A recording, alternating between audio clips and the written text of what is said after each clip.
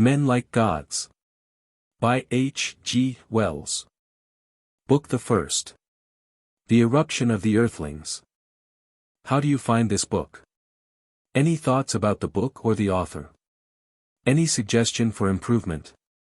Please take a moment to share your thoughts in a comment. If you like it, share it with your friends who might enjoy it as well. Subscribe to keep in touch. Visit CompleteAudiobooks.com for more quality content. 1. Mr. Barnstaple takes a holiday. Section 1. Mr. Barnstaple found himself in urgent need of a holiday, and he had no one to go with and nowhere to go. He was overworked. And he was tired of home. He was a man of strong natural affections. He loved his family extremely so that he knew it by heart, and when he was in these jaded moods it bored him acutely.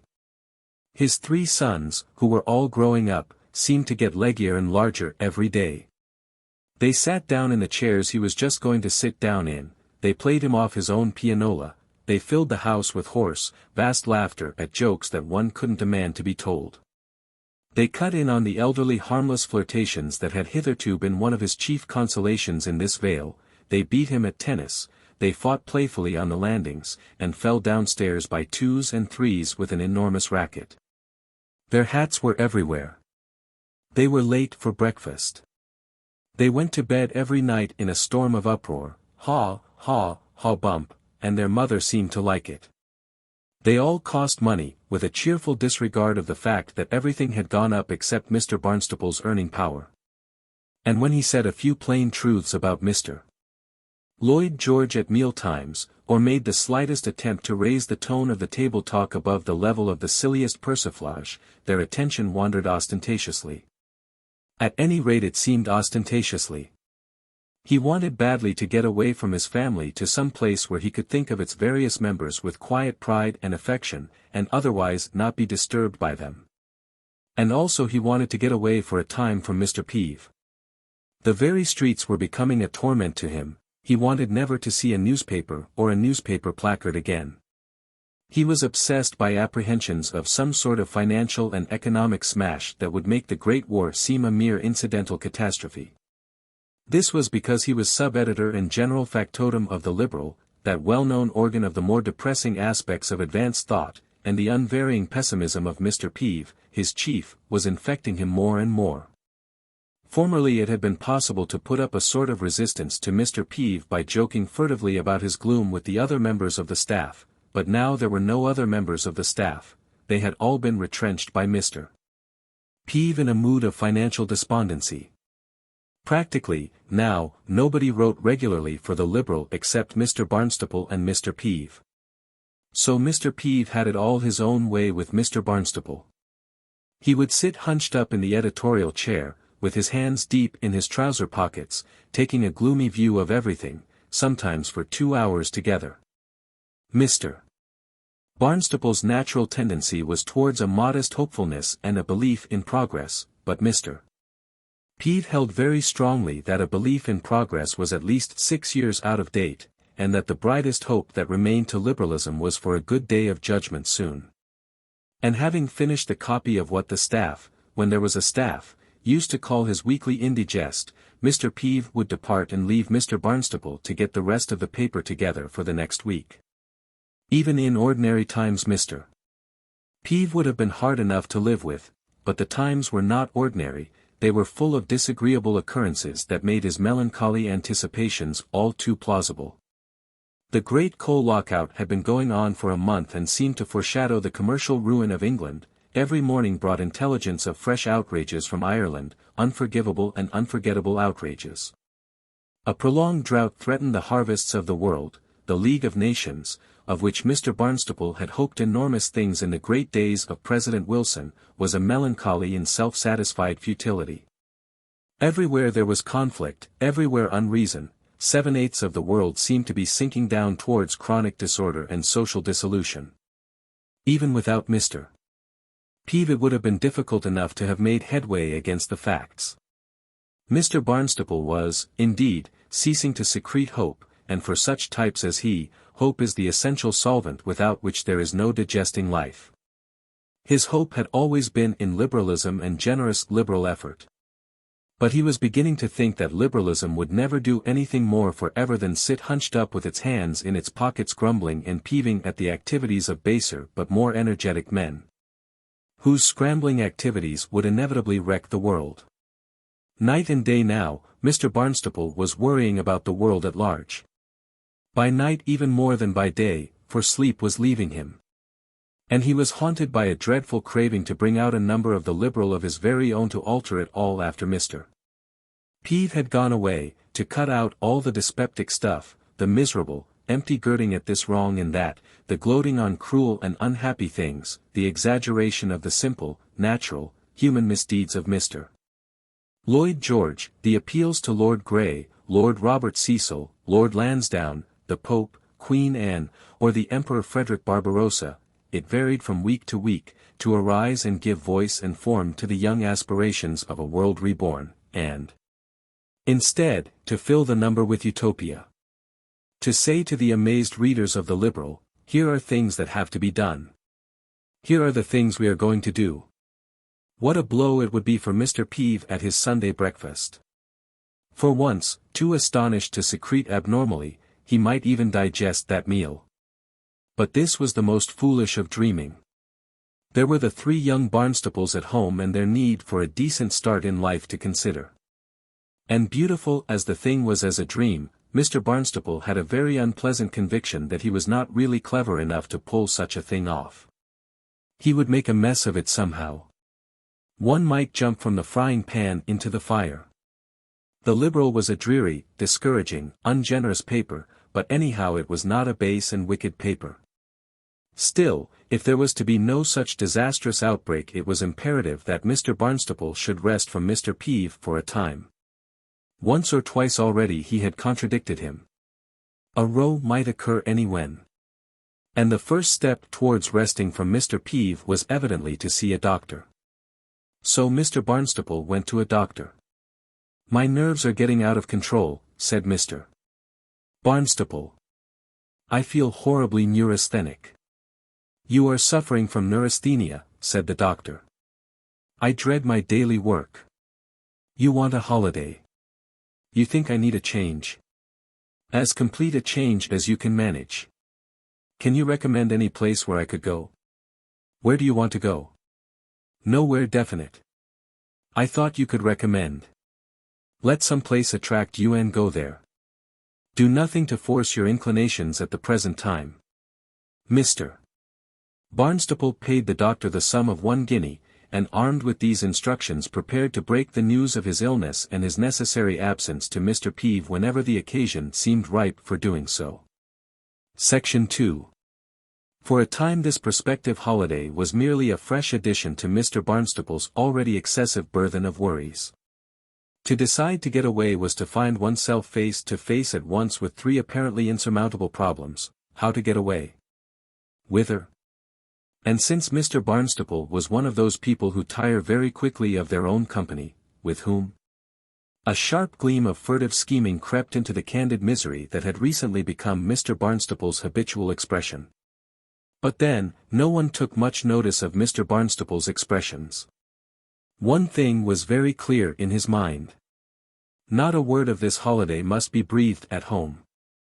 If once Mrs. Barnstaple got wind of it, he knew exactly what would happen.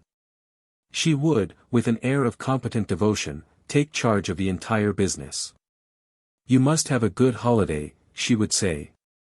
She would select some rather distant and expensive resort in Cornwall or Scotland or Brittany, she would buy a lot of outfit, she would have afterthoughts to swell the luggage with inconvenient parcels at the last moment. And she would bring the boys. Probably she would arrange for 1 or 2 groups of acquaintances to come to the same place to liven things up.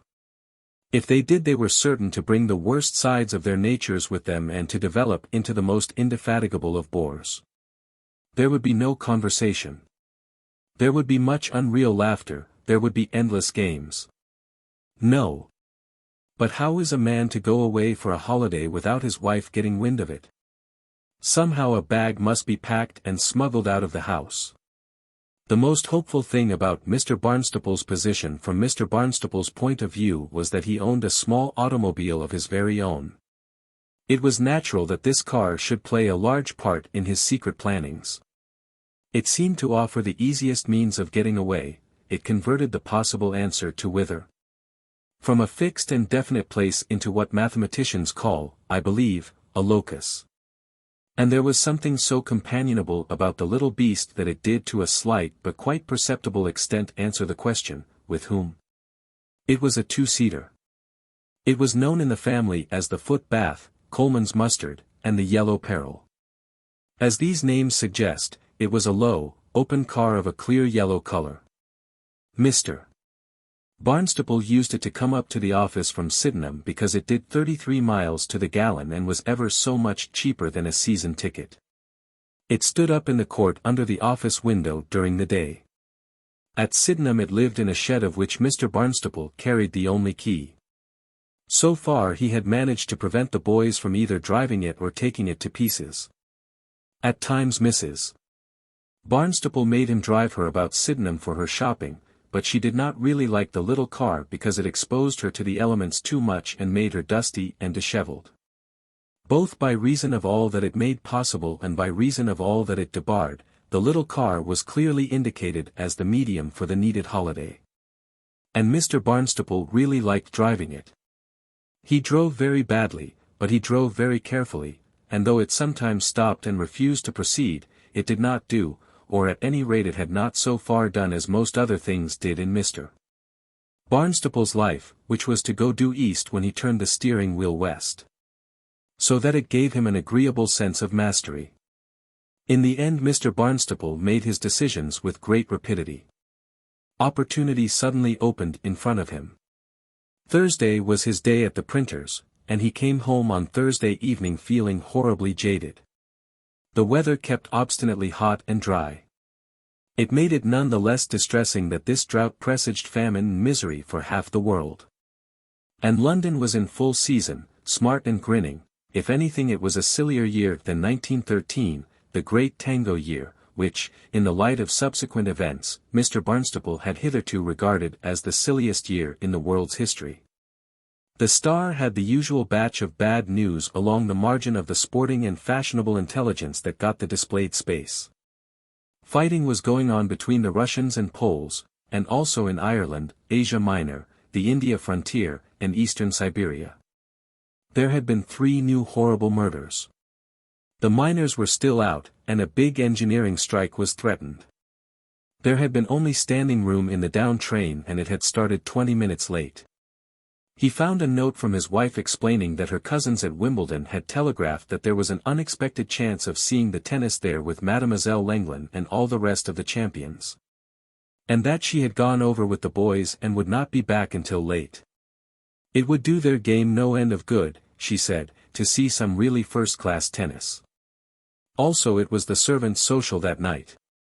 Would he mind being left alone in the house for once? The servants would put him out some cold supper before they went. Mr. Barnstaple read this note with resignation.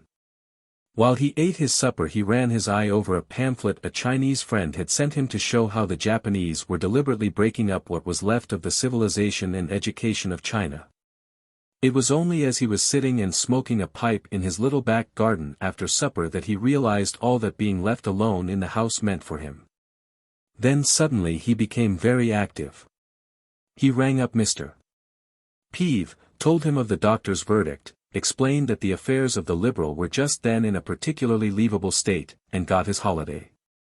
Then he went to his bedroom and packed up a hasty selection of things to take with him in an old Gladstone bag that was not likely to be immediately missed, and put this in the dicky of his car. After which he spent some time upon a letter which he addressed to his wife and put away very carefully in his breast pocket.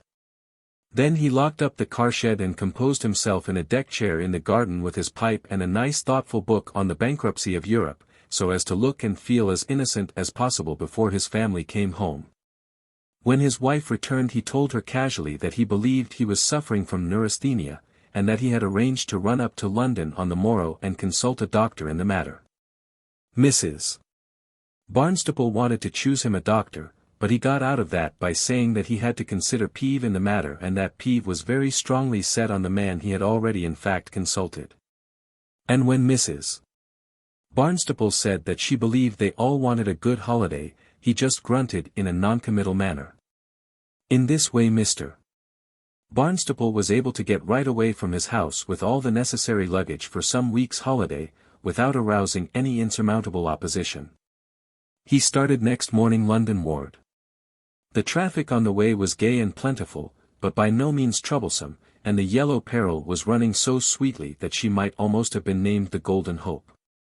In Camberwell he turned into the Camberwell New Road and made his way to the post office at the top of Vauxhall Bridge Road.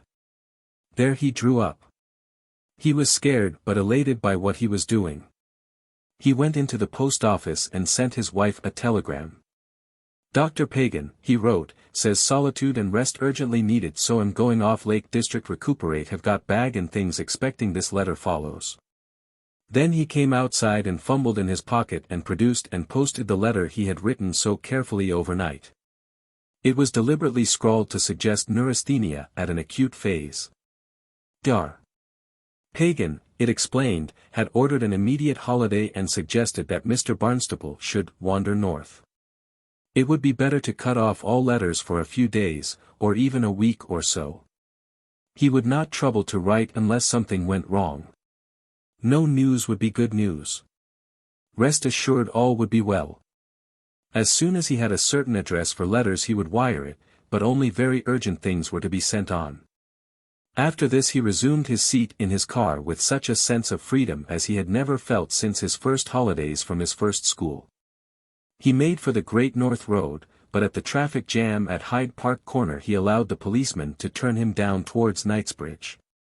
And afterwards at the corner where the Bath Road forks away from the Oxford Road an obstructive van put him into the former. But it did not matter very much. Any way led to elsewhere and he could work northward later. Section 3. The day was one of those days of gay sunshine that were characteristic of the great drought of 1921. It was not in the least sultry. Indeed there was a freshness about it that blended with Mr. Barnstaple's mood to convince him that there were quite agreeable adventures before him. Hope had already returned to him. He knew he was on the way out of things, though as yet he had not the slightest suspicion how completely out of things the way was going to take him. It would be quite a little adventure presently to stop at an inn and get some lunch, and if he felt lonely as he went on he would give somebody a lift and talk. It would be quite easy to give people lifts because so long as his back was generally towards Sydenham and the Liberal office, it did not matter at all now in which direction he went. A little way out of Slough he was passed by an enormous grey touring car. It made him start and swerve. It came up alongside him without a sound, and though according to his only very slightly inaccurate speedometer, he was doing a good 27 miles an hour, it had passed him in a moment. Its occupants, he noted, were 3 gentlemen and a lady. They were all sitting up and looking backward as though they were interested in something that was following them. They went by too quickly for him to note more than that the lady was radiantly lovely in an immediate and indisputable way, and that the gentleman nearest to him had a peculiarly elfin yet elderly face. Before he could recover from the eclat of this passage a car with the voice of a prehistoric saurian warned him that he was again being overtaken. This was how Mr. Barnstaple liked being passed. By negotiation. He slowed down, abandoned any claim to the crown of the road and made encouraging gestures with his hand. A large, smooth, swift limousine availed itself of his permission to use the 30-odd feet or so of road to the right of him. It was carrying a fair load of luggage, but except for a young gentleman with an eyeglass who was sitting beside the driver, he saw nothing of its passengers. It swept round a corner ahead in the wake of the touring car. Now even a mechanical footbath does not like being passed in this lordly fashion on a bright morning on the open road. Mr. Barnstaple's accelerator went down and he came round that corner a good 10 miles per hour faster than his usual cautious practice. He found the road quite clear ahead of him. Indeed he found the road much too clear ahead of him. It stretched straight in front of him for perhaps a third of a mile. On the left were a low, well-trimmed hedge, scattered trees, level fields, some small cottages lying back, remote poplars, and a distant view of Windsor Castle. On the right were level fields, a small inn, and a background of low, wooded hills. A conspicuous feature in this tranquil landscape was the board advertisement of a riverside hotel at Maidenhead. Before him was a sort of heat flicker in the air and 2 or 3 little dust whirls spinning along the road. And there was not a sign of the grey touring car and not a sign of the limousine. It took Mr. Barnstaple the better part of 2 seconds to realize the full astonishment of this fact. Neither to right nor left was there any possible side road down which either car could have vanished. And if they had already got round the further bend, then they must be travelling at the rate of 200 or 300 miles per hour. It was Mr. Barnstaple's excellent custom whenever he was in doubt to slow down. He slowed down now. He went on at a pace of perhaps 15 miles an hour, staring open-mouthed about the empty landscape for some clue to this mysterious disappearance. Curiously enough, he had no feeling that he himself was in any sort of danger. Then his car seemed to strike something and skidded. It skidded round so violently that for a moment or so Mr. Barnstaple lost his head. He could not remember what ought to be done when a car skids. He recalled something vaguely about steering in the direction in which the car is skidding, but he could not make out in the excitement of the moment in what direction the car was skidding. Afterwards he remembered that at this point he heard a sound. It was exactly the same sound, coming as the climax of an accumulating pressure, sharp like the snapping of a lute string, which one hears at the end or beginning of insensibility under anesthetics. He had seemed to twist round towards the hedge on the right, but now he found the road ahead of him again. He touched his accelerator and then slowed down and stopped. He stopped in the profoundest astonishment. This was an entirely different road from the one he had been upon half a minute before. The hedges had changed, the trees had altered, Windsor Castle had vanished, and a small compensation the big limousine was in sight again. It was standing by the roadside about 200 yards away. 2. The Wonderful Road. Section 1. For a time Mr. Barnstaple's attention was very unequally divided between the limousine, whose passengers were now descending, and the scenery about him. This latter was indeed so strange and beautiful that it was only as people who must be sharing his admiration and amazement and who therefore might conceivably help to elucidate and relieve his growing and quite overwhelming perplexity, that the little group ahead presently arose to any importance in his consciousness. The road itself, instead of being the packed-together pebbles and dirt smeared with tar with a surface of grit, dust, and animal excrement, of a normal English high road, was apparently made of glass. Clear in places as still water and in places milky or opalescent, shot with streaks of soft color or glittering richly with clouds of embedded golden flakes. It was perhaps 12 or 15 yards wide. On either side was a band of greensward, of a finer grass than Mr. Barnstaple had ever seen before, and he was an expert and observant mower of lawns, and beyond this a wide border of flowers. Where Mr. Barnstaple sat agape in his car, and perhaps for 30 yards in either direction this border was a mass of some unfamiliar blossom of forget-me-not blue. Then the color was broken by an increasing number of tall, pure white spikes that finally ousted the blue altogether from the bed. On the opposite side of the way these same spikes were mingled with masses of plants bearing seed pods equally strange to Mr. Barnstaple, which varied through a series of blues and mauves and purples to an intense crimson. Beyond this gloriously colored foam of flowers spread flat meadows on which creamy cattle were grazing. 3 close at hand, a little startled perhaps by Mr. Barnstaple's sudden apparition, chewed the cud and regarded him with benevolently speculative eyes. They had long horns and dewlaps like the cattle of South Europe and India. From these benign creatures Mr. Barnstaple's eyes went to a long line of flame-shaped trees, to a colonnade of white and gold, and to a background of snow-clad mountains. A few tall, white clouds were sailing across a sky of dazzling blue. The air impressed Mr. Barnstaple as being astonishingly clear and sweet. Except for the cows and the little group of people standing by the limousine, Mr. Barnstaple could see no other living creature. The motorists were standing still and staring about them. A sound of querulous voices came to him. A sharp crepitation at his back turned Mr. Barnstaple's attention round. By the side of the road in the direction from which conceivably he had come were the ruins of what appeared to be a very recently demolished stone house. Beside it were two large apple trees freshly twisted and riven, as if by some explosion, and out of the center of it came a column of smoke and this sound of things catching fire. And the contorted lines of these shattered apple trees helped Mr. Barnstaple to realize that some of the flowers by the wayside near at hand were also bent down to one side as if by the passage of a recent violent gust of wind.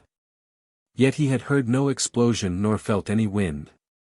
He stared for a time and then turned as if for an explanation to the limousine.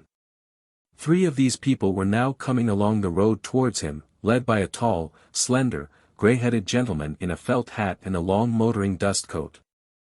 He had a small upturned face with a little nose that scarce sufficed for the springs of his gilt glasses.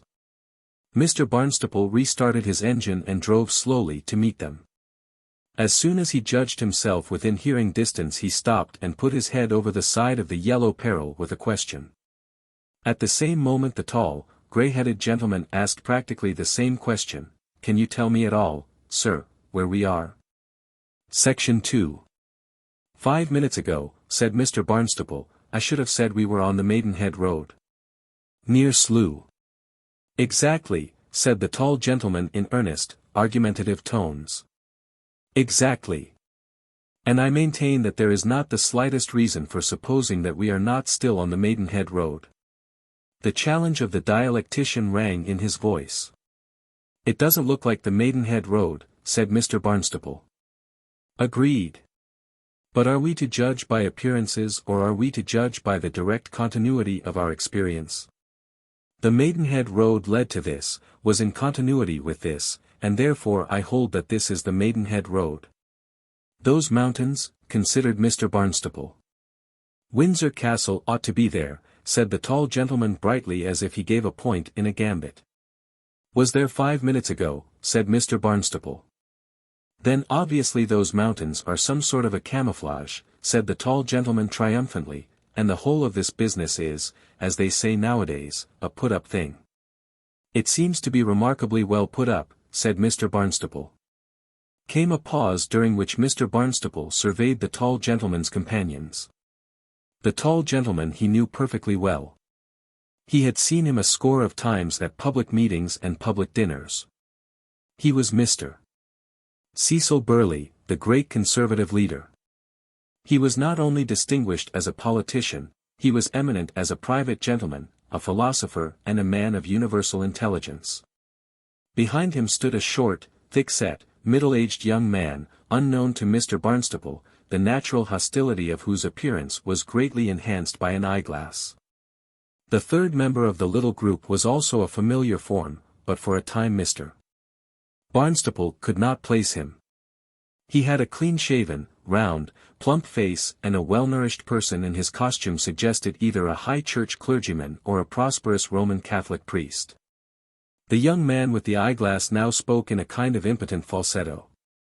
I came down to Taplow Court by road not a month ago and there was certainly nothing of this sort on the way then. I admit there are difficulties, said Mr. Burleigh with gusto. I admit there are considerable difficulties. Still, I venture to think my main proposition holds. You don't think this is the Maidenhead Road, said the gentleman with the eyeglass flatly to Mr. Barnstaple. It seems too perfect for a put-up thing, said Mr. Barnstaple with a mild obstinacy. But, my dear sir, protested Mr. Burleigh, this road is notorious for nursery seedsmen and sometimes they arrange the most astonishing displays. As an advertisement. Then why don't we go straight on to Taplow Court now, asked the gentleman with the eyeglass. Because, said Mr. Burleigh, with the touch of asperity natural when one has to insist on a fact already clearly known, and obstinately overlooked, Rupert insists that we are in some other world. And won't go on. That is why. He has always had too much imagination. He thinks that things that don't exist can exist. And now he imagines himself in some sort of scientific romance and out of our world altogether. In another dimension. I sometimes think it would have been better for all of us if Rupert had taken to writing romances instead of living them. If you, as his secretary, think that you will be able to get him on to Taplow in time for lunch with the Windsor people. Mr. Burley indicated by a gesture ideas for which he found words inadequate. Mr.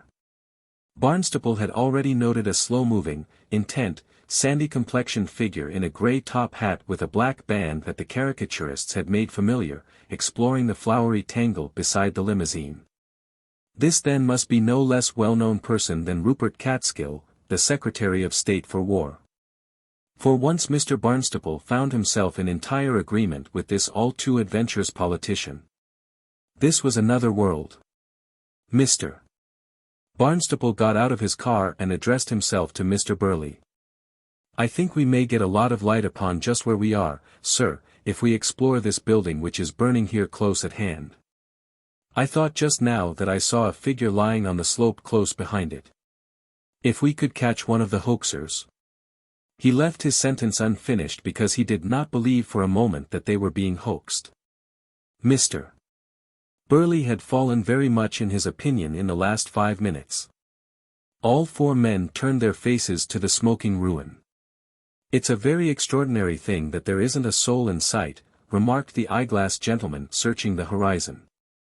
Well, I see no harm whatever in finding out what is burning, said Mr. Burley and led the way, upholding an intelligent, anticipatory face, towards the wrecked house between the broken trees. But before he had gone a dozen paces the attention of the little group was recalled to the limousine by a loud scream of terror from the lady who had remained seated therein. Section 3. Really this is too much, cried Mr. Burley with a note of genuine exasperation. There must surely be police regulations to prevent this kind of thing. It's out of some travelling menagerie, said the gentleman with the eyeglass. What ought we to do? It looks tame, said Mr. Barnstaple, but without any impulse to put his theory to the test. It might easily frighten people very seriously, said Mr. Burley. And lifting up a bland voice he shouted, Don't be alarmed, Stella. It's probably quite tame and harmless. Don't irritate it with that sunshade. It might fly at you. Stella.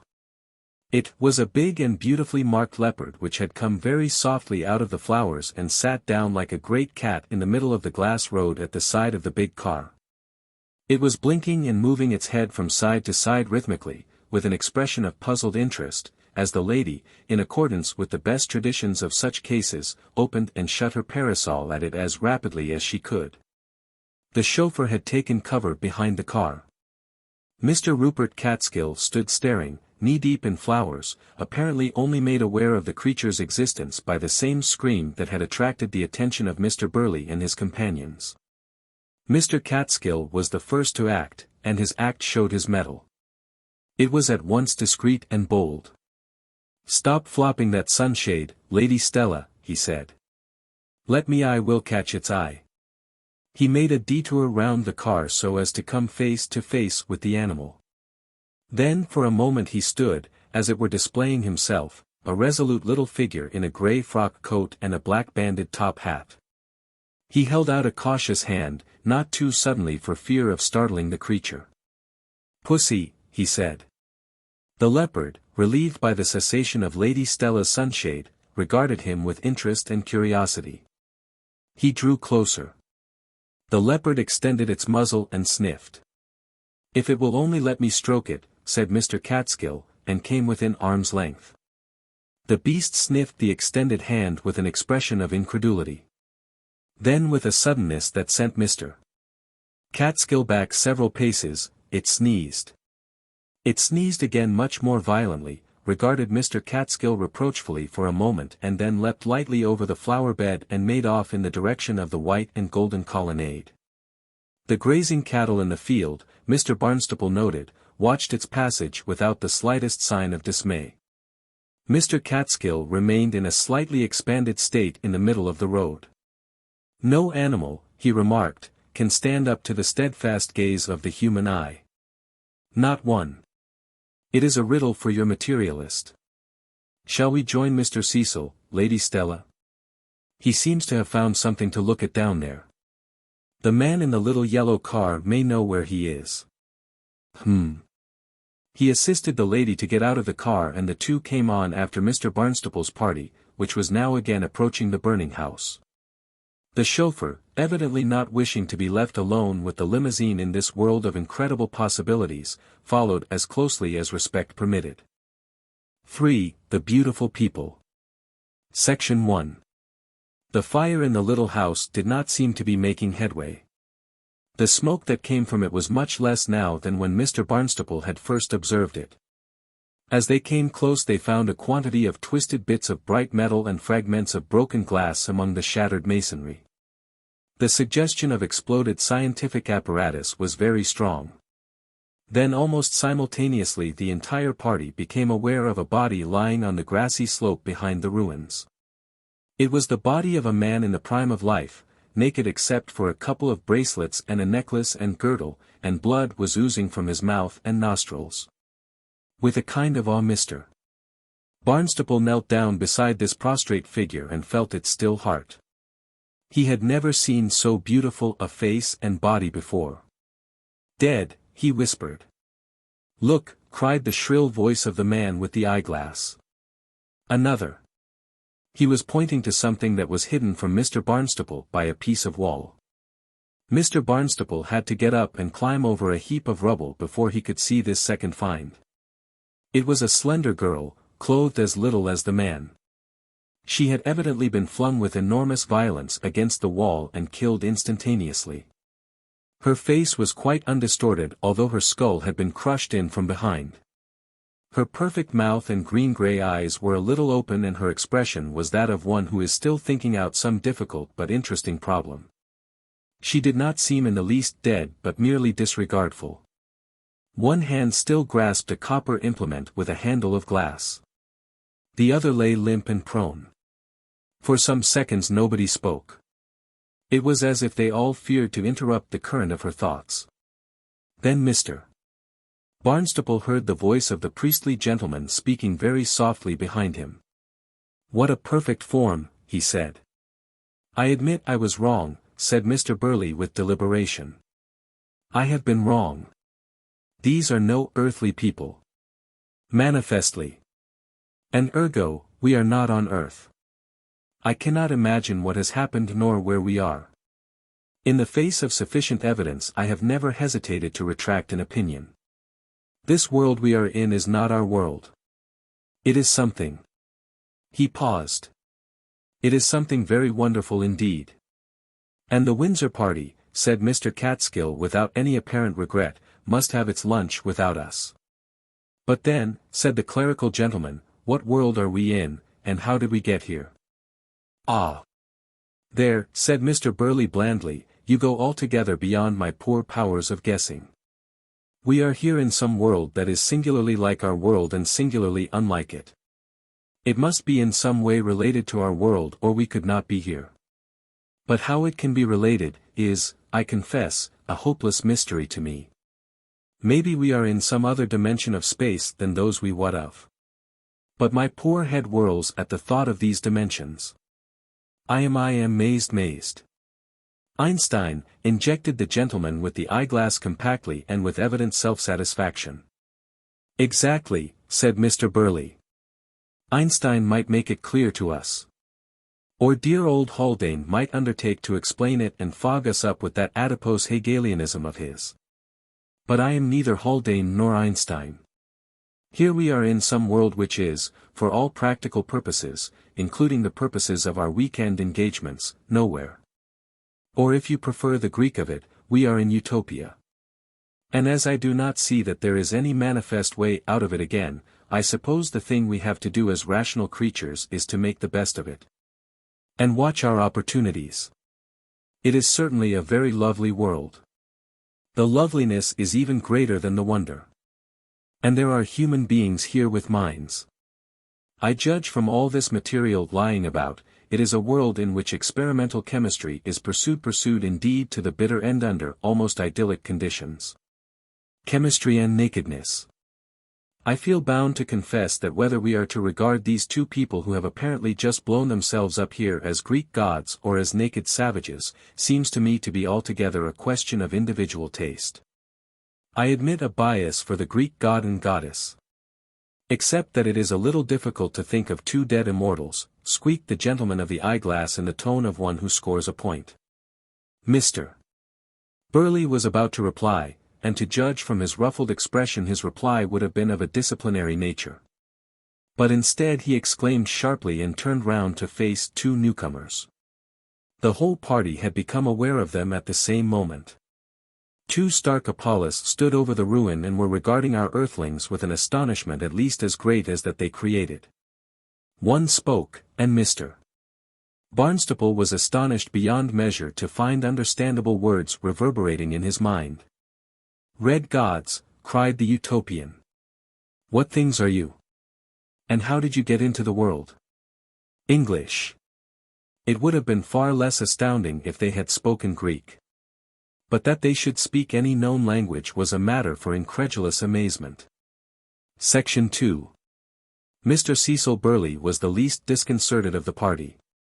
"Now," he said, "we may hope to learn something definite face to face with rational and articulate creatures." He cleared his throat, grasped the lapels of his long dust coat with two long nervous hands and assumed the duties of spokesman. "We are quite unable, gentlemen, to account for our presence here," he said. "We are as puzzled as you are. We have discovered ourselves suddenly in your world instead of our own." "You come from another world?" "Exactly. A quite different world. In which we have all our natural and proper places. We were traveling in that world of ours in certain vehicles, when suddenly we discovered ourselves here. Intruders, I admit, but, I can assure you, innocent and unpremeditated intruders. You do not know how it is that Arden and Greenlake have failed in their experiment and how it is that they are dead. If Arden and Greenlake are the names of these two beautiful young people here, we know nothing about them except that we found them lying as you see them when we came from the road hither to find out or, in fact, to inquire." He cleared his throat and left his sentence with a floating end. The Utopian, if we may for convenience call him that, who had first spoken, looked now at his companion and seemed to question him mutely. Then he turned to the Earthlings again. He spoke and again those clear tones rang, not so it seemed to Mr. Barnstaple in his ears but within his head. "It will be well if you and your friends do not trample this wreckage. It will be well if you all return to the road. Come with me. My brother here will put an end to this burning and do what needs to be done to our brother and sister. And afterwards this place will be examined by those who understand the work that was going on here. We must throw ourselves entirely upon your hospitality," said Mr. Burley. "We are entirely at your disposal. This encounter, let me repeat, was not of our seeking. Though we should certainly have sought it if we had known of its possibility," said Mr. Catskill, addressing the world at large and glancing at Mr. Barnstaple as if for confirmation. "We find this world of yours most attractive. At the first encounter, the gentleman with the eyeglass endorsed, a most attractive world." As they returned through the thick-growing flowers to the road, in the wake of the Utopian and Mr. Burley, Mr. Barnstaple found Lady Stella rustling up beside him. Her words, in this setting of pure wonder, filled him with amazement at their serene and invincible ordinariness. "Haven't we met before somewhere at lunch or something, Mr. Was all this no more than a show?" He stared at her blankly for a moment before supplying her with "Barnstaple. Mr. Barnstaple." His mind came into line with hers. "I've never had that pleasure, Lady Stella. Though, of course, I know you very well from your photographs in the weekly illustrated papers. Did you hear what it was that Mr. Cecil was saying just now? About this being Utopia? He said we might call it Utopia. So like Mr. Cecil. But is it Utopia, really Utopia? I've always longed so to be in Utopia," the lady went on without waiting for Mr. Barnstaple's reply to her question. "What splendid young men these two Utopians appear to be. They must, I am sure, belonged to its aristocracy in spite of their informal costume. Or even because of it. Mr. Barnstaple had a happy thought. I have also recognized Mr. Burley and Mr. Rupert Catskill, Lady Stella, but I should be so glad if you would tell me who the young gentleman with the eyeglass is, and the clerical gentleman. They are close behind us. Lady Stella imparted her information in a charmingly confidential undertone. The eyeglass, she murmured, is I am going to spell it F.R.E.D.D.Y, mush taste. Good taste. He is awfully clever at finding out young poets and all that sort of literary thing. And he's Rupert's secretary. If there is a literary academy, they say, he's certain to be in it. He's dreadfully critical and sarcastic. We were going to Taplow for a perfectly intellectual weekend, quite like the old times. So soon as the Windsor people had gone again, that is. Mr. Goss was coming and Max Beerbohm and everyone like that. But nowadays something always happens. Always. The unexpected almost excessively. The clerical caller, she glanced back to judge whether she was within earshot of the gentleman under discussion, is Father Amerton, who is so dreadfully outspoken about the sins of society and all that sort of thing. It's odd, but out of the pulpit he's inclined to be shy and quiet and a little awkward with the forks and spoons.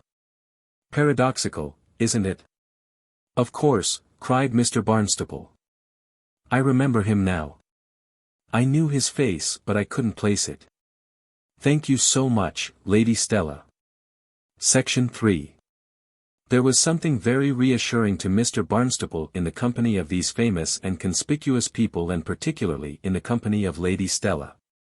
She was indeed heartening, she brought so much of the dear old world with her, and she was so manifestly prepared to subjugate this new world to its standards at the earliest possible opportunity.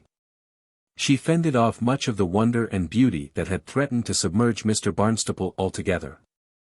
Meeting her in her company was in itself for a man in his position a minor but considerable adventure that helped to bridge the gulf of astonishment between the humdrum of his normal experiences and this all too bracing utopian air.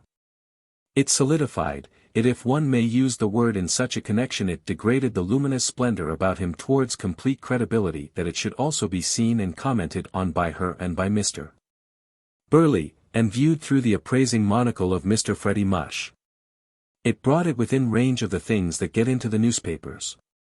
Mr. Barnstaple alone in Utopia might have been so completely overawed as to have been mentally overthrown. This easy-mannered brown-skinned divinity who was now exchanging questions with Mr. Burley was made mentally accessible by that great man's intervention. Yet it was with something very like a catching of the breath that Mr.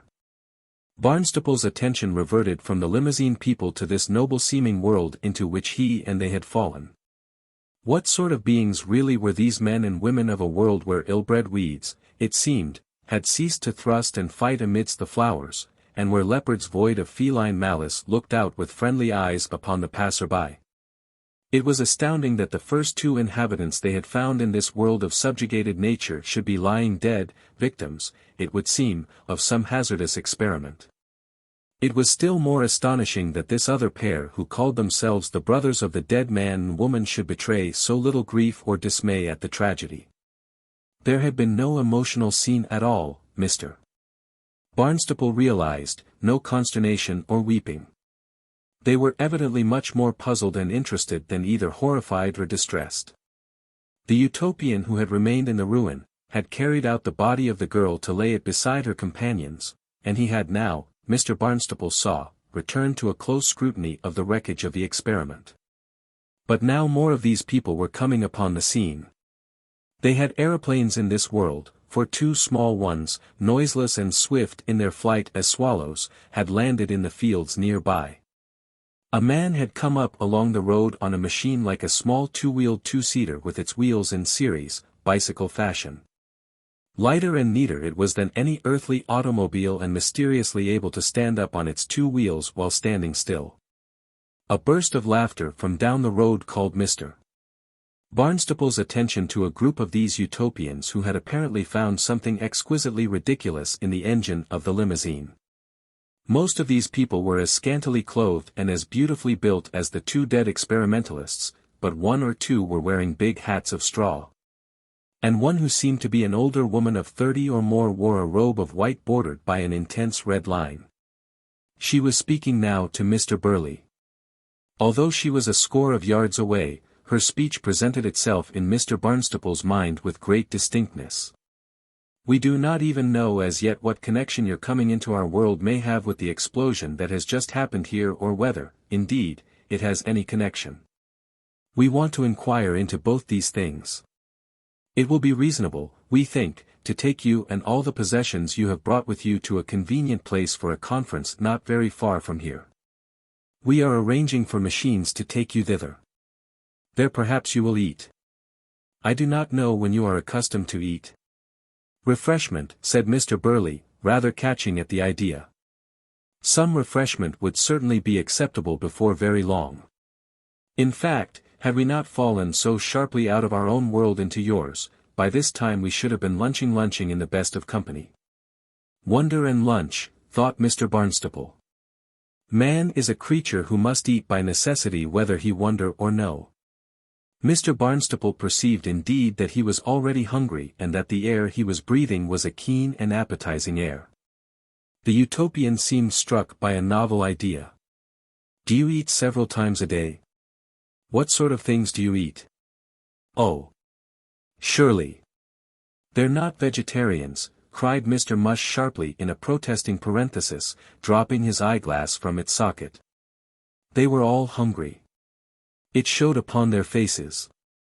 "We are all accustomed to eat several times a day," said Mr. Burley. "Perhaps it would be well if I were to give you a brief resume of our dietary. There may be differences. We begin, as a rule, with a simple cup of tea and the thinnest slice of bread and butter brought to the bedside. Then comes breakfast." He proceeded to a masterly summary of his gastronomic day, giving clearly and attractively the particulars of an English breakfast: eggs to be boiled 4½ minutes, neither more nor less, lunch with any light wine. Tea rather a social rally than a serious meal, dinner, in some detail, the occasional resort to supper. It was one of those clear statements which would have rejoiced the House of Commons, light, even gay. And yet with a trace of earnestness. The Utopian woman regarded him with deepening interest as he proceeded. "Do you all eat in this fashion?" she asked. Mr. Burley ran his eye over his party. "I cannot answer for Mr. Barnstaple. Yes, I eat in much the same fashion."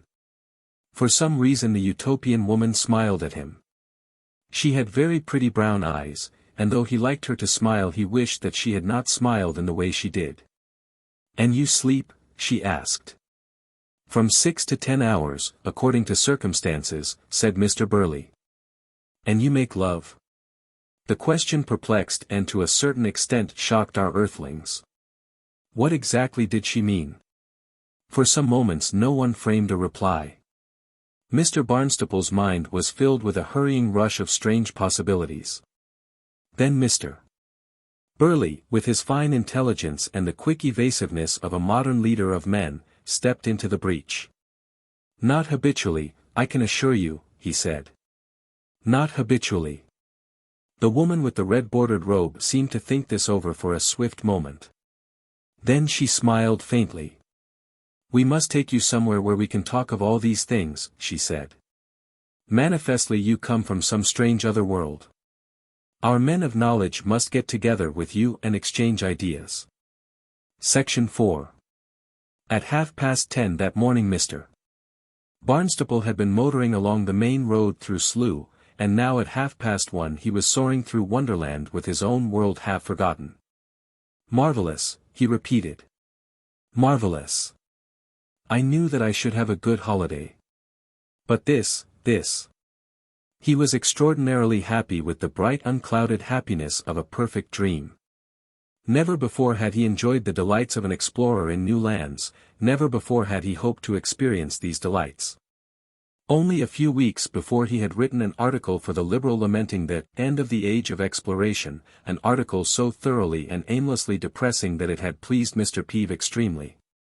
He recalled that exploit now with but the faintest twinge of remorse.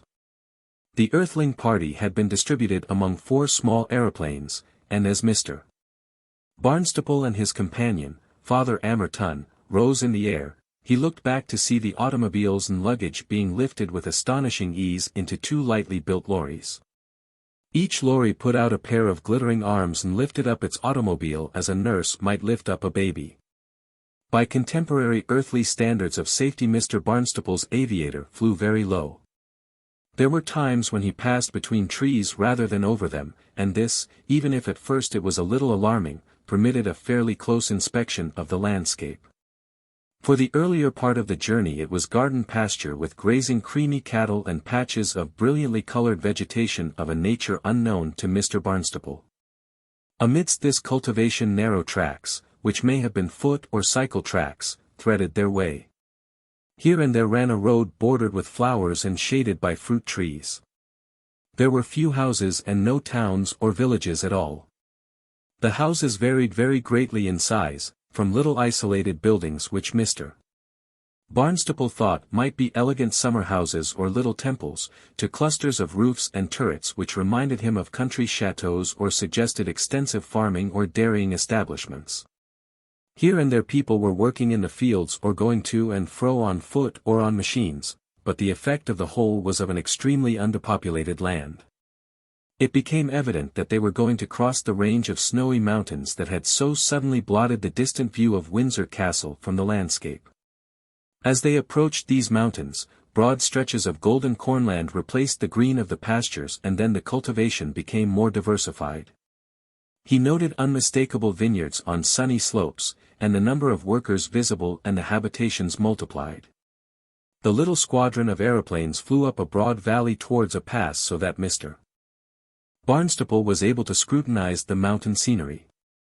Came chestnut woods and at last pines. There were cyclopean turbines athwart the mountain torrents and long, low, many-windowed buildings that might serve some industrial purpose. A skillfully graded road with exceedingly bold, light and beautiful viaducts mounted towards the pass. There were more people, he thought, in the highland country than in the levels below, though still far fewer than he would have seen upon any comparable countryside on earth. 10 minutes of craggy desolation with the snowfields of a great glacier on one side intervened before he descended into the upland valley on the conference place where presently he alighted. This was a sort of lap in the mountain, terraced by masonry so boldly designed that it seemed a part of the geological substance of the mountain itself. It faced towards a wide artificial lake retained by a stupendous dam from the lower reaches of the valley. At intervals along this dam there were great stone pillars dimly suggestive of seated figures. He glimpsed a wide plain beyond, which reminded him of the valley of the Pa, and then as he descended the straight line of the dam came up to hide this further vision. Upon these terraces, and particularly upon the lower ones, were groups and clusters of flower-like buildings, and he distinguished paths and steps and pools of water as if the whole place were a garden. The aeroplanes made an easy landing on a turfy expanse. Close at hand was a graceful chalet that ran out from the shores of the lake over the water, and afforded mooring to a flotilla of gaily colored boats. It was Father Amerton who had drawn Mr. Barnstaple's attention to the absence of villages. He now remarked that there was no church in sight and that nowhere had they seen any spires or belfries. But Mr. Barnstaple thought that some of the smaller buildings might be temples or shrines. Religion may take different forms here, he said. And how few babies or little children are visible. Father Amerton remarked.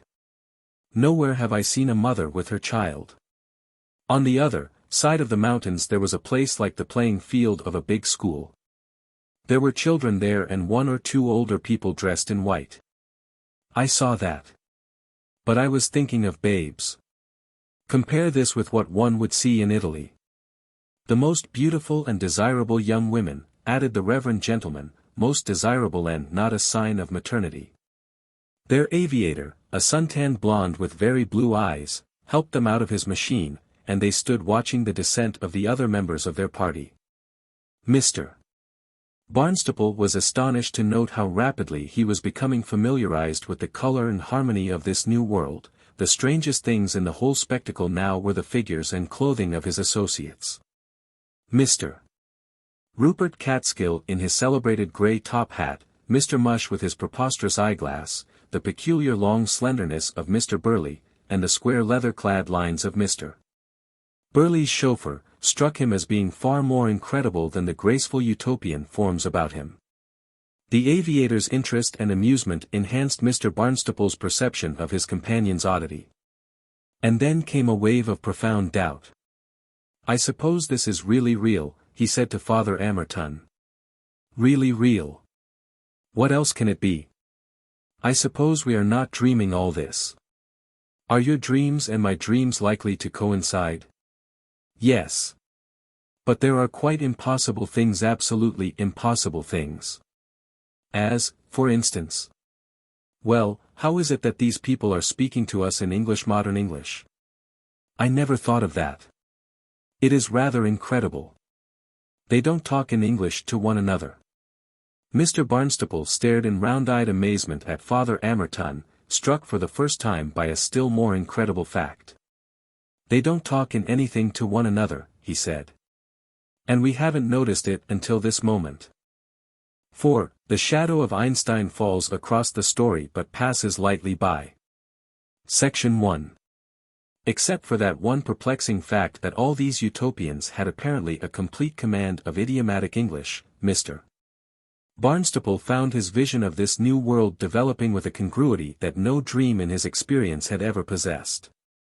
It was so coherent, so orderly, that less and less was it like a strange world at all and more like an arrival in some foreign but very highly civilized country. Under the direction of the brown-eyed woman in the scarlet-edged robe, the Earthlings were established in their quarters near the conference place in the most hospitable and comfortable fashion conceivable. 5 or 6 youths and girls made it their business to initiate the strangers in the little details of Utopian domesticity. The separate buildings in which they were lodged had each an agreeable little dressing room, and the bed, which had sheets of the finest linen and a very light puffy coverlet, stood in an open loggia. Too open, Lady Stella thought. But then, as she said, "One feels so safe here." The luggage appeared and the valises were identified as if they were in some hospitable earthly mansion. But Lady Stella had to turn 2 rather too friendly youths out of her apartment before she could open her dressing bag and administer refreshment to her complexion. A few minutes later some excitement was caused by an outbreak of wild laughter and the sounds of an amiable but hysterical struggle that came from Lady Stella's retreat. The girl who had remained with her had displayed a quite feminine interest in her equipment and had come upon a particularly charming and diaphanous sleeping suit. For some obscure reason this secret daintiness amused the young Utopian extremely, and it was with some difficulty that Lady Stella restrained her from putting the garment on and dancing out in it for a public display. "Then you put it on," the girl insisted. "But you don't understand," cried Lady Stella. "It's almost sacred. It's for nobody to see ever." "But why?" the Utopian asked, puzzled beyond measure. Lady Stella found an answer impossible. The light meal that followed was by terrestrial standards an entirely satisfactory one. The anxiety of Mr. Freddie Mush was completely allayed. There were cold chicken and ham and a very pleasant meat pâté. There were also rather coarse-grained but most palatable bread, pure butter, an exquisite salad, fruit, cheese of the Gruyère type, and a light white wine which won from Mr. Burley the tribute that Moselle never did anything better. "You find our food very like your own?" asked the woman in the red-trimmed robe. "Exquisite quality," said Mr. Mush with his mouth rather full. Food has changed very little in the last 3,000 years. People had found out all the best things to eat long before the last age of confusion. "It's too real to be real," Mr. Barnstaple repeated to himself. Too real to be real. He looked at his companions, elated, interested and eating with appreciation. If it wasn't for the absurdity of these Utopians speaking English with a clearness that tapped like a hammer inside his head, Mr. Barnstaple would have had no doubt whatever of its reality. No servants waited at the clothless stone table, the woman in the white and scarlet robe and the two aviators shared the meal and the guests attended to each other's requirements. Mr. Burleigh's chauffeur was for modestly shrinking to another table until the great statesman reassured him with, "Sit down there, Penk. Next to Mr. Mush." Other Utopians with friendly but keenly observant eyes upon the Earthlings came into the great pillared veranda in which the meal had been set, and smiled and stood about or sat down. There were no introductions and few social formalities. "All this is most reassuring," said Mr. Burleigh. "Most reassuring. I'm bound to say these beat the Chatsworth peaches. Is that cream, my dear Rupert, in the little brown jar in front of you? I guessed as much. If you are sure you can spare it, Rupert." "Thank you." Section 2. Several of the Utopians made themselves known by name to the Earthlings. All their voices sounded singularly alike to Mr. Barnstaple and the words were as clear as print. The brown-eyed woman's name was Likeness. A man with a beard who might perhaps, Mr. Barnstaple thought, have been as old as 40, was either Earthred or Adam or Edom. The name for all its sharpness of enunciation had been very difficult to catch. It was as if large print hesitated. Earthred conveyed that he was an ethnologist and historian and that he desired to learn all that he possibly could about the ways of our world. He impressed Mr. Barnstaple as having the easy carriage of some earthly financier or great newspaper proprietor rather than the diffidence natural in our own everyday world to a merely learned man. Another of their hosts, Serpentine, was also, Mr. Barnstaple learnt with surprise, for his bearing too was almost masterful, a scientific man. He called himself something that Mr. Barnstaple could not catch. First it sounded like atomic mechanician, and then oddly enough it sounded like molecular chemist. And then Mr. Barnstaple heard Mr. Burleigh say to Mr. Mush, he said, physiochemist, didn't he? I thought he just called himself a materialist, said Mr. Mush. I thought he said he weighed things, said Lady Stella. Their intonation is peculiar, said Mr. Burleigh. Sometimes they are almost too loud for comfort and then there is a kind of gap in the sounds. When the meal was at an end the whole party removed to another little building that was evidently planned for classes and discussions. It had a semicircular apse round which ran a series of white tablets which evidently functioned at times as a lecturer's blackboard. Since there were black and colored pencils and cloths for erasure lying on a marble ledge at a convenient height below the tablets. The lecturer could walk from point to point of this semicircle as he talked. Likeness, Earthred, Serpentine and the Earthlings seated themselves on a semicircular bench below this lecturer's track, and there was accommodation for about 80 or 100 people upon the seats before them.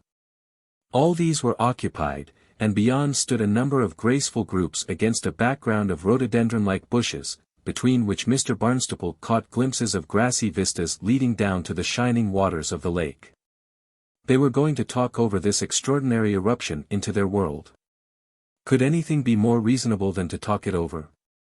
Could anything be more fantastically impossible? Odd that there are no swallows, said Mr. Mush suddenly in Mr.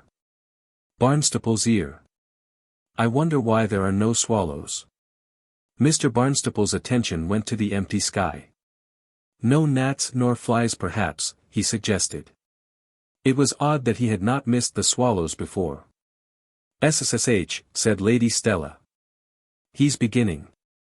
Section 3. This incredible conference began. It was opened by the man named Serpentine, and he stood before his audience and seemed to make a speech. His lips moved, his hands assisted his statements. His expression followed his utterance. And yet Mr. Barnstaple had the most subtle and indefensible doubt whether indeed Serpentine was speaking. There was something odd about the whole thing. Sometimes the thing said sounded with a peculiar resonance in his head, sometimes it was indistinct and elusive like an object seen through troubled waters. Sometimes though Serpentine still moved his fine hands and looked towards his hearers, there were gaps of absolute silence as if for brief intervals Mr. Barnstaple had gone deaf. Yet it was a discourse, it held together and it held Mr. Barnstaple's attention. Serpentine had the manner of one who is taking great pains to be as simple as possible with a rather intricate question. He spoke, as it were, in propositions with a pause between each. It had long been known, he began, that the possible number of dimensions, like the possible number of anything else that could be enumerated, was unlimited. Yes, Mr. Barnstaple had got that, but it proved too much for Mr. Freddie Mush. "Oh, Lord," he said. "Dimensions," and dropped his eyeglass and became despondently inattentive. For most practical purposes, Serpentine continued, the particular universe, the particular system of events, in which we found ourselves and of which we formed part, could be regarded as occurring in a space of 3 rectilinear dimensions and as undergoing translation, which translation was in fact duration, through a 4th dimension, time. Such a system of events was necessarily a gravitational system. Said Mr. Burley sharply. "Excuse me. I don't see that." So he, at any rate, was following it too. "Any universe that endures must necessarily gravitate," Serpentine repeated, as if he were asserting some self-evident fact. "For the life of me I can't see that," said Mr. Burley after a moment's reflection. Serpentine considered him for a moment. "It is so," he said, and went on with his discourse. "Our minds," he continued, "had been evolved in the form of this practical conception of things, they accepted it as true. And it was only by great efforts of sustained analysis that we were able to realize that this universe in which we lived not only extended but was, as it were, slightly bent and contorted, into a number of other long unsuspected spatial dimensions. It extended beyond its 3 chief spatial dimensions into these others just as a thin sheet of paper, which is practically 2-dimensional, extended not only by virtue of its thickness but also of its crinkles and curvature into a 3rd dimension." "Am I going deaf?" asked Lady Stella in a stage whisper. "I can't catch a word of all this." "Nor I," said Father Amerton. Mr. Burley made a pacifying gesture towards these unfortunates without taking his eyes off Serpentine's face. Mr. Barnstaple knitted his brows, clasped his knees, knotted his fingers, held on desperately. He must be hearing, of course he was hearing. Serpentine proceeded to explain that just as it would be possible for any number of practically 2-dimensional universes to lie side by side, like sheets of paper, in a 3-dimensional space, so in the many-dimensional space about which the ill-equipped human mind is still slowly and painfully acquiring knowledge, it is possible for an innumerable quantity of practically 3-dimensional universes to lie, as it were, side by side and to undergo a roughly parallel movement through time. The speculative work of Loanstone and Cephalus had long since given the soundest basis for the belief that there actually were a very great number of such space-and-time universes, parallel to one another and resembling each other. Nearly but not exactly, much as the leaves of a book might resemble one another. All of them would have duration, all of them would be gravitating systems. Mr. Burley shook his head to show that still he didn't see it. And those lying closest together would most nearly resemble each other. How closely they now had an opportunity of learning. For the daring attempts of those 2 great geniuses, Arden and Greenlake, to use the inaudible thrust of the atom to rotate a portion of the Utopian material universe in that dimension, the F dimension, into which it had long been known to extend for perhaps the length of a man's arm, to rotate this fragment of Utopian matter, much as a gate is swung on its hinges, had manifestly been altogether successful.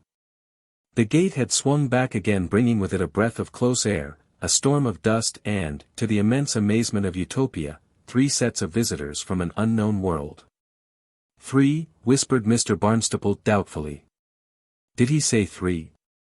Serpentine disregarded him.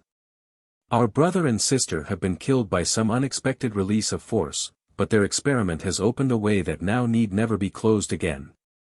Out of the present spatial limitations of Utopia into a whole vast folio of hitherto unimagined worlds.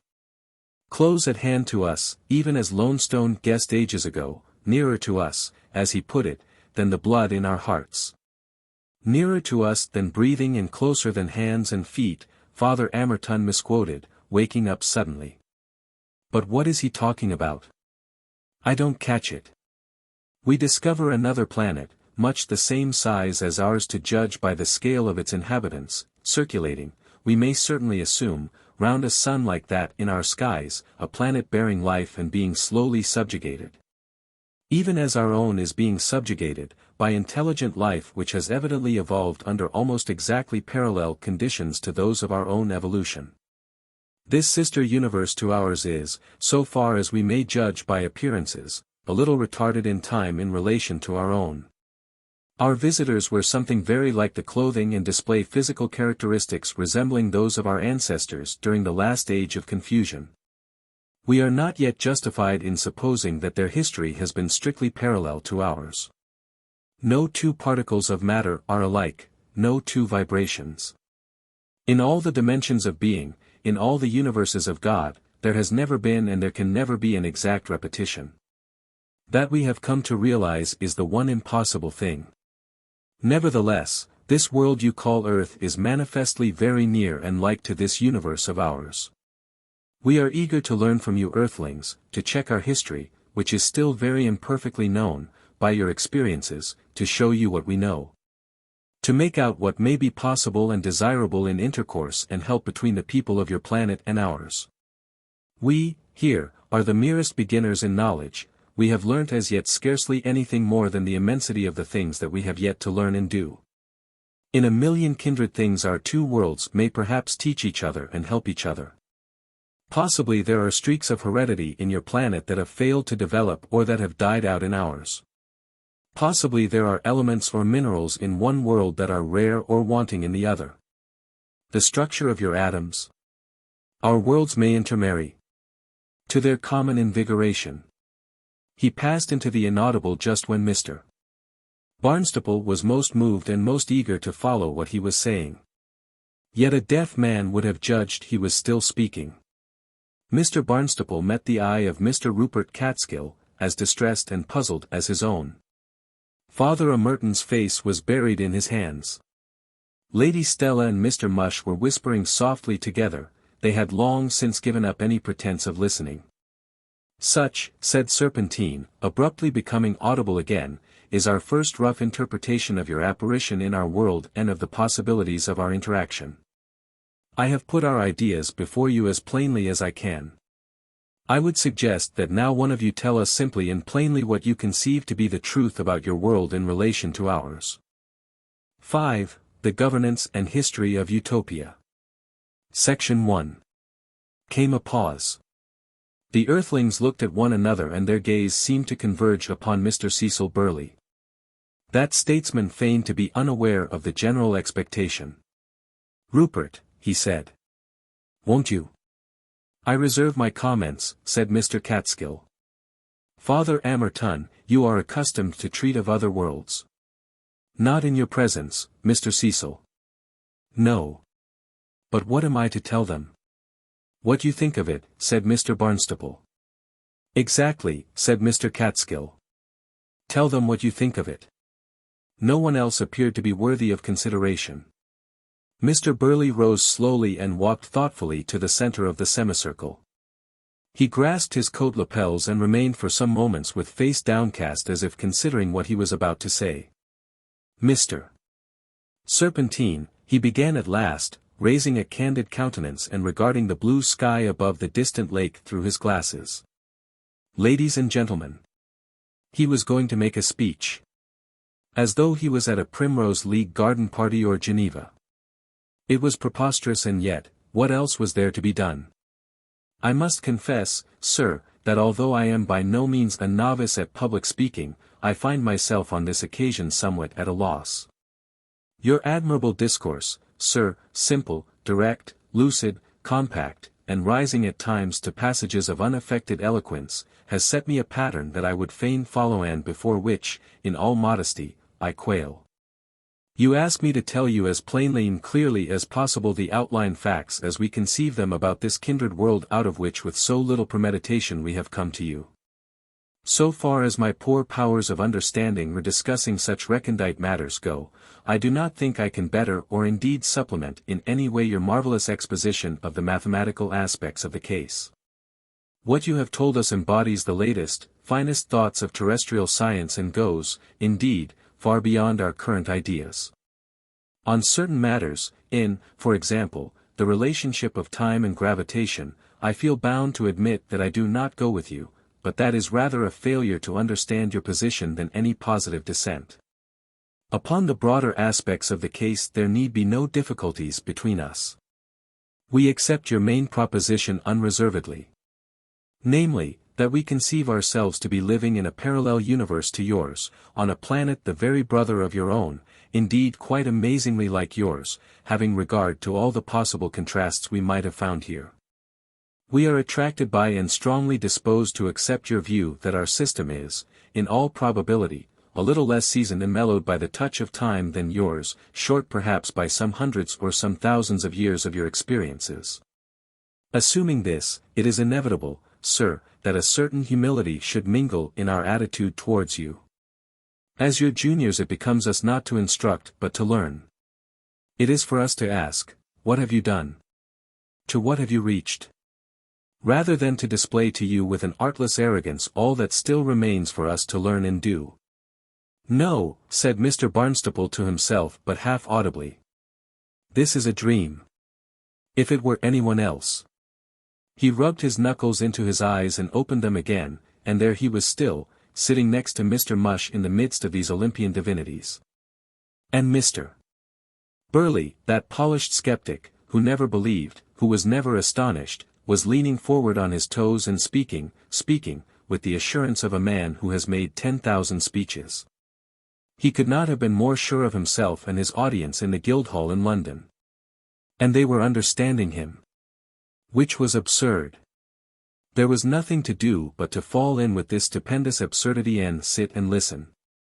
Sometimes Mr. Barnstaple's mind wandered altogether from what Mr. Burley was saying. Then it returned and hung desperately to his discourse.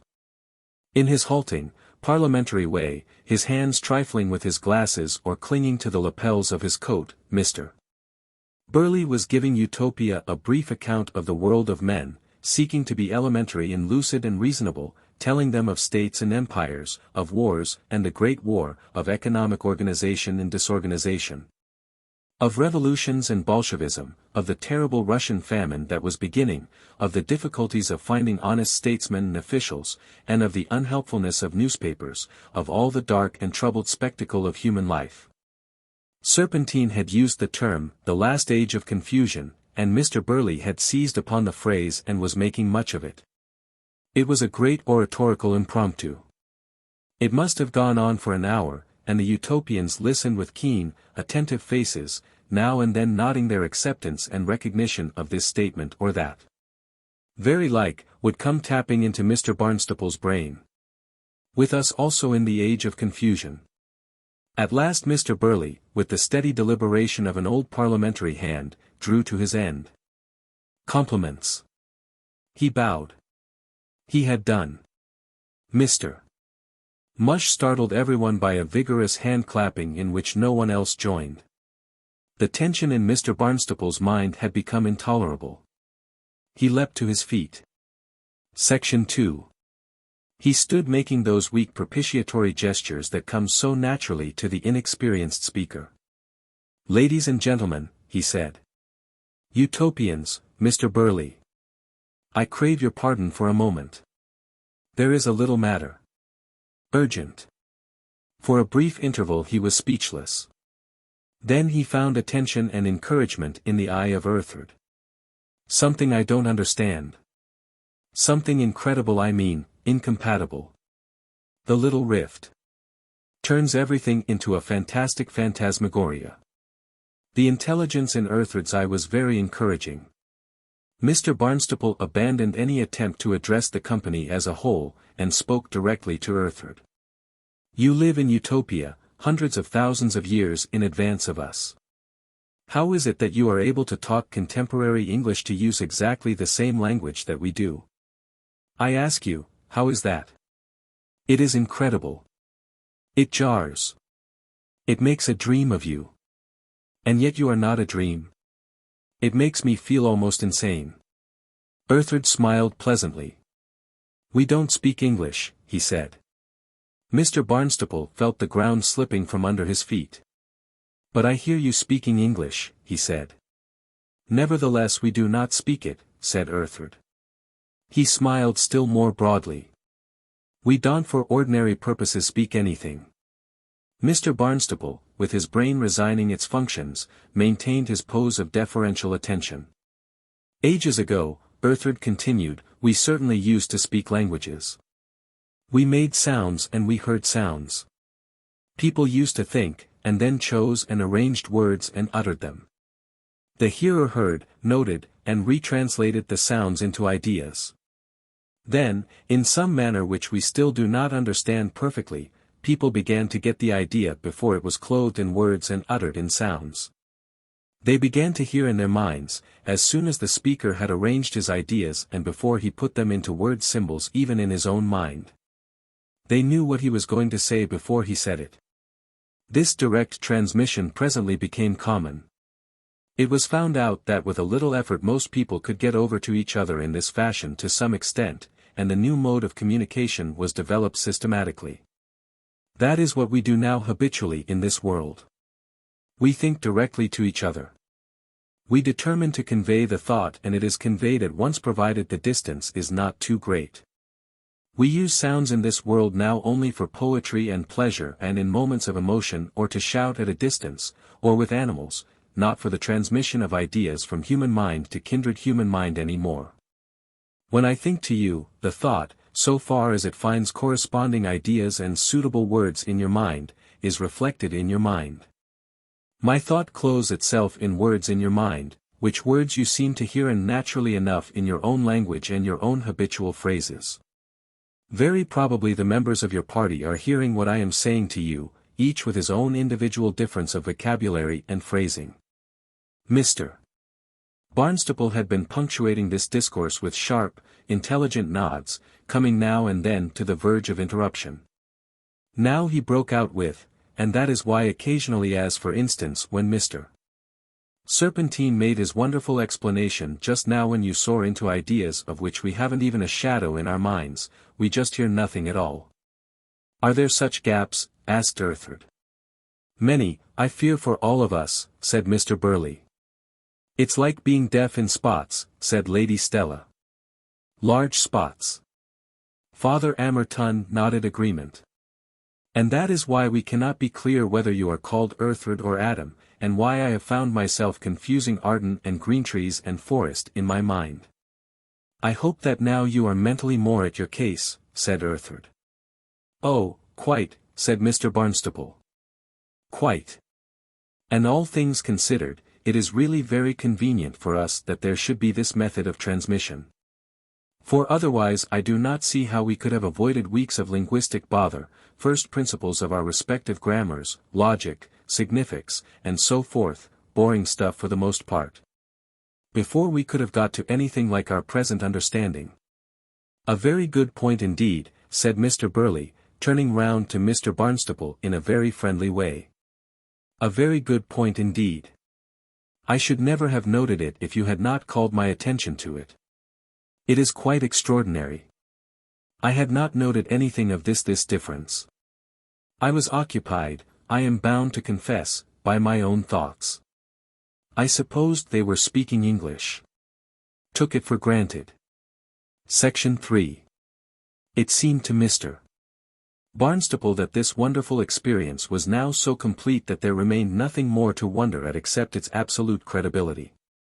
He sat in this beautiful little building looking out upon dreamland flowers and the sunlit lake amidst this strange mingling of week-end English costumes and this more than Olympian nudity that had already ceased to startle him. He listened and occasionally participated in the long informal conversation that now ensued. It was a discussion that brought to light the most amazing and fundamental differences of moral and social outlook. Yet everything had now assumed a reality that made it altogether natural to suppose that he would presently go home to write about it in the Liberal and tell his wife, as much as might seem advisable at the time, about the manners and costumes of this hitherto undiscovered world. He had not even a sense of intervening distances. Sydenham might have been just round the corner.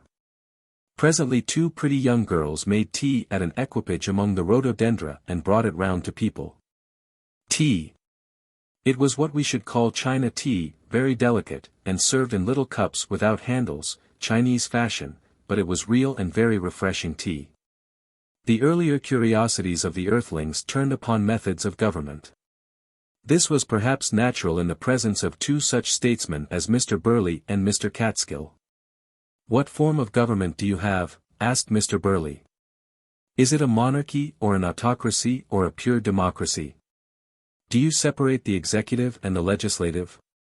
And is there one central government for all your planet, or are there several governing centers?" It was conveyed to Mr. Burley and his companions with some difficulty that there was no central government in Utopia at all. "But surely," said Mr. Burley, "there is someone or something, some council or bureau or what not, somewhere, with which the final decision rests in cases of collective action for the common welfare, some ultimate seat and organ of sovereignty, it seems to me." "There must be." No, the Utopians declared, there was no such concentration of authority in their world. In the past there had been, but it had long since diffused back into the general body of the community. Decisions in regard to any particular matter were made by the people who knew most about that matter. But suppose it is a decision that has to be generally observed? A rule affecting the public health, for example. Who would enforce it? It would not need to be enforced. Why should it? But suppose someone refused to obey your regulation? We should inquire why he or she did not conform. There might be some exceptional reason. But failing that, we should make an inquiry into his mental and moral health. "The mind doctor takes the place of the policeman," said Mr. Burley. "I should prefer the policeman," said Mr. Rupert Catskill. "You would, Rupert," said Mr. Burley, as who should say, "Got you that time." "Then do you mean to say," he continued, addressing the Utopians with an expression of great intelligence, "that your affairs are all managed by special bodies or organizations one scarcely knows what to call them without any coordination of their activities?" "The activities of our world," said Earthard, "are all coordinated to secure the general freedom. We have a number of intelligences directed to the general psychology of the race and to the interaction of one collective function upon another." "Well, isn't that group of intelligences a governing class?" said Mr. Burley. "Not in the sense that they exercise any arbitrary will," said Earthard. "They deal with general relations, that is all. But they rank no higher, they have no more precedence on that account than a philosopher has over a scientific specialist." "This is a republic indeed," said Mr. Burley. "But how it works and how it came about I cannot imagine. Your state is probably a highly socialistic one. You live still in a world in which nearly everything except the air, the high roads, the high seas and the wilderness is privately owned." "We do," said Mr. Catskill. "Owned and competed for. We have been through that stage. We found at last that private property in all but very personal things was an intolerable nuisance to mankind. We got rid of it. An artist or a scientific man has complete control of all the material he needs, we all own our tools and appliances and have rooms and places of our own, but there is no property for trade or speculation. All this militant property, this property of maneuver, has been quite got rid of. But how we got rid of it is a long story. It was not done in a few years. The exaggeration of private property was an entirely natural and necessary stage in the development of human nature. It led at last to monstrous results, but it was only through these monstrous and catastrophic results that men learnt the need and nature of the limitations of private property. Mr. Burley had assumed an attitude which was obviously habitual to him. He sat very low in his chair with his long legs crossed in front of him and the thumb and fingers of one hand placed with meticulous exactness against those of the other. "I must confess," he said, "that I am most interested in the peculiar form of anarchism which seems to prevail here. Unless I misunderstand you completely, every man attends to his own business as the servant of the state. I take it you must correct me if I am wrong, a great number of people concerned in the production and distribution and preparation of food. They inquire, I assume, into the needs of the world, they satisfy them, and they are a law unto themselves in their way of doing it. They conduct researches, they make experiments. Nobody compels, obliges, restrains or prevents them. People talk to them about it, said Earthred with a faint smile. And again others produce and manufacture and study metals for all mankind and are also a law unto themselves. Others again see to the habitability of your world, plan and arrange these delightful habitations, say who shall use them and how they shall be used. Others pursue pure science. Others experiment with sensory and imaginative possibilities and are artists. Others again teach. They are very important, said Likeness. And they all do it in harmony and due proportion. Without either a central legislature or executive. I will admit that all this seems admirable but impossible. Nothing of the sort has ever been even suggested yet in the world from which we come. Something of the sort was suggested long ago by the Guild Socialists, said Mr. Barnstaple. Dear me, said Mr. Burley. I know very little about the Guild Socialists. Who were they? Tell me. Mr. Barnstaple tacitly declined that task. The idea is quite familiar to our younger people, he said. Lasky calls it the pluralistic state, as distinguished from the monistic state in which sovereignty is concentrated. Even the Chinese have it. A Pekin professor, Mr. S. C. Chang, has written a pamphlet on what he calls professionalism. I read it only a few weeks ago. He sent it to the office of the Liberal. He points out how undesirable it is and how unnecessary for China to pass through a phase of democratic politics on the Western model. He wants China to go right straight on to a collateral independence of functional classes, mandarins, industrials, agricultural workers, and so forth, much as we seem to find it here. Though that of course involves an educational revolution. Decidedly the germ of what you call anarchism here is also in the air we come from. Dear me, said Mr. Burley, looking more intelligent and appreciative than ever. And is that so? I had no idea. Section 4. The conversation continued desultory in form, and yet the exchange of ideas was rapid and effective. Quite soon, as it seemed to Mr. Barnstaple, an outline of the history of Utopia from the last age of confusion onward shaped itself in his mind.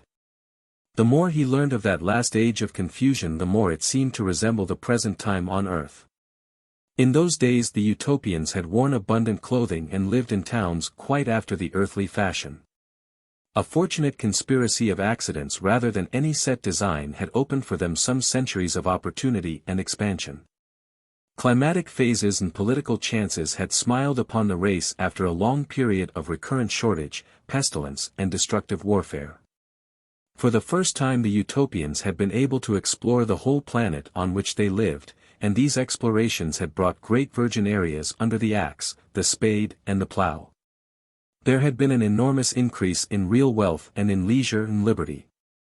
Many thousands of people were lifted out of the normal squalor of human life to positions in which they could, if they chose, think and act with unprecedented freedom. A few, a sufficient few, did. A vigorous development of scientific inquiry began and, trailing after it a multitude of ingenious inventions, produced a great enlargement of practical human power. There had been previous outbreaks of the scientific intelligence in Utopia, but none before had ever occurred in such favorable circumstances or lasted long enough to come to abundant practical fruition.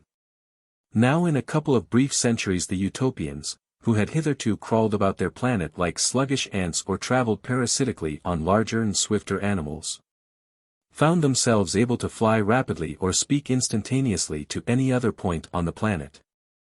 They found themselves, too, in possession of mechanical power on a scale beyond all previous experience, and not simply of mechanical power.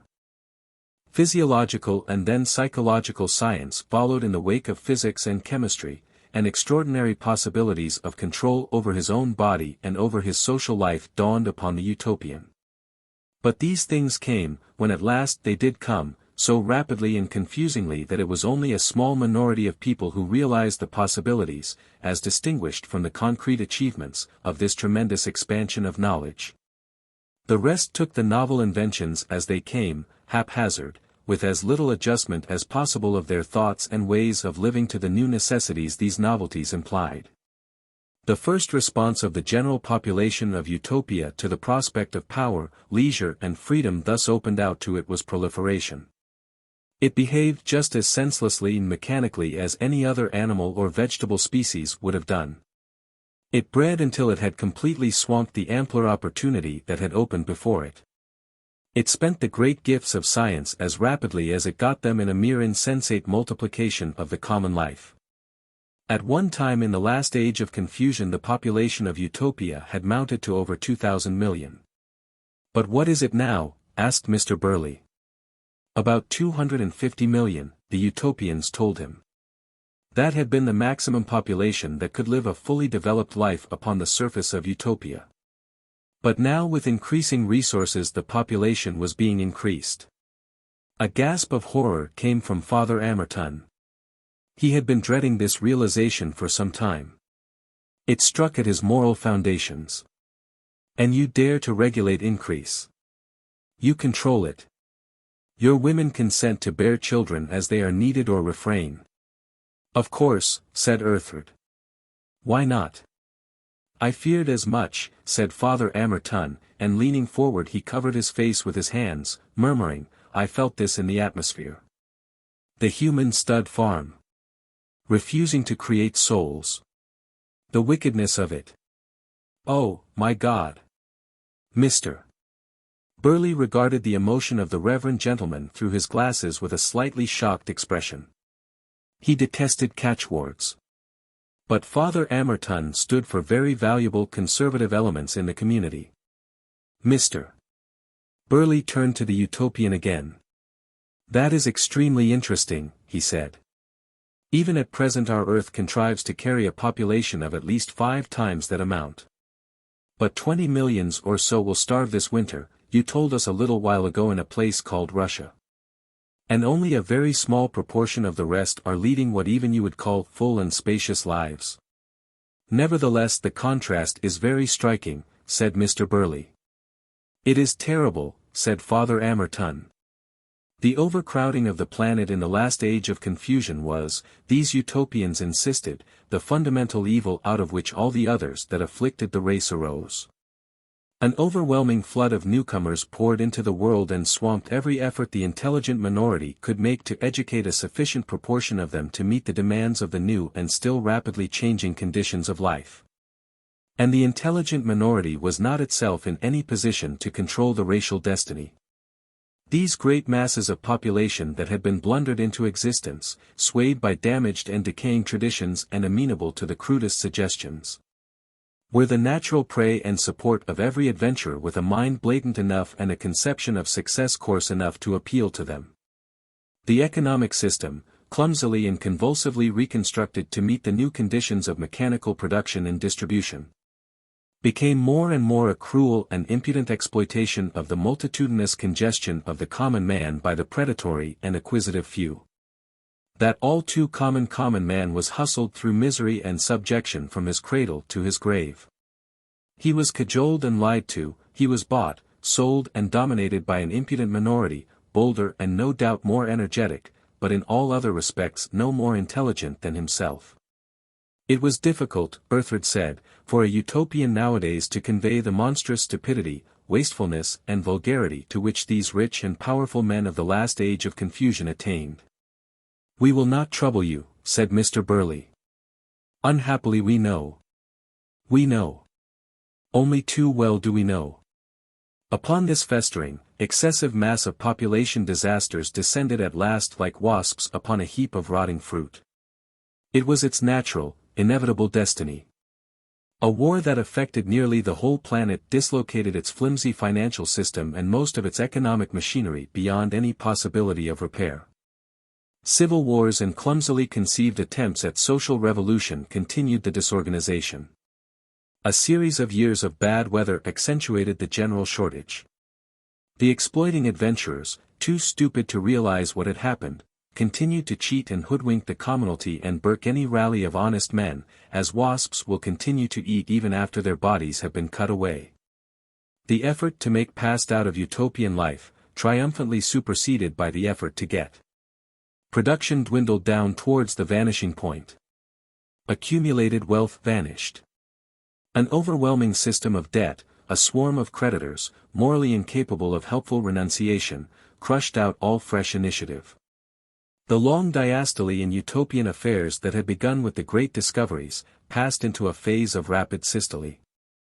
What plenty and pleasure was still possible in the world was filched all the more greedily by the adventurers of finance and speculative business. Organized science had long since been commercialized, and was applied, now chiefly to a hunt for profitable patents and the forestalling of necessary supplies. The neglected lamp of pure science waned, flickered, and seemed likely to go out again altogether, leaving Utopia in the beginning of a new series of dark ages like those before the age of discovery began. "It is really very like a gloomy diagnosis of our own outlook," said Mr. Burley. "Extraordinarily like. How Dean Inga would have enjoyed all this. To an infidel of his stamp, no doubt, it would seem most enjoyable," said Father Amerton a little incoherently. These comments annoyed Mr. Barnstaple, who was urgent to hear more. "And then," he said to Earthling, "what happened?" Section 5.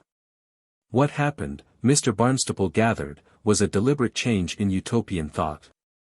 A growing number of people were coming to understand that amidst the powerful and easily released forces that science and organization had brought within reach of man, the old conception of social life in the state, as a limited and legalized struggle of men and women to get the better of one another, was becoming too dangerous to endure, just as the increased dreadfulness of modern weapons was making the separate sovereignty of nations too dangerous to endure. There had to be new ideas and new conventions of human association if history was not to end in disaster and collapse. All societies were based on the limitation by laws and taboos and treaties of the primordial fierce combativeness of the ancestral man-ape. That ancient spirit of self-assertion had now to undergo new restrictions commensurate with the new powers and dangers of the race. The idea of competition to possess, as the ruling idea of intercourse, was, like some ill-controlled furnace, threatening to consume the machine it had formerly driven. The idea of creative service had to replace it. To that idea the human mind and will had to be turned if social life was to be saved. Propositions that had seemed, in former ages, to be inspired and exalted idealism began now to be recognized not simply as sober psychological truth but as practical and urgently necessary truth. In explaining this Earthling expressed himself in a manner that recalled to Mr. Barnstaple's mind certain very familiar phrases. He seemed to be saying that whosoever would save his life should lose it, and that whosoever would give his life should thereby gain the whole world. Father Amerton's thoughts, it seemed, were also responding in the same manner. For he suddenly interrupted with, "But what you are saying is a quotation." Earthling admitted that he had a quotation in mind, a passage from the teachings of a man of great poetic power who had lived long ago in the days of spoken words. He would have proceeded, but Father Amerton was too excited to let him do so. "But who was this teacher?" he asked. "Where did he live? How was he born? How did he die?"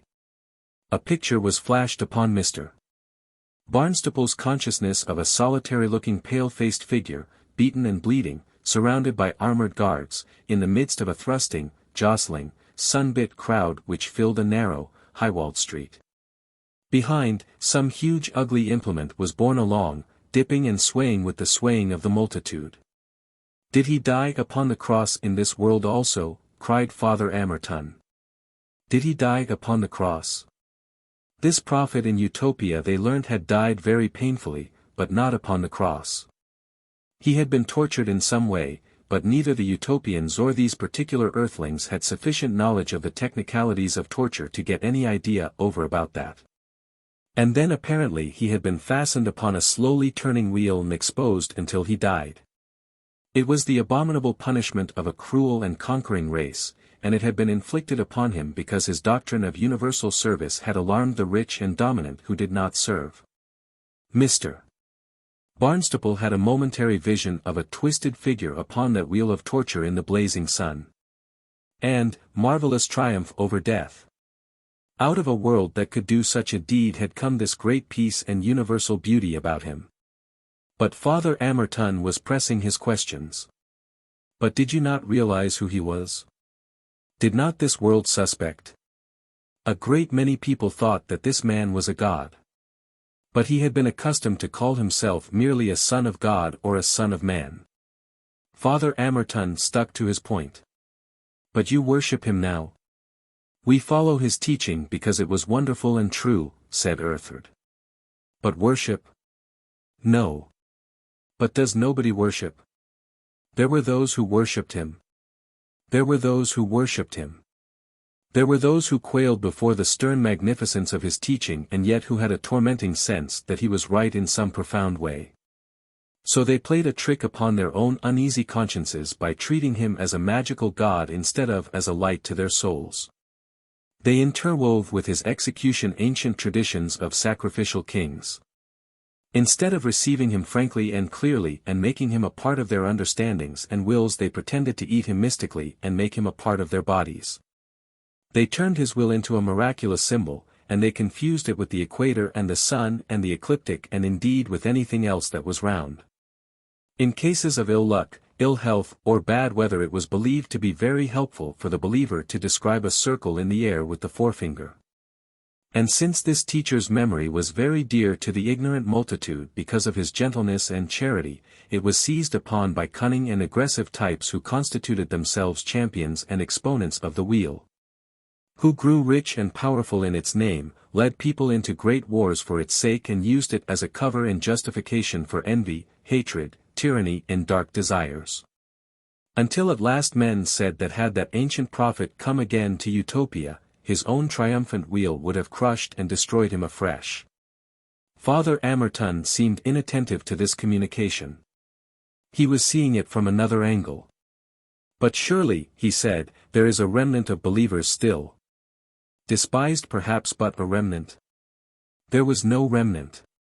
The whole world followed that teacher of teachers, but no one worshipped him.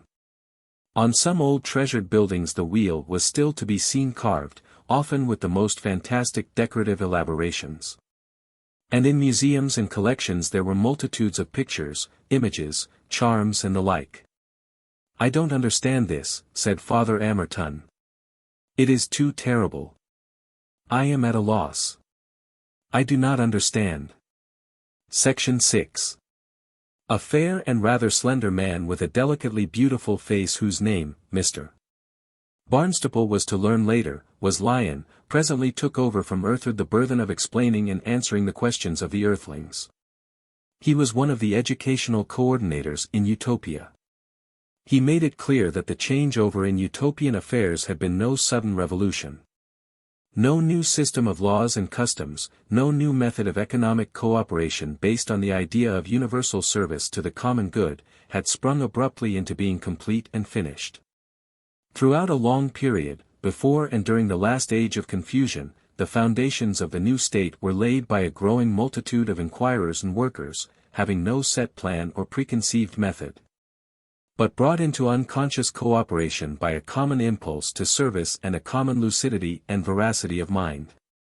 It was only towards the climax of the last age of confusion in Utopia that psychological science began to develop with any vigor, comparable to the vigor of the development of geographical and physical science during the preceding centuries.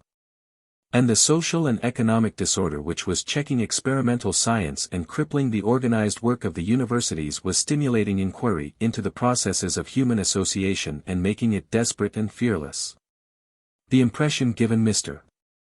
Barnstaple was not of one of those violent changes which our world has learnt to call revolutions, but of an increase of light, a dawn of new ideas, in which the things of the old order went on for a time with diminishing vigor until people began as a matter of common sense to do the new things in the place of the old.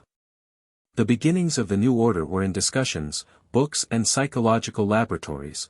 The soil in which it grew was found in schools and colleges. The old order gave small rewards to the schoolmaster. But its dominant types were too busy with the struggle for wealth and power to take much heed of teaching.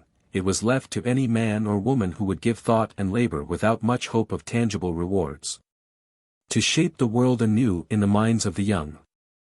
And they did so shape it. In a world ruled ostensibly by adventurer politicians, in a world where men came to power through floundering business enterprises and financial cunning.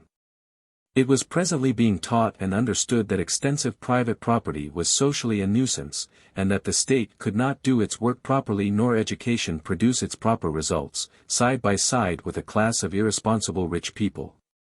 For, by their very nature, they assailed, they corrupted, they undermined every state undertaking, their flaunting existences distorted and disguised all the values of life. They had to go, for the good of the race. Didn't they fight? Asked Mr. Catskill pugnaciously. They had fought irregularly but fiercely. The fight to delay or arrest the coming of the universal scientific state, the educational state, in Utopia, had gone on as a conscious struggle for nearly 5 centuries. The fight against it was the fight of greedy, passionate, prejudiced and self-seeking men against the crystallization into concrete realities of this new idea of association for service. It was fought wherever ideas were spread. It was fought with dismissals and threats and boycotts and storms of violence, with lies and false accusations, with prosecutions and imprisonments, with lynching rope, tar and feathers, paraffin, bludgeon and rifle, bomb and gun. But the service of the new idea that had been launched into the world never failed, it seized upon the men and women it needed with compelling power. Before the scientific state was established in Utopia, more than 1 million martyrs had been killed for it, and those who had suffered lesser wrongs were beyond all reckoning. Point after point was won in education, in social laws, in economic method. No date could be fixed for the change. A time came when Utopia perceived that it was day and that a new order of things had replaced the old. So it must be, said Mr. Barnstaple, as though Utopia were not already present about him. So it must be. A question was being answered. Every Utopian child is taught to the full measure of its possibilities and directed to the work that is indicated by its desires and capacity. It is born well. It is born of perfectly healthy parents. Its mother has chosen to bear it after due thought and preparation. It grows up under perfectly healthy conditions. Its natural impulses to play and learn are gratified by the subtlest educational methods. Hands, eyes and limbs are given every opportunity of training and growth. It learns to draw, write, express itself, use a great variety of symbols to assist and extend its thought.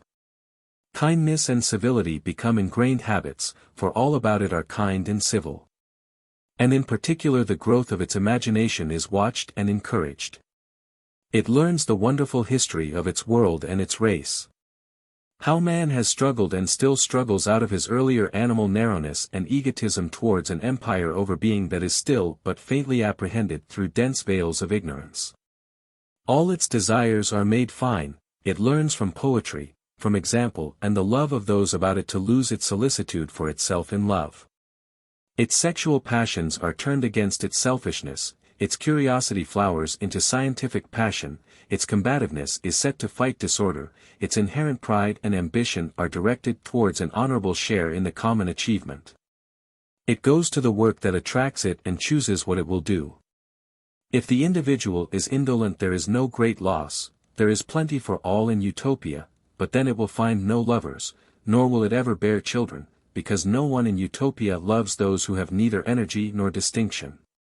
There is much pride of the mate in Utopian love. And there is no idle rich society in Utopia, nor games and shows for the mere looker-on. There is nothing for the mere looker-on. It is a pleasant world indeed for holidays, but not for those who would continuously do nothing. For centuries now Utopian science has been able to discriminate among births, and nearly every Utopian alive would have ranked as an energetic creative spirit in former days. There are few dull and no really defective people in Utopia. The idle strains, the people of lethargic dispositions or weak imaginations, have mostly died out, the melancholic type has taken its dismissal and gone, spiteful and malignant characters are disappearing. The vast majority of Utopians are active, sanguine, inventive, receptive and good-tempered. And you have not even a parliament, asked Mr. Burley, still incredulous. Utopia has no parliament, no politics, no private wealth, no business competition, no police, nor prisons, no lunatics, no defectives nor cripples. And it has none of these things because it has schools and teachers who are all that schools and teachers can be. Politics, trade and competition are the methods of adjustment of a crude society. Such methods of adjustment have been laid aside in Utopia for more than 1,000 years. There is no rule nor government needed by adult Utopians because all the rule and government they need they have had in childhood and youth. Said Lion, our education is our government. 6. Some earthly criticisms. Section 1. At times during that memorable afternoon and evening it seemed to Mr. Barnstaple that he was involved in nothing more remarkable than an extraordinary dialogue about government and history, a dialogue that had in some inexplicable way become spectacular. It was as if all this was happening only in his mind. And then the absolute reality of his adventure would return to him with overwhelming power and his intellectual interest fade to inattention in the astounding strangeness of his position. In these latter phases he would find his gaze wandering from face to face of the Utopians who surrounded him, resting for a time on some exquisite detail of the architecture of the building and then coming back to these divinely graceful forms. Then incredulously he would revert to his fellow Earthlings. Not one of these Utopian faces but was as candid, earnest and beautiful as the angelic faces of an Italian painting. One woman was strangely like Michelangelo's Delphic Sibyl.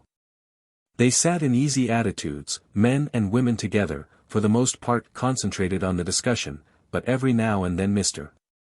Barnstaple would meet the direct scrutiny of a pair of friendly eyes or find some Utopian face intent upon the costume of Lady Stella or the eyeglass of Mr. Mush. Mr. Barnstaple's first impression of the Utopians had been that they were all young people. Now he perceived that many of these faces had a quality of vigorous maturity. None showed any of the distinctive marks of age as this world notes them, but both Earthard and Lion had lines of experience about eyes and lips and brow. The effect of these people upon Mr. Barnstaple mingled stupefaction with familiarity in the strangest way. He had a feeling that he had always known that such a race could exist and that this knowledge had supplied the implicit standard of 1,000 judgments upon human affairs. And at the same time he was astonished to the pitch of incredulity to find himself in the same world with them. They were at once normal and wonderful in comparison with himself and his companions who were, on their part, at the same time queer and perfectly matter-of-fact. And together with a strong desire to become friendly and intimate with these fine and gracious persons, to give himself to them and to associate them with himself by service and reciprocal acts. There was an awe and fear of them that made him shrink from contact with them and quiver at their touch. He desired their personal recognition of himself as a fellow and companion so greatly that his sense of his own ungraciousness and unworthiness overwhelmed him. He wanted to bow down before them. Beneath all the light and loveliness of things about him lurked the intolerable premonition of his ultimate rejection from this new world. So great was the impression made by the Utopians upon Mr. Barnstaple, so entirely did he yield himself up to his joyful acceptance of their grace and physical splendor, that for a time he had no attention left over to note how different from his own were the reactions of several of his Earthling companions. The aloofness of the Utopians from the queerness, grotesqueness and cruelty of normal earthly life made him ready for the most uncritical approval of their institutions and ways of life. It was the behavior of Father Amerton which first awakened him to the fact that it was possible to disapprove of these wonderful people very highly and to display a very considerable hostility to them. At first Father Amerton had kept a round-faced, round-eyed wonder above his round collar. He had shown a disposition to give the lead to anyone who chose to take it, and he had said not a word until the naked beauty of dead Greenlake had surprised him into an expression of unclerical appreciation. But during the journey to the lakeside and the meal and the opening arrangements of the conference there was a reaction, and this first naive and deferential astonishment gave place to an attitude of resistance and hostility. It was as if this new world which had begun by being a spectacle had taken on the quality of a proposition which he felt he had either to accept or confute. Perhaps it was that the habit of mind of a public censor was too strong for him and that he could not feel normal again until he began to condemn. Perhaps he was really shocked and distressed by the virtual nudity of these lovely bodies about him. But he began presently to make queer grunts and coughs, to mutter to himself, and to betray an increasing incapacity to keep still. He broke out first into an interruption when the question of population was raised. For a little while his intelligence prevailed over this emotional stir when the profit of the wheel was discussed, but then his gathering preoccupations resumed their sway. "I must speak out," Mr. Barnstaple heard him mutter. "I must speak out." Now suddenly he began to ask questions. "There are some things I want to have clear," he said. "I want to know what moral state this so-called Utopia is in. Excuse me." He got up. He stood with wavering hands, unable for a moment to begin. Then he went to the end of the row of seats and placed himself so that his hands could rest on the back of a seat. He passed his fingers through his hair and he seemed to be inhaling deeply. An unwanted animation came into his face, which reddened and began to shine. A horrible suspicion crossed the mind of Mr. Barnstaple that so it was he must stand when he began those weekly sermons of his, those fearless denunciations of almost everything, in the church of St. Barnabas in the West. The suspicion deepened to a still more horrible certainty. "Friends, brothers of this new world, I have certain things to say to you that I cannot delay saying. I want to ask you some soul-searching questions. I want to deal plainly with you about some plain and simple but very fundamental matters. I want to put things to you frankly and as man to man, not being mealy-mouthed about urgent if delicate things. Let me come without parley to what I have to say. I want to ask you if, in this so-called state of Utopia, you still have and respect and honor the most sacred thing in social life. Do you still respect the marriage bond?" He paused, and in the pause the Utopian reply came through to Mr. Barnstaple: "In Utopia there are no bonds." But Father Amerton was not asking questions with any desire for answers, he was asking questions pulpit fashion. "I want to know," he was booming out, "if that holy union revealed to our first parents in the Garden of Eden holds good here, if that sanctified lifelong association of one man and one woman, in good fortune and ill fortune, excluding every other sort of intimacy, is the rule of your lives. I want to know." But he doesn't want to know, came a Utopian intervention. "If that shielded and guarded dual purity." Mr. Burley raised a long white hand. "Father Amerton," he protested, "please." The hand of Mr. Burley was a potent hand that might still wave towards preferment. Few things under heaven could stop Father Amerton when he was once launched upon one of his soul storms, but the hand of Mr. Burley was among such things. Has followed another still more precious gift and been cast aside here and utterly rejected of men? What is it, Mr. Burley? I wish you would not press this matter further just at present, Father Amerton. Until we have learned a little more. Institutions are, manifestly, very different here. Even the institution of marriage may be different. The preacher's face lowered. "Mr. Burley," he said, "I must. If my suspicions are right, I want to strip this world forthwith of its hectic pretense to a sort of health and virtue." "Not much stripping required," said Mr. Burley's chauffeur, in a very audible aside. A certain testiness became evident in Mr. Burley's voice. "Then ask questions," he said. "Ask questions. Don't orate, please. They don't want us to orate." "I've asked my question," said Father Amerton sulkily with a rhetorical glare at Earthard, and remained standing. The answer came clear and explicit. In Utopia there was no compulsion for men and women to go about in indissoluble pairs. For most Utopians that would be inconvenient. Very often men and women, whose work brought them closely together, were lovers and kept very much together, as Arden and Greenlake had done. But they were not obliged to do that. There had not always been this freedom. In the old crowded days of conflict, and especially among the agricultural workers and employed people of Utopia, men and women who had been lovers were bound together under severe penalties for life. They lived together in a small home which the woman kept in order for the man. She was his servant and bore him as many children as possible, while he got food for them. The children were desired because they were soon helpful on the land or as wage earners. But the necessities that had subjugated women to that sort of pairing had passed away. People paired indeed with their chosen mates, but they did so by an inner necessity and not by any outward compulsion. Father Amerton had listened with ill-concealed impatience. Now he jumped with, "Then I was right, and you have abolished the family?" His finger pointed at Earthred made it almost a personal accusation. No. Utopia had not abolished the family. It had enlarged and glorified the family until it embraced the whole world. Long ago that prophet of the wheel, whom Father Amerton seemed to respect, had preached that very enlargement of the ancient narrowness of home. They had told him while he preached that his mother and his brethren stood without and claimed his attention. But he would not go to them. He had turned to the crowd that listened to his words, "Behold my mother and my brethren." Father Amerton slapped the seat back in front of him loudly and startlingly.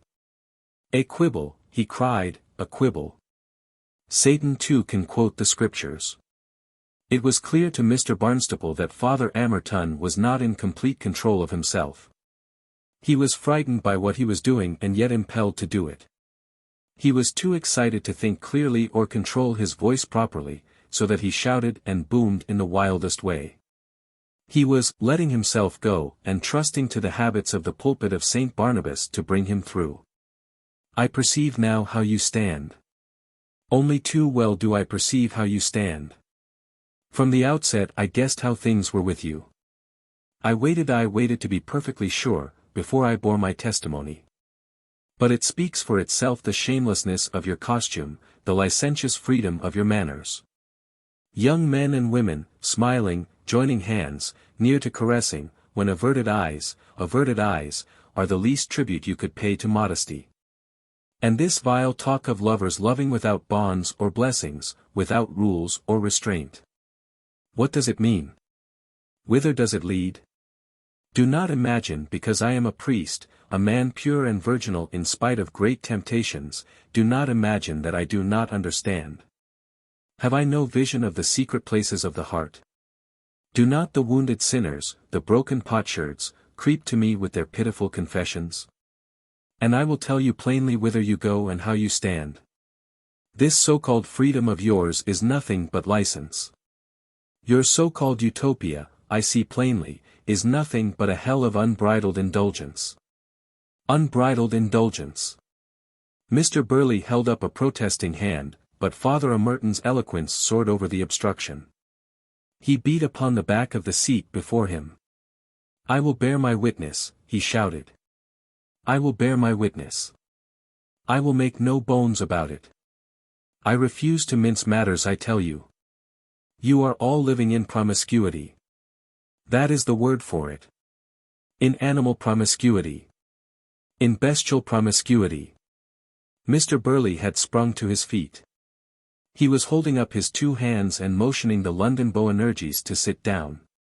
"No, no," he cried. "You must stop, Mr. Amerton. Really, you must stop. You are being insulting. You do not understand. Sit down, please. I insist. Sit down and hold your peace," said a very clear voice. "Or you will be taken away." Something made Father Amerton aware of a still figure at his elbow. He met the eyes of a lithe young man who was scrutinizing his build as a portrait painter might scrutinize a new sitter. There was no threat in his bearing, he stood quite still, and yet his appearance threw an extraordinary quality of evanescence about Father Amerton. The great preacher's voice died in his throat. Mr. Burley's bland voice was lifted to avert a conflict. "Mr. Serpentine, sir, I appeal to you and apologize. He is not fully responsible. We others regret the interruption, the incident. I pray you, please do not take him away, whatever taking away may mean.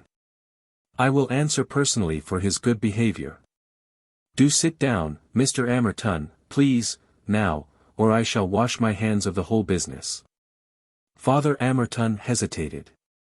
"My time will come," he said, and looked the young man in the eyes for a moment and then went back to his seat. Earthard spoke quietly and clearly. "You Earthlings are difficult guests to entertain. This is not all. Manifestly this man's mind is very unclean. His sexual imagination is evidently inflamed and diseased. He is angry and anxious to insult and wound. And his noises are terrific. Tomorrow he must be examined and dealt with." "How?" said Father Amerton, his round face suddenly grey. "How do you mean dealt with?" "Please do not talk," said Mr. Burley. "Please do not talk any more. You have done quite enough mischief." For the time the incident seemed at an end, but it had left a queer little twinge of fear in Mr. Barnstaple's heart. These Utopians were very gentle-mannered and gracious people indeed, but just for a moment the hand of power had seemed to hover over the Earthling party. Sunlight and beauty were all about the visitors, nevertheless they were strangers and quite helpless strangers in an unknown world. The Utopian faces were kindly and their eyes curious and in a manner friendly, but much more observant than friendly. It was as if they looked across some impassable gulf of difference. And then Mr. Barnstaple in the midst of his distress met the brown eyes of likeness, and they were kindlier than the eyes of the other Utopians. She, at least, understood the fear that had come to him, he felt, and she was willing to reassure him and be his friend. Mr. Barnstaple looked at her, feeling for the moment much as a stray dog might do who approaches a doubtfully amiable group and gets a friendly glance and a greeting. Section 2. Another mind that was also in active resistance to Utopia was that of Mr. Freddie Mush. He had no quarrel indeed with the religion or morals or social organization of Utopia. He had long since learnt that no gentleman of serious aesthetic pretensions betrays any interest whatever in such matters. His perceptions were by hypothesis too fine for them. But presently he made it clear that there had been something very ancient and beautiful called the balance of nature, which the scientific methods of Utopia had destroyed. What this balance of nature of his was, and how it worked on Earth, neither the Utopians nor Mr. Barnstaple were able to understand very clearly. Under cross-examination Mr. Mush grew pink and restive and his eyeglass flashed defensively. "I hold by the swallows," he repeated. "If you can't see my point about that I don't know what else I can say."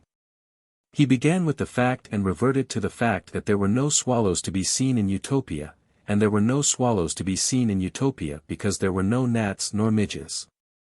There had been an enormous deliberate reduction of insect life in Utopia, and that had seriously affected every sort of creature that was directly or indirectly dependent upon insect life.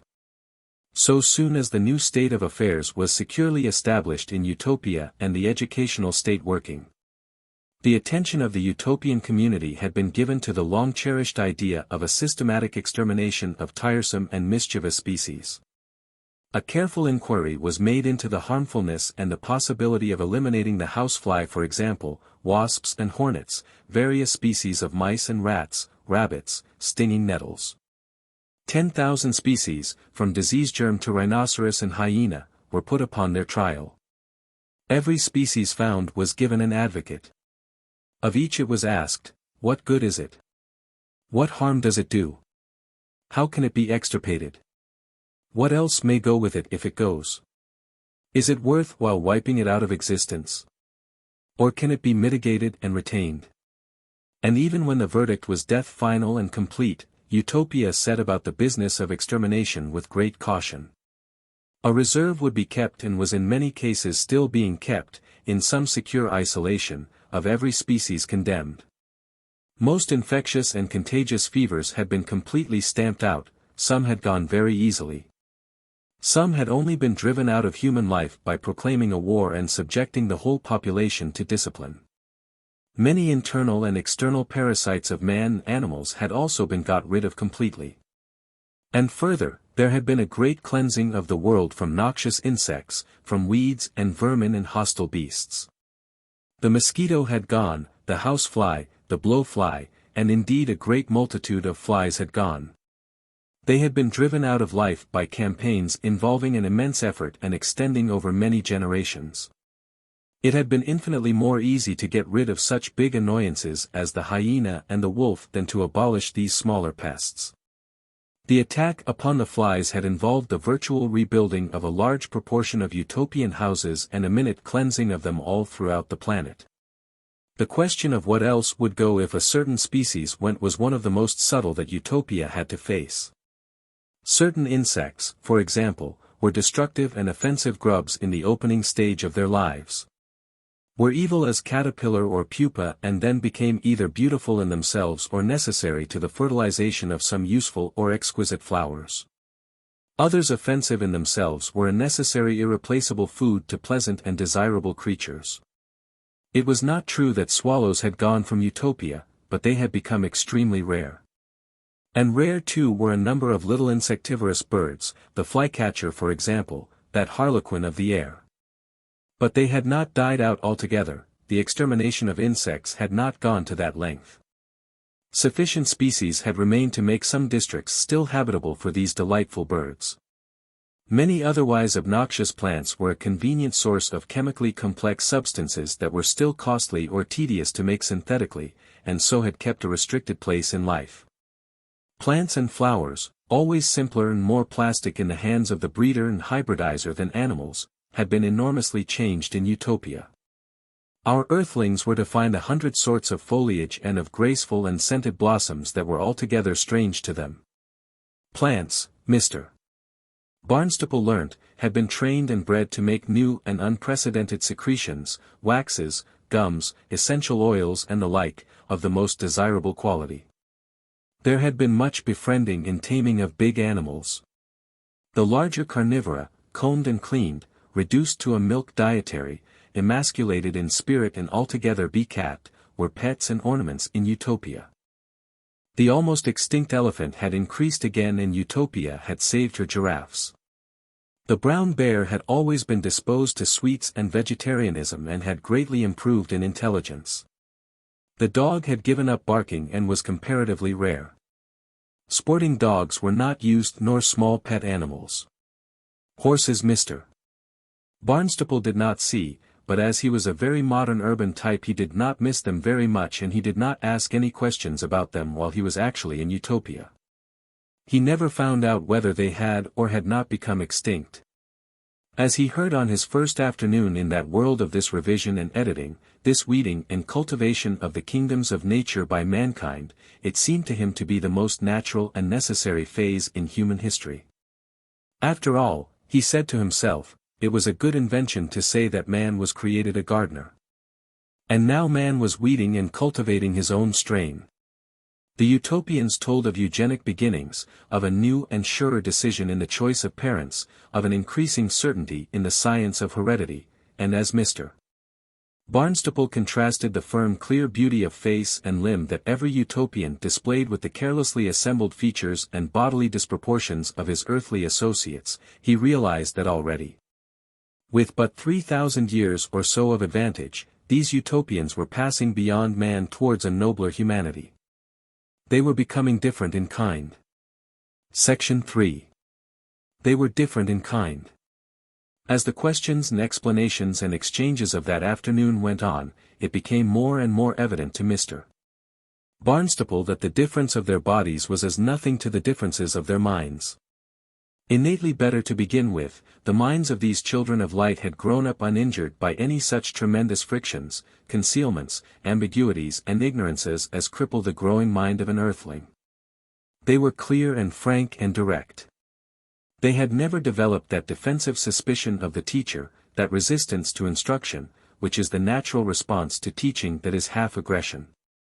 They were beautifully unwary in their communications. The ironies, concealments, insincerities, vanities and pretensions of earthly conversation seemed unknown to them. Mr. Barnstaple found this mental nakedness of theirs as sweet and refreshing as the mountain air he was breathing. It amazed him that they could be so patient and lucid with beings so underbred. Underbred was the word he used in his mind. Himself, he felt the most underbred of all, he was afraid of these Utopians. Snobbish and abject before them, he was like a mannerless earthy lout in a drawing-room, and he was bitterly ashamed of his own abjection. All the other Earthlings except Mr. Burley and Lady Stella betrayed the defensive spite of consciously inferior creatures struggling against that consciousness. Like Father Amerton, Mr.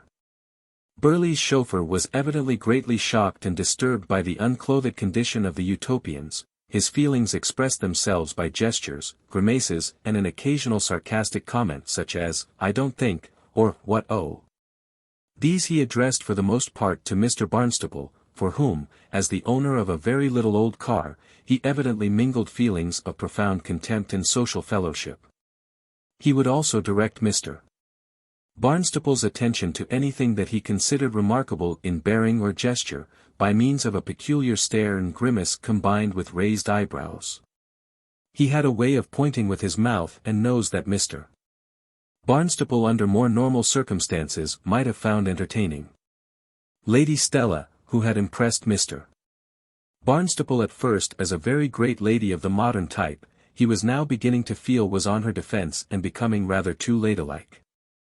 Mr. Burley however retained a certain aristocratic sublimity.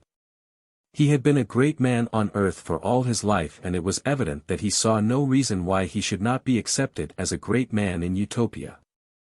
On earth he had done little and had been intelligently receptive with the happiest results.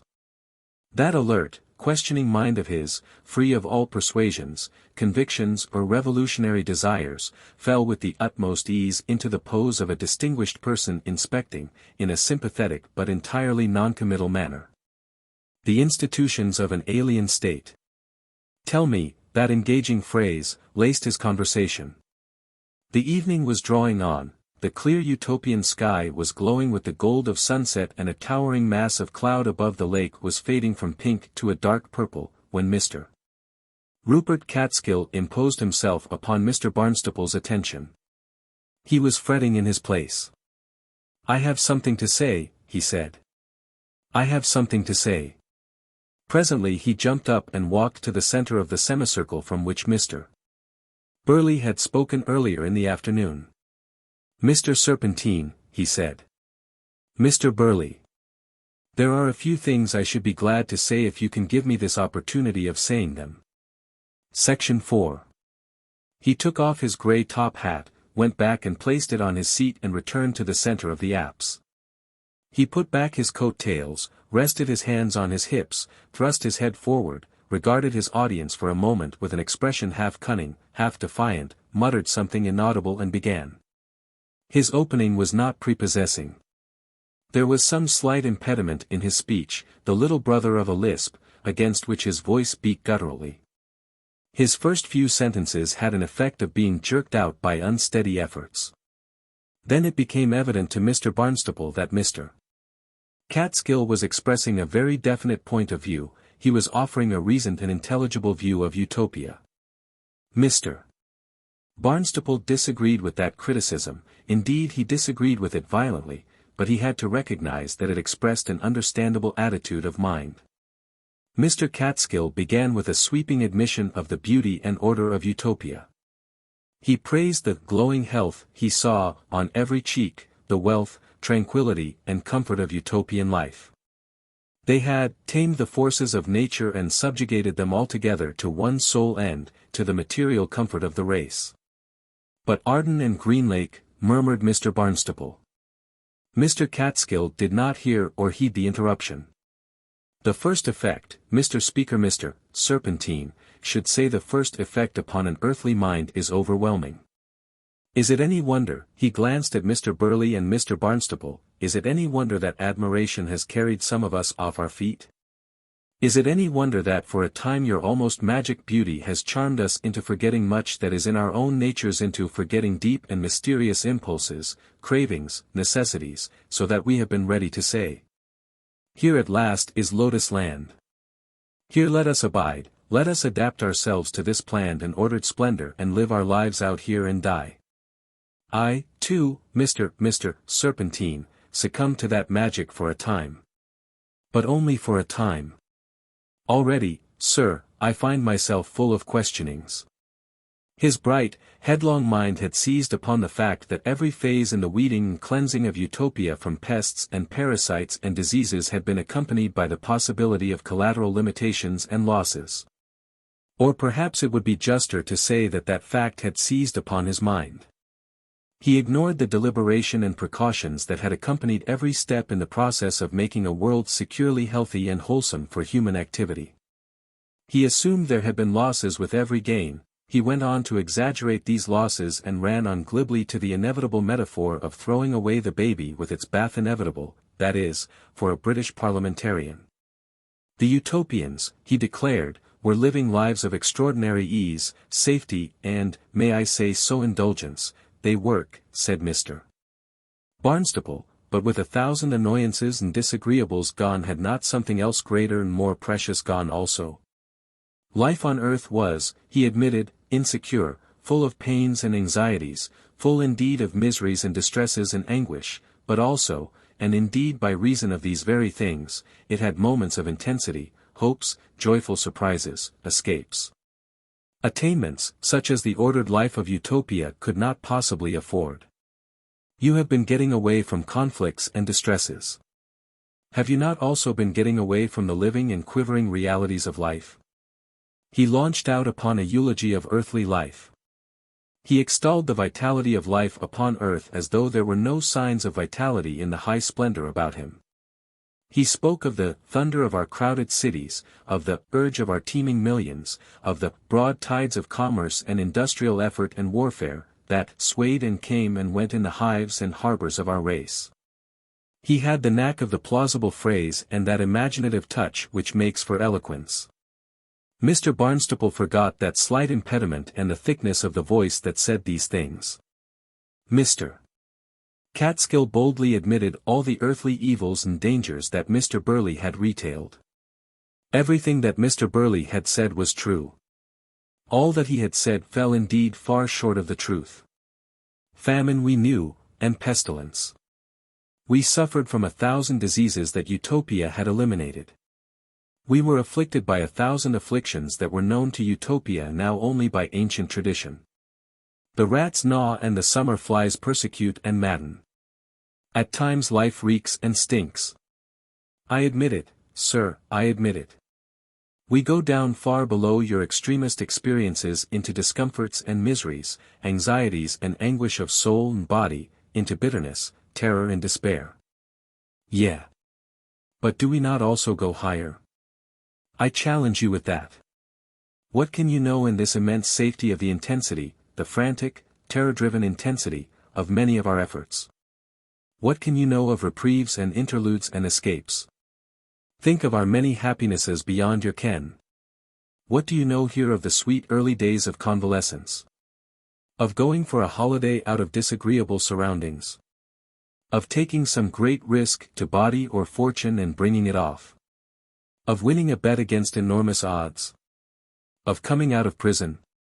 And, sir, it has been said that there are those in our world who have found a fascination even in pain itself. Because our life is dreadfuler, sir, it has, and it must have, moments that are infinitely brighter than yours.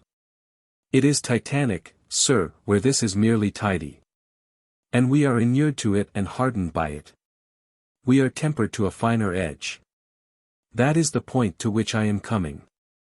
Ask us to give up our earthly disorder, our miseries and distresses, our high death rates and our hideous diseases, and at the first question every man and woman in the world would say, yes. Willingly, yes. At the first question, sir. Mr. Catskill held his audience for a moment on his extended finger. And then we should begin to take thought. We should ask, as you say your naturalists asked about your flies and such like offensive small game, we should ask, what goes with it? What is the price? And when we learnt that the price was to surrender that intensity of life, that tormented energy, that pickled and experienced toughness, that rat-like, wolf-like toughness our perpetual struggle engenders, we should hesitate. We should hesitate. In the end, sir, I believe, I hope and believe, indeed I pray and believe, we should say, no. We should say, no. Mr. Catskill was now in a state of great cerebral exaltation. He was making short thrusting gestures with his clenched fist. His voice rose and fell and boomed, he swayed and turned about, glanced for the approval of his fellow Earthlings, flung stray smiles at Mr. Burley. This idea that our poor wrangling, nerveless, chance-driven world was really a fierce and close-knit system of powerful reactions in contrast with the evening serenities of a made and finished utopia, had taken complete possession of his mind. Never before, sir, have I realized, as I realize now, the high, the terrible and adventurous destinies of our earthly race. I look upon this golden lotus land of yours, this divine perfected land from which all conflict has been banished. Mr. Barnstaple caught a faint smile on the face of the woman who had reminded him of the Delphic Sibyl.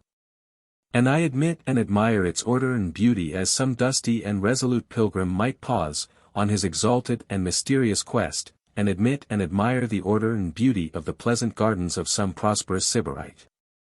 And like that pilgrim I may beg leave, sir, to question the wisdom of your way of living. For I take it, sir, that it is now a proven thing that life and all the energy and beauty of life are begotten by struggle and competition and conflict. We were molded and wrought in hardship, and so, sir, were you. And yet you dream here that you have eliminated conflict forever.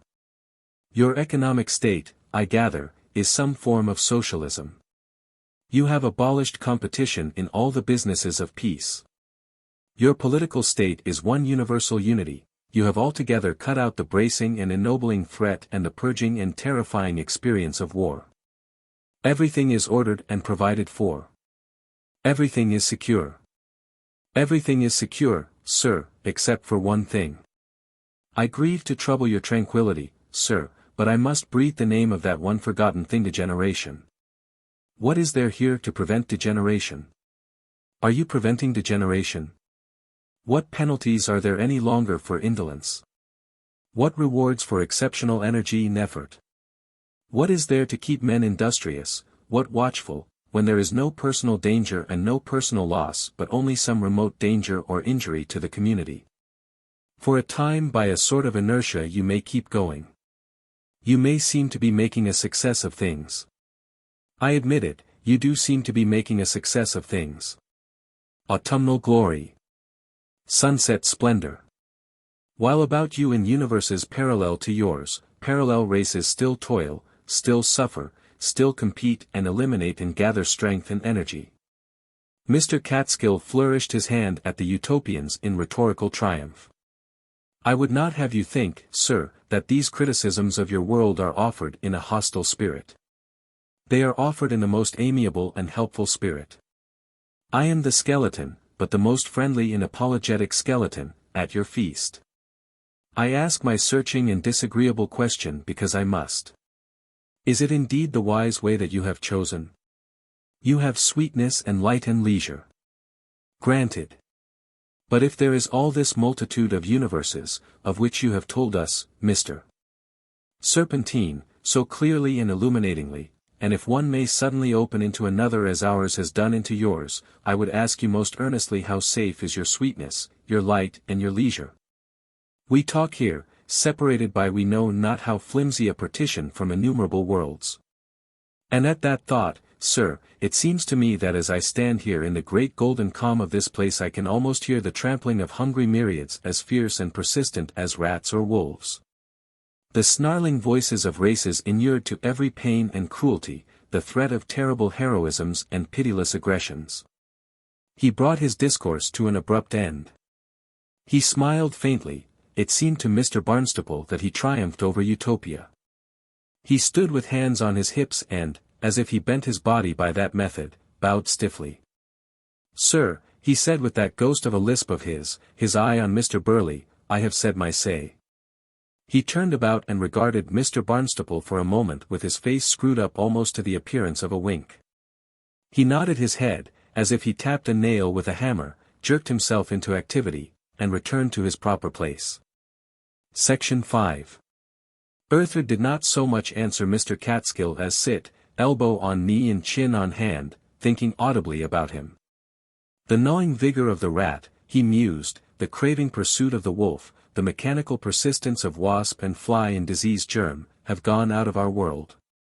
That is true. We have obliterated that much of life's devouring forces. And lost nothing worth having. Pain, filth, indignity for ourselves or any creatures, they have gone or they go. But it is not true that competition has gone from our world. Why does he say it has? Everyone here works to his or her utmost for service and distinction.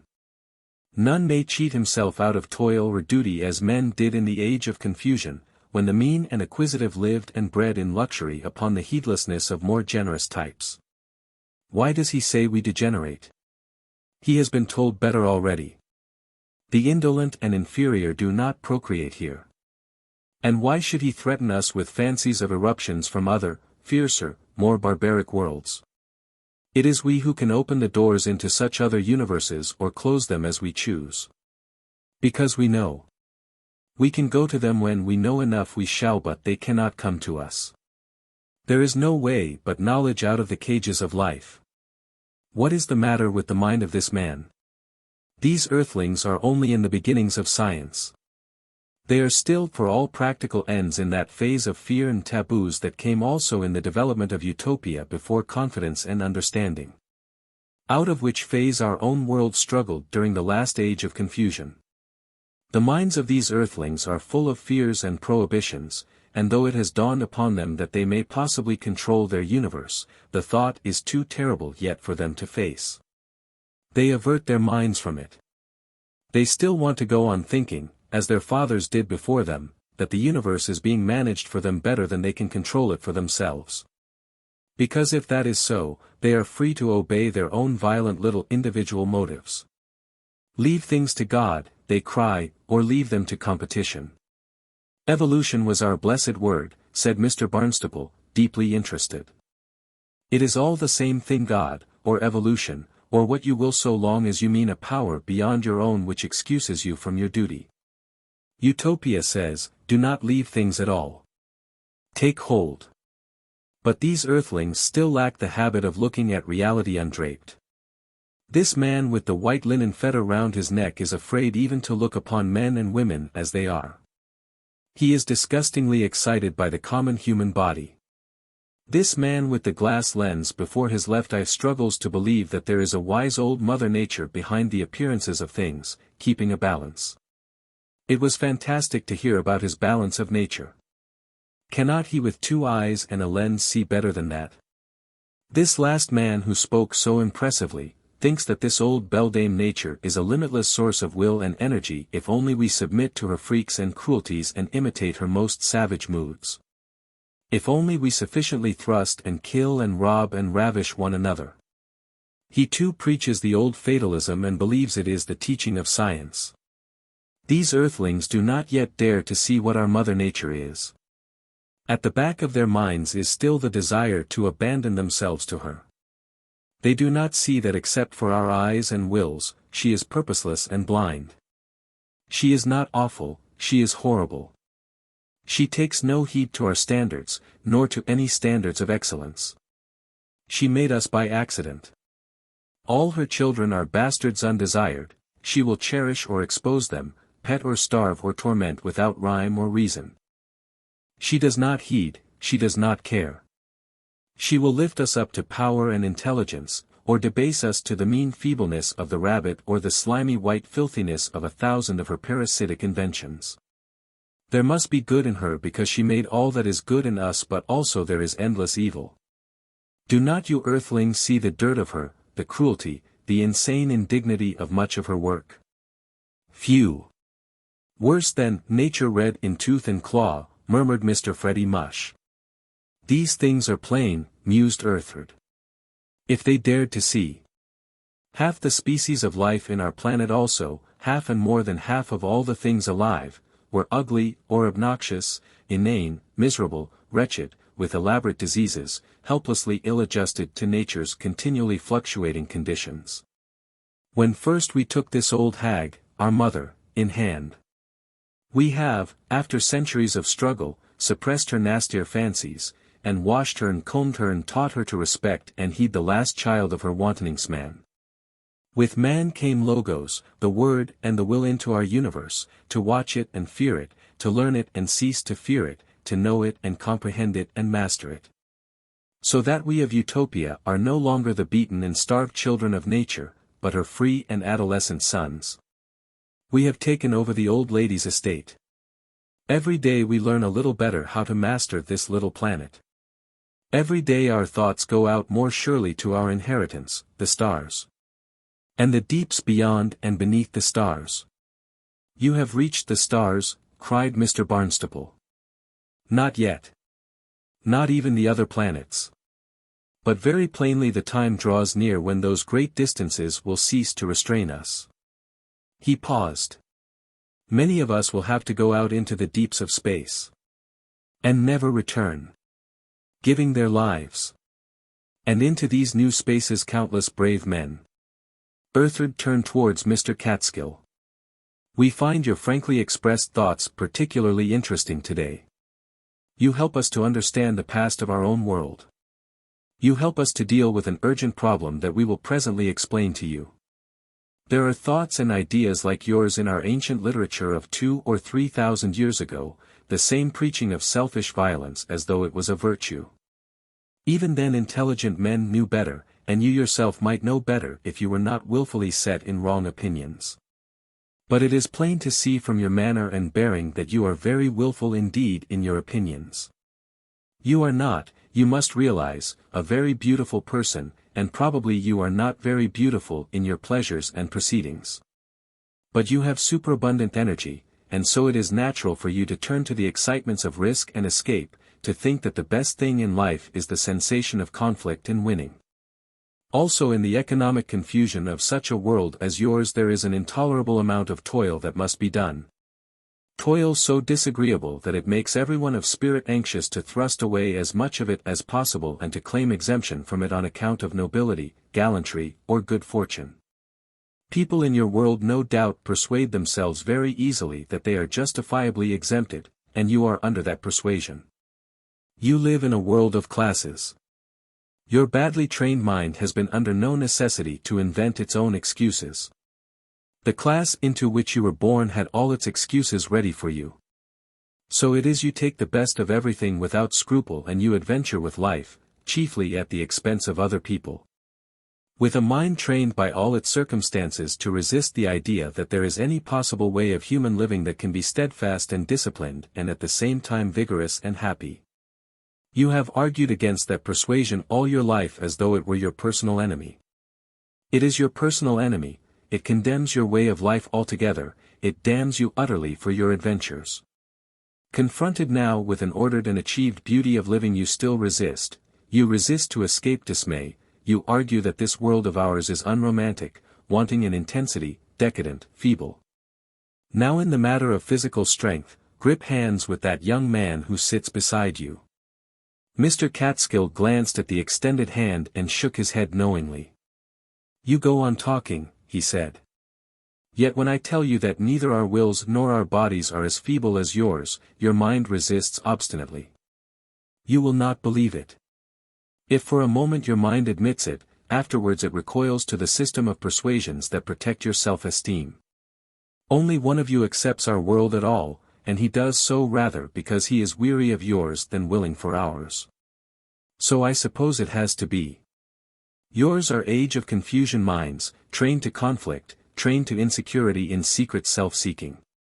In that fashion nature and your state have taught you to live and so you must needs live until you die.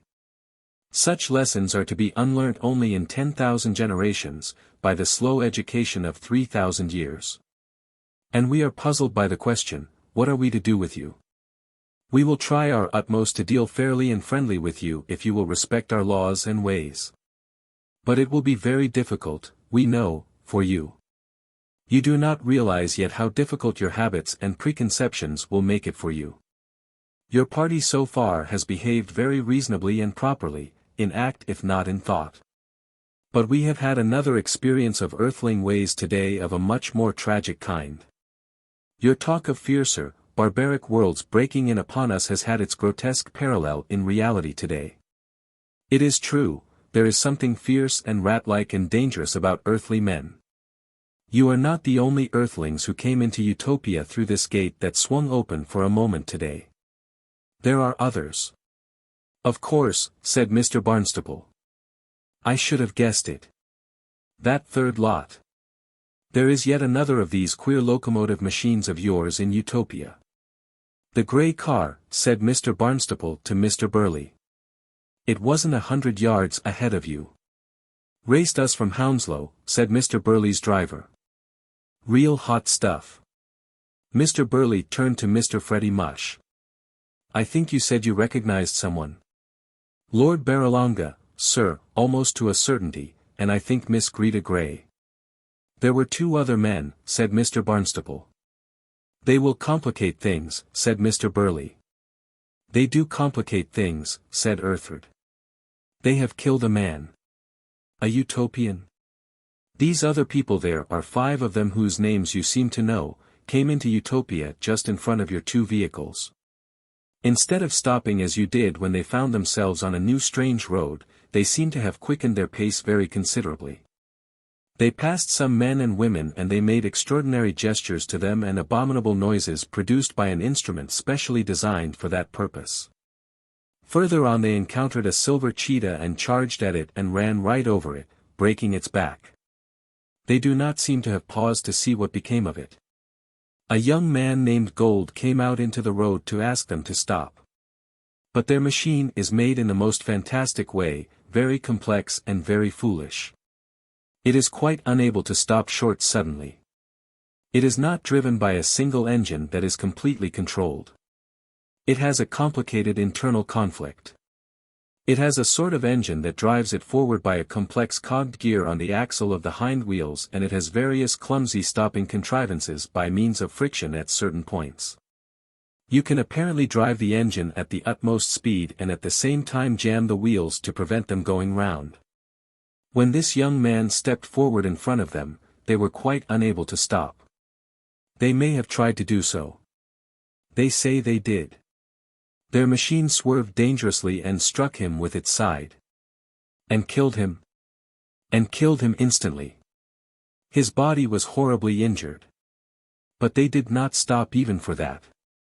They slowed down and had a hasty consultation, and then seeing that people were coming they set their machine in motion again and made off. They seem to have been seized with a panic fear of restraint and punishment. Their motives are very difficult to understand. At any rate they went on. They rode on and on into our country for some hours. An aeroplane was presently set to follow them and another to clear the road in front of them. It was very difficult to clear the road because neither our people or our animals understand such vehicles as theirs nor such behavior. In the afternoon they got among mountains and evidently found our roads much too smooth and difficult for their machine. It made extraordinary noises as though it was gritting its teeth, and emitted a blue vapor with an offensive smell. At one corner where it should have stopped short, it skated about and slid suddenly sideways and rolled over a cliff and fell for perhaps twice the height of a man into a torrent. And they were killed? Asked Mr. Burley, with, as it seemed to Mr. Barnstaple, a touch of eagerness in his voice.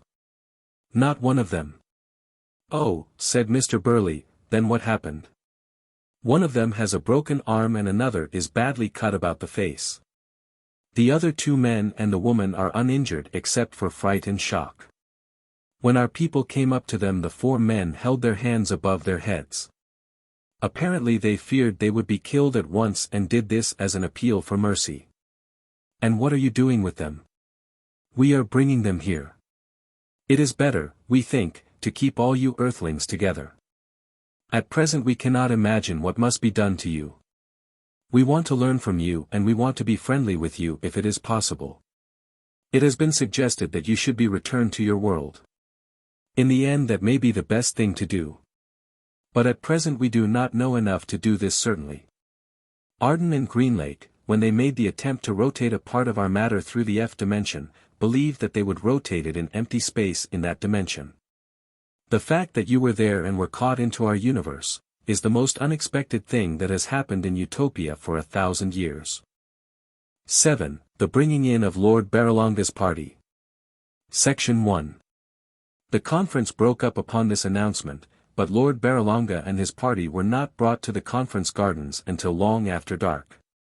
No effort was made to restrain or control the movements of the Earthlings. Mr. Burley walked down to the lake with Lady Stella and the psychologist whose name was Lion, asking and answering questions. Mr. Burley's chauffeur wandered rather disconsolately, keeping within hail of his employer. Mr. Rupert Catskill took Mr. Mush off by the arm as if to give him instructions. Mr. Barnstaple wanted to walk about alone to recall and digest the astounding realizations of the afternoon and to accustom himself to the wonder of this beautiful world, so beautiful and now in the twilight so mysterious also. With its trees and flowers becoming dim and shapeless notes of pallor and blackness and with the clear forms and gracious proportions of its buildings melting into a twilight indistinctness. The earthliness of his companions intervened between him and this world into which he felt he might otherwise have been accepted and absorbed. He was in it, but in it only as a strange and discordant intruder. Yet he loved it already and desired it and was passionately anxious to become a part of it. He had a vague but very powerful feeling that if only he could get away from his companions, if only in some way he could cast off his earthly clothing and everything upon him that marked him as earthly and linked him to earth, he would by the very act of casting that off become himself native to Utopia, and then that this tormenting sense, this bleak distressing strangeness would vanish out of his mind. He would suddenly find himself a Utopian in nature and reality, and it was earth that would become the incredible dream, a dream that would fade at last completely out of his mind. For a time, however, Father Amerton's need of a hearer prevented any such detachment from earthly thoughts and things. He stuck close to Mr. Barnstaple and maintained a stream of questions and comments that threw over this Utopian scene the quality of some Earl's Court exhibition that the two of them were visiting and criticizing together. It was evidently so provisional, so disputable and unreal to him, that at any moment Mr. Barnstaple felt he would express no astonishment if a rift in the scenery suddenly let in the clatter of the Earl's Court railway station or gave a glimpse of the conventional Gothic spire of St. Barnabas in the west. At first Father Amerton's mind was busy chiefly with the fact that on the morrow he was to be dealt with on account of the scene in the conference. "How can they deal with me?" he said for the fourth time. "I beg your pardon," said Mr. Barnstaple. Every time Mr. Amerton began speaking Mr. Barnstaple said, "I beg your pardon," in order to convey to him that he was interrupting a train of thought. But every time Mr. Barnstaple said, "I beg your pardon, Mr. Amerton would merely remark, "You ought to consult someone about your hearing," and then go on with what he had to say. "How can I be dealt with?" he asked of Mr. Barnstaple and the circumambient dusk. "How can I be dealt with?" "Oh. Psychoanalysis or something of that sort," said Mr. Barnstaple. "It takes two to play at that game," said Father Amerton, but it seemed to Mr. Barnstaple with a slight flavor of relief in his tone. "Whatever they ask me, whatever they suggest to me, I will not fail, I will bear my witness." "I have no doubt they will find it hard to suppress you," said Mr. Barnstaple bitterly. For a time they walked among the tall sweet-smelling, white-flowered shrubs in silence. Now and then Mr. Barnstaple would quicken or slacken his pace with the idea of increasing his distance from Father Amerton, but quite mechanically Father Amerton responded to these efforts. "Promiscuity," he began again presently. "What other word could you use?" "I really beg your pardon," said Mr. Barnstaple. "What other word could I have used but promiscuity? What else could one expect with people running about in this amazing want of costume, but the morals of the monkey's cage? They admit that our institution of marriage is practically unknown to them." "It's a different world," said Mr. Barnstaple irritably. "A different world. The laws of morality hold good for every conceivable world. But in a world in which people propagated by fission and there was no sex, morality would be simpler, but it would be the same morality." Presently Mr. Barnstaple was begging his pardon again. "I was saying that this is a lost world." "It doesn't look lost," said Mr. Barnstaple. "It has rejected and forgotten salvation. Mr. Barnstaple put his hands in his pockets and began to whistle the barcarolle from The Tales of Hoffmann, very softly to himself. Would Father Amerton never leave him? Could nothing be done with Father Amerton? At the old shows at Earl's Court there used to be wire baskets for waste paper and cigarette ends and bores generally. If one could only tip Father Amerton suddenly into some such receptacle. Salvation has been offered them, and they have rejected it and well nigh forgotten it. And that is why we have been sent to them. We have been sent to them to recall them to the one thing that matters, to the one forgotten thing.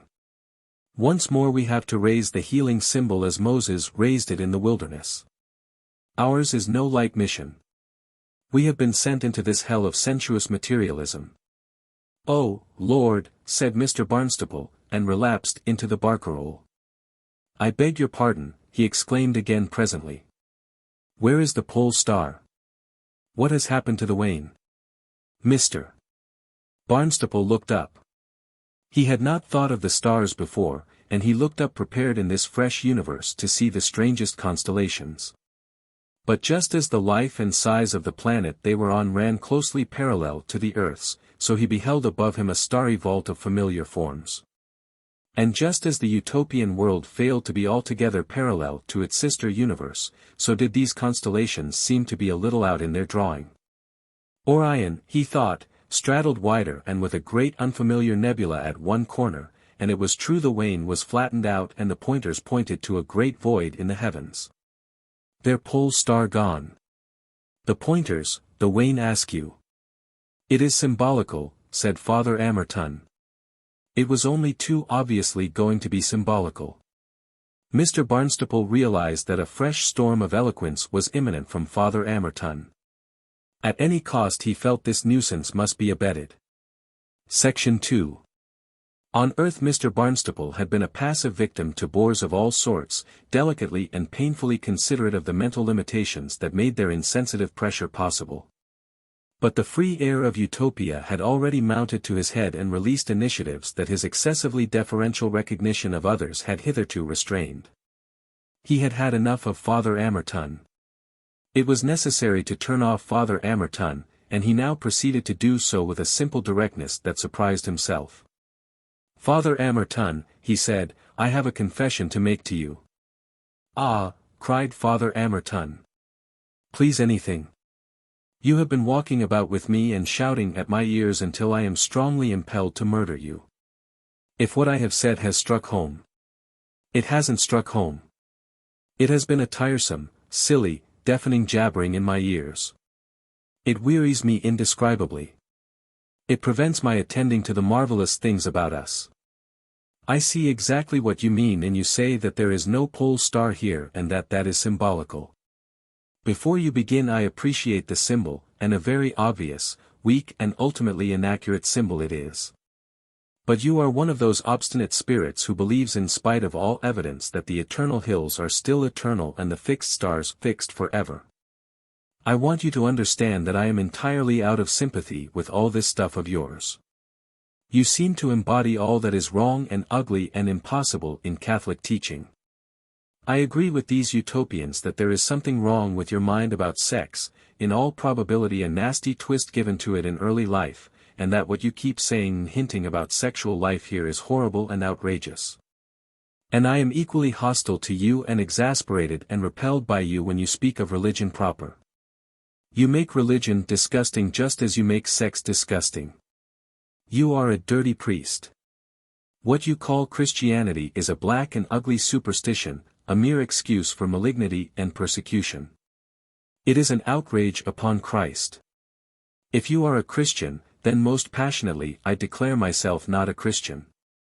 But there are other meanings for Christianity than those you put upon it, and in another sense this Utopia here is Christian beyond all dreaming. Utterly beyond your understanding. We have come into this glorious world, which, compared to our world, is like a bowl of crystal compared to an old tin can, and you have the insufferable impudence to say that we have been sent hither as missionaries to teach them God knows what. God does know what, said Father Amerton a little taken aback, but coming up very pluckily.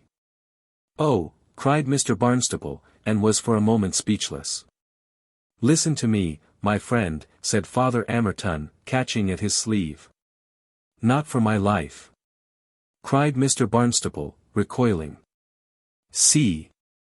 Down that vista, away there on the shore of the lake, those black figures are Mr. Burley, Mr. Mush and Lady Stella. They brought you here. They belong to your party and you belong to them. If they had not wanted your company you would not have been in their car. Go to them. I will not have you with me any longer. I refuse you and reject you. That is your way. This, by this little building, is mine. Don't follow me, or I will lay hands on you and bring in these Utopians to interfere between us. Forgive my plainness, Mr. Amerton. But get away from me. Get away from me. Mr. Barnstaple turned, and seeing that Father Amerton stood hesitating at the parting of the ways, took to his heels and ran from him. He fled along an alley behind tall hedges, turned sharply to the right and then to the left, passed over a high bridge that crossed in front of a cascade that flung a dash of spray in his face. Blundered by two couples of lovers who whispered softly in the darkling, ran deviously across flower-studded turf, and at last threw himself down breathless upon the steps that led up to a terrace that looked towards lake and mountains. And was adorned, it seemed in the dim light, with squat stone figures of seated vigilant animals and men. Ye merciful stars, cried Mr. Barnstaple.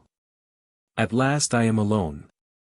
He sat on these steps for a long time with his eyes upon the scene about him, drinking in the satisfying realization that for a brief interval at any rate, with no earthly presence to intervene, he and Utopia were face to face. Section 3. He could not call this world the world of his dreams because he had never dared to dream of any world so closely shaped to the desires and imaginations of his heart. But surely this world it was, or a world the very fellow of it, that had lain deep beneath the thoughts and dreams of thousands of sane and troubled men and women in the world of disorder from which he had come. It was no world of empty peace, no such golden decadence of indulgence as Mr. Catskill tried to imagine it, it was a world, Mr. Barnstaple perceived, intensely militant, conquering and to conquer, prevailing over the obduracy of force and matter, over the lifeless separations of empty space and all the antagonistic mysteries of being. In Utopia in the past, obscured by the superficial exploits of statesmen like Burley and Catskill and the competition of traitors and exploiters every whit as vile and vulgar as their earthly compeers. The work of quiet and patient thinkers and teachers had gone on and the foundations which sustained this serene intensity of activity had been laid. How few of these pioneers had ever felt more than a transitory gleam of the righteous loveliness of the world their lives made possible.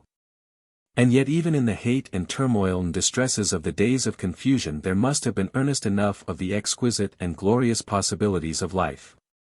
Over the foulest slums the sunset called to the imaginations of men, and from mountain ridges, across great valleys, from cliffs and hillsides and by the uncertain and terrible splendors of the sea.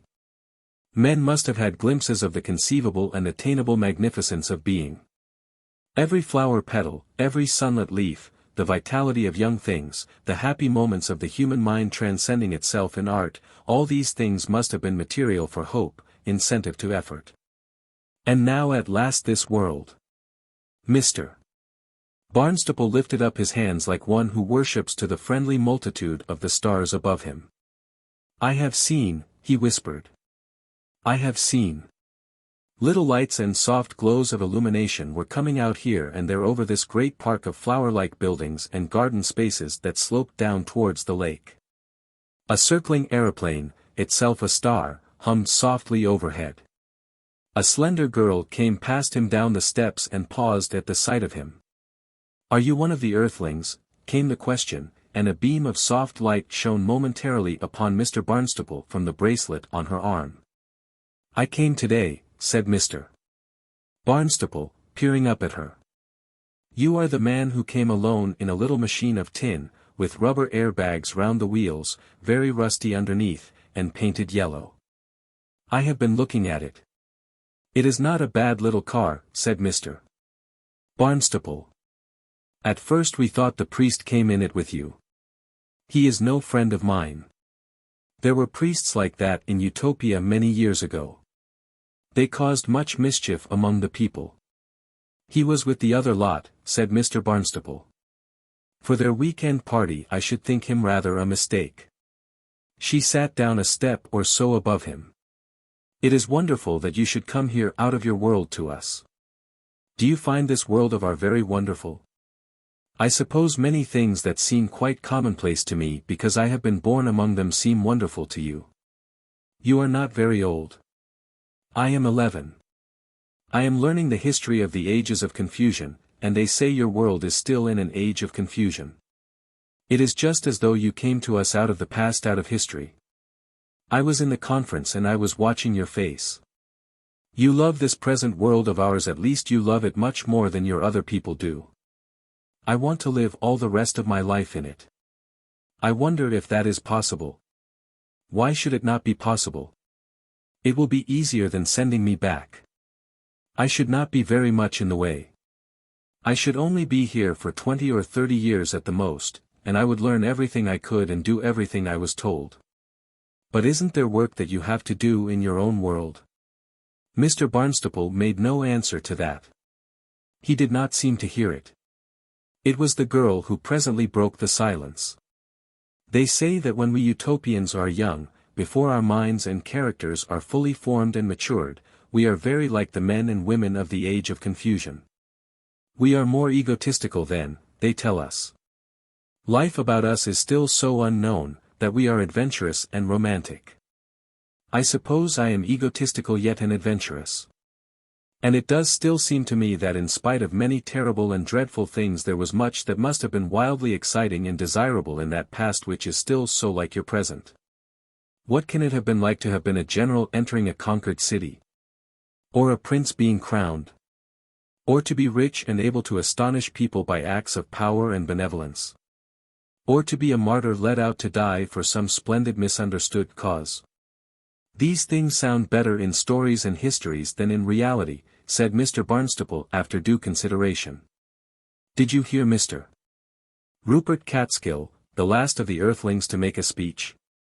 He thought romantically, but he did not look romantic. He has lived most romantically. He has fought bravely in wars. He has been a prisoner and escaped wonderfully from prison. His violent imaginations have caused the deaths of thousands of people. And presently we shall see another romantic adventurer in this Lord Barralonga they are bringing hither. He is enormously rich and he tries to astonish people with his wealth, just as you have dreamt of astonishing people. Are they not astonished? Romance is not reality, said Mr. Barnstaple. He is one of a number of floundering, corrupting rich men who are a weariness to themselves and an intolerable nuisance to the rest of our world. They want to do vulgar showy things. This man Barralonga was an assistant to a photographer and something of an actor when a certain invention called moving pictures came into our world. He became a great prospector in the business of showing these pictures, partly by accident, partly by the unscrupulous cheating of various inventors. Then he launched out into speculations in shipping and in a trade we carry on in our world in frozen meat brought from great distances. He made food costly for many people and impossible for some, and so he grew rich. For in our world men grow wealthy by intercepting rather than by serving. And having become ignobly rich, certain of our politicians, for whom he did some timely services, ennobled him by giving him the title of Lord. Do you understand the things I am saying? Was your age of confusion so like ours? You did not know it was so ugly. Forgive me if I disillusion you about the age of confusion and its romantic possibilities. But I have just stepped out of the dust and disorder and noise of its indiscipline, out of limitation, cruelties and distresses, out of a weariness in which hope dies. Perhaps if my world attracts you, you may yet have an opportunity of adventuring out of all this into its disorders. That will be an adventure indeed. Who knows what may happen between our worlds? But you will not like it, I am afraid. You cannot imagine how dirty our world is. Dirt and disease, these are in the trailing skirts of all romance. A silence fell between them, he followed his own thoughts and the girl sat and wondered over him. At length he spoke again. Shall I tell you what I was thinking of when you spoke to me? Yes. Your world is the consummation of 1,000,000 ancient dreams. It is wonderful.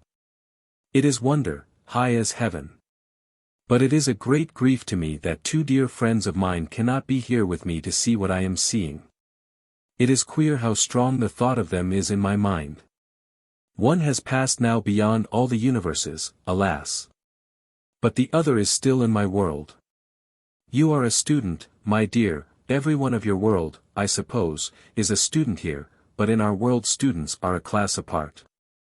We 3 were happy together because we were students and not yet caught into the mills of senseless toil, and we were none the less happy perhaps because we were miserably poor and often hungry together.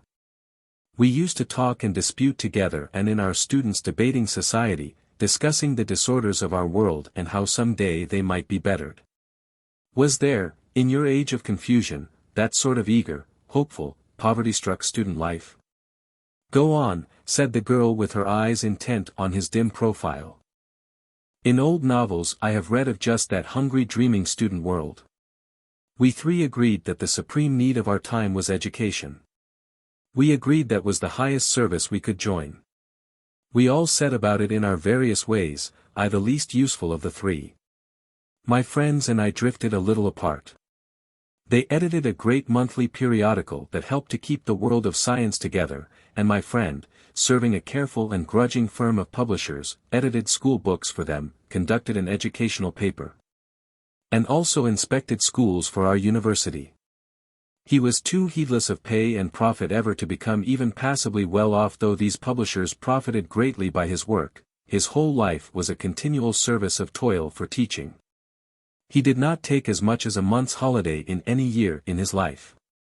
While he lived I thought little of the work he was doing, but since he died I have heard from teachers whose schools he inspected, and from book writers whom he advised, of the incessant high quality of his toil and the patience and sympathy of his work. On such lives as his this Utopia in which your sweet life is opening is founded, on such lives our world of earth will yet build its Utopia. But the life of this friend of mine ended abruptly in a way that tore my heart. He worked too hard and too long through a crisis in which it was inconvenient for him to take a holiday. His nervous system broke down with shocking suddenness, his mind gave way, he passed into a phase of acute melancholia and died. For it is perfectly true, old nature has neither righteousness nor pity. This happened a few weeks ago. That other old friend and I, with his wife, who had been his tireless helper, were chief among the mourners at his funeral. Tonight the memory of that comes back to me with extraordinary vividness. I do not know how you dispose of your dead here, but on earth the dead are mostly buried in the earth. We are burnt, said the girl. Those who are liberal-minded in our world burn also. Our friend was burnt, and we stood and took our part in a service according to the rites of our ancient religion in which we no longer believed, and presently we saw his coffin, covered with wreaths of flowers, slide from before us out of our sight through the gates that led to the furnaces of the crematorium, and as it went, taking with it so much of my youth, I saw that my other dear old friend was sobbing. And I too was wrung to the pitch of tears to think that so valiant and devoted and industrious a life should end, as it seemed, so miserably and thanklessly. The priest had been reading a long contentious discourse by a theological writer named Paul, full of bad arguments by analogy and weak assertions. I wished that instead of the ideas of this ingenious ancient we could have had some discourse upon the real nobility of our friend, on the pride and intensity of his work and on his scorn for mercenary things. All his life he had worked with unlimited devotion for such a world as this, and yet I doubt if he had ever had any realization of the clearer, nobler life for man that his life of toil and the toil of such lives as his were making sure and certain in the days to come. He lived by faith. He lived too much by faith. There was not enough sunlight in his life. If I could have him here now and that other dear friend who grieved for him so bitterly, if I could have them both here. If I could give up my place here to them so that they could see, as I see, the real greatness of their lives reflected in these great consequences of such lives as theirs then I could rejoice in Utopia indeed. But I feel now as if I had taken my old friend's savings and was spending them on myself. Mr. Barnstaple suddenly remembered the youth of his hearer. Forgive me, my dear child, for running on in this fashion. But your voice was kind. The girl's answer was to bend down and brush his extended hand with her soft lips. Then suddenly she sprang to her feet. Look at that light, she said, among the stars. Mr. Barnstaple stood up beside her. That is the aeroplane bringing Lord Barralonga and his party, Lord Barralonga who killed a man today. Is he a very big, strong man, ungovernable and wonderful? Mr. Barnstaple, struck by a sudden doubt, looked sharply at the sweet upturned face beside him. I have never seen him. But I believe he is a youngish, baldish, undersized man, who suffers very gravely from a disordered liver and kidneys. This has prevented the dissipation of his energies upon youthful sports and pleasures and enabled him to concentrate upon the acquisition of property. And so he was able to buy the noble title that touches your imagination. Come with me and look at him. The girl stood still and met his eyes. She was 11 years old and she was as tall as he was.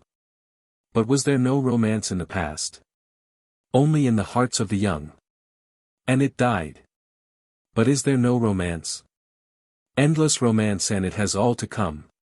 It comes for you. Section 4. The bringing in of Lord Barralonga and his party was something of an anticlimax to Mr. Barnstaple's wonderful day. He was tired and, quite unreasonably, he resented the invasion of Utopia by these people. The two parties of Earthlings were brought together in a brightly lit hall near the lawn upon which the Barralonga aeroplane had come down. The newcomers came in a group together, blinking, travel-worn and weary-looking. But it was evident they were greatly relieved to encounter other Earthlings in what was to them a still intensely puzzling experience. For they had had nothing to compare with the calm and lucid discussion of the conference place. Their lapse into this strange world was still an incomprehensible riddle for them. Lord Barralonga was the owner of the gnome-like face that had looked out at Mr. Barnstaple when the large grey car had passed him on the Maidenhead Road. His skull was very low and broad above his brows, so that he reminded Mr. Barnstaple of the flat stopper of a glass bottle.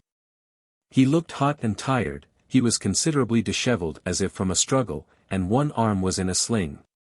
His little brown eyes were as alert and wary as those of a wicked urchin in the hands of a policeman. Sticking close to him like a familiar spirit was a small, almost jockey-like chauffeur, whom he addressed as Ridley.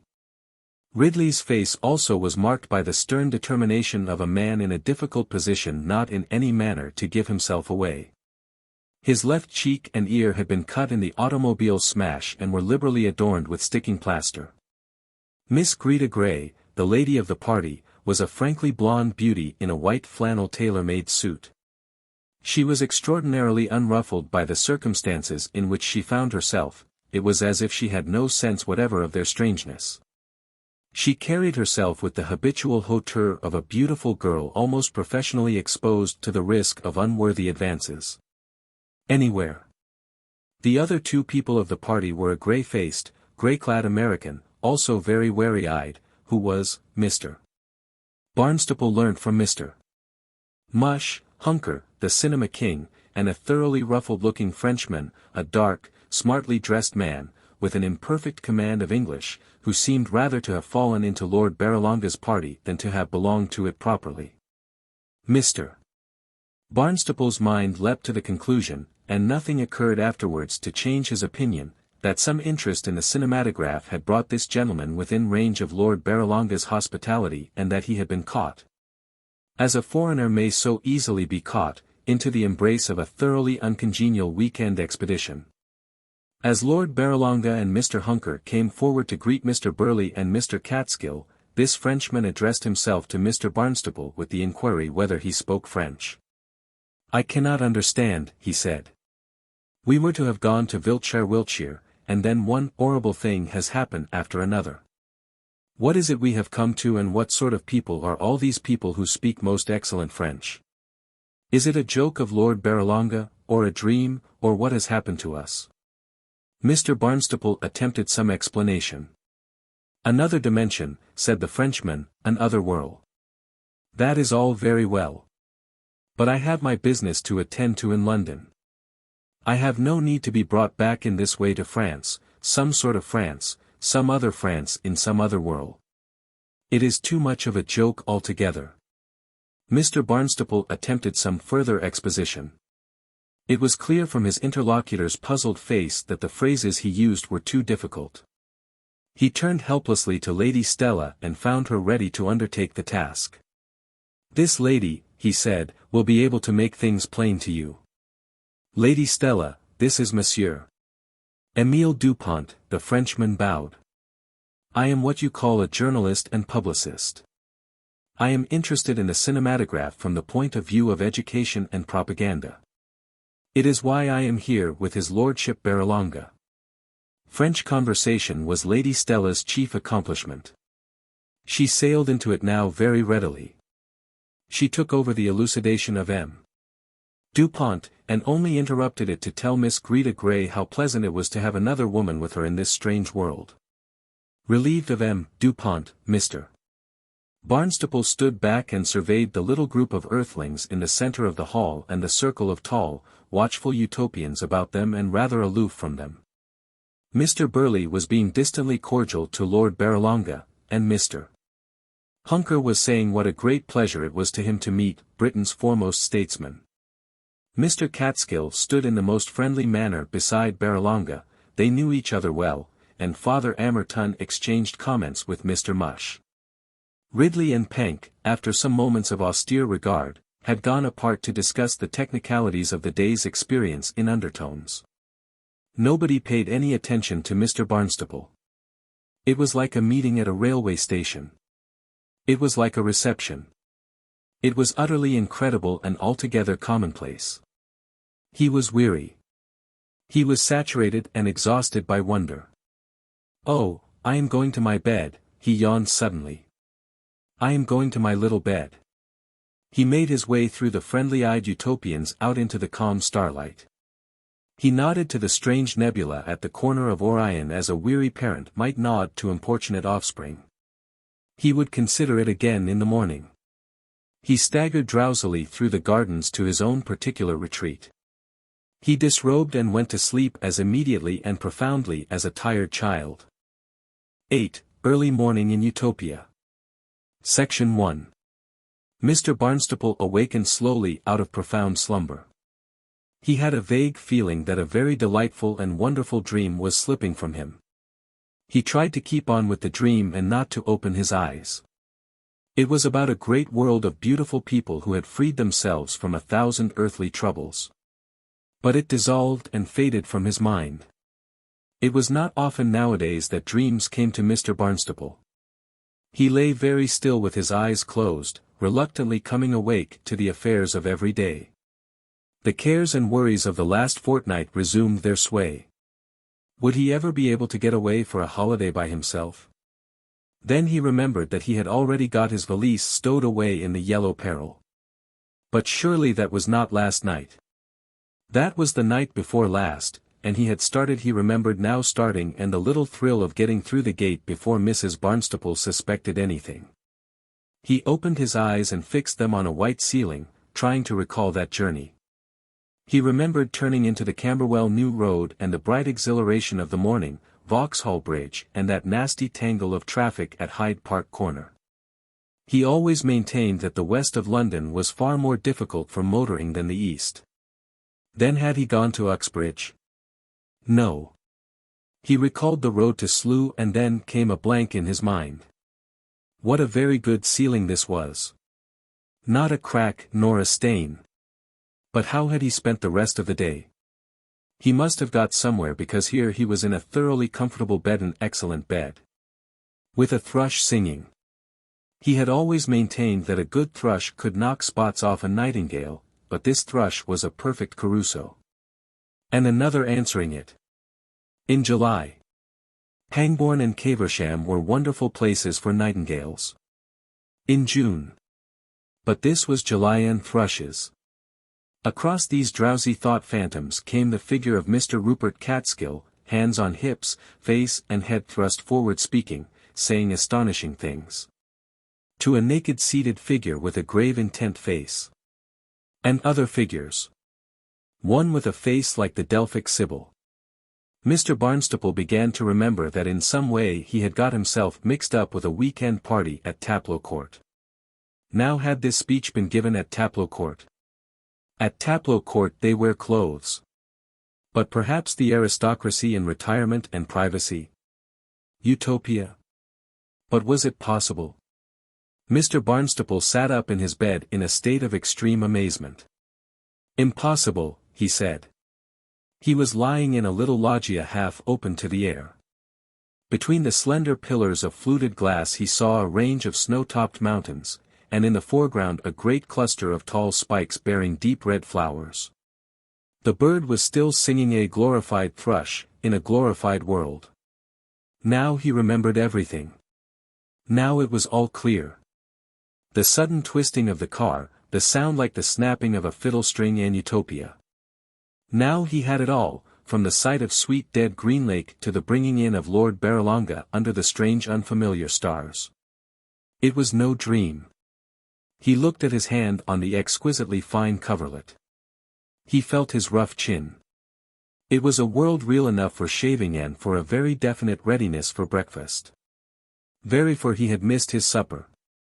And as if in answer to his thought a smiling girl appeared ascending the steps to his sleeping place and bearing a little tray. After all, there was much to be said for Mr. Burley. To his swift statesmanship it was that Mr.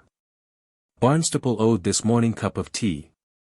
"Good morning," said Mr. Barnstaple. "Why not?" said the young Utopian, and put down his tea and smiled at him in a motherly fashion and departed. "Why not a good morning, I suppose," said Mr. Barnstaple, and meditated for a moment, chin on knees, and then gave his attention to the bread and butter and tea. Section 2.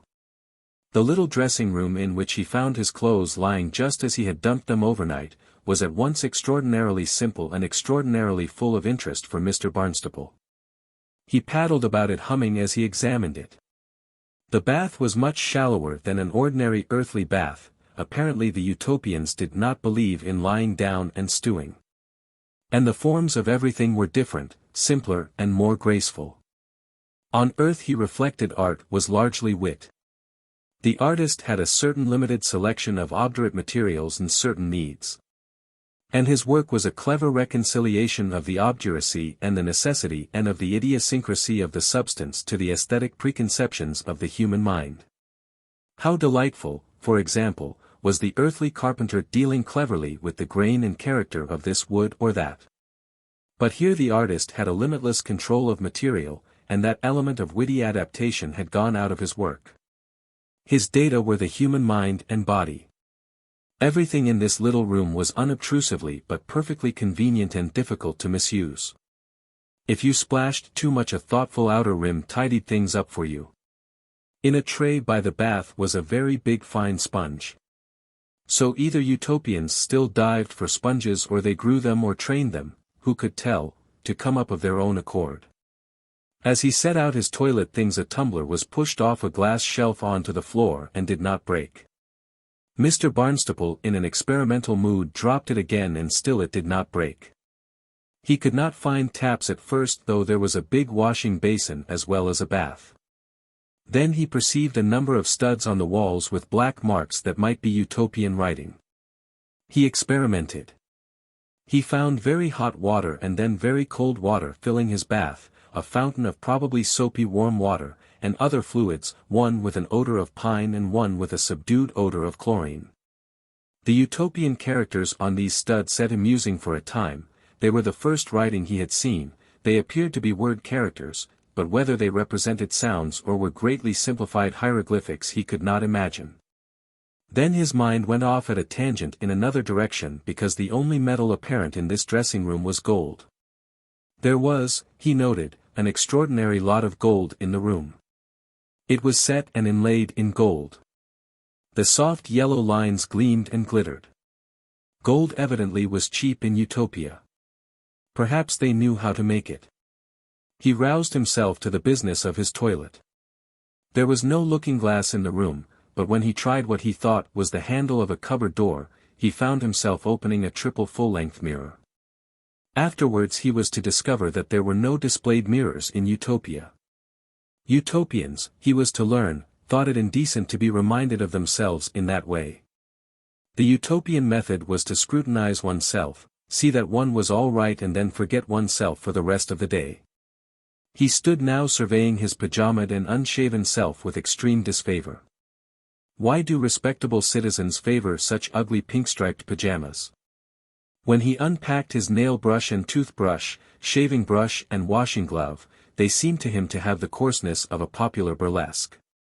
His toothbrush was a particularly ignoble instrument. He wished now he had bought a new one at the chemist's shop near Victoria Station. And what nasty queer things his clothes were. He had a fantastic idea of adopting utopian ideas of costume, but a reflective moment before his mirror restrained him. Then he remembered that he had packed a silk tennis shirt and flannels. Suppose he wore those, without a collar stud or tie and went barefooted? He surveyed his feet. As feet went on earth they were not unsightly feet. But on earth they had been just wasted. Section 3. A particularly clean and radiant Mr. Barnstaple, white-clad, bare-necked and barefooted, presently emerged into the Utopian sunrise. He smiled, stretched his arms and took a deep breath of the sweet air. Then suddenly his face became hard and resolute. From another little sleeping house not 200 yards away Father Amerton was emerging. Intuitively Mr. Barnstaple knew he meant either to forgive or be forgiven for the overnight quarrel. It would be a matter of chance whether he would select the role of offender or victim. What was certain was that he would smear a dreary mess of emotional personal relationship over the jewel-like clearness and brightness of the scene. A little to the right of Mr. Barnstaple and in front of him were wide steps leading down towards the lake. 3 strides and he was going down these steps 2 at a time.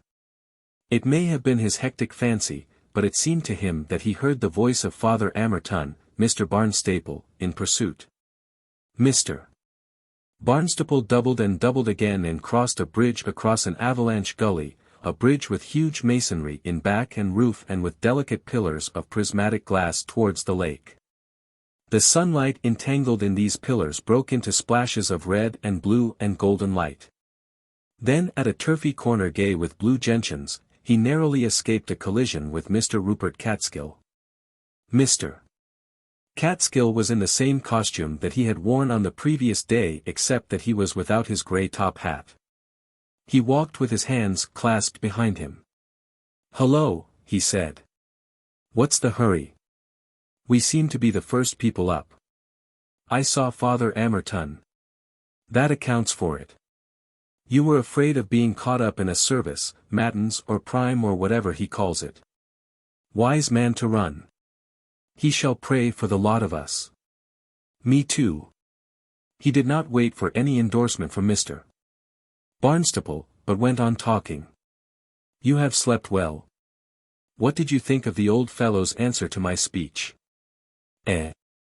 Evasive clichés. When in doubt, abuse the plaintiff's attorney. We don't agree with him because we have bad hearts. What old fellow do you mean? The worthy gentleman who spoke after me. Earthling. But he's not 40. He's 73. He told us afterwards. They live long here, a lingering business. Our lives are a fitful hectic fever from their point of view. But as Tennyson said, better 50 years of Europe than a cycle of Cathay. He evaded my points. This is Lotus Land, Sunset Land, we shan't be thanked for disturbing its slumbers. I doubt their slumbers. Perhaps the socialist bug has bit you too. Yes, I see it has. Believe me, this is the most complete demonstration of decadence it would be possible to imagine. Complete. And we shall disturb their slumbers, never fear. Nature, you will see, is on our side in a way no one has thought of yet. But I don't see the decadence, said Mr. Barnstaple. None so blind as those who won't see. It's everywhere. Their large flushed pseudo-health. Like fatted cattle. And their treatment of Barralonga. They don't know how to treat him. They don't even arrest him. They've never arrested anyone for 1,000 years. He careers through their land, killing and slaying and frightening and disturbing, and they're flabbergasted, sir, simply flabbergasted. It's like a dog running amok in a world full of sheep. If he hadn't had a sideslip, I believe he would be hooting and snorting and careering along now, killing people. They've lost the instinct of social defense. I wonder. A very good attitude of mind. If indulged in moderation. But when your wondering is over, you will begin to see that I am right. Ah. They're on that terrace. Isn't that my Lord Barralonga and his French acquaintance? It is. Inhaling the morning air. I think with your permission I will go on and have a word with them. Which way did you say Father Amerton was? I don't want to disturb his devotions. This way. Then if I go to the right. He grimaced amiably over his shoulder. Section 4. Mr. Barnstaple came upon 2 Utopians gardening. They had 2 light silvery wheelbarrows, and they were cutting out old wood and overblown clusters from a line of thickets that sprawled over a rough-heaped ridge of rock and foamed with crimson and deep red roses. These gardeners had great leather gauntlets and aprons of tanned skin, and they carried hooks and knives. Mr. Barnstaple had never before seen such roses as they were tending here, their fragrance filled the air. He did not know that double roses could be got in mountains, bright red single sorts he had seen high up in Switzerland, but not such huge loose-flowered monsters as these. They dwarfed their leaves. Their wood was in long, thorny, snaky red streaked stems that writhed wide and climbed to the rocky lumps over which they grew. Their great petals fell like red snow and like drifting moths and like blood upon the soft soil that sheltered amidst the brown rocks. You are the first Utopians I have actually seen at work, he said. This isn't our work, smiled the nearer of the 2, a fair-haired, freckled, blue-eyed youth. But as we are for these roses we have to keep them in order. Are they your roses? Many people think these double mountain roses too much trouble and a nuisance with their thorns and sprawling branches. And many people think only the single sorts of roses ought to be grown in these high places and that this lovely sort ought to be left to die out up here. Are you for our roses? Such roses as these, said Mr. Barnstaple. Altogether. Good. Then just bring me up my barrow closer for all this litter. We're responsible for the good behavior of all this thicket reaching right down there almost to the water. And you have to see to it yourselves. Who else? But couldn't you get pay someone to see to it for you? Oh, hoary relic from the ancient past, the young man replied. Oh, fossil ignoramus from a barbaric universe. Don't you realize that there is no working class in Utopia? It died out 1,500 years or so ago. Wages slavery, pimping and so forth are done with. We read about them in books. Who loves the rose must serve the rose himself. But you work. Not for wages. Not because anyone else loves or desires something else and is too lazy to serve it or get it himself. We work, part of the brain, part of the will, of Utopia. May I ask at what? I explore the interior of our planet. I study high-pressure chemistry. And my friend? He interrogated his friend, whose dark face and brown eyes appeared suddenly over a foam of blossom. I do food. A cook. Of sorts. Just now I am seeing to your Earthling dietary. It's most interesting and curious, but I should think rather destructive. I plan your meals. I see you look anxious, but I saw to your breakfast last night. He glanced at a minute wristwatch under the gauntlet of his gardening glove. It will be ready in about an hour. How was the early tea? Excellent, said Mr. Barnstaple. Good, said the dark young man. I did my best.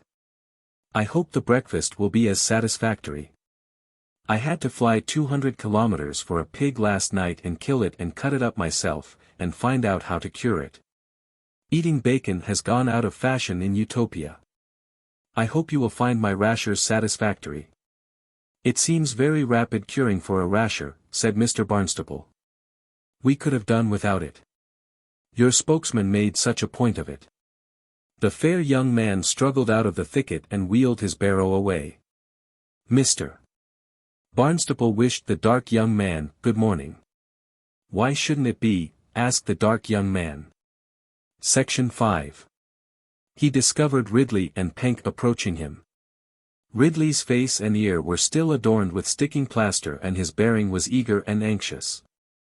Penk followed a little way behind him, holding one hand to the side of his face. Both were in their professional dress, white-topped caps, square-cut leather coats and black gaiters. They had made no concessions to Utopian laxity. Ridley began to speak as soon as he judged Mr. Barnstaple was within earshot. You don't happen to know, mister, where these air decadents shoved our car? I thought your car was all smashed up. Not a Rolls-Royce, not like that. Windscreen, mudguards, and the on-footboard perhaps. We went over sideways. I want to have a look at it. And I didn't turn the petrol off. The carburetor was leaking a bit. My fault. I hadn't been careful enough with the strainer. If she runs out of petrol, where's one to get more of it in this blasted Elysium? I ain't seen a sign anywhere. I know if I don't get that car into running form before Lord Barralonga wants it, there's going to be trouble. Mr. Barnstaple had no idea where the cars were. Haven't you a car of your own? Asked Ridley reproachfully. I have. But I've never given it a thought since I got out of it. Own a driver, said Ridley bitterly. Anyhow, I can't help you find your cars. Have you asked any of the Utopians? Not us. We don't like the style of M, said Ridley. They'll tell you. And watch us whatever we do to our cars. They don't get a chance of looking into a Rolls-Royce every day in the year. Next thing we shall have them driving off in M. I don't like the place, and I don't like these people. They're queer. They ain't decent.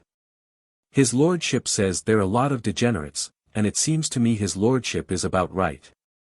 I ain't a Puritan, but all this running about without clothes is a bit too thick for me.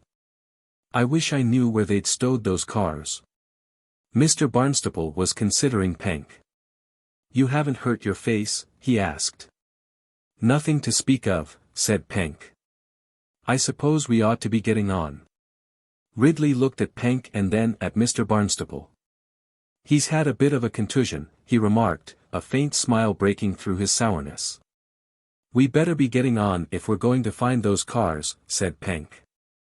A grin of intense enjoyment appeared upon Ridley's face. Ease bumped against something. Oh, shut it, said Penk. But the thing was too good to keep back. One of these girls, him. What do you mean, said Mr. Barnstaple. You haven't been taking liberties. I have not, said Penk. But as Mr. Ridley's been so obliging as to start the topic, I suppose I got to tell what happened. It just illustrates the uncertainties of being among a lot of arf savage, arf crazy people, like we got among. Ridley smiled and winked at Mr. Barnstaple. Regular art clout she gave him. Knocked him over. He put his hand on shoulder and clop. Over he went. Never saw anything like it. Rather unfortunate, said Mr. Barnstaple. It all happened in a second like. It's a pity it happened. Don't you go making any mistake about it, mister, and don't you go running off with any false ideas about it, said Penk. I don't want the story to get about. It might do me a lot of harm with Mr. Burley. Pity mister. Ridley couldn't hold his tongue. What provoked her I do not know. She came into my room as I was getting up, and she wasn't what you might call wearing anything, and she looked a bit saucy, to my way of thinking, and well, something come into my head to say to her, something well. Just the least little bit sporty, so to speak. One can't always control one's thoughts, can one? A man's a man. If a man's expected to be civil in his private thoughts to girls without a stitch, so to speak, well. I dunno. I really do not know. It's against nature. I never said it, whatever it was I thought of. Mr. Ridley will bear me out. I never said a word to her. I adn't opened my lips when she hit me. Knocked me over, she did, like a ninepin. Didn't even seem angry about it. Okay, it sideways. It was surprise as much as anything floored me. But Ridley says you touched her.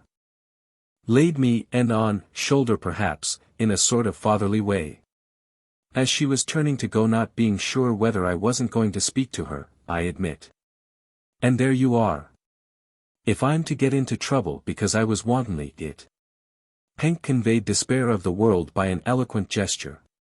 Mr. Barnstaple considered. I shan't make trouble, he said. But all the same I think we must all be very careful with these Utopians. Their ways are not our ways. Thank God, said Ridley. The sooner I get out of this world back to old England, the better I shall like it. He turned to go. You should hear his lordship, said Ridley over his shoulder. He says it's just a world of bally degenerates, rotten degenerates, in fact, if you'll excuse me, at. $. Degenerates. That about gets M. The young woman's arm doesn't seem to have been very degenerate, said Mr. Barnstaple, standing the shock bravely. Don't it? Said Ridley bitterly. That's all you know. Why? If there's one sign more sure than another about degeneration, it's when women take to knocking men about. It's against instinct. In any respectable decent world such a thing couldn't possibly append. No, ow. No, ow, echoed Penk. In our world, such a girl would jolly soon lessen. Jolly soon. See. But Mr. Barnstaple's roving eye had suddenly discovered Father Amerton approaching very rapidly across a wide space of lawn and making arresting gestures. Mr. Barnstaple perceived he must act at once. Now here's someone who will certainly be able to help you find your cars, if he cares to do so. He's a most helpful man, Father Amerton. And the sort of views he has about women are the sort of views you have. You are bound to get on together. If you will stop him and put the whole case to him plainly and clearly. He set off at a brisk pace towards the lake shore. He could not be far now from the little summer house that ran out over the water against which the gaily colored boats were moored. If he were to get into one of these and pull out into the lake, he would have Father Amerton at a very serious disadvantage. Even if that good man followed suit. One cannot have a really eloquent emotional scene when one is pulling hard in pursuit of another boat. Section 6. As Mr. Barnstaple untied the bright white canoe with the big blue eye painted at its prow that he had chosen, Lady Stella appeared on the landing stage. She came out of the pavilion that stood over the water, and something in her quick movement as she emerged suggested to Mr. Barnstaple's mind that she had been hiding there. She glanced about her and spoke very eagerly. Are you going to row out upon the lake, Mr. Barnstaple? May I come? She was attired, he noted, in a compromise between the earthly and the Utopian style. She was wearing what might have been either a very simple custard-colored tea robe or a very sophisticated bath wrap. It left her slender, pretty arms bare and free except for a bracelet of amber and gold, and on her bare feet, and they were unusually shapely feet, were sandals. Her head was bare, and her dark hair very simply done with a little black and gold fillet round it that suited her intelligent face. Mr. Barnstaple was an ignoramus about feminine costume, but he appreciated the fact that she had been clever in catching the Utopian note. He helped her into the canoe. We will paddle right out a good way, she said with another glance over her shoulder, and sat down. For a time Mr. Barnstaple paddled straight out so that he had nothing before him but sunlit water and sky, the low hills that closed in the lake towards the great plain, the huge pillars of the distant dam, and Lady Stella. She affected to be overcome by the beauty of the conference garden slope with its houses and terraces behind him, but he could see that she was not really looking at the scene as a whole, but searching it restlessly for some particular object or person. She made conversational efforts, on the loveliness of the morning and on the fact that birds were singing, in July. "But here it is not necessarily July," said Mr. Barnstaple. "How stupid of me. Of course not. We seem to be in a fine May." "It is probably very early," she said. "I forgot to wind my watch." "Oddly enough we seem to be at about the same hours in our two worlds," said Mr. Barnstaple. "My wristwatch says 7. "No," said Lady Stella, answering her own thoughts and with her eyes on the distant gardens. "That is a Utopian girl. Have you met any others of our party this morning?" Mr. Barnstaple brought the canoe round so that he too could look at the shore. From here they could see how perfectly the huge terraces and avalanche walls and gullies mingled and interwove with the projecting ribs and cliffs of the mountain masses behind. The shrub tangles passed up into hanging pine woods. The torrents and cascades from the snowfield above were caught and distributed amidst the emerald slopes and gardens of the conference park. The terraces that retained the soil and held the whole design spread out on either hand to a great distance and were continued up into the mountain substance. They were built of a material that ranged through a wide variety of colors from a deep red to a purple-veined white, and they were diversified by great arches over torrents and rock gullies, by huge round openings that spouted water and by cascades of steps. The buildings of the place were distributed over these terraces and over the grassy slopes they contained, singly or in groups and clusters, buildings of purple and blue and white as light and delicate as the alpine flowers about them. For some moments Mr. Barnstaple was held silent by this scene, and then he attended to Lady Stella's question. "I met Mr. Rupert Catskill and the two chauffeurs," he said, "and I saw Father Amerton and Lord Barralonga and M. Dupont in the distance. I've seen nothing of Mr. Mush or Mr. Burley. Mr. Cecil won't be about for hours yet.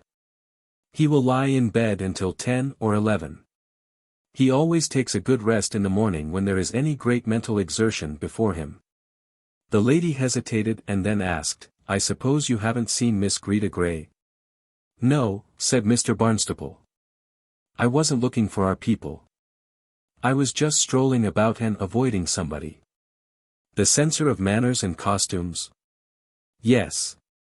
That, in fact, is why I took to this canoe." The lady reflected and decided on a confidence. "I was running away from someone too. Not the preacher. Miss Gray." Lady Stella apparently went off at a tangent. "This is going to be a very difficult world to stay in. These people have very delicate taste. We may easily offend them. They are intelligent enough to understand. Do people who understand necessarily forgive? I've always doubted that proverb." Mr. Barnstaple did not wish the conversation to drift away into generalities, so he paddled and said nothing. "You see, Miss Gray used to play Phryne in a review. I seem to remember something about it. There was a fuss in the newspapers. That perhaps gave her a bias. 3 long sweeps with the paddle. But this morning she came to me and told me that she was going to wear complete Utopian costume." "Meaning?" "A little rouge and face powder. It doesn't suit her the least little bit, Mr. Barnstaple. It's a faux pas. It's indecent. But she's running about the gardens. She might meet anyone. It's lucky Mr. Cecil isn't up. If she meets Father Amerton. But it's best not to think of that. You see, Mr. Barnstaple, these Utopians and their sun-brown bodies and everything, are in the picture. They don't embarrass me. But Miss Gray. An earthly civilized woman taken out of her clothes looks taken out of her clothes. Peeled. A sort of bleached white. That nice woman who seems to hover round us, likeness, when she advised me what to wear, never for one moment suggested anything of the sort. But, of course, I don't know Miss Gray well enough to talk to her, and besides, one never knows how a woman of that sort is going to take a thing. Mr. Barnstaple stared shoreward. Nothing was to be seen of an excessively visible Miss Greta Gray. Then he had a conviction. "Likeness will take care of her," he said. "I hope she will. Perhaps, if we stay out here for a time. She will be looked after," said Mr. Barnstaple. "But I think Miss Gray and Lord Barralonga's party generally are going to make trouble for us. I wish they hadn't come through with us." "Mr. Cecil thinks that," said Lady Stella. "Naturally we shall all be thrown very much together and judged in a lump." "Naturally," Lady Stella echoed. She said no more for a little while. But it was evident that she had more to say. Mr. Barnstaple paddled slowly. "Mr. Bastable," she began presently. Mr. Barnstaple's paddle became still. "Mr. Bastable, are you afraid?" Mr. Barnstaple judged himself. "I have been too full of wonder to be afraid." Lady Stella decided to confess. "I am afraid," she said. "I wasn't at first. Everything seemed to go so easily and simply. But in the night I woke up horribly afraid." "No," considered Mr. Barnstaple. "No. It hasn't taken me like that yet. Perhaps it will." Lady Stella leant forward and spoke confidentially, watching the effect of her words on Mr. Barnstaple. "These Utopians, I thought at first they were just simple, healthy human beings, artistic and innocent. But they are not, Mr. Bastable. There is something hard and complicated about them, something that goes beyond us and that we don't understand. And they don't care for us. They look at us with heartless eyes. Likeness is kind, but hardly any of the others are the least bit kind. And I think they find us inconvenient." Mr. Barnstaple thought it over. "Perhaps they do. I have been so preoccupied with admiration, so much of this is fine beyond dreaming, that I have not thought very much how we affected them. But yes, they seem to be busy about other things and not very attentive to us. Except the ones who have evidently been assigned to watch and study us. And Lord Barralonga's headlong rush through the country must certainly have been inconvenient. He killed a man." "I know." They remained thoughtfully silent for some moments. "And there are other things," Lady Stella resumed. "They think quite differently from our way of thinking. I believe they despise us already. I noted something. Last evening you were not with us by the lake when Mr. Cecil asked them about their philosophy. He told them things about Hegel and Bergson and Lord Haldane and his own wonderful skepticism. He opened out unusually. It was very interesting to me.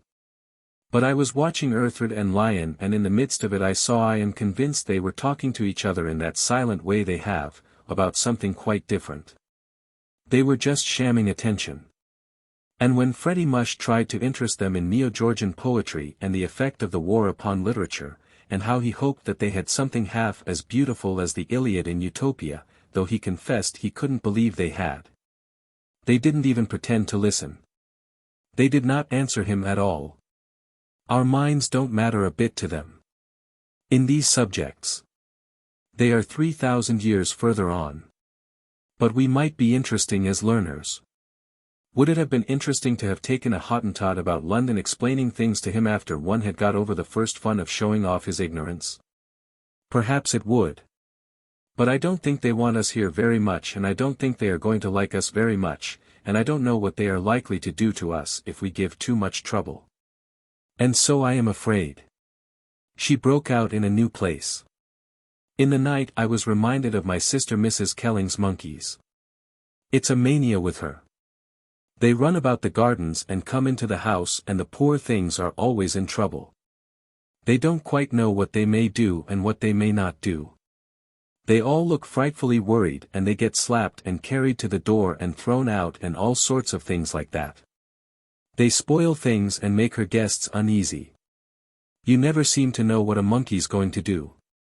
And everybody hates to have them about except my sister. And she keeps on scolding them. Come down, Jacko. Put that down, Sadie. Mr. Barnstaple laughed. It isn't going to be quite so bad as that with us, Lady Stella. We are not monkeys. She laughed too. Perhaps it isn't. But all the same in the night I felt it might be. We are inferior creatures, one has to admit it. She knitted her brows. Her pretty face expressed great intellectual effort. Do you realize how we are cut off? Perhaps you will think it silly of me, Mr. Barnstaple, but last night before I went to bed I sat down to write my sister a letter and tell her all about things while they were fresh in my mind. And suddenly realized I might as well write to Julius Caesar. Mr. Barnstaple hadn't thought of that. That's a thing I can't get out of my head, Mr. Barnstaple. No letters, no telegrams, no newspapers, no Bradshaw in Utopia. All the things we care for, really, all the people we live for. Cut off. I don't know for how long. But completely cut off. How long are they likely to keep us here? Mr. Barnstaple's face became speculative. Are you sure they can ever send us back? The lady asked. There seems to be some doubt. But they are astonishingly clever people. It seemed so easy coming here, just as if one walked round a corner, but, of course, properly speaking, we are out of space and time. More out of it even than dead people. The North Pole or Central Africa is a whole universe nearer home than we are. It's hard to grasp that. In this sunlight it all seems so bright and familiar. Yet last night there were moments when I wanted to scream. She stopped short and scanned the shore. Then very deliberately she sniffed. Mr. Barnstaple became aware of a peculiarly sharp and appetizing smell drifting across the water to him. Yes, he said. It's breakfast bacon, cried Lady Stella with a squeak in her voice.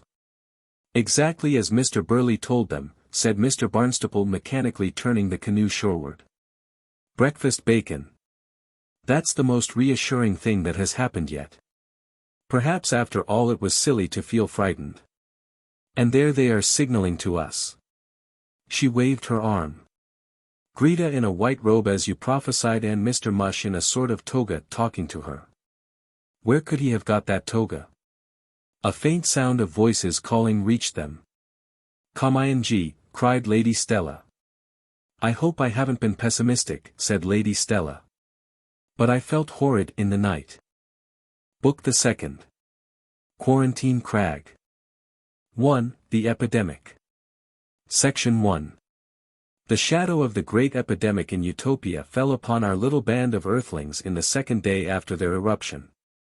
For more than 20 centuries the Utopians had had the completest freedom from infectious and contagious disease of all sorts. Not only had the graver epidemic fevers and all sorts of skin diseases gone out of the lives of animals and men, but all the minor infections of colds, coughs, influenzas and the like had also been mastered and ended. By isolation, by the control of carriers, and so forth, the fatal germs had been cornered and obliged to die out. And there had followed a corresponding change in the Utopian physiology. Secretions and reactions that had given the body resisting power to infection had diminished, the energy that produced them had been withdrawn to other more serviceable applications. The Utopian physiology, relieved of these merely defensive necessities, had simplified itself and become more direct and efficient. This cleaning up of infections was such ancient history in Utopia that only those who specialized in the history of pathology understood anything of the miseries mankind had suffered under from this source. And even these specialists do not seem to have had any idea of how far the race had lost its former resistance to infection. The first person to think of this lost resisting power seems to have been Mr. Rupert Catskill. Mr. Barnstaple recalled that when they had met early on the first morning of their stay in the conference gardens, he had been hinting that nature was in some unexplained way on the side of the Earthlings. If making them obnoxious was being on their side, then certainly nature was on their side. By the evening of the second day after their arrival nearly everybody who had been in contact with the Earthlings, with the exception of Likeness, Serpentine and 3 or 4 others who had retained something of their ancestral antitoxins, was in a fever with cough, sore throat, aching bones, headache and such physical depression and misery as Utopia had not known for 20 centuries. The first inhabitant of Utopia to die was that leopard which had sniffed at Mr. Rupert Catskill on his first arrival. It was found unaccountably dead on the second morning after that encounter. In the afternoon of the same day one of the girls who had helped Lady Stella to unpack her bags sickened suddenly and died. Utopia was even less prepared for the coming of these disease germs than for the coming of the Earthlings who brought them. The monstrous multitude of general and fever hospitals, doctors, drug shops, and so forth that had existed in the last age of confusion had long since passed out of memory. There was a surgical service for accidents and a watch kept upon the health of the young, and there were places of rest at which those who were extremely old were assisted. But there remained scarcely anything of the hygienic organization that had formerly struggled against disease. Abruptly the Utopian intelligence had to take up again a tangle of problems long since solved and set aside, to improvise forgotten apparatus and organizations for disinfection and treatment. And to return to all the disciplines of the war against diseases that had marked an epoch in its history 20 centuries before. In one respect indeed that war had left Utopia with certain permanent advantages. Nearly all the insect disease carriers had been exterminated, and rats and mice and the untidier sorts of small bird had passed out of the problem of sanitation. That set very definite limits to the spread of the new infections and to the nature of the infections that could be spread. It enabled the Earthlings only to communicate such ailments as could be breathed across an interval, or conveyed by a contaminating touch. Though not one of them was ailing at all, it became clear that some one among them had brought latent measles into the Utopian universe, and that 3 or 4 of them had liberated a long-suppressed influenza.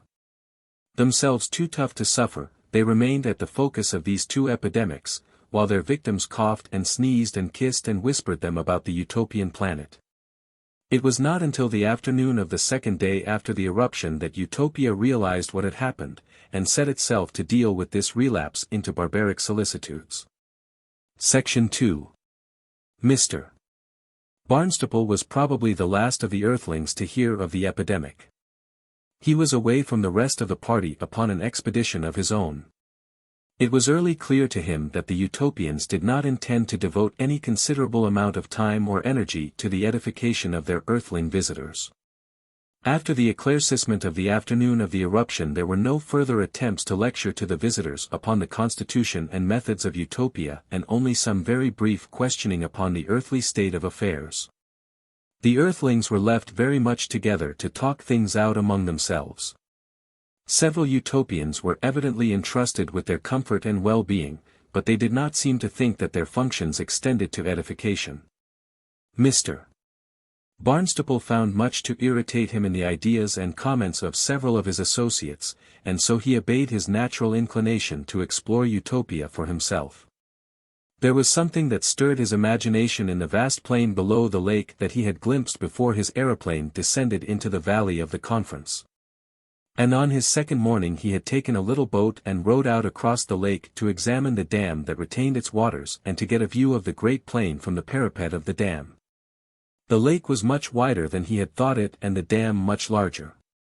The water was crystalline clear and very cold, and there were but few fish in it. He had come out immediately after his breakfast, but it was near midday before he had got to the parapet of the great dam and could look down the lower valley to the great plain. The dam was built of huge blocks of red and gold-veined rock, but steps at intervals gave access to the roadway along its crest. The great seated figures which brooded over the distant plain had been put there, it would seem, in a mood of artistic light-heartedness. They sat as if they watched or thought, vast rude shapes, half mountainous, half human. Mr. Barnstaple guessed them to be perhaps 200 feet high. By pacing the distance between 2 of them and afterwards counting the number of them, he came to the conclusion that the dam was between 7 and 10 miles long. On the far side it dropped sheerly for perhaps 500 feet, and it was sustained by a series of enormous buttresses that passed almost insensibly into native rock. In the bays between these buttresses hummed great batteries of water turbines, and then, its first task done, the water dropped foaming and dishevelled and gathered in another broad lake retained by a second great dam 2 miles or so away and perhaps 1,000 feet lower.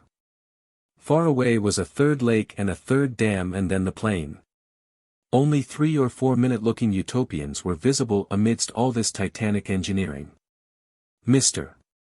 Barnstaple stood, the smallest of objects, in the shadow of a brooding colossus, and peered over these nearer things at the hazy levels of the plain beyond. What sort of life was going on there? The relationship of plain to mountain reminded him very strongly of the Alps and the great plain of northern Italy, down into which he had walked as the climax of many a summer holiday in his youth. In Italy he knew that those distant levels would be covered with clustering towns and villages and carefully irrigated and closely cultivated fields.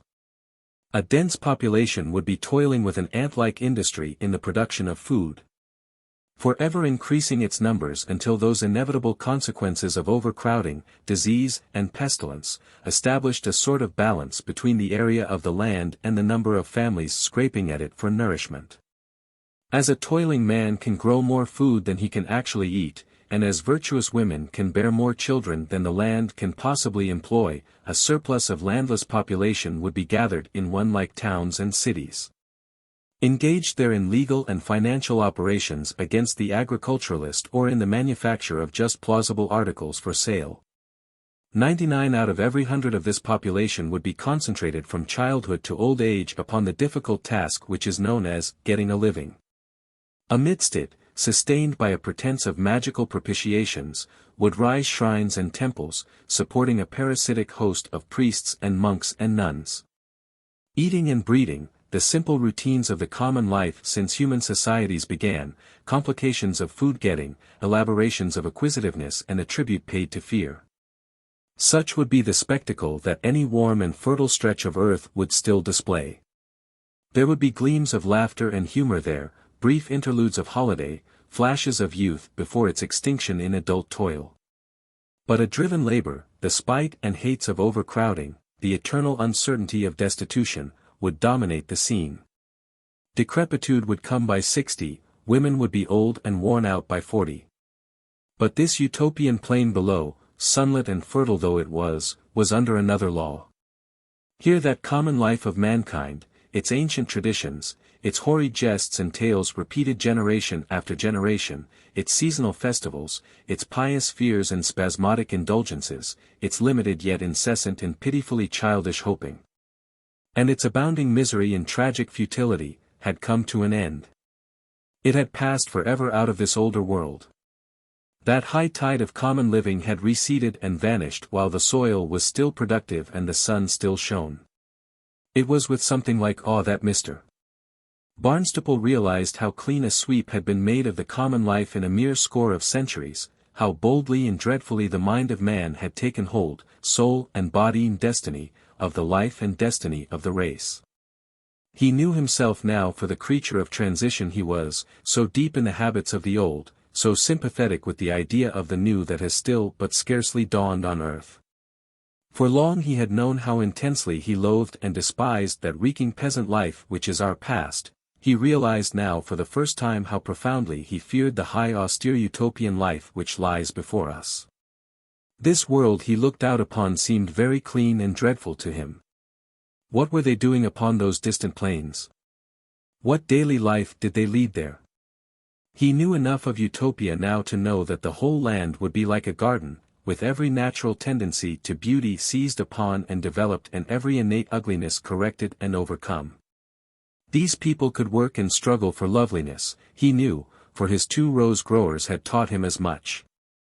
And to and fro the food folk and the housing people and those who ordered the general life went, keeping the economic machine running so smoothly that one heard nothing of the jangling and jarring and internal breakages that constitute the dominant melody in our earth's affairs. The ages of economic disputes and experiments had come to an end, the right way to do things had been found. And the population of this utopia, which had shrunken at one time to only 200 million, was now increasing again to keep pace with the constant increase in human resources. Having freed itself from 1,000 evils that would otherwise have grown with its growth, the race could grow indeed. And down there under the blue haze of the great plain almost all those who were not engaged in the affairs of food and architecture, health, education and the correlation of activities, were busied upon creative work. They were continually exploring the world without or the world within, through scientific research and artistic creation. They were continually adding to their collective power over life or to the realized worth of life. Mr. Barnstaple was accustomed to think of our own world as a wild rush of inventions and knowledge, but all the progress of Earth for 100 years could not compare, he knew, with the forward swing of these millions of associated intelligences in one single year. Knowledge swept forward here and darkness passed as the shadow of a cloud passes on a windy day. Down there they were assaying the minerals that lie in the heart of their planet, and weaving a web to capture the sun and the stars. Life marched here. It was terrifying to think with what strides. Terrifying because at the back of Mr. Barnstaple's mind, as at the back of so many intelligent minds in our world still, had been the persuasion that presently everything would be known and the scientific process come to an end. And then we should be happy for ever after. He was not really acclimatized to progress. He had always thought of Utopia as a tranquility with everything settled for good. Even today it seemed tranquil under that level haze, but he knew that this quiet was the steadiness of a mill race, which seems almost motionless in its quiet onrush until a bubble or a fleck of foam or some stick or leaf shoots along it and reveals its velocity. And how did it feel to be living in Utopia? The lives of the people must be like the lives of very successful artists or scientific workers in this world, a continual refreshing discovery of new things, a constant adventure into the unknown and untried. For recreation they went about their planet, and there was much love and laughter and friendship in Utopia and an abundant easy informal social life. Games that did not involve bodily exercise, those substitutes of the half-witted for research and mental effort, had gone entirely out of life, but many active games were played for the sake of fun and bodily vigor. It must be a good life for those who have been educated to live it, indeed a most enviable life. And pervading it all must be the happy sense that it mattered, it went on to endless consequences. And they loved no doubt subtly and deliciously but perhaps a little hardly. Perhaps in those distant plains there was not much pity nor tenderness. Bright and lovely beings they were in no way pitiful. There would be no need for those qualities. Yet the woman-likeness looked kind. Did they keep faith or need to keep faith as earthly lovers do? What was love like in Utopia? Lovers still whispered in the dusk. What was the essence of love? A preference, a sweet pride, a delightful gift won, the most exquisite reassurance of body and mind. What could it be like to love and be loved by one of these Utopian women? To have her glowing face close to one's own, to be quickened into life by her kiss. Mr. Barnstaple sat in his flannels, barefooted, in the shadow of a stone colossus. He felt like some minute stray insect perched upon the big dam. It seemed to him that it was impossible that this triumphant Utopian race could ever fall back again from its magnificent attack upon the dominion of all things. High and tremendously this world had clambered and was still clambering. Surely it was safe now in its attainment. Yet all this stupendous security and mastery of nature had come about in the little space of 3,000 years. The race could not have altered fundamentally in that brief interval. Essentially it was still a Stone Age race, it was not 20,000 years away from the days when it knew nothing of metals and could not read nor write.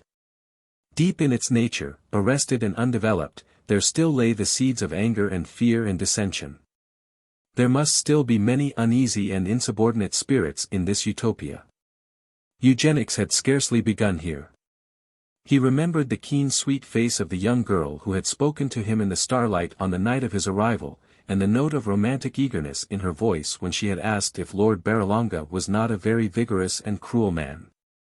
Did the romantic spirit still trouble imaginations here? Possibly only adolescent imaginations. Might not some great shock or some phase of confusion still be possible to this immense order? Might not its system of education become wearied by its task of discipline and fall a prey to the experimental spirit? Might not the unforeseen be still lying in wait for this race? Suppose there should prove to be an infection in Father Amerton's religious fervor or Rupert Catskill's incurable craving for fantastic enterprises. No. It was inconceivable. The achievement of this world was too calmly great and assured. Mr. Barnstaple stood up and made his way down the steps of the great dam to where, far below, his little skiff floated like a minute flower petal upon the clear water. Section 3. He became aware of a considerable commotion in the conference places. There were more than 30 aeroplanes circling in the air and descending and ascending from the park, and a great number of big white vehicles were coming and going by the pass road. Also people seemed to be moving briskly among the houses, but it was too far off to distinguish what they were doing. He stared for a time and then got into his little boat. He could not watch what was going on as he returned across the lake because his back was towards the slopes, but once an aeroplane came down very close to him, and he saw its occupant looking at him as he rowed.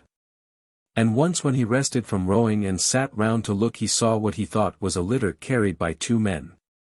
As he drew near the shore a boat put off to meet him. He was astonished to see that its occupants were wearing what looked like helmets of glass with white pointed visors. He was enormously astonished and puzzled. As they approached their message resonated into his mind. Quarantine. You have to go into quarantine. You Earthlings have started an epidemic and it is necessary to put you into quarantine. Then these glass helmets must be a sort of gas mask. When they came alongside him he saw that this was so. They were made of highly flexible and perfectly translucent material. Section 4.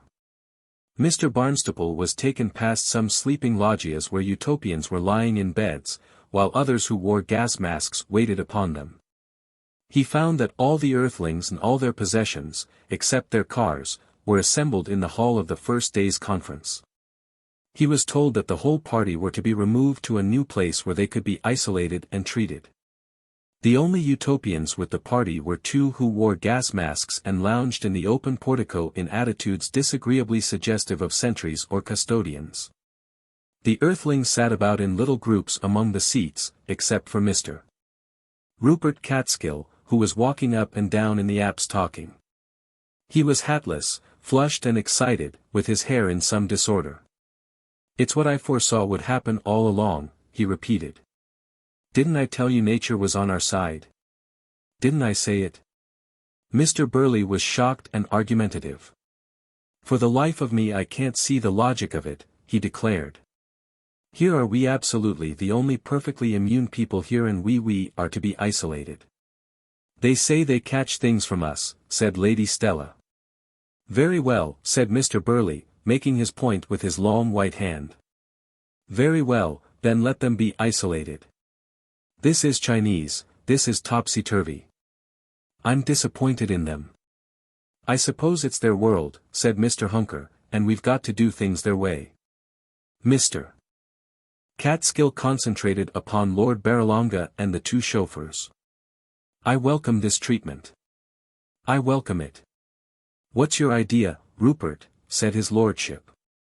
"We lose our freedom of action." "Not at all," said Mr. Catskill. "Not at all. We gain it. We are to be isolated. We are to be put by ourselves in some island or mountain. Well and good. Well and good. This is only the beginning of our adventures. We shall see what we shall see. But how? Wait a little. Until we can speak more freely. These are panic measures. This pestilence is only in its opening stage. Everything is just beginning. Trust me." Mr. Barnstaple sat sulkily by his valise, avoiding the challenge of Mr. Catskill's eye. 2. The Castle on the Crag. Section 1. The quarantine place to which the Earthlings were taken must have been at a very considerable distance from the place of the conference, because they were nearly 6 hours upon their journey. And all the time they were flying high and very swiftly. They were all together in one flying ship. It was roomy and comfortable and could have held perhaps 4 times as many passengers. They were accompanied by about 30 Utopians in gas masks, among whom were 2 women. The aviators wore dresses of a white fleecy substance that aroused the interest and envy of both Miss Grey and Lady Stella. The flying ship passed down the valley and over the great plain and across a narrow sea and another land with a rocky coast and dense forests, and across a great space of empty sea. There was scarcely any shipping to be seen upon this sea at all. It seemed to Mr. Barnstaple that no earthly ocean would be so untravelled. Only once or twice did he see very big drifting vessels quite unlike any earthly ships, huge rafts or platforms they seemed to be rather than ships, and once or twice he saw what was evidently a cargo boat, one with rigged masts and sails. And the air was hardly more frequented. After he was out of sight of land he saw only 3 aeroplanes until the final landfall. They crossed a rather thickly inhabited, very delightful-looking coastal belt and came over what was evidently a rainless desert country, given over to mining and to vast engineering operations. Far away were very high snowy mountains, but the aeroplane descended before it came to these. For a time the Earthlings were flying over enormous heaps of slaggy accumulations, great mountains of them, that seemed to be derived from a huge well-like excavation that went down into the earth to an unknown depth. A tremendous thunder of machinery came out of this pit and much smoke. Here there were crowds of workers and they seemed to be living in camps among the debris. Evidently the workers came to this place merely for spells of work. There were no signs of homes. The aeroplane of the Earthlings skirted this region and flew on over a rocky and almost treeless desert deeply cut by steep gorges of the canyon type. Few people were to be seen, but there were abundant signs of engineering activity.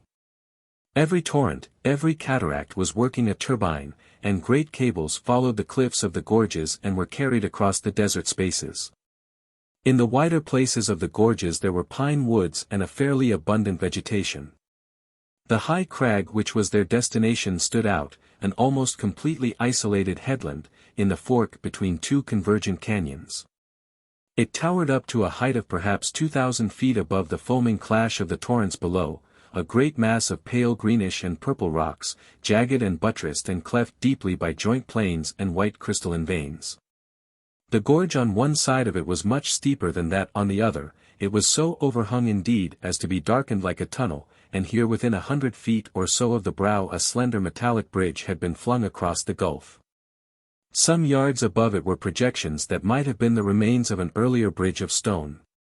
Behind, the crag fell steeply for some hundreds of feet to a long slope covered with a sparse vegetation which rose again to the main masses of the mountain, a wall of cliffs with a level top. It was on this slope that the aeroplane came down alongside of 3 or 4 smaller machines.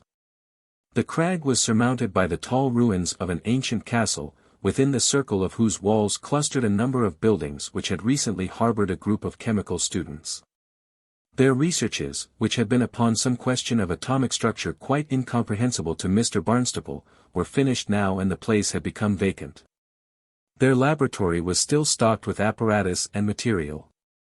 And water and power were supplied to it from higher up the gorge by means of pipes and cables. There was also an abundant store of provisions. A number of Utopians were busily adapting the place to its new purpose of isolation and disinfection when the Earthlings arrived. Serpentine appeared in the company of a man in a gas mask whose name was Cedar. This Cedar was a cytologist, and he was in charge of the arrangements for this improvised sanatorium. Serpentine explained that he himself had flown to the crag in advance, because he understood the equipment of the place and the research that had been going on there. And because his knowledge of the Earthlings and his comparative immunity to their infections made him able to act as an intermediary between them and the medical men who would now take charge of their case. He made these explanations to Mr. Burley, Mr. Barnstaple, Lord Barralonga and Mr. Hunker. The other Earthlings stood about in small groups beside the aeroplane from which they had alighted, regarding the castellated summit of the crag. The scrubby bushes of the bleak upland about them and the towering cliffs of the adjacent canyons with no very favorable expressions. Mr. Catskill had gone apart nearly to the edge of the great canyon, and was standing with his hands behind his back in an attitude almost Napoleonic, lost in thought, gazing down into those sunless depths. The roar of the unseen waters below, now loud, now nearly inaudible, quivered in the air. Miss Greta Gray had suddenly produced a Kodak camera. She had been reminded of its existence when packing for this last journey, and she was taking a snapshot of the entire party. Cedar said that he would explain the method of treatment he proposed to follow, and Lord Barralonga called Rupert to bring Mr. Catskill into the group of Cedar's hearers. Cedar was as explicit and concise as Earthred had been. It was evident, he said, that the Earthlings were the hosts of a variety of infectious organisms which were kept in check in their bodies by immunizing counter-substances, but against which the Utopians had no defenses ready and could hope to secure immunity only after a painful and disastrous epidemic. The only way to prevent this epidemic devastating their whole planet indeed, was firstly to gather together and cure all the cases affected, which was being done by converting the conference park into a big hospital. And next to take the Earthlings in hand and isolate them absolutely from the Utopians until they could be cleaned of their infections. It was, he confessed, an inhospitable thing to do to the Earthlings, but it seemed the only possible thing to do, to bring them into this peculiarly high and dry desert air and there to devise methods for their complete physical cleansing. If that was possible it would be done, and then the Earthlings would again be free to go and come as they pleased in Utopia. But suppose it is not possible, said Mr. Catskill abruptly. I think it will be. But if you fail?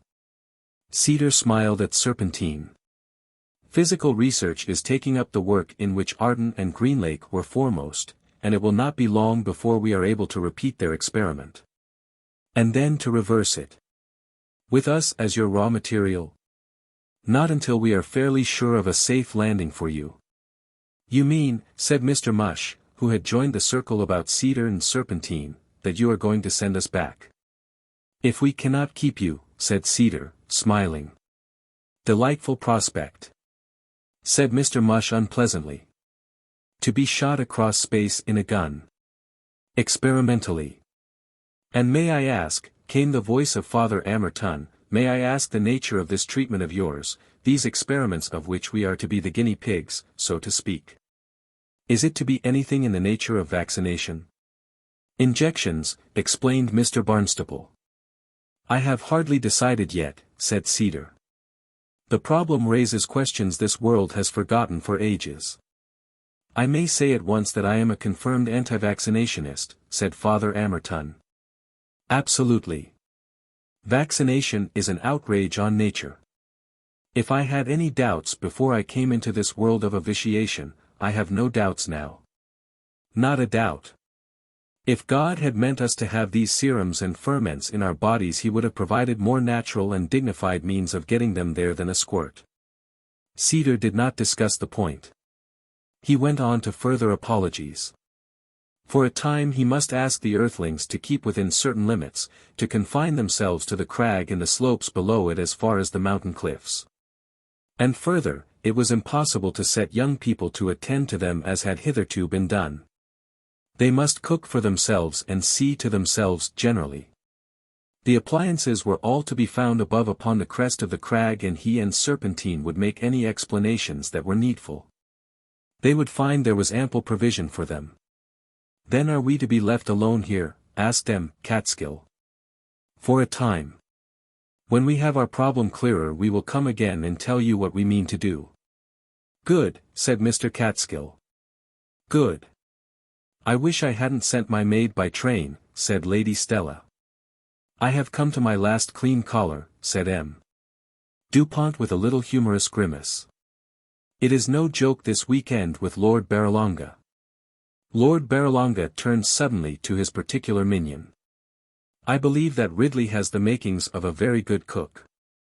I don't mind trying my hand, said Ridley.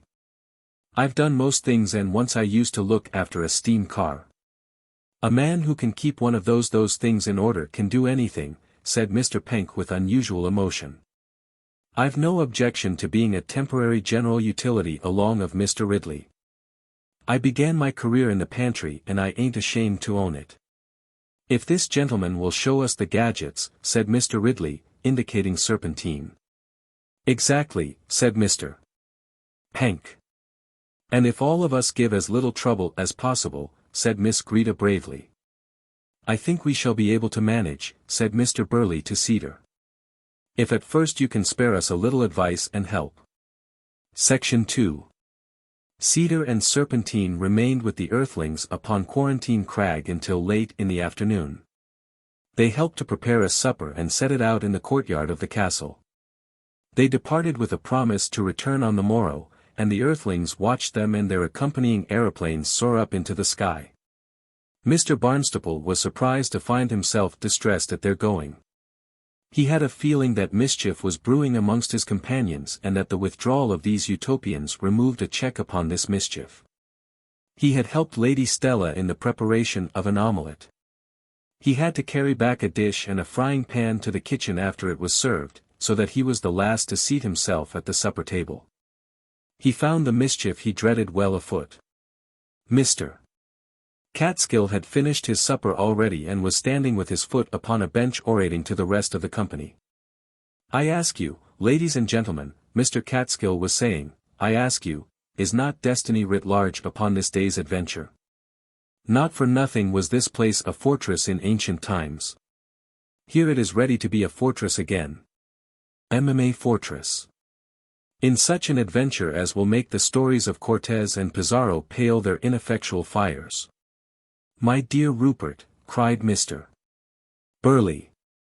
"What have you got in that head of yours now?" Mr. Catskill waved two fingers dramatically.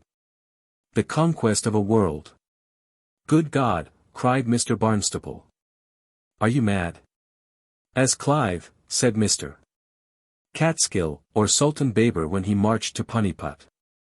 "It's a tall proposition," said Mr. Hunker, who seemed to have had his mind already prepared for these suggestions, "but I'm inclined to give it a hearing. The alternative so far as I can figure it out is to be scoured and whitewashed inside and out and then fired back into our own world with a chance of hitting something hard on the way." "You tell them, Mr. Catskill." "Tell them," said Lord Barralonga, who had also been prepared. "It's a gamble, I admit. But there's situations when one has to gamble or be gambled with. I'm all for the active voice." "It's a gamble certainly," said Mr. Catskill. "But upon this narrow peninsula, upon this square mile or so of territory, the fate, sir, of two universes awaits decision. This is no time for the faint heart and the paralyzing touch of discretion. Plan swiftly, act swiftly. This is simply thrilling," cried Miss Greta Gray, clasping her hands about her knees and smiling radiantly at Mr. Mush. "These people," Mr. Barnstaple interrupted, "are 3,000 years ahead of us. We are like a handful of Hottentots in a showman's van at Earl's Court, planning the conquest of London." Mr. Catskill, hands on hips, turned with extraordinary good humor upon Mr. Barnstaple. 3,000 years away from us, yes. 3,000 years ahead of us, no. That is where you and I join issue. You say these people are supermen. Supermen. I say they are degenerate men. Let me call your attention to my reasons for this belief in spite of their beauty, their very considerable material and intellectual achievements and so forth. Ideal people, I admit. What then? My case is that they have reached a summit and passed it. That they are going on by inertia and that they have lost the power not only of resistance to disease, that weakness we shall see develop more and more, but also of meeting strange and distressing emergencies. They are gentle. Altogether too gentle. They are ineffectual. They do not know what to do. Here is Father Amerton. He disturbed that first meeting in the most insulting way. You know you did, Father Amerton. I'm not blaming you. You are morally sensitive. And there were things to outrage you. He was threatened as a little boy is threatened by a feeble old woman. Something was to be done to him. Has anything been done to him? A man and a woman came and talked to me, said Father Amerton. And what did you do? Simply confuted them. Lifted up my voice and confuted them. What did they say? What could they say? We all thought tremendous things were going to be done to poor Father Amerton. Well, and now take a graver case. Our friend Lord Barralonga ran amok with his car and killed a man. Even at home they'd have endorsed your license, you know. And find your man. But here. The thing has scarcely been mentioned since. Why? Because they don't know what to say about it or do about it. And now they have put us here and begged us to be good. Until they are ready to come and try experiments upon us and inject things into us and I don't know what. And if we submit, sir, if we submit, we lose one of our greatest powers over these people, our power of at once giving and resisting malaise, and in addition. I know not what powers of initiative that may very well be associated with that physiological toughness of which we are to be robbed. They may trifle with our ductless glands. But science tells us that these very glands secrete our personalities. Mentally, morally we shall be dissolved. If we submit, sir, if we submit. But suppose we do not submit, what then? Well, said Lord Barralonga, what then? They will not know what to do. Do not be deceived by any outward shows of beauty and prosperity. These people are living, as the ancient Peruvians were living in the time of Pizarro, in an enervating dream. They have drunken the debilitating draught of socialism and, as in ancient Peru, there is no health nor power of will left in them any more. A handful of resolute men and women who can dare may not only dare but triumph in the face of such a world. And thus it is I lay my plans before you. You mean to jump this entire utopian planet, said Mr. Hunker. Big order, said Lord Barralonga. I mean, sir, to assert the rights of a more vigorous form of social life over a less vigorous form of social life. Here we are in a fortress. It is a real fortress and quite defensible. While you others have been unpacking, Barralonga and Hunker and I have been seeing to that. There is a sheltered well so that if need arises we can get water from the canyon below. The rock is excavated into chambers and shelters. The wall on the land side is sound and high, glazed so that it cannot be scaled. This great archway can easily be barricaded when the need arises. Steps go down through the rock to that little bridge which can if necessary be cut away. We have not yet explored all the excavations. In Mr. Hunker we have a chemist. He was a chemist before the movie picture claimed him as its master, and he says there is ample material in the laboratory for a store of bombs. This party, I find, can muster 5 revolvers with ammunition. I scarcely dared hope for that. We have food for many days. Oh! This is ridiculous, cried Mr. Barnstaple, standing up and then sitting down again. This is preposterous. To turn on these friendly people. But they can blow this little headland to smithereens whenever they want to. Ah, said Mr. Catskill and held him with his outstretched finger. We've thought of that. But we can take a leaf from the book of Cortez, who, in the very center of Mexico, held Montezuma as his prisoner and hostage. We too will have our hostage. Before we lift a finger. First our hostage. Aerial bombs. Is there such a thing in Utopia? Or such an idea? And again we must have our hostage. Somebody of importance, said Mr. Hunker. Cedar and Serpentine are both important people, said Mr. Burley in tones of disinterested observation. But surely, sir, you do not countenance this schoolboy's dream of piracy, cried Mr. Barnstaple, sincerely shocked. Schoolboys, cried Father Amerton.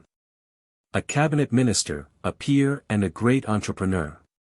My dear sir, said Mr. Burley, we are, after all, only envisaging eventualities. For the life of me, I do not see why we should not thresh out these possibilities. Though I pray to heaven we may never have to realize them. You were saying, Rupert. We have to establish ourselves here and assert our independence and make ourselves felt by these Utopians. Ear, said Mr. Ridley cordially. One or two I'd like to make feel personally. We have to turn this prison into a capital, into the first foothold of mankind in this world. It is like a foot thrust into a reluctant door that must never more close upon our race. It is closed, said Mr. Barnstaple. Except by the mercy of these Utopians we shall never see our world again. And even with their mercy, it is doubtful. That's been keeping me awake nights, said Mr. Hunker. It's an idea that must have occurred to all of us, said Mr. Burley. And it's an idea that's so thundering disagreeable that one hasn't cared to talk about it, said Lord Barralonga. I never had it until this moment, said Penk. You don't really mean to say, sir, we can't get back. Things will be as they will be, said Mr. Burley. That is why I am anxious to hear Mr. Catskill's ideas. Mr. Catskill rested his hands on his hips and his manner became very solemn. For once, he said, I am in agreement with Mr. Barnaby. I believe that the chances are against our ever seeing the dear cities of our world again. I felt that, said Lady Stella, with white lips. I knew that 2 days ago. And so behold my weekend expand to an eternity, said M. Dupont, and for a time no one said another word. It's as if, Penk said at last. Why? One might be dead. But I must be back, Miss Greta Gray broke out abruptly, as one who sets aside a foolish idea. It's absurd. I have to go on at the Alhambra on September the 2nd. It's imperative. We came here quite easily, it's ridiculous to say I can't go back in the same way. Lord Barralonga regarded her with affectionate malignity. You wait, he said. But I'm immersed, she sang. There's such things as impossibilities even for Miss Greta Gray. Charter a special aeroplane, she said. Anything. He regarded her with an elfin grin and shook his head. My dear man, she said, you've only seen me in a holiday mood, so far. Work is serious. My dear girl, that Alhambra of yours is about as far from us now as the court of King Nebuchadnezzar. It can't be done. But it must, she said in her queenly way. And that's all about it. Section 3. Mr. Barnstaple got up from the table and walked apart to where a gap in the castle wall gave upon the darkling wilderness without. He sat down there. His eyes went from the little group talking around the supper table to the sunlit crest of the cliffs across the canyon and to the wild and lonely mountain slopes below the headland. In this world he might have to live out the remainder of his days. And those days might not be very numerous if Mr. Catskill had his way. Sydenham, and his wife and the boys were indeed as far as the court of King Nebuchadnezzar. He had scarcely given his family a thought since he had posted his letter at Victoria. Now he felt a queer twinge of desire to send them some word or token if only he could. Queer that they would never hear from him or of him again. How would they get on without him? Would there be any difficulty about the account at the bank? Or about the insurance money? He had always intended to have a joint and several account with his wife at the bank, and he had never quite liked to do it. Joint and several. A thing every man ought to do. His attention came back to Mr. Catskill unfolding his plans. We have to make up our minds to what may be a very prolonged stay here. Do not let us deceive ourselves upon that score. It may last for years, it may last for generations. Something struck Penk in that. I don't hardly see, he said, how that can be generations. I am coming to that, said Mr. Catskill. Unhappily, said Mr. Penk, and became profoundly restrained and thoughtful with his eyes on Lady Stella. We have to remain, a little alien community, in this world until we dominate it, as the Romans dominated the Greeks, and until we master its science and subdue it to our purpose. That may mean a long struggle. It may mean a very long struggle indeed. And meanwhile we must maintain ourselves as a community, we must consider ourselves a colony, a garrison, until that day of reunion comes. We must hold our hostages, sir, and not only our hostages. It may be necessary for our purpose, and if it is necessary for our purpose, so be it to get in others of these Utopians, to catch them young, before this so-called education of theirs unfits them for our purpose. To train them in the great traditions of our empire and our race. Mr. Hunker seemed on the point of saying something but refrained. M. Dupont got up sharply from the table, walked 4 paces away, returned and stood still, watching Mr. Catskill. Generations, said Mr. Penk. Yes, said Mr. Catskill. Generations. For here we are strangers, like that other little band of adventurers who established their citadel 25 centuries ago upon the capital beside the rushing Tiber. This is our capital. A greater capital of a greater Rome in a vaster world. And like that band of Roman adventurers we too may have to reinforce our scanty numbers at the expense of the Sabines about us, and take to ourselves servants and helpers and mates. No sacrifice is too great for the high possibilities of this adventure. Dupont seemed to nerve himself for the sacrifice. Duly married, injected Father Amerton. Duly married, said Mr. Catskill in parenthesis. And so, sir, we will hold out here and maintain ourselves and dominate this desert countryside and spread our prestige and our influence and our spirit into the inert body of this decadent utopian world.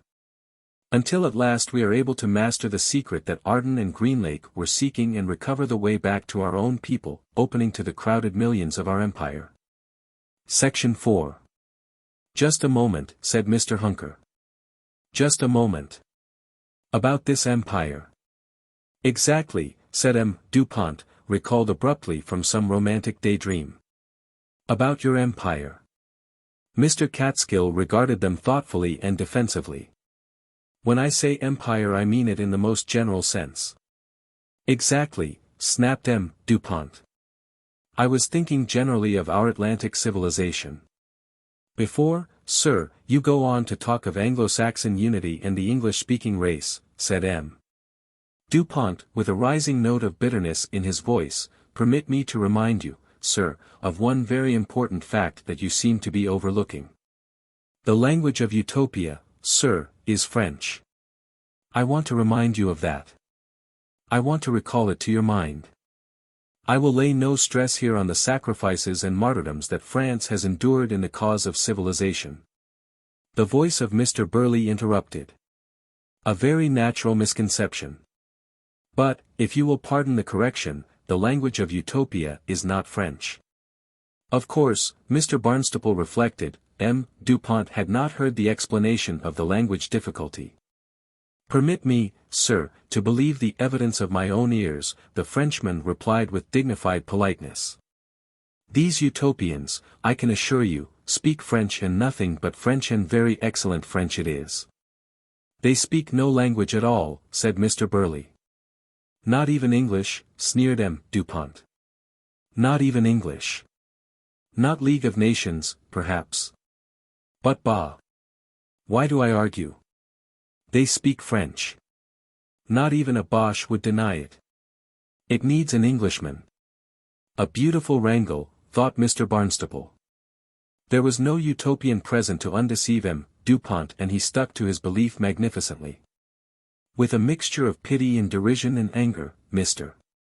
Barnstaple listened to this little band of lost human beings, in the twilight of a vast, strange and possibly inimical world, growing more and more fierce and keen in a dispute over the claims of their three nations to dominate Utopia. Claims based entirely upon greeds and misconceptions. Their voices rose to shouts and sank to passionate intensity as their lifelong habits of national egotism reasserted themselves. Mr. Hunker would hear nothing of any empire, Dupont would hear of nothing but the supreme claim of France. Mr. Catskill twisted and turned. To Mr. Barnstaple this conflict of patriotic prepossessions seemed like a dogfight on a sinking ship. But at last Mr. Catskill, persistent and ingenious, made headway against his two antagonists. He stood at the end of the table explaining that he had used the word empire loosely, apologizing for using it, explaining that when he said empire he had all Western civilization in mind. When I said it, he said, turning to Mr. Hunker, I meant a common brotherhood of understanding. He faced towards Dupont. I meant our tried and imperishable entente. There are at least no Russians here, said Dupont.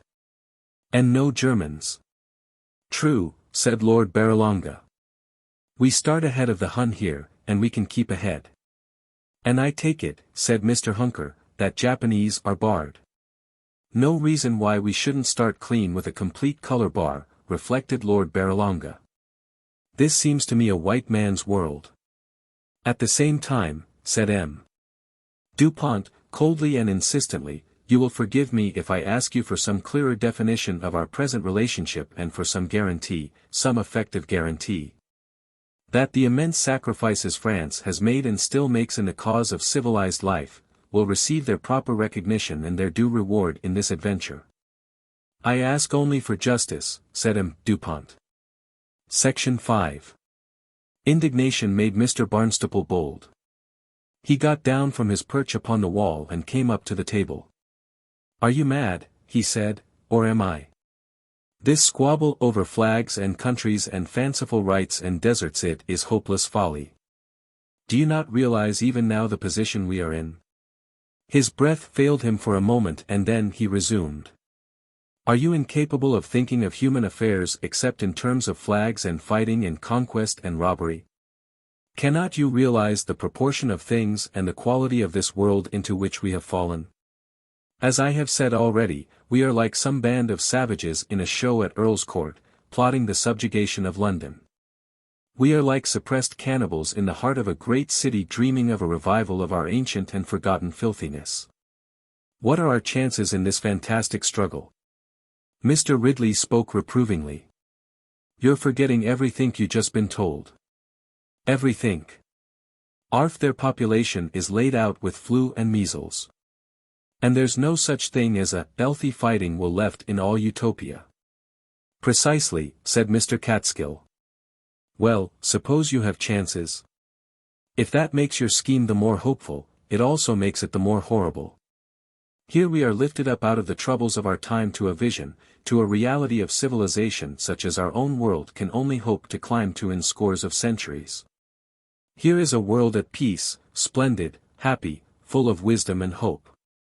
If our puny strength and base cunning can contrive it, we are to shatter it all. We are proposing to wreck a world. I tell you it is not an adventure. It is a crime. It is an abomination. I will have no part in it. I am against you in this attempt. Father Amerton would have spoken but Mr. Burley arrested him by a gesture. What would you have us do? Asked Mr. Burley. Submit to their science. Learn what we can from them. In a little while we may be cured of our inherent poisons and we may be permitted to return from this outlying desert of mines and turbines and rock, to those gardens of habitation we have as yet scarcely seen. There we too may learn something of civilization. In the end we may even go back to our own disordered world with knowledge, with hope and help, missionaries of a new order. But why? Began Father Amerton. Again Mr. Burley took the word. Everything you say, he remarked, rests on unproven assumptions. You choose to see this utopia through rose-tinted glasses. We others, for it is, he counted, 11-1 against you see things without such favorable preconceptions. And may I ask, sir, said Father Amerton, springing to his feet and hitting the table a blow that set all the glasses talking. May I ask, who you are, to set yourself up as a judge and censor of the common opinion of mankind? For I tell you, sir, that here in this lonely and wicked and strange world, we 12, do represent mankind. We are the advance guard, the pioneers in the new world that God has given us, even as he gave Canaan to Israel his chosen, 3,000 years ago. Who are you? Exactly, said Penck. Who are you? And Mr. Ridley reinforced him with a shout, who the hell are you? Mr. Barnstaple had no platform skill to meet so direct an attack. He stood helpless. Astonishingly Lady Stella came to his rescue. That isn't fair, Father Amerton, she said. Mr. Barnstaple, whoever he is, has a perfect right to express his own opinion. And having expressed it, said Mr. Catskill, who had been walking up and down on the other side of the table to that on which Mr. Barnstaple stood, having expressed it, to allow us to proceed with the business in hand. I suppose it was inevitable that we should find the conscientious objector in our midst even in Utopia.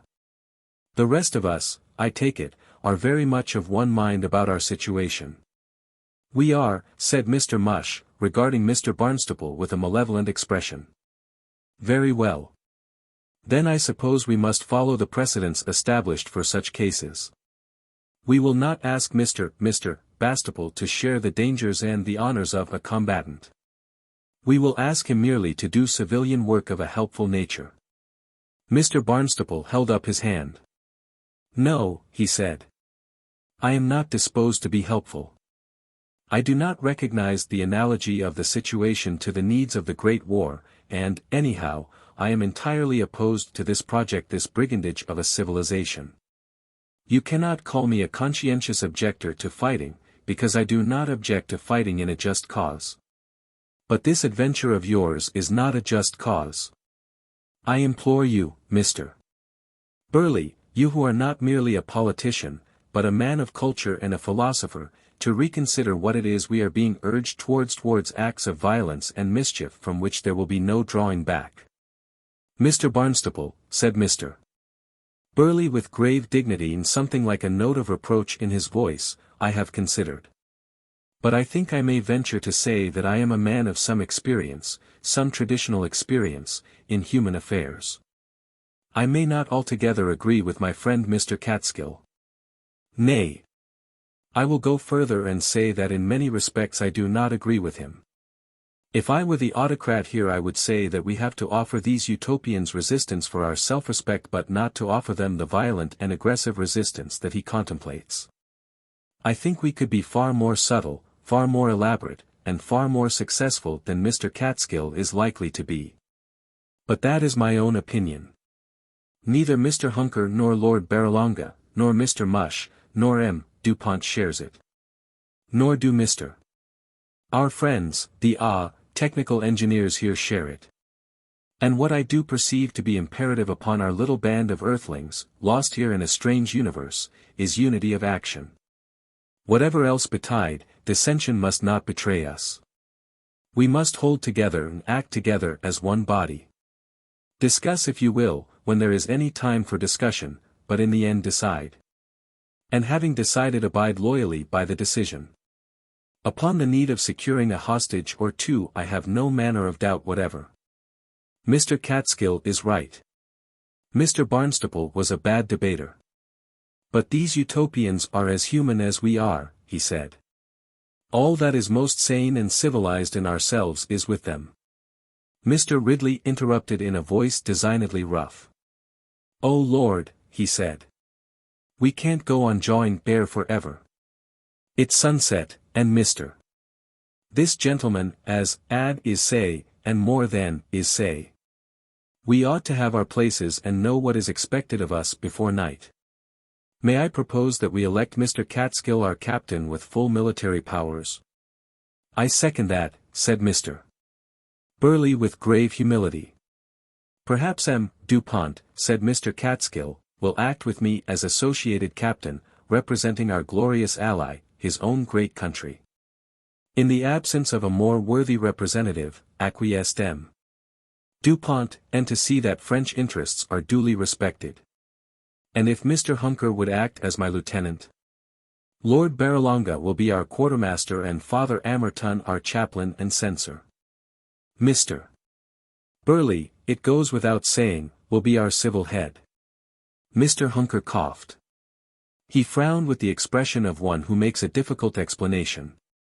I won't be exactly lieutenant, he said. I'll take no official position. I've a sort of distaste for foreign entanglements. I'll be a looker-on who helps.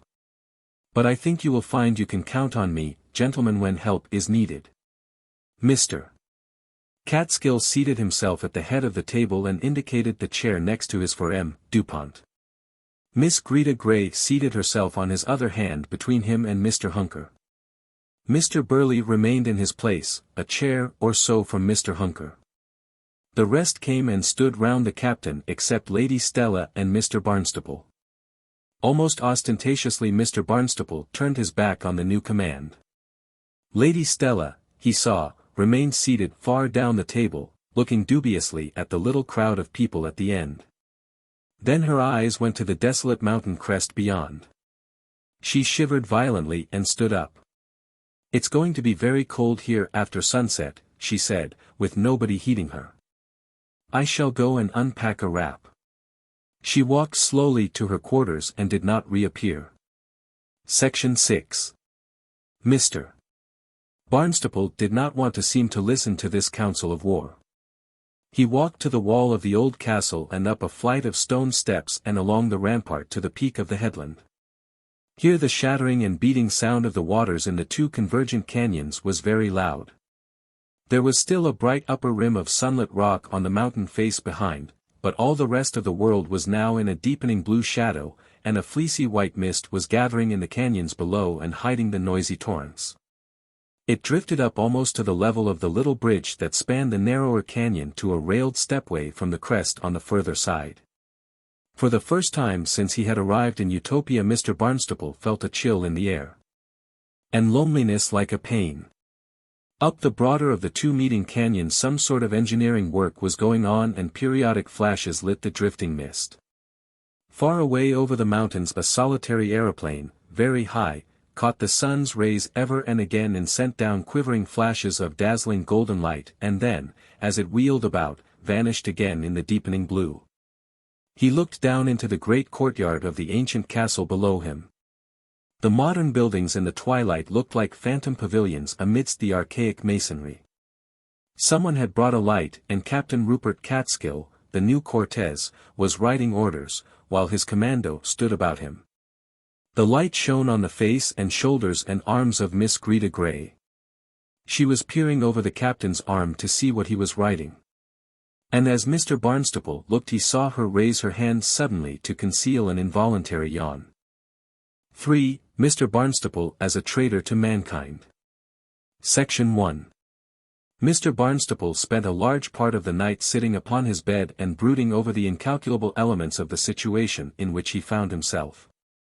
What could he do? What ought he to do? Where did his loyalty lie? The dark traditions and infections of the earth had turned this wonderful encounter into an ugly and dangerous antagonism far too swiftly for him to adjust his mind to the new situation.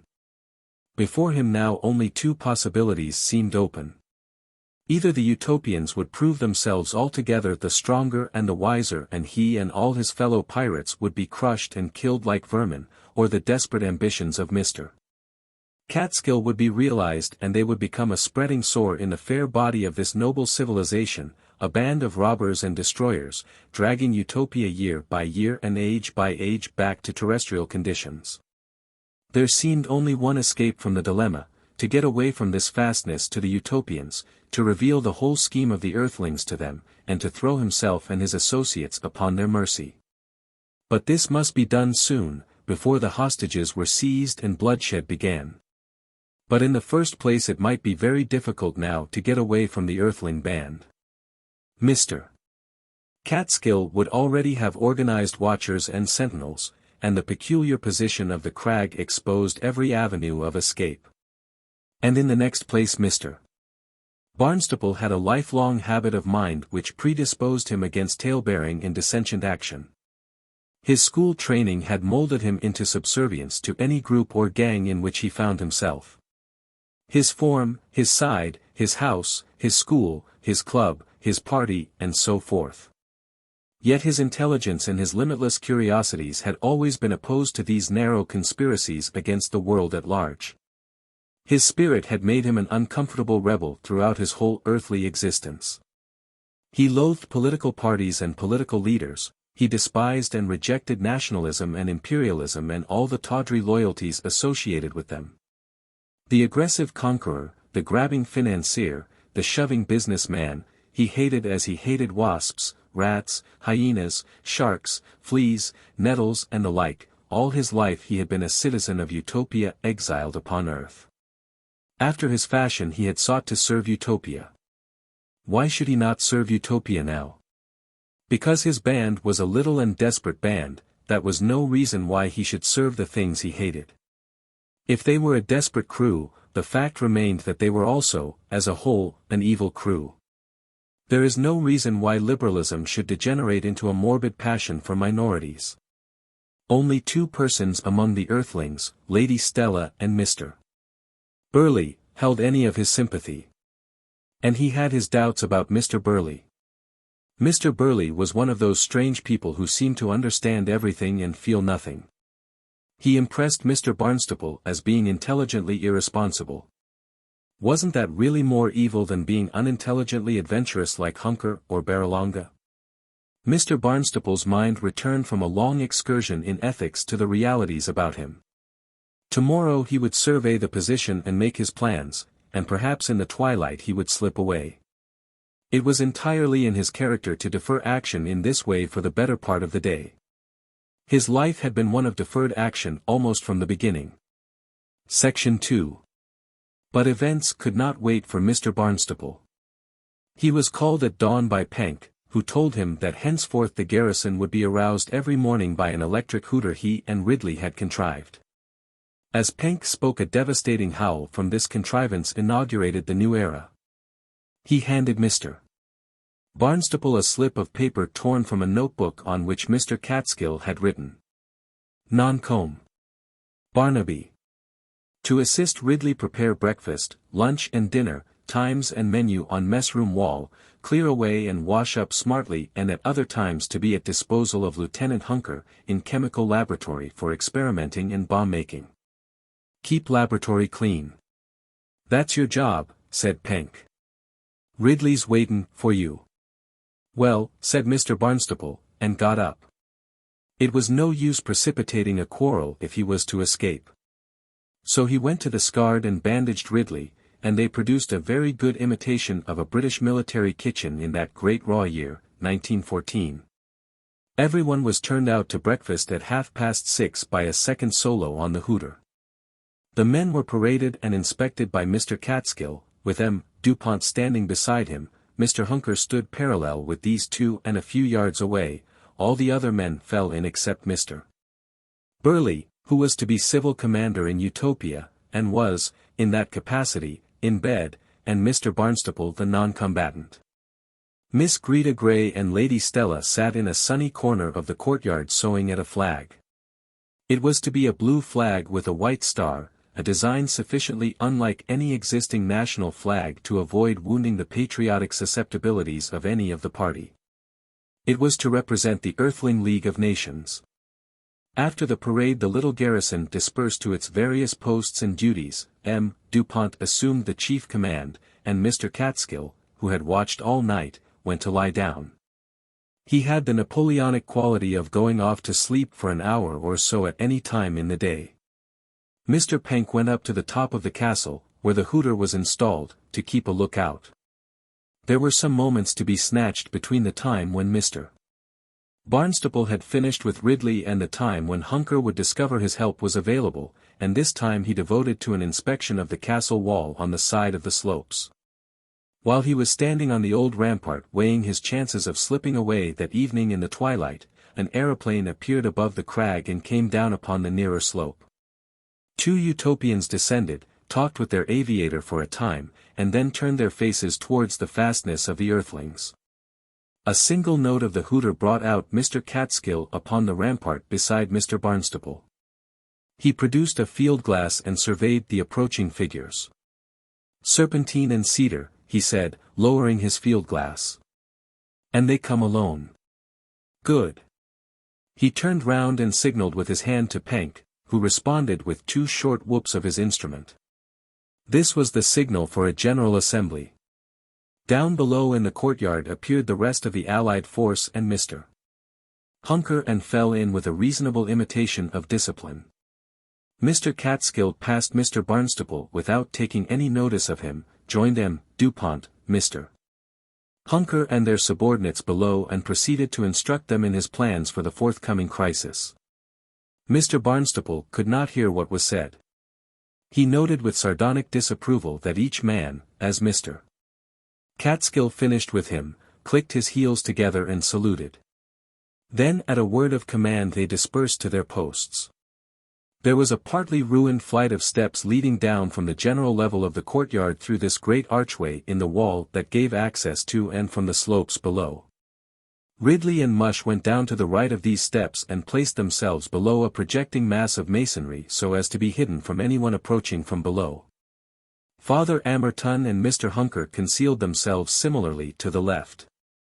Father Amerton, Mr. Barnstaple noted, had been given a coil of rope, and then his roving eye discovered Mr. Mush glancing at a pistol in his hand and then replacing it in his pocket. Lord Barralonga took up a position for himself some steps above Mr. Mush and produced a revolver which he held in his one efficient hand. Mr. Catskill remained at the head of the stairs. He also was holding a revolver. He turned to the citadel, considered the case of Penck for a moment, and then motioned him down to join the others.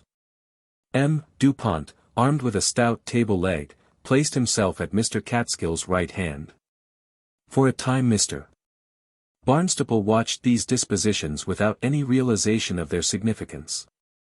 Then his eyes went from the crouching figures within the castle to the two unsuspecting Utopians who were coming up towards them, and he realized that in a couple of minutes Serpentine and Cedar would be struggling in the grip of their captors. He perceived he had to act. And his had been a contemplative, critical life with no habit of decision. He found himself trembling violently. Section 3. He still desired some mediatory intervention even in these fatal last moments. He raised an arm and cried, "Hi," as much to the Earthlings below as to the Utopians without. No one noticed either his gesture or his feeble cry. Then his will seemed to break through a tangle of obstacles to one simple idea. Serpentine and Cedar must not be seized. He was amazed and indignant at his own vacillation. Of course they must not be seized. This foolery must be thwarted forthwith. In 4 strides he was on the wall above the archway and now he was shouting loud and clear. "Danger," he shouted. "Danger," and again, "Danger." He heard Catskill's cry of astonishment and then a pistol bullet whipped through the air close to him. Serpentine stopped short and looked up, touched Cedar's arm and pointed. "These Earthlings want to imprison you. Don't come here." "Danger," yelled Mr. Barnstaple waving his arms and, pat, pat, pat, Mr. Catskill experienced the disappointments of revolver shooting. Serpentine and Cedar were turning back but slowly and hesitatingly. For a moment Mr. Catskill knew not what to do. Then he flung himself down the steps, crying, after them. "Stop them. Come on. Go back," cried Mr. Barnstaple to the Utopians. "Go back. Quickly. Quickly." Came a clatter of feet from below and then the 8 men who constituted the combatant strength of the Earthling forces in Utopia emerged from under the archway running towards the 2 astonished Utopians. Mr. Mush led, with Ridley at his heels. He was pointing his revolver and shouting. Next came M. Dupont zealous and active. Father Amerton brought up the rear with the rope. "Go back," screamed Mr. Barnstaple, with his voice breaking. Then he stopped shouting and watched with his hands clenched. The aviator was running down the slope from his machine to the assistance of Serpentine and Cedar. And above out of the blue 2 other aeroplanes had appeared. The 2 Utopians disdained to hurry and in a few seconds their pursuers had come up with them. Hunker, Ridley and Mush led the attack. M. Dupont, flourishing his stick, was abreast with them but running out to the right as though he intended to get between them and the aviator. Mr. Catskill and Penck were a little behind the leading 3. The one-armed Barralonga was perhaps 10 yards behind and Father Amerton had halted to recoil his rope more conveniently. There seemed to be a moment's parley and then Serpentine had moved quickly as if to seize Hunker. A pistol cracked and then another went off rapidly 3 times. "Oh God!" cried Mr. Barnstaple. "Oh God!" as he saw Serpentine throw up his arms and fall backward, and then Cedar had grasped and lifted up Mush and hurled him at Mr. Catskill and Penck, bowling both of them over into one indistinguishable heap. With a wild cry M. Dupont closed in on Cedar but not quickly enough. His club shot into the air as Cedar parried his blow, and then the Utopian stooped, caught him by a leg, overthrew him, lifted him and whirled him round as one might whirl a rabbit, to inflict a stunning blow on Mr. Hunker. Lord Barralonga ran back some paces and began shooting at the approaching aviator. The confusion of legs and arms on the ground became 3 separate people again. Mr. Catskill shouting directions, made for Cedar, followed by Penk and Mush and, a moment after by Hunker and Dupont. They clung to Cedar as hounds will cling to a boar. Time after time he flung them off him.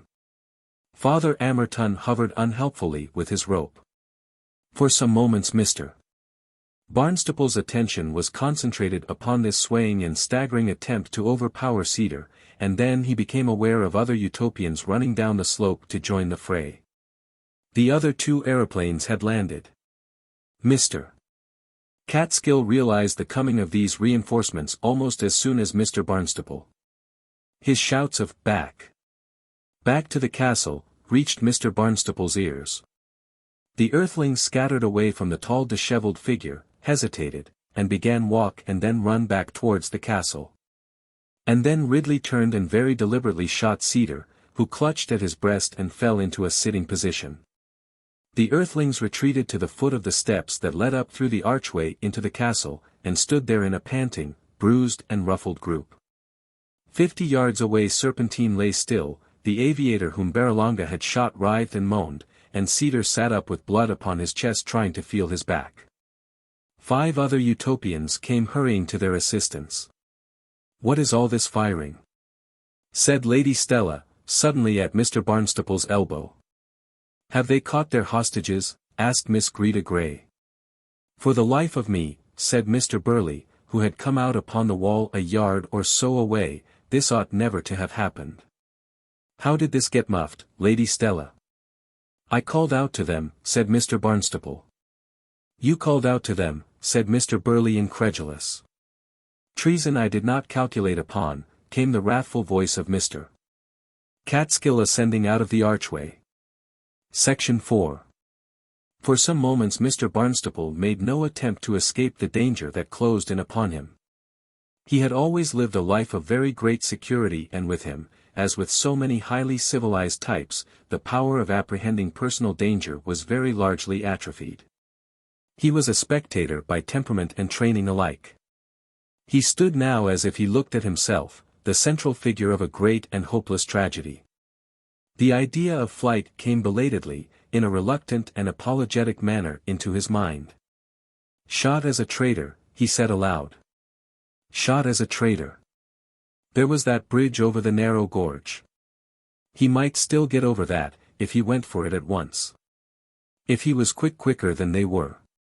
He was too intelligent to dash off for it, that would certainly have set the others running." He walked along the wall in a leisurely fashion past Mr. Burley, himself too civilized to intervene. In a quickening stroll he gained the steps that led to the citadel. Then he stood still for a moment to survey the situation. Catskill was busy setting sentinels at the gate. Perhaps he had not thought yet of the little bridge and imagined that Mr. Barnstaple was at his disposal at any time that suited him. Up the slope the Utopians were carrying off the dead or wounded men. Mr. Barnstaple ascended the steps as if buried in thought and stood on the citadel for some seconds, his hands in his trouser pockets, as if he surveyed the view. Then he turned to the winding staircase that went down to a sort of guardroom below. As soon as he was surely out of sight he began to think and move very quickly. The guardroom was perplexing. It had 5 doors, any one of which except the one by which he had just entered the room, might lead down to the staircase. Against one, however, stood a pile of neat packing cases. That left 3 to choose from. He ran from one to the other leaving each door open. In each case stone steps ran down to a landing and a turning place. He stood hesitating at the third and noted that a cold draught came blowing up from it. Surely that meant that this went down to the cliff face, or whence came the air. Surely this was it. Should he shut the doors he had opened? No. Leave them all open. He heard a clatter coming down the staircase from the citadel. Softly and swiftly he ran down the steps and halted for a second at the corner landing. He was compelled to stop and listen to the movements of his pursuers. "This is the door to the bridge, sir." He heard Ridley cry, and then he heard Catskill say, "The Tarpeian Rock," and Barralonga, "Exactly. Why should we waste a cartridge? Are you sure this goes to the bridge, Ridley?"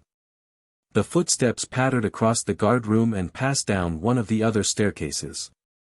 "A reprieve," whispered Mr. Barnstaple, and then stopped aghast. He was trapped. The staircase they were on was the staircase to the bridge. They would go down as far as the bridge, and as soon as they got to it they would see that he was neither on it nor on the steps on the opposite side of the gorge, and that therefore he could not possibly have escaped. They would certainly bar that way either by closing and fastening any door there might be, or, failing such a barrier, by setting a sentinel, and then they would come back and hunt for him at their leisure. What was it Catskill had been saying? The Tarpeian Rock. Horrible. They mustn't take him alive. He must fight like a rat in a corner and oblige them to shoot him. He went on down the staircase. It became very dark and then grew light again. It ended in an ordinary big cellar, which may once have been a gun pit or magazine. It was fairly well lit by two unglazed windows cut in the rock. It now contained a store of provisions. Along one side stood an array of the flask-like bottles that were used for wine in Utopia. Along the other was a miscellany of packing cases and cubes wrapped in gold leaf. He lifted one of the glass flasks by its neck. It would make an effective club. Suppose he made a sort of barrier of the packing cases across the entrance and stood beside it and clubbed the pursuers as they came in. Glass and wine would smash over their skulls. It would take time to make the barrier. He chose and carried 3 of the larger flasks to the doorway where they would be handy for him. Then he had an inspiration and looked at the window. He listened at the door of the staircase for a time. Not a sound came from above. He went to the window and lay down in the deep embrasure and wriggled forward until he could see out and up and down. The cliff below fell sheer.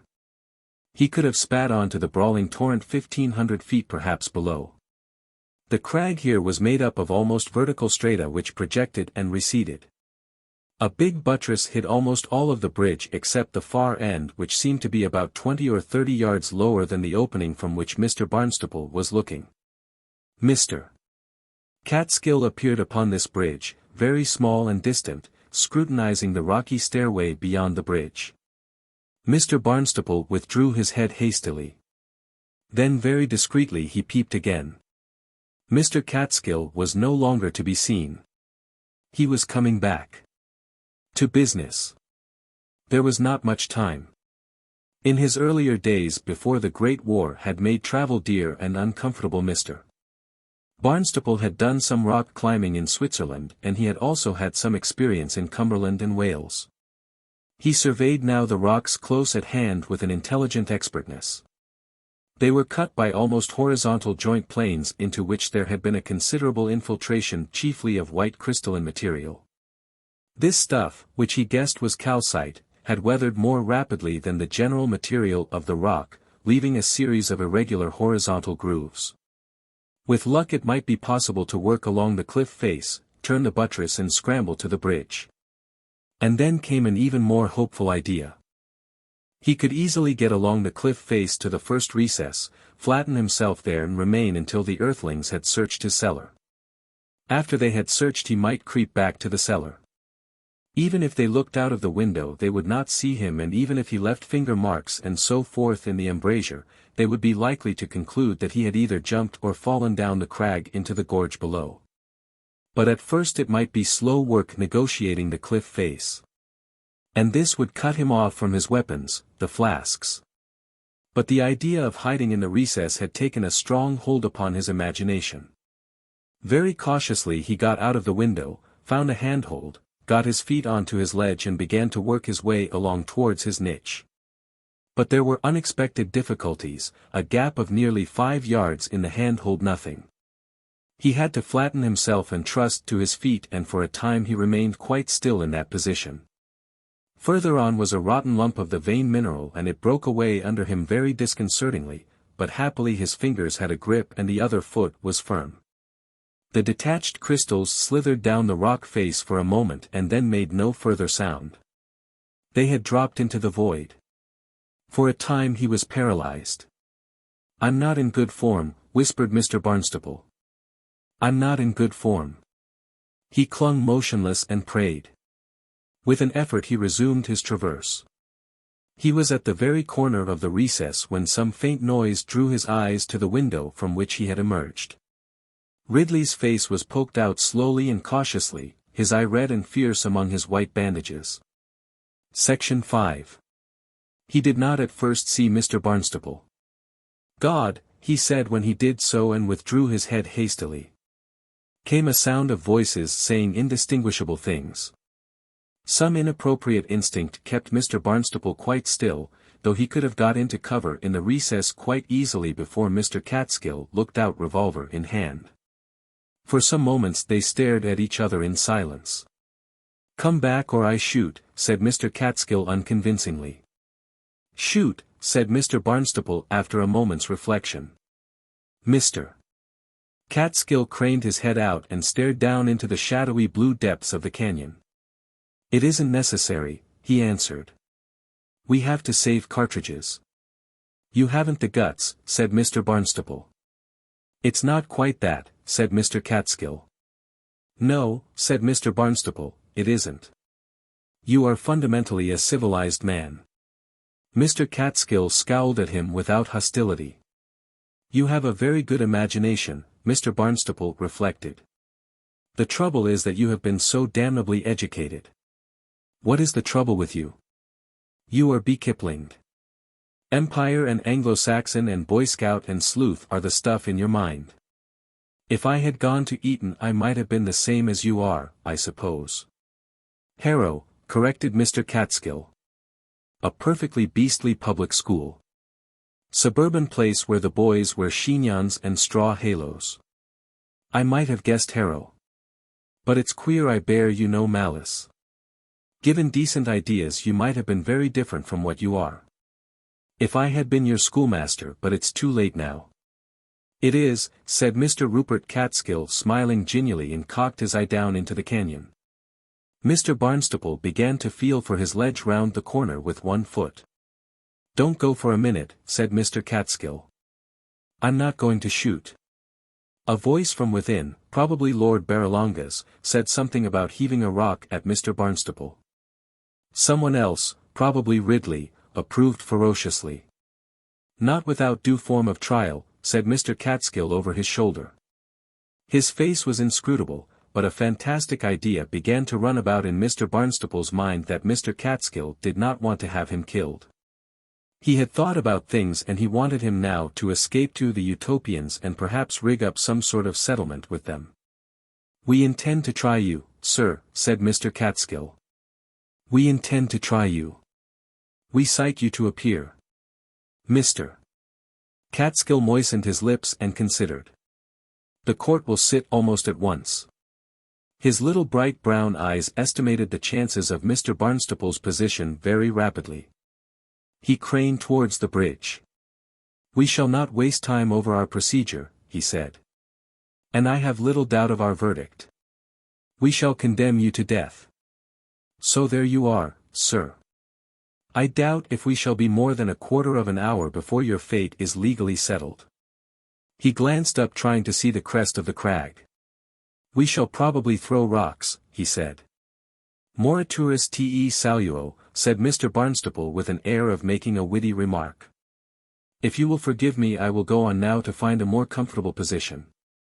Mr. Catskill remained looking hard at him. "I've never borne you any ill will," said Mr. Barnstaple. "Had I been your schoolmaster everything might have been different. Thanks for the quarter of an hour more you give me. And if by any chance—" "Exactly," said Mr. Catskill. They understood one another. When Mr. Barnstaple stepped round the bend into the recess, Mr. Catskill was still looking out, and Lord Barralonga was faintly audible advocating the immediate heaving of rocks. Section 6. The ways of the human mind are past finding out. From desperation Mr. Barnstaple's mood had passed to exhilaration. His first sick horror of climbing above this immense height had given place now to an almost boyish assurance. His sense of immediate death had gone. He was appreciating this adventure, indeed he was enjoying it, with an entire disregard now of how it was to end.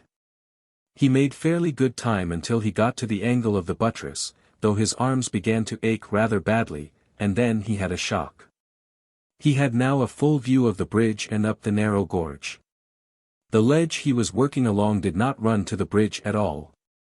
It ran a good 30 feet below it. And what was worse, between himself and the bridge were 2 gullies and chimneys of uncertain depth.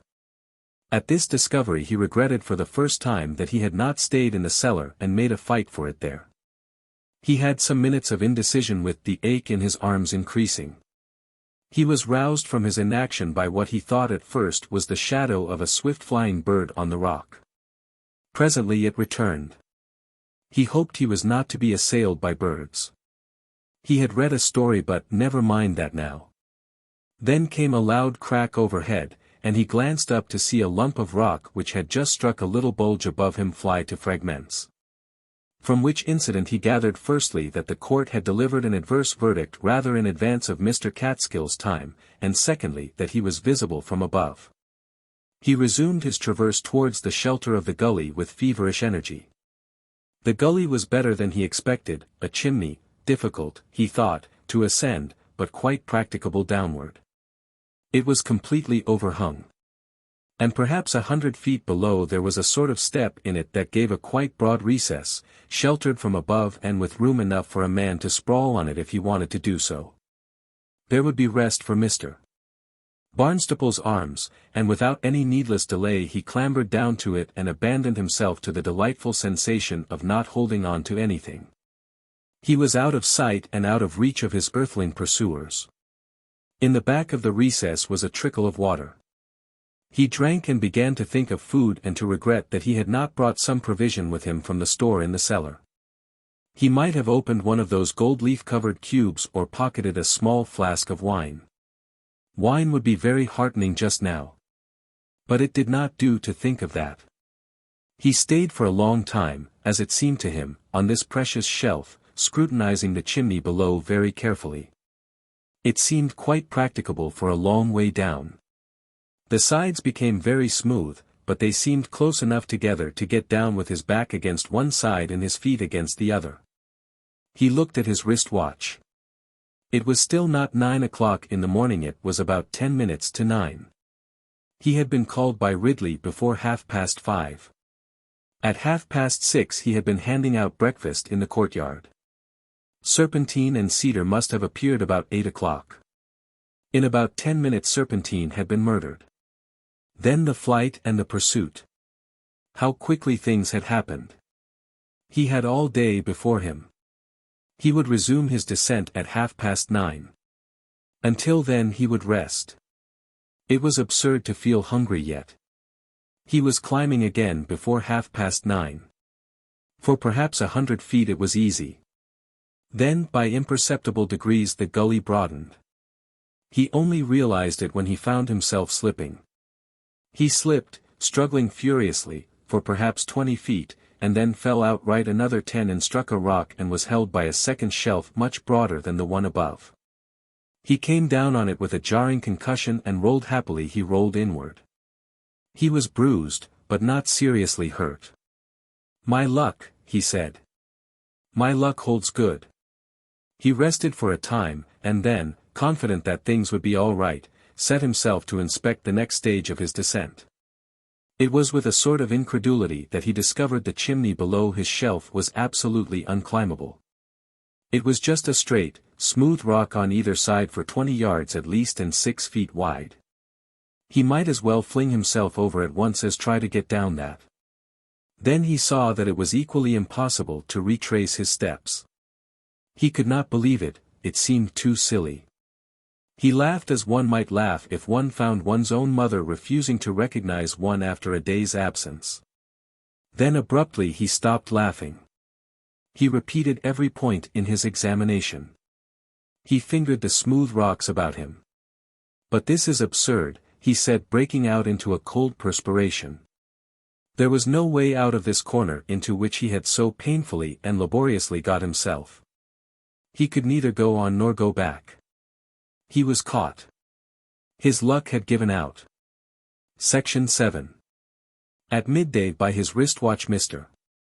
Barnstaple was sitting in his recess as a weary invalid suffering from some incurable disease might sit up in an armchair during a temporary respite from pain, with nothing to do and no hope before him. There was not one chance in 10,000 that anything could happen to release him from this trap into which he had clambered. There was a trickle of water at the back but no food, not even a grass blade to nibble. Unless he saw fit to pitch himself over into the gorge, he must starve to death. It would perhaps be cold at nights but not cold enough to kill him. To this end he had come then out of the worried journalism of London and the domesticities of Sydenham. Queer journey it was that he and the Yellow Peril had made. Camberwell, Victoria, Hounslow, Slough, Utopia, the mountain paradise, 100 fascinating and tantalizing glimpses of a world of real happiness and order, that long, long aeroplane flight half round a world. And now death. The idea of abbreviating his sufferings by jumping over had no appeal for him.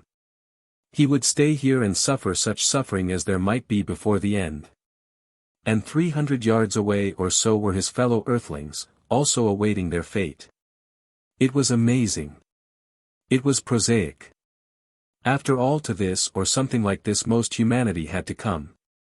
Sooner or later people had to live and suffer, they had to think and then think feverishly and then weakly, and so fade to a final cessation of thought.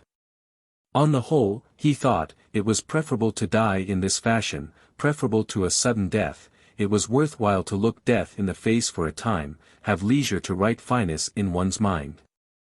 To think over life and such living as one had done and think it over with a detachment, an independence, that only an entire inability to alter one jot of it now could give. At present his mind was clear and calm, a bleak serenity like a clear winter sky possessed him.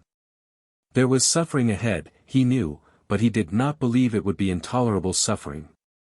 If it proved intolerable, the canyon yawned below. In that respect this shelf or rock was a better death-bed than most, a more convenient death-bed. Your sick bed presented pain with a wide margin, set it up for your too complete examination. But to starve was not so very dreadful, he had read. Hunger and pain there would be, most distressful about the third day, and after that one became feeble and did not feel so much. It would not be like the torture of many cancer cases or the agony of brain fever. It would not be one tithe as bad as that. Lonely it would be. But is one much less lonely on a deathbed at home? They come and say, there, and do little serviceable things, but are there any other interchanges? You go your solitary way, speech and movement and the desire to speak or move passing from you, and their voices fade.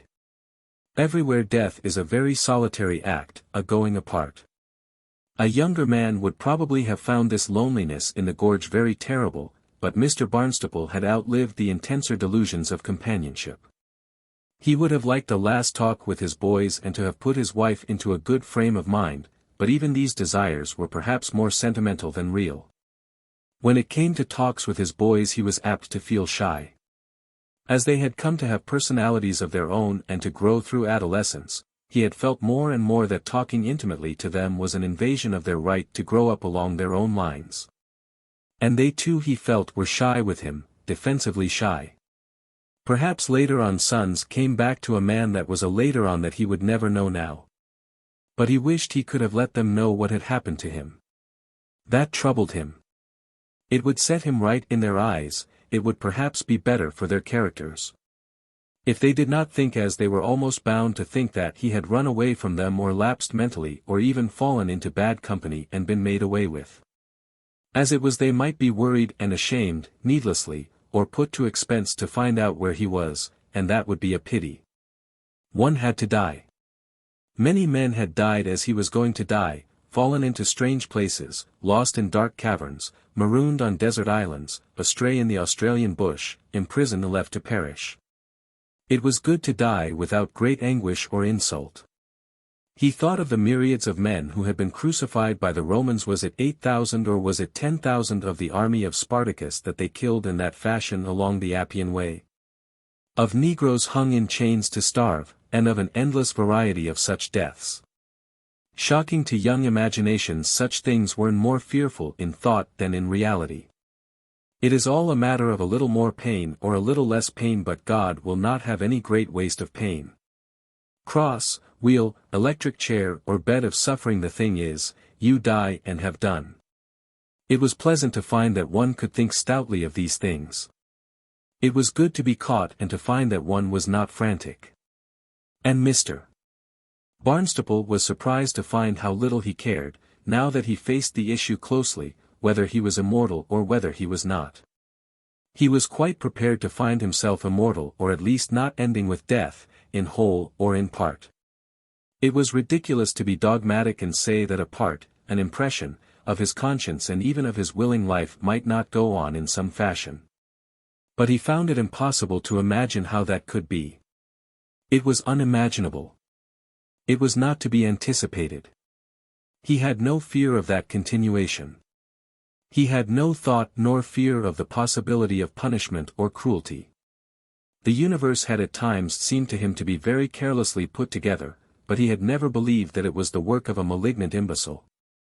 It impressed him as immensely careless but not as dominatingly cruel. He had been what he had been, weak and limited and sometimes silly, but the punishment of these defects lay in the defects themselves. He ceased to think about his own death. He began to think of life generally, its present lowliness, its valiant aspiration. He found himself regretting bitterly that he was not to see more of this utopian world, which was in so many respects so near an intimation of what our own world may become. It had been very heartening to see human dreams and human ideals vindicated by realization, but it was distressing to have had the vision snatched away while he was still only beginning to examine it. He found himself asking questions that had no answers for him, about economics, about love and struggle. Anyhow, he was glad to have seen as much as he had.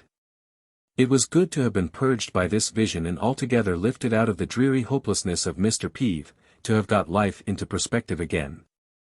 The passions and conflicts and discomforts of A.D.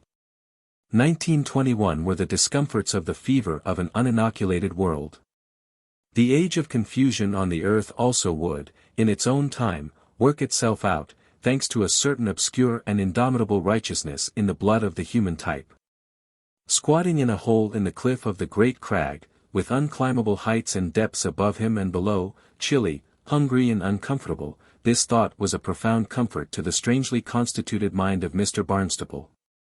But how miserably had he and his companions failed to rise to the great occasions of Utopia. No one had raised an effectual hand to restrain the puerile imaginations of Mr. Catskill and the mere brutal aggressiveness of his companions. How invincibly had Father Amerton headed for the role of the ranting, hating, persecuting, quarrel-making priest. How pitifully weak and dishonest Mr. Barralonga himself, scarcely better. Disapproving always and always in ineffective opposition. What an unintelligent beauty cow that woman Greta Gray was, receptive, acquisitive, impenetrable to any idea but the idea of what was due to her as a yielding female. Lady Stella was of finer clay, but fired to no service. Women, he thought, had not been well represented in this chance expedition, just one waster and one ineffective. Was that a fair sample of Earth's womankind? All the use these Earthlings had had for Utopia was to turn it back as speedily as possible to the aggressions, subjugations, cruelties and disorders of the age of confusion to which they belonged. Serpentine and Cedar, the man of scientific power and the man of healing, they had sought to make hostages to disorder, and failing that they had killed or sought to kill them. They had tried to bring back Utopia to the state of Earth, and indeed but for the folly, malice and weakness of men Earth was now Utopia. Old Earth was Utopia now, a garden and a glory, the earthly paradise, except that it was trampled to dust and ruin by its Catskills, Hunkers, Barralongas, Ridleys, DuPonts and their kind. Against their hasty trampling folly nothing was pitted, it seemed, in the whole wide world at present but the whinings of the Peeves, the acquiescent disapproval of the Burleys and such immeasurable ineffectiveness as his own protest. And a few writers and teachers who produced results at present untraceable. Once more Mr. Barnstaple found himself thinking of his old friend, the school inspector and schoolbook writer, who had worked so steadfastly and broken down and died so pitifully. He had worked for Utopia all his days. Were there hundreds or thousands of such Utopians yet on Earth? What magic upheld them? "I wish I could get some message through to them," said Mr. Barnstaple, to hearten them. For it was true, though he himself had to starve and die like a beast fallen into a pit, nevertheless Utopia triumphed and would triumph. The grabbers and fighters, the persecutors and patriots, the lynchers and boycotters and all the riff-raff of short-sighted human violence, crowded on to final defeat. Even in their lives they know no happiness, they drive from excitement to excitement and from gratification to exhaustion. Their enterprises and successes, their wars and glories, flare and pass. Only the true thing grows, the truth, the clear idea, year by year and age by age, slowly and invincibly as a diamond grows amidst the darkness and pressures of the earth, or as the dawn grows amidst the guttering lights of some belated orgy. What would be the end of those poor little people up above there? Their hold on life was even more precarious than his own, for he might lie and starve here slowly for weeks before his mind gave its last flicker. But they had openly pitted themselves against the might and wisdom of Utopia, and even now the ordered power of that world must be closing in upon them. He still had a faint irrational remorse for his betrayal of Catskill's ambush. He smiled now at the passionate conviction he had felt at the time that if once Catskill could capture his hostages, Earth might prevail over Utopia. That conviction had rushed him into action. His weak cries had seemed to be all that was left to avert this monstrous disaster. But suppose he had not been there at all, or suppose he had obeyed the lingering instinct of fellowship that urged him to fight with the others, what then? When he recalled the sight of Cedar throwing mush about as one might throw a lapdog about, and the height and shape of Serpentine, he doubted whether even upon the stairs in the archway it would have been possible for the Earthlings to have overpowered these two. The revolvers would have come into use just as they had come into use upon the slope, and Catskill would have got no hostages but only 2 murdered men. How unutterably silly the whole scheme of Catskill had been. But it was no sillier than the behavior of Catskill, Burleigh and the rest of the world's statesmen had been on Earth, during the last few years. At times during the world agony of the Great War it had seemed that Utopia drew near to Earth. The black clouds and smoke of these dark years had been shot with the light of strange hopes, with the promise of a world reborn. But the nationalists, financiers, priests and patriots had brought all those hopes to nothing. They had trusted to old poisons and infections and to the weak resistances of the civilized spirit. They had counted their weapons and set their ambushes and kept their women busy sowing flags of discord. For a time they had killed hope, but only for a time. For hope, the Redeemer of mankind, there is perpetual resurrection. Utopia will win, said Mr. Barnstaple, and for a time he sat listening to a sound he had heard before without heeding it very greatly, a purring throb in the rocks about him, like the running of some great machine. It grew louder and then faded down to the imperceptible again. His thoughts came back to his erstwhile companions. He hoped they were not too miserable or afraid up there. He was particularly desirous that something should happen to keep up Lady Stella's courage. He worried affectionately about Lady Stella.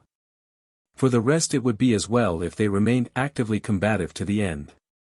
Possibly they were all toiling at some preposterous and wildly hopeful defensive scheme of Catskill's. Except Mr. Burleigh, who would be resting convinced that for him at least there would still be a gentlemanly way out. And probably not much afraid if there wasn't. Amerton and possibly Mush might lapse into a religious revival that would irritate the others a little, or possibly even provide a mental opiate for Lady Stella and Miss Greta Grey. Then for Penck there was wine in the cellar. They would follow the laws of their being, they would do the things that nature and habit would require of them. What else was possible? Mr. Barnstaple plunged into a metaphysical gulf. Presently he caught himself looking at his wristwatch. It was 20 minutes past 12. He was looking at his watch more and more frequently, or time was going more slowly. Should he wind his watch or let it run down? He was already feeling very hungry. That could not be real hunger yet. It must be his imagination getting out of control. 4. The End of Quarantine Crag. Section 1. Mr. Barnstaple awoke slowly and reluctantly from a dream about cookery. He was Sawyer, the celebrated chef of the Reform Club, and he was inventing and tasting new dishes. But in the pleasant way of dreamland he was not only Sawyer, but at the same time he was a very clever Utopian biologist and also God Almighty. So that he could not only make new dishes, but also make new vegetables and meats to go into them. He was particularly interested in a new sort of fowl, the Chateaubriand breed of fowls, which was to combine the rich quality of very good beefsteak with the size and delicacy of a fowl's breast. And he wanted to stuff it with a blend of pimento, onion and mushroom, except that the mushroom wasn't quite the thing. The mushrooms, he tasted them indeed, just the least little modification. And into the dream came an assistant cook, several assistant cooks, all naked as Utopians, bearing fowls from the pantry and saying that they had not kept, they had gone high and they were going higher. In order to illustrate this idea of their going higher, these assistant cooks lifted the fowls above their heads and then began to climb the walls of the kitchen, which were rocky and for a kitchen remarkably close together. Their figures became dark. They were thrown up in black outline against the luminous steam arising from a cauldron of boiling soup. It was boiling soup, and yet it was cold soup and cold steam. Mr. Barnstaple was awake. In the place of luminous steam there was mist, brightly moonlit mist, filling the gorge. It threw up the figures of the two Utopians in black silhouette. What Utopians? His mind struggled between dreaming and waking. He started up rigidly attentive. They moved with easy gestures, quite unaware of his presence so close to them. They had already got a thin rope ladder fixed to some point overhead, but how they had managed to do this he did not know. One still stood on the shelf, the other swayed above him, stretched across the gully, clinging to the rope with his feet against the rock. The head of a third figure appeared above the edge of the shelf. It swayed from side to side. He was evidently coming up by a second rope ladder. Some sort of discussion was in progress. It was borne in upon Mr. Barnstaple that this last comer thought that he and his companions had clambered high enough, but that the uppermost man insisted they should go higher. In a few moments the matter was settled. The uppermost Utopian became very active, lunged upward, swung out and vanished by jerks out of Mr. Barnstaple's field of view. His companions followed him, and one after the other was lost to sight, leaving nothing visible but the convulsively agitated rope ladder and a dangling rope that they seemed to be dragging up the crag with them. Mr. Barnstaple's taut muscles relaxed. He yawned silently, stretched his painful limbs and stood up very cautiously. He peered up the gully. The Utopians seemed to have reached the shelf above and to be busy there. The rope that had dangled became taut. They were hauling up something from below. It was a large bundle, possibly of tools or weapons or material wrapped in something that deadened its impacts against the rock. It jumped into view, hung spinning for a moment, and was then snatched upward as the Utopians took in a fresh reef of rope. A period of silence followed. He heard a metallic clang and then, thud, thud, a dull intermittent hammering. Then he jumped back as the end of a thin rope, apparently running over a pulley, dropped past him. The sounds from above now were like filing, and then some bits of rock fell past him into the void. Section 2. He did not know what to do. He was afraid to call to these Utopians and make his presence known to them. After the murder of Serpentine he was very doubtful how a Utopian would behave to an Earthling found hiding in a dark corner. He examined the rope ladder that had brought these Utopians to his level. It was held by a long spike, the end of which was buried in the rock at the side of the gully. Possibly this spike had been fired at the rock from below while he was asleep. The ladder was made up of straight lengths and rings at intervals of perhaps 2 feet.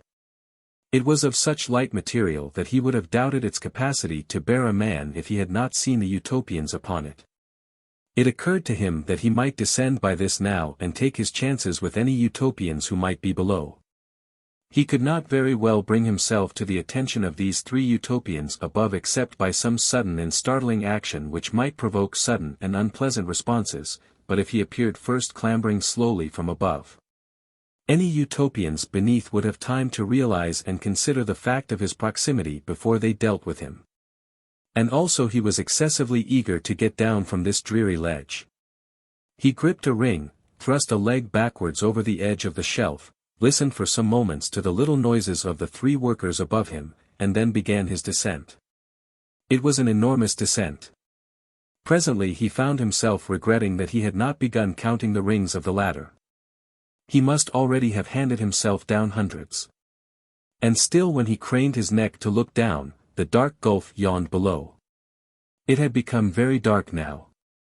The moonlight did not cut down very deeply into the canyon, and the faint reflection from the thin mists above was all there was to break the blackness. And even overhead the moonlight seemed to be passing. Now he was near the rock, now it fell away, and the rope ladder seemed to fall plumb into lightless bottomless space. He had to feel for each ring, and his bare feet and hands were already chafed and painful. And a new and disagreeable idea had come into his head that some Utopian might presently come rushing up the ladder. But he would get notice of that because the rope would tighten and quiver, and he would be able to cry out, "I am an Earthling coming down. I am a harmless Earthling." He began to cry out these words experimentally. The gorge re-echoed them, and there was no answering sound.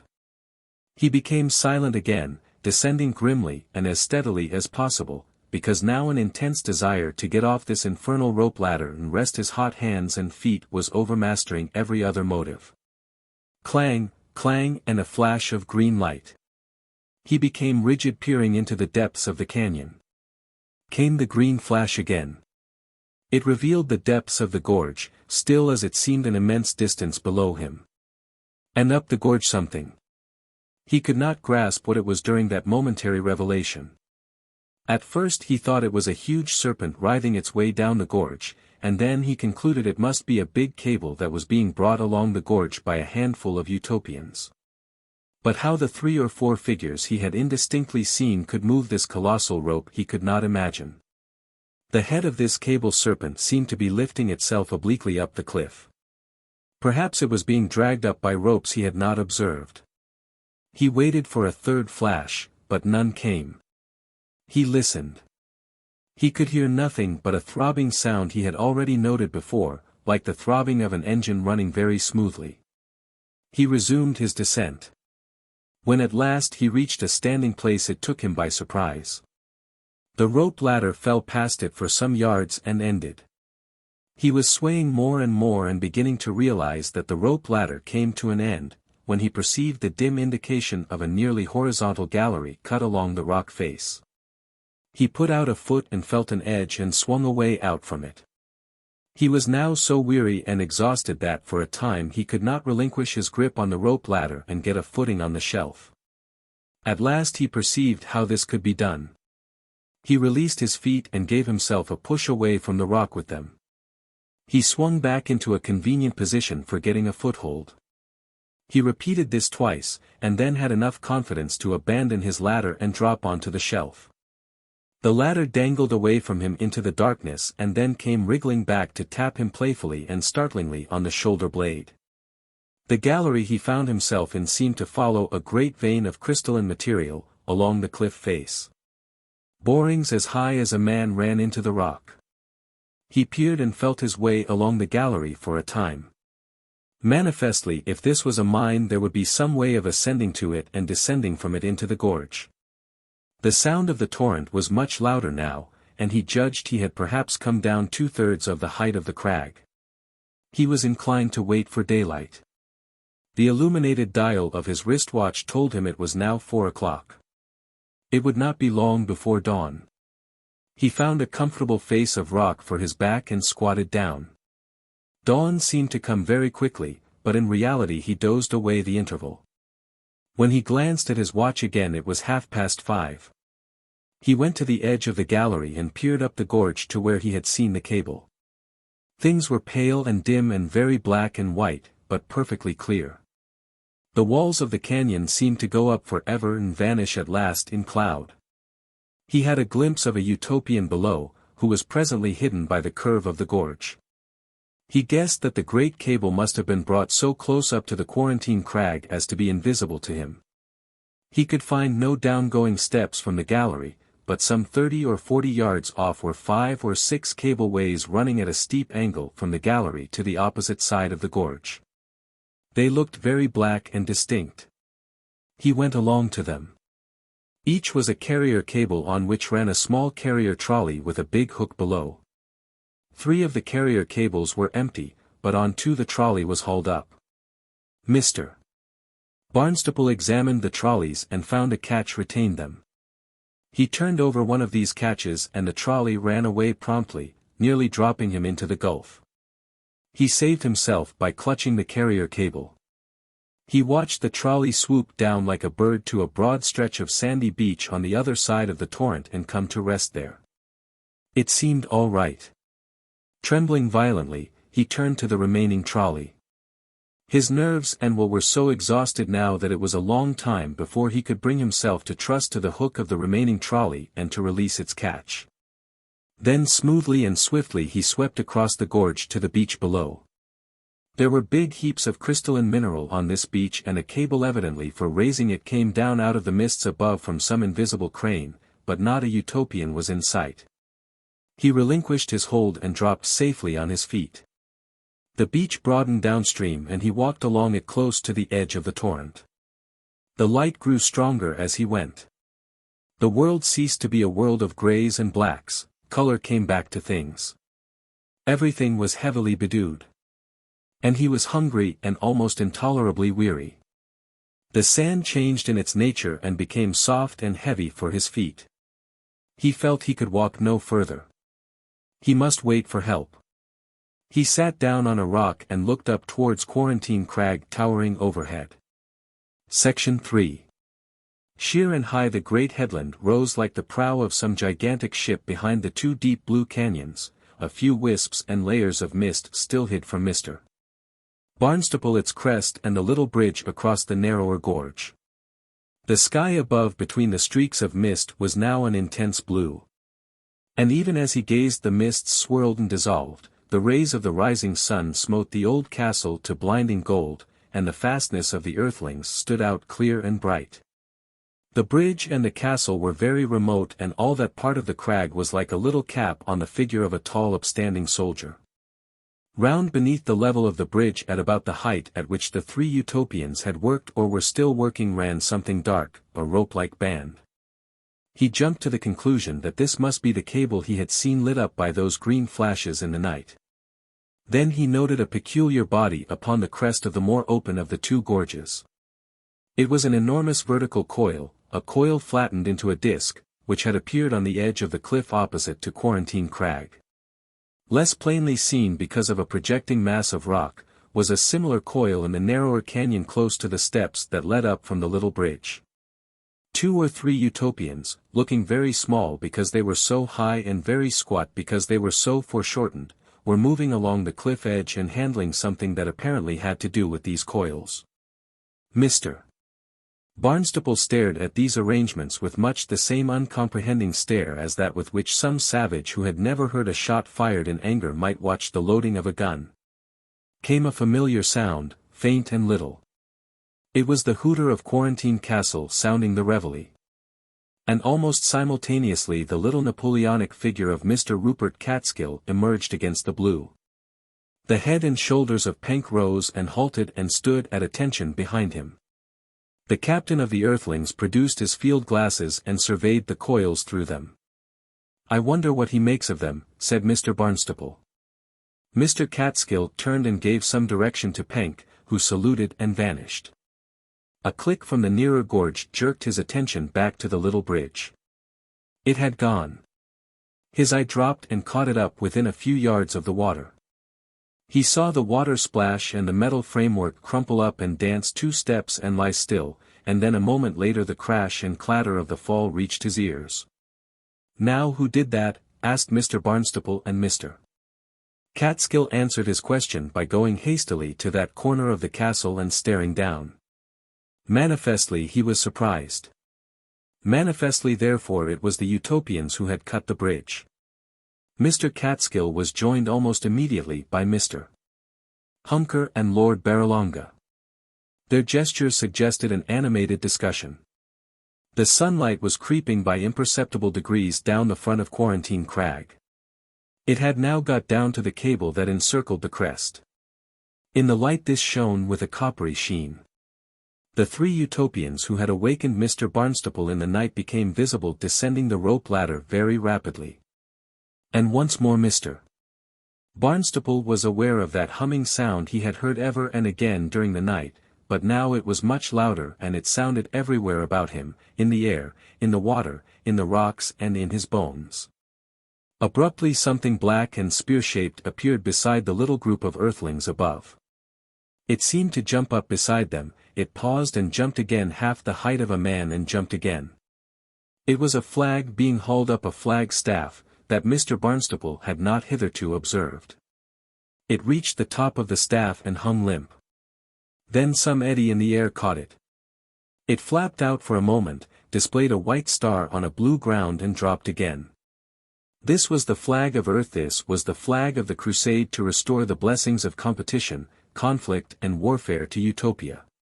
Beneath it appeared the head of Mr. Burley, examining the Utopian coils through his glasses. Section 4.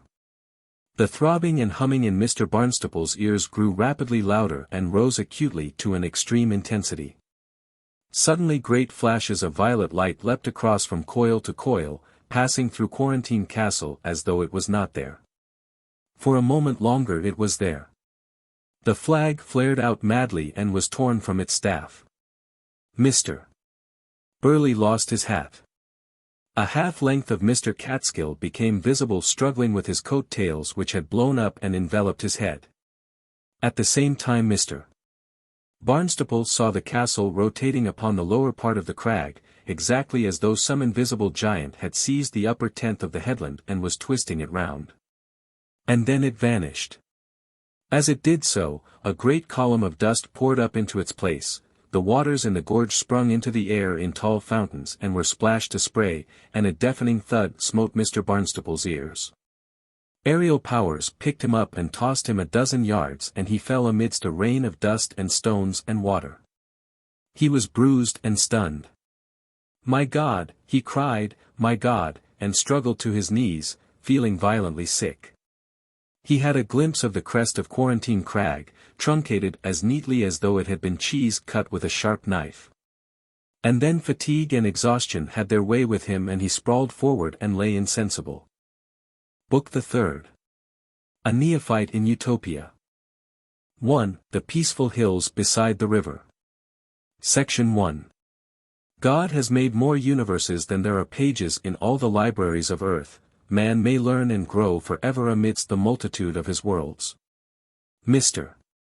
Barnstaple had a sense of floating from star to star and from plane to plane, through an incessant variety in wonder of existences. He passed over the edge of being, he drifted for ages down the faces of immeasurable cliffs. He traveled from everlasting to everlasting in a stream of innumerable little stars. At last came a phase of profound restfulness. There was a sky of level clouds, warmed by the light of a declining sun, and a skyline of gently undulating hills. Golden grassy upon their crests and carrying dark purple woods and thickets and patches of pale yellow like ripening corn upon their billowing slopes. Here and there were domed buildings and terraces, flowering gardens and little villas and great tanks of gleaming water. There were many trees like the eucalyptus only that they had darker leaves upon the slopes immediately below and round and about him. And all the land fell at last towards a very broad valley down which a shining river wound leisurely in great semicircular bends until it became invisible in evening haze. A slight movement turned his eyes to discover likeness seated beside him.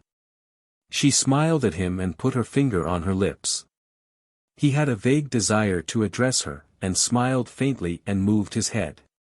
She got up and slipped away from him past the head of his couch. He was too feeble and incurious to raise his head and look to see where she had gone. But he saw that she had been sitting at a white table on which was a silver bowl full of intensely blue flowers, and the color of the flowers held him and diverted his first faint impulse of curiosity. He wondered whether colors were really brighter in this utopian world or whether something in the air quickened and clarified his apprehension. Beyond the table were the white pillars of the loggia.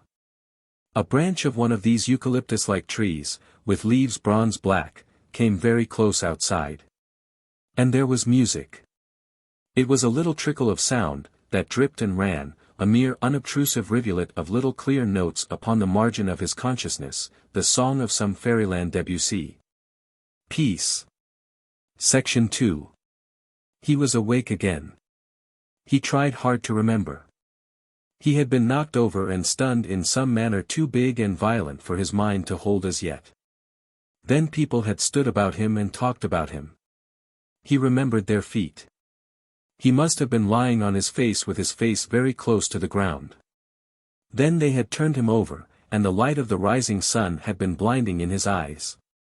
Two gentle goddesses had given him some restorative in a gorge at the foot of high cliffs. He had been carried in a woman's arms as a child is carried. After that there were cloudy and dissolving memories of a long journey, a long flight through the air. There was something next to this, a vision of huge complicated machinery that did not join on to anything else. For a time his mind held this up in an interrogative fashion and then dropped it wearily. There had been voices in consultation, the prick of an injection in some gas that he had had to inhale. And sleep or sleeps, spells of sleep interspersed with dreams. Now with regard to that gorge, how had he got there? The gorge in another light, a greenish light with Utopians who struggled with a great cable. Suddenly hard and clear came the vision of the headland of Quarantine Crag towering up against the bright blue morning sky, and then the crest of it grinding round, with its fluttering flags and its dishevelled figures, passing slowly and steadily.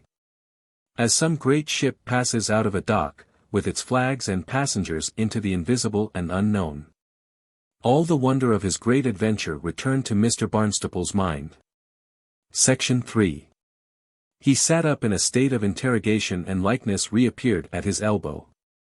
She seated herself on his bed close to him, shook up some pillows behind him and persuaded him to lie back upon them.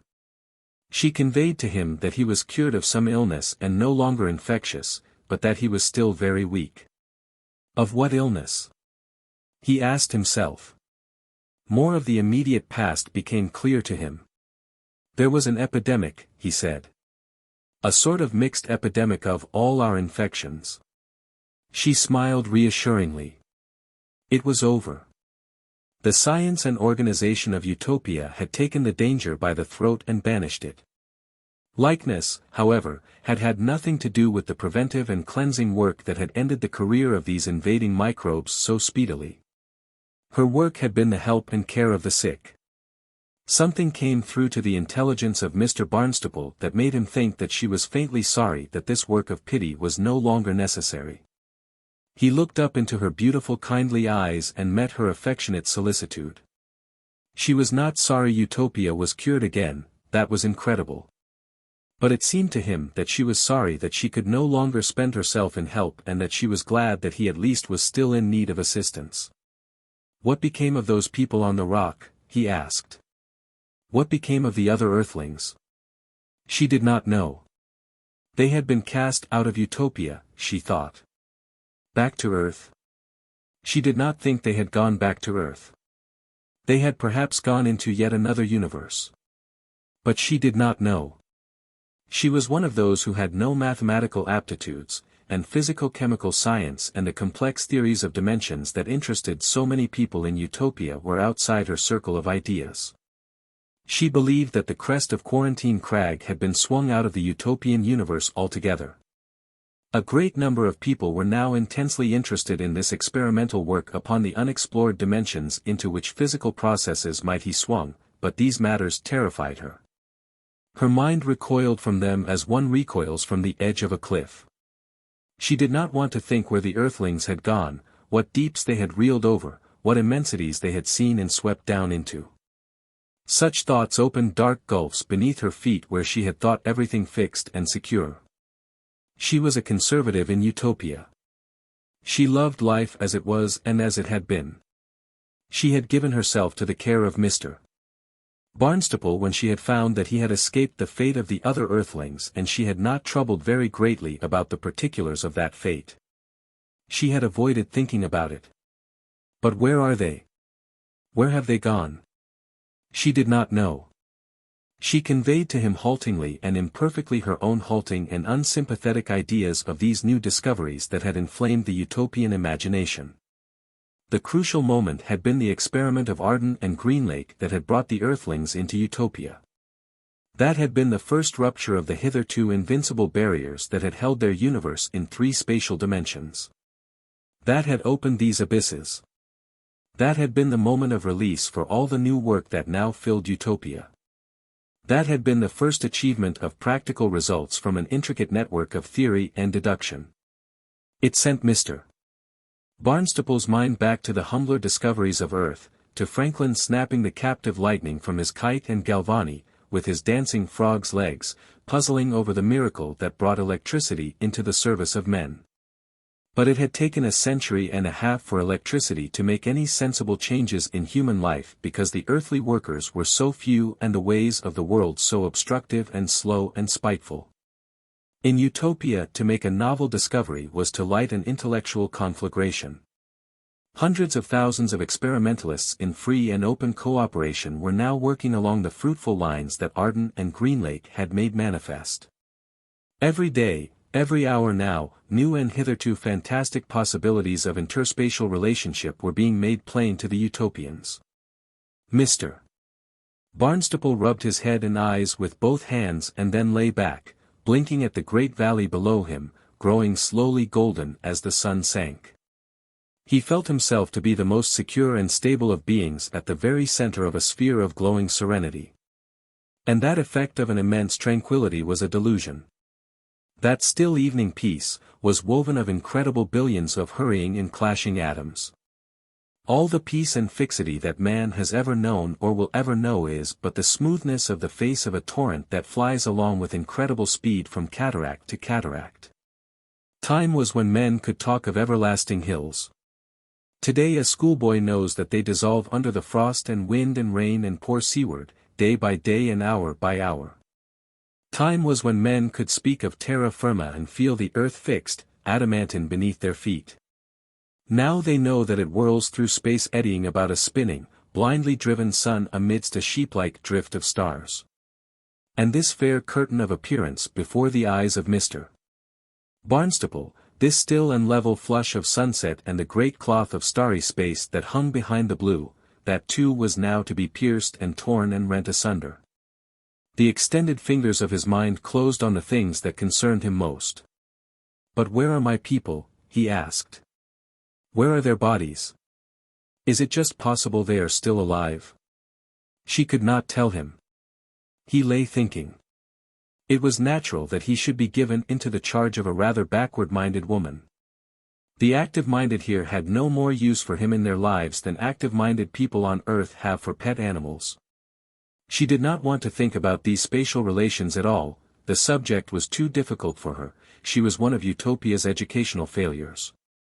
She sat beside him with a divine sweetness and tranquility upon her face, and he felt his own judgment upon her like a committed treachery. Yet he wanted to know very badly the answer to his question. He supposed the crest of Quarantine Crag had been twisted round and flung off into some outer space. It was unlikely that this time the Earthlings would strike a convenient planet again. In all probability they had been turned off into the void, into the interstellar space of some unknown universe. What would happen then? They would freeze. The air would instantly diffuse right out of them, their own gravitation would flatten them out, crush them together, collapse them. At least they would have no time to suffer. A gasp, like someone flung into ice-cold water. He contemplated these possibilities. Flung out, he said aloud. Like a cageful of mice thrown over the side of a ship. I don't understand, said Likeness, turning to him. He appealed to her. And now tell me. What is to become of me? Section 4. For a time Likeness gave him no answer. She sat with her soft eyes upon the blue haze into which the great river valley had now dissolved. Then she turned to him with a question. You want to stay in this world? Surely any Earthling would want to stay in this world. My body has been purified. Why should I not stay? It seems a good world to you. Loveliness, order, health, energy and wonder. It has all the good things for which my world groans and travails. And yet our world is not content. I could be contented. You are tired and weak still. In this air I could grow strong and vigorous. I could almost grow young in this world. In years, as you count them here, I am still a young man. Again she was silent for a time. The mighty lap of the landscape was filled now with indistinguishable blue, and beyond the black silhouettes of the trees upon the hillside only the skyline of the hills was visible against the yellow-green and pale yellow of the evening sky. Never had Mr. Barnstaple seen so peaceful a nightfall. But her words denied that peace. Here, she said, there is no rest. Every day men and women awake and say, what new thing shall we do today? What shall we change? They have changed a wild planet of disease and disorder into a sphere of beauty and safety. They have made the wilderness of human motives bear union and knowledge and power. And research never rests, and curiosity and the desire for more power and still more power consumes all our world. A healthy appetite. I am tired now, as weak and weary and soft as though I had just been born. But presently when I have grown stronger I too may share in that curiosity and take a part in these great discoveries that now set Utopia astir. Who knows? He smiled at her kind eyes. You will have much to learn, she said. She seemed to measure her own failure as she said these words.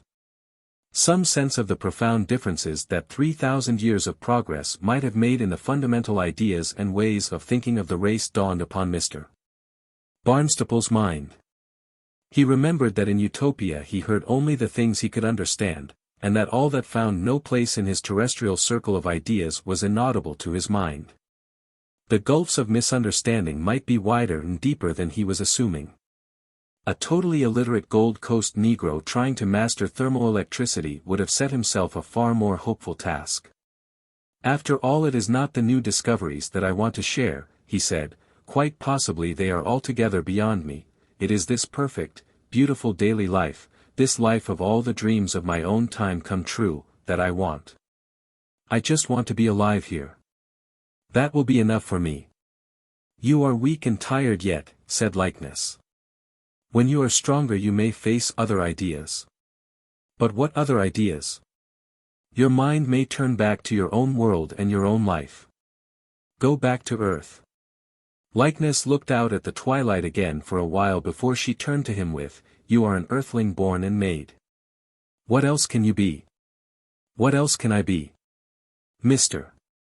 Barnstaple's mind rested upon that, and he lay feeling rather than thinking amidst its implications as the pinpoint lights of Utopia pricked the darkling blue below and ran into chains and groups and coalesced into nebulous patches. He resisted the truth below her words. This glorious world of Utopia, perfect and assured, poised ready for tremendous adventures amidst untravelled universes, was a world of sweet giants and uncompanionable beauty, a world of enterprises in which a poor muddy-witted, weak-willed Earthling might neither help nor share. They had plundered their planet as one empties a purse, they thrust out their power amidst the stars. They were kind. They were very kind. But they were different. 2. A Loiterer in a Living World. Section 1.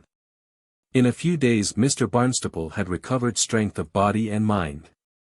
He no longer lay in bed in a loggia, filled with self-pity in the beauty of a world subdued. He went about freely and was soon walking long distances over the Utopian countryside, seeking acquaintances and learning more and more of this wonderland of accomplished human desires. For that is how it most impressed him. Nearly all the greater evils of human life had been conquered, war, pestilence and malaise, famine and poverty had been swept out of human experience.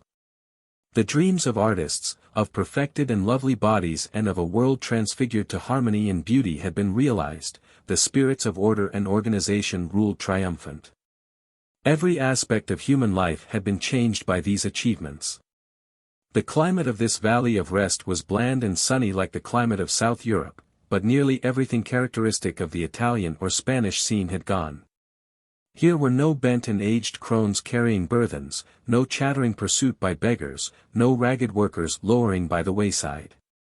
The puny terracing, the distressing accumulations of hand cultivation, the gnarled olives, hacked vines, the little patches of grain or fruit, and the grudged litigious irrigation of those primitive conditions, gave place to sweeping schemes of conservation, to a broad and subtle handling of slope and soil and sunshine. No meager goats nor sheep, child-tended, cropped among the stones, no tethered cattle ate their apportioned circles of herbage and no more. There were no hovels by the wayside, no shrines with tortured, blood-oozing images, no slinking misbegotten curs nor beaten beasts sweating and panting between their overloaded panniers at the steeper places of rutted, rock-strewn and dung-strewn roads.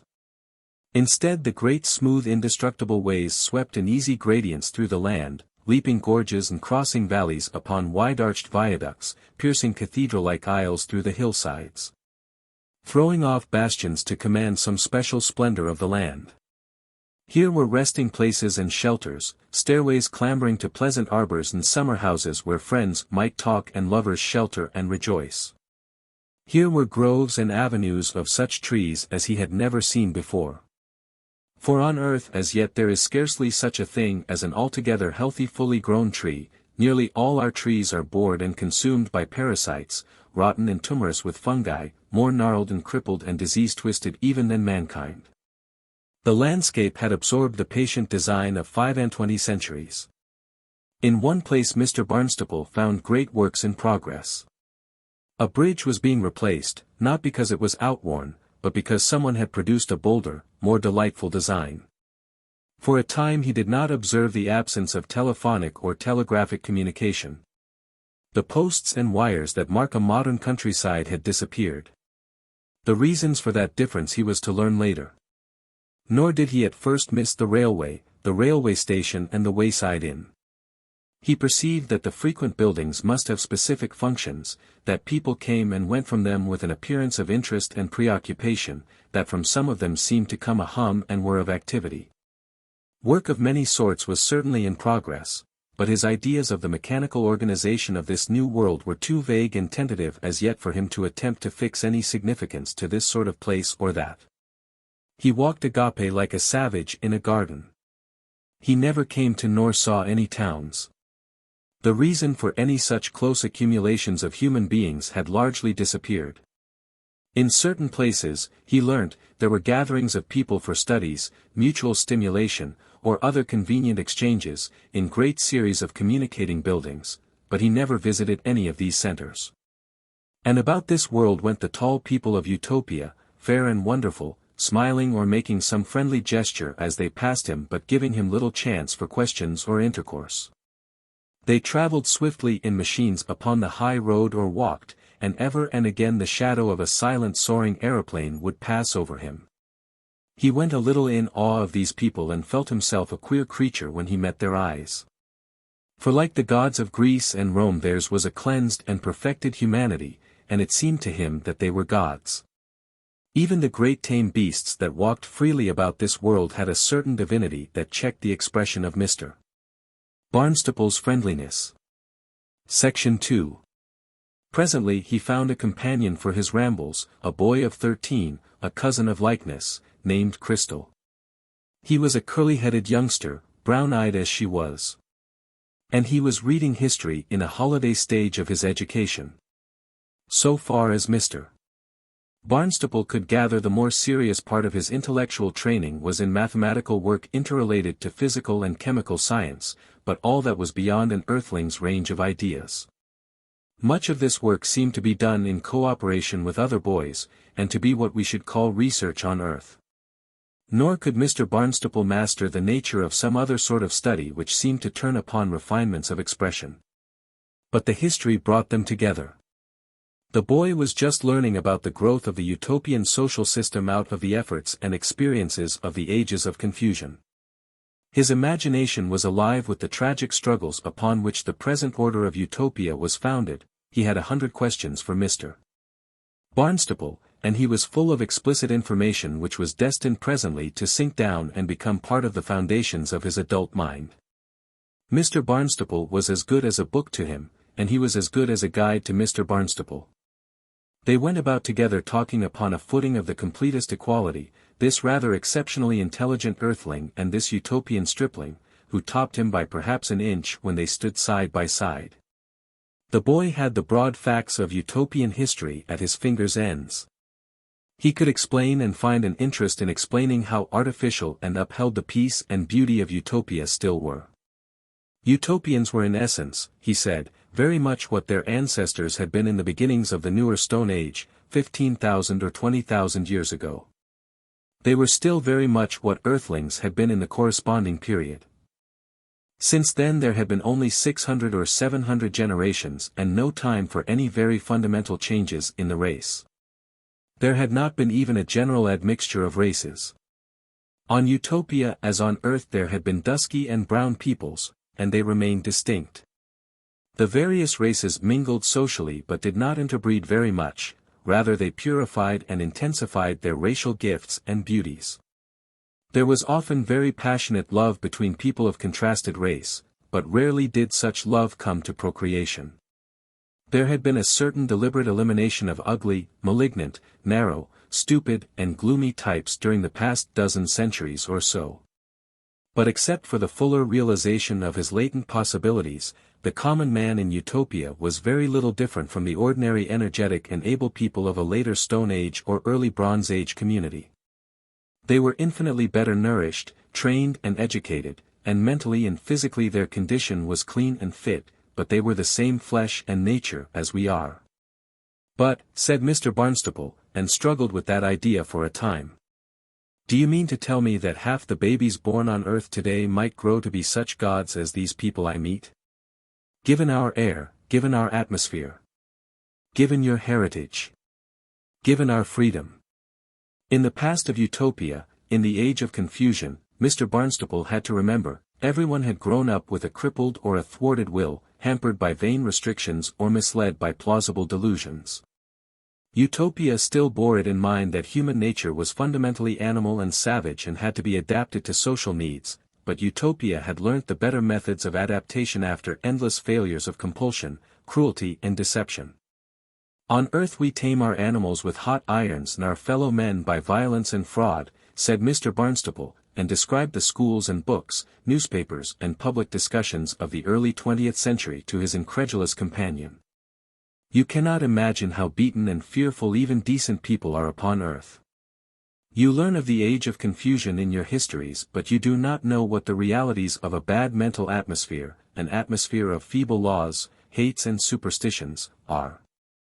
As night goes round the earth always there are hundreds of thousands of people who should be sleeping, lying awake, fearing a bully, fearing a cruel competition, dreading lest they cannot make good, ill of some illness they cannot comprehend. Distressed by some irrational quarrel, maddened by some thwarted instinct or some suppressed and perverted desire. Crystal admitted that it was hard to think now of the age of confusion in terms of misery. Much of the everyday misery of Earth was now inconceivable. Very slowly Utopia had evolved its present harmony of law and custom and education. Man was no longer crippled and compelled. It was recognized that he was fundamentally an animal and that his daily life must follow the round of appetites satisfied and instincts released. The daily texture of Utopian life was woven of various and interesting foods and drinks, of free and entertaining exercise and work, of sweet sleep and of the interest and happiness of fearless and spiteless lovemaking. Inhibition was at a minimum. But where the power of Utopian education began was after the animal had been satisfied and disposed of. The jewel on the reptile's head that had brought Utopia out of the confusions of human life, was curiosity, the play impulse, prolonged and expanded in adult life into an insatiable appetite for knowledge and an habitual creative urgency. All Utopians had become as little children, learners and makers. It was strange to hear this boy speaking so plainly and clearly of the educational process to which he was being subjected, and particularly to find he could talk so frankly of love. An earthly bashfulness almost prevented Mr. Barnstaple from asking, "But you do not make love?" "I have had curiosities," said the boy, evidently saying what he had been taught to say. "But it is not necessary nor becoming to make love too early in life nor to let desire take hold of one. It weakens youth to become too early possessed by desire which often will not leave one again. It spoils and cripples the imagination. I want to do good work as my father has done before me." Mr. Barnstaple glanced at the beautiful young profile at his side and was suddenly troubled by memories of a certain study number 4 at school, and of some ugly phases of his adolescence, the stuffy, secret room, the hot and ugly fact. He felt a beastlier earthling than ever. "Hego," he sighed. "But this world of yours is as clean as starlight and as sweet as cold water on a dusty day." "Many people I love," said the boy, "but not with passion. Some day that will come. But one must not be too eager and anxious to meet passionate love, or one might make believe and give or snatch at a sham. There is no hurry. No one will prevent me when my time comes. All good things come to one in this world in their own good time.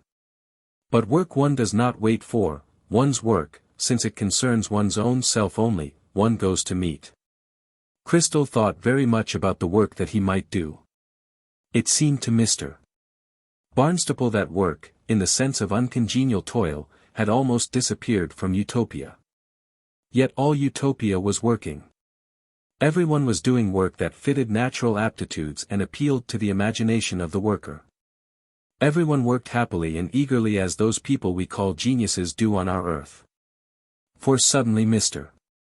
Barnstaple found himself telling Crystal of the happiness of the true artist, of the true scientific worker, of the original man even on earth as it is today. They, too, like the Utopians, do work that concerns themselves and is in their own nature for great ends. Of all earthlings they are the most enviable. If such men are not happy on earth, said Mr. Barnstaple, it is because they are touched with vulgarity and still heed the soiled successes and honors and satisfactions of vulgar men, still feel neglect and limitation that should concern them no more. But to him who has seen the sun shine in Utopia, surely the utmost honor and glory of earth can signify no more and be no more desirable than the complimentary spittle of the chieftain and a string of barbaric beads. Section 3. Crystal was still of an age to be proud of his savoir-faire. He showed Mr. Barnstaple his books and told him of his tutors and exercises. Utopia still made use of printed books. Books were still the simplest, clearest way of bringing statement before a tranquil mind. Crystal's books were very beautifully bound in flexible leather that his mother had tooled for him very prettily, and they were made of handmade paper. The lettering was some fluent phonetic script that Mr. Barnstaple could not understand. It reminded him of Arabic, and frequent sketches, outline maps and diagrams were interpolated. Crystal was advised in his holiday reading by a tutor for whom he prepared a sort of exercise report, and he supplemented his reading by visits to museums, but there was no educational museum convenient in the Valley of Peace for Mr. Barnstaple to visit. Crystal had passed out of the opening stage of education which was carried on, he said, upon large educational estates given up wholly to the lives of children. Education up to 11 or 12 seemed to be much more carefully watched and guarded and taken care of in Utopia than upon earth. Shocks to the imagination, fear and evil suggestions were warded off as carefully as were infection and physical disaster. By 8 or 9 the foundations of a Utopian character were surely laid, habits of cleanliness, truth, candor and helpfulness, confidence in the world, fearlessness and a sense of belonging to the great purpose of the race. Only after 9 or 10 did the child go outside the garden of its early growth and begin to see the ordinary ways of the world. Until that age the care of the children was largely in the hands of nurses and teachers, but after that time the parents became more of a factor than they had been in a youngster's life. It was always a custom for the parents of a child to be near and to see that child in its nursery days, but just when earthly parents tended to separate from their children as they went away to school or went into business. Utopian parentage grew to be something closer. There was an idea in Utopia that between parent and child there was a necessary temperamental sympathy. Children looked forward to the friendship and company of their parents, and parents looked forward to the interest of their children's adolescence, and though a parent had practically no power over a son or daughter, he or she took naturally the position of advocate, advisor and sympathetic friend. The friendship was all the franker and closer because of that lack of power, and all the easier because age for age the Utopians were so much younger and fresher-minded than Earthlings. Crystal it seemed had a very great passion for his mother. He was very proud of his father, who was a wonderful painter and designer, but it was his mother who possessed the boy's heart. On his second walk with Mr. Barnstaple he said he was going to hear from his mother, and Mr. Barnstaple was shown the equivalent of correspondence in Utopia. Crystal carried a little bundle of wires and light rods. And presently coming to a place where a pillar stood in the midst of a lawn he spread this affair out like a long cat's cradle and tapped a little stud in the pillar with a key that he carried on a light gold chain about his neck. Then he took up a receiver attached to his apparatus, and spoke aloud and listened and presently heard a voice. It was a very pleasant woman's voice. It talked to Crystal for a time without interruption, and then Crystal talked back, and afterwards there were other voices, some of which Crystal answered and some which he heard without replying. Then he gathered up his apparatus again. This Mr. Barnstaple learnt was the Utopian equivalent of letter and telephone. For in Utopia, except by previous arrangement, people do not talk together on the telephone. A message is sent to the station of the district in which the recipient is known to be, and there it waits until he chooses to tap his accumulated messages. And any that one wishes to repeat can be repeated. Then he talks back to the senders and dispatches any other messages he wishes. The transmission is wireless. The little pillars supply electric power for transmission or for any other purpose the Utopians require. For example, the gardeners resort to them to run their mowers and diggers and rakes and rollers. Far away across the valley Crystal pointed out the district station at which this correspondence gathered and was dispersed. Only a few people were on duty there, almost all the connections were automatic. The messages came and went from any part of the planet. This set Mr. Barnstaple going upon a long string of questions. He discovered for the first time that the message organization of Utopia had a complete knowledge of the whereabouts of every soul upon the planet. It had a record of every living person and it knew in what message district he was. Everyone was indexed and noted. To Mr. Barnstaple, accustomed to the crudities and dishonesties of earthly governments, this was an almost terrifying discovery. On Earth that would be the means of unending blackmail and tyranny, he said. Everyone would lie open to espionage. We had a fellow at Scotland Yard. If he had been in your communication department would have made life in Utopia intolerable in week. You cannot imagine the nuisance he was. Mr. Barnstaple had to explain to Crystal what blackmail meant. It was like that in Utopia to begin with, Crystal said. Just as on Earth so in Utopia there was the same natural disposition to use knowledge and power to the disadvantage of one's fellows, and the same jealousy of having one's personal facts known. In the Stone Age in Utopia men kept their true names secret and could only be spoken of by nicknames. They feared magic abuses. Some savages still do that on Earth, said Mr. Barnstaple. It was only very slowly that Utopians came to trust doctors and dentists and only very slowly that doctors and dentists became trustworthy. It was a matter of scores of centuries before the chief abuses of the confidences and trusts necessary to a modern social organization could be effectively corrected. Every young Utopian had to learn the 5 principles of liberty, without which civilization is impossible. The first was the principle of privacy. This is that all individual personal facts are private between the citizen and the public organization to which he entrusts them, and can be used only for his convenience and with his sanction. Of course all such facts are available for statistical uses, but not as individual personal facts. And the second principle is the principle of free movement. A citizen, subject to the due discharge of his public obligations, may go without permission or explanation to any part of the Utopian planet. All the means of transport are freely at his service. Every Utopian may change his surroundings, his climate and his social atmosphere as he will. The third principle is the principle of unlimited knowledge. All that is known in Utopia, except individual personal facts about living people, is on record and as easily available as a perfected series of indices, libraries, museums and inquiry offices can make it. Whatever the Utopian desires to know he may know with the utmost clearness, exactness and facility so far as his powers of knowing and his industry go. Nothing is kept from him and nothing is misrepresented to him. And that brought Mr. Barnstaple to the fourth principle of liberty, which was that lying is the blackest crime. Crystal's definition of lying was a sweeping one. The inexact statement of facts, even the suppression of a material fact, was lying. Where there are lies there cannot be freedom. Mr. Barnstaple was mightily taken by this idea.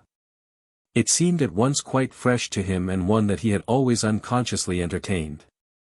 Half the difference between Utopia and our world, he asserted, lay in this, that our atmosphere was dense and poisonous with lies and shams. 888. When one comes to think of it, said Mr. Barnstaple, and began to expatiate to Crystal upon all the falsehoods of human life. The fundamental assumptions of earthly associations were still largely lies, false assumptions of necessary and unavoidable differences in flags and nationality, pretenses of function and power in monarchy. Impostures of organized learning, religious and moral dogmas and shams. And one must live in it, one is a part of it. You are restrained, taxed, distressed and killed by these insane unrealities.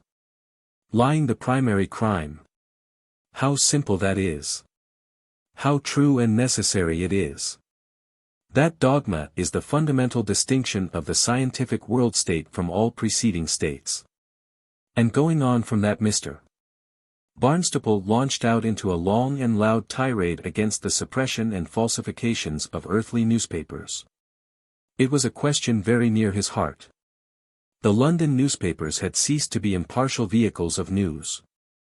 They omitted, they mutilated, they misstated. They were no better than propaganda rags. Rags. Nature, within its field, was shiningly accurate and full, but that was a purely scientific paper, it did not touch the everyday news. The press, he held, was the only possible salt of contemporary life, and if the salt had lost its savor. The poor man found himself orating as though he was back at his Sydenham breakfast table after a bad morning's paper. Once upon a time Utopia was in just such a tangle, said Crystal consolingly. But there is a proverb, truth comes back where once she has visited. You need not trouble so much as you do. Some day even your press may grow clear. How do you manage about newspapers and criticism, said Mr. Barnstaple. Crystal explained that there was a complete distinction between news and discussion in Utopia. There were houses one was in sight which were used as reading rooms. One went to these places to learn the news. Thither went the reports of all the things that were happening on the planet, things found, things discovered, things done. The reports were made as they were needed. There were no advertisement contracts to demand the same bulk of news every day. For some time Crystal said the reports had been very full and amusing about the Earthlings, but he had not been reading the paper for many days because of the interest in history the Earthling affair had aroused in him. There was always news of fresh scientific discoveries that stirred the imagination. One frequent item of public interest and excitement was the laying out of some wide scheme of research. The new spatial work that Arden and Greenlake had died for was producing much news. And when people died in Utopia it was the custom to tell the story of their lives. Crystal promised to take Mr. Barnstaple to a news place and entertain him by reading him some of the Utopian descriptions of earthly life which had been derived from the Earthlings, and Mr. Barnstaple asked that when this was done he might also hear about Arden and Greenlake, who had been not only great discoverers, but great lovers, and of serpentine and cedar, for whom he had conceived an intense admiration. Utopian news lacked of course the high spice of an earthly newspaper. The intriguing murders and amusing misbehaviors, the entertaining and exciting consequences of sexual ignorance and sexual blunderings, the libel cases and detected swindles, the great processional movements of royalty across the general traffic, and the romantic fluctuations of the stock exchange and sport. But where the news of Utopia lacked liveliness, the liveliness of discussion made up for it. For the fifth principle of liberty in Utopia was free discussion and criticism. Any utopian was free to criticize and discuss anything in the whole universe provided he told no lies about it directly or indirectly. He could be as respectful or disrespectful as he pleased, he could propose anything however subversive. He could break into poetry or fiction as he chose. He could express himself in any literary form he liked or by sketch or caricature as the mood took him. Only he must refrain from lying, that was the one rigid rule of controversy. He could get what he had to say printed and distributed to the newsrooms. There it was read or neglected as the visitors chanced to approve of it or not. Often if they liked what they read they would carry off a copy with them. Crystal had some new fantastic fiction about the exploration of space among his books, imaginative stories that boys were reading very eagerly. They were pamphlets of 30 or 40 pages printed on a beautiful paper that he said was made directly from flax and certain reeds. The librarians noted what books and papers were read and taken away, and these they replaced with fresh copies. The piles that went unread were presently reduced to 1 or 2 copies and the rest went back to the pulping mills. But many of the poets and philosophers, and storytellers whose imaginations found no wide popularity were nevertheless treasured and their memories kept alive by a few devoted admirers. Section 4. I am not at all clear in my mind about one thing, said Mr. Barnstaple. I have seen no coins and nothing like money passing in this world. By all outward appearance this might be a communism such as was figured in a book we used to value on earth, a book called News from Nowhere by an Earthling named William Morris. It was a graceful impossible book. In that dream everyone worked for the joy of working and took what he needed. But I have never believed in communism because I recognize, as here in Utopia you seem to recognize, the natural fierceness and greediness of the untutored man. There is joy in creation for others to use, but no natural joy in unrequited service. The sense of justice to himself is greater in man than the sense of service. Somehow here you must balance the work anyone does for Utopia against what he destroys or consumes. How do you do it? Crystal considered. There were communists in Utopia in the last age of confusion. In some parts of our planet they tried to abolish money suddenly and violently and brought about great economic confusion and want and misery. To step straight to communism failed very tragically. And yet Utopia today is practically a communism, and except by way of curiosity I have never had a coin in my hand in all my life. In Utopia just as upon earth, he explained, money came as a great discovery, as a method of freedom. Hitherto, before the invention of money, all service between man and man had been done through bondage or barter. Life was a thing of slavery and narrow choice. But money opened up the possibility of giving a worker a free choice in his reward. It took Utopia 3,000 years and more to realize that possibility. The idea of money abounded in pitfalls and was easily corruptible. Utopia floundered its way to economic lucidity through long centuries of credit and debt, false and debased money, extravagant usury and every possibility of speculative abuse. In the matter of money more than in any other human concern, human cunning has set itself most vilely and treacherously to prey upon human necessity. Utopia once carried, as earth carries now, a load of parasitic souls, speculators, forestallers, gamblers and bargain-pressing Shylocks, exacting every conceivable advantage out of the weaknesses of the monetary system. She had needed centuries of economic sanitation. It was only when Utopia had got to the beginnings of worldwide political unity and when there were sufficiently full statistics of world resources and world production, that human society could at last give the individual worker the assurance of a coin of steadfast significance, a coin that would mean for him today or tomorrow or at any time the certainty of a set quantity of elemental values. And with peace throughout the planet and increasing social stability, interest, which is the measure of danger and uncertainty, dwindled at last to nothing. Banking became a public service perforce, because it no longer offered profit to the individual banker. Rentier classes, Crystal conveyed, are not a permanent element in any community. They mark a phase of transition between a period of insecurity and high interest and a period of complete security and no interest. They are a dawn phenomenon. Mr. Barnstaple digested this statement after an interval of incredulity. He satisfied himself by a few questions that young Utopia really had some idea of what a rentier class was. What its moral and imaginative limitations were likely to be and the role it may have played in the intellectual development of the world by providing a class of independent minds. Life is intolerant of all independent classes, said Crystal, evidently repeating an axiom. Either you must earn or you must rob. We have got rid of robbing. The youngster still speaking by his book went on to explain how the gradual disuse of money came about. It was an outcome of the general progressive organization of the economic system, the substitution of collective enterprises for competitive enterprises and of wholesale for retail dealing. There had been a time in Utopia when money changed hands at each little transaction and service. One paid money if one wanted a newspaper or a match or a bunch of flowers or a ride on a street conveyance. Everybody went about the world with pockets full of small coins paying on every slight occasion. Then as economic science became more stable and exact the methods of the club and the covering subscription extended. People were able to buy passes that carried them by all the available means of transport for a year or for 10 years or for life. The state learned from clubs and hotels provide matches, newspapers, stationery and transport for a fixed annual charge. The same inclusive system spread from small and incidental things great and essential matters, to housing and food and even clothing. The state postal system knew where every Utopian citizen was presently able in conjunction with the public banking system to guarantee his credit in any part of the world.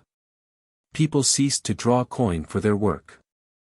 The various departments of service, and of economic, educational and scientific activity would credit the individual with his earnings in the public bank and debit him with his customary charges for all the normal services of life. Something of this sort is going on Earth even now, said Mr. Barnstaple. We use money in the last resort, but a vast volume of our business is already a matter of bookkeeping. Centuries of unity and energy had given Utopia very complete control of many fountains of natural energy upon the planet, and this was the heritage of every child born therein. He was credited at his birth with a sum sufficient to educate and maintain him up to 4 or 25, and then he was expected to choose some occupation to replenish his account. But if he doesn't, said Mr. Barnstaple. Everyone does. But if he didn't? He'd be miserable and uncomfortable. I've never heard of such a case. I suppose he'd be discussed. Psychologists might examine him. But one must do something. But suppose Utopia had no work for him to do? Crystal could not imagine that. There is always something to be done. But in Utopia once, in the old times, you had unemployment. That was part of the confusion. There was a sort of hypertrophy of debt, it had become paralysis. Why, when they had unemployment at that same time there was neither enough houses nor food nor clothing. They had unemployment and shortage at one and the same time. It is incredible. Does everyone earn about the same amount of pay? Energetic and creative people are often given big grants if they seem to need the help of others or a command of natural resources. And artists sometimes grow rich if their work is much desired. Such a gold chain as yours you had to buy. From the maker in his shop. My mother bought it. Then there are shops. You shall see some. Places where people go to see new and delightful things. And if an artist grows rich, what can he do with his money? Take time and material to make some surpassingly beautiful thing to leave the world. Or collect and help with the work of other artists. Or do whatever else he pleases to teach and find the common sense of beauty in Utopia. Or just do nothing. Utopia can afford it if he can. Section 5. Cedar and Lion, said Mr. Barnstaple, explain to the rest of us how it is that your government is as it were broken up and dispersed among the people who have special knowledge of the matters involved. The balance between interests, we gathered, was maintained by those who studied the general psychology and the educational organization of Utopia. At first it was very strange to our earthly minds that there should be nowhere a pretended omniscience and a practical omnipotence, that is to say a sovereign thing, a person or an assembly whose fiat was final. Mr. Burley and Mr. Catskill thought that such a thing was absolutely necessary, and so, less surely, did I. Who will decide, was their riddle. They expected to be taken to see the President or the Supreme Council of Utopia. I suppose it seems to you the most natural of things that there should be nothing of the sort, and that a question should go simply and naturally to the man who knows best about it. Subject to free criticism, said Crystal. Subject to the same process that has made him eminent and responsible. But don't people thrust themselves forward even here out of vanity? And don't people get thrust forward in front of the best out of spite? There is plenty of spite and vanity in every Utopian soul, said Crystal. But people speak very plainly and criticism is very searching and free. So that we learn to search our motives before we praise or question. What you say and do shows up here plainly at its true value, said Mr. Barnstaple. You cannot throw mud in the noise and darkness unchallenged or get a false claim acknowledged in the disorder.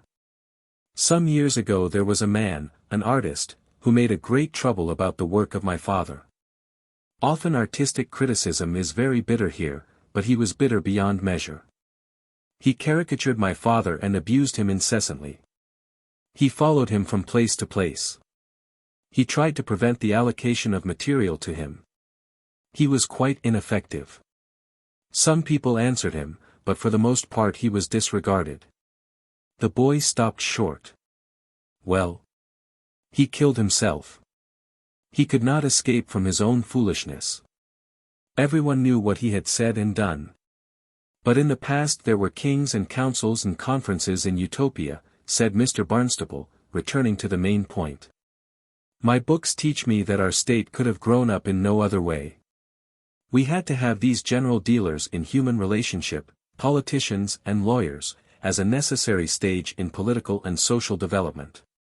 Just as we had to have soldiers and policemen to save people from mutual violence.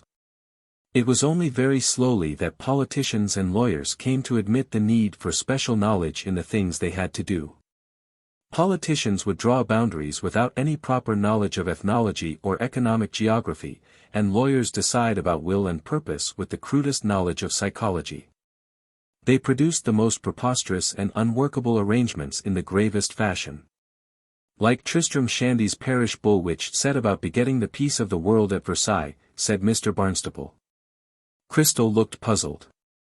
A complicated allusion to a purely earthly matter, said Mr. Barnstaple. This complete diffusion of the business of politics and law among the people with knowledge, is one of the most interesting things of all to me in this world. Such a diffusion is beginning upon earth. The people who understand world health for instance are dead against political and legal methods, and so are many of our best economists. And most people never go into a law court, and wouldn't dream of doing so upon business of their own, from their cradles to their graves. What became of your politicians and lawyers? Was there a struggle? As light grew and intelligence spread they became more and more evidently unnecessary. They met at last only to appoint men of knowledge as assessors and so forth, and after a time even these appointments became foregone conclusions. Their activities melted into the general body of criticism and discussion. In places there are still old buildings that used to be council chambers and law courts. The last politician to be elected to a legislative assembly died in Utopia about 1,000 years ago. He was an eccentric and garrulous old gentleman. He was the only candidate and one man voted for him, and he insisted upon assembling in solitary state and having all his speeches and proceedings taken down in shorthand. Boys and girls who were learning stenography used to go to report him. Finally he was dealt with as a mental case. And the last judge? I have not learnt about the last judge, said Crystal. I must ask my tutor. I suppose there was one, but I suppose nobody asked him to judge anything. So he probably got something more respectable to do. Section 6. I begin to apprehend the daily life of this world, said Mr. Barnstaple. It is a life of demigods, very free, strongly individualized, each following an individual bent, each contributing to great racial ends. It is not only cleanly, naked and sweet and lovely but full of personal dignity. It is, I see, a practical communism, planned and led up to through long centuries of education and discipline and collectivist preparation. I had never thought before that socialism could exalt and ennoble the individual and individualism degrade him, but now I see plainly that here the thing is proved. In this fortunate world it is indeed the crown of all its health and happiness there is no crowd. The old world, the world to which I belong, was, and in my universe alas still is, the world of the crowd, the world of that detestable crawling mass of unfeatured, infected human beings. You have never seen a crowd, Crystal. And in all your happy life you never will. You have never seen a crowd going to a football match or a race meeting or a bullfight or a public execution or the like crowd joy. You have never watched a crowd wedge and stick in a narrow place or hoot or howl in a crisis. You have never watched it stream sluggishly along the streets to gape at a king, or yell for a war, or yell quite equally for a peace. And you have never seen the crowd, struck by some panic breeze, change from crowd proper to mob and begin to smash and hunt. All the crowd celebrations have gone out of this world. All the crowd's gods, there is no turf here, no sport, no war demonstrations, no coronations and public funerals, no great shows, but only your little theaters. Happy Crystal! Who will never see a crowd? But I have seen crowds, said Crystal. Where? I have seen cinematograph films of crowds, photographed 30 centuries ago and more. They are shown in our history museums. I have seen crowds streaming over downs after a great race meeting, photographed from an aeroplane, and crowds rioting in some public square and being dispersed by the police. Thousands and thousands of swarming people. But it is true what you say. There are no more crowds in Utopia. Crowds and the crowd mind have gone forever. Section 7. When after some days Crystal had to return to his mathematical studies, his departure left Mr. Barnstaple very lonely. He found no other companion. Likeness seemed always near him and ready to be with him, but her want of active intellectual interests, so remarkable in this world of vast intellectual activities, estranged him from her. Other Utopians came and went, friendly, amused, polite, but intent upon their own business. They would question him curiously, attend perhaps to a question or so of his own, and depart with an air of being called away. Likeness, he began to realize, was one of Utopia's failures. She was a lingering romantic type and she cherished a great sorrow in her heart. She had had 2 children whom she had loved passionately. They were adorably fearless, and out of foolish pride she had urged them to swim out to sea and they had been taken by a current and drowned. Their father had been drowned in attempting their rescue and Likeness had very nearly shared their fate. She had been rescued. But her emotional life had stopped short at that point, had, as it were, struck an attitude and remained in it. Tragedy possessed her. She turned her back on laughter and gladness and looked for distress. She had rediscovered the lost passion of pity, first pity for herself and then a desire to pity others. She took no interest any more in vigorous and complete people, but her mind concentrated upon the consolation to be found in consoling pain and distress in others. She sought her healing in healing them. She did not want to talk to Mr. Barnstaple of the brightness of Utopia, she wanted him to talk to her of the miseries of earth and of his own miseries. That she might sympathize. But he would not tell her of his own miseries because indeed, such was his temperament, he had none. He had only exasperations and regrets. She dreamt, he perceived, of being able to come to earth and give her beauty and tenderness to the sick and poor. Her heart went out to the spectacle of human suffering and weakness. It went out to these things hungrily and desirously. Before he detected the drift of her mind, he told her many things about human sickness and poverty. But he spoke of these matters not with pity but indignation, as things that ought not to be. And when he perceived how she feasted on these things, he spoke of them heartily and cheerfully as things that would presently be swept away. But they will still have suffered, she said. Since she was always close at hand, she filled for him perhaps more than her legitimate space in the Utopian spectacle. She lay across it like a shadow. He thought very frequently about her and about the pity and resentment against life and vigor that she embodied. In a world of fear, weakness, infection, darkness and confusion, pity, the act of charity, the alms and the refuge, the deed of stark devotion, might show indeed like sweet and gracious presences. But in this world of health and brave enterprises, pity betrayed itself a vicious desire.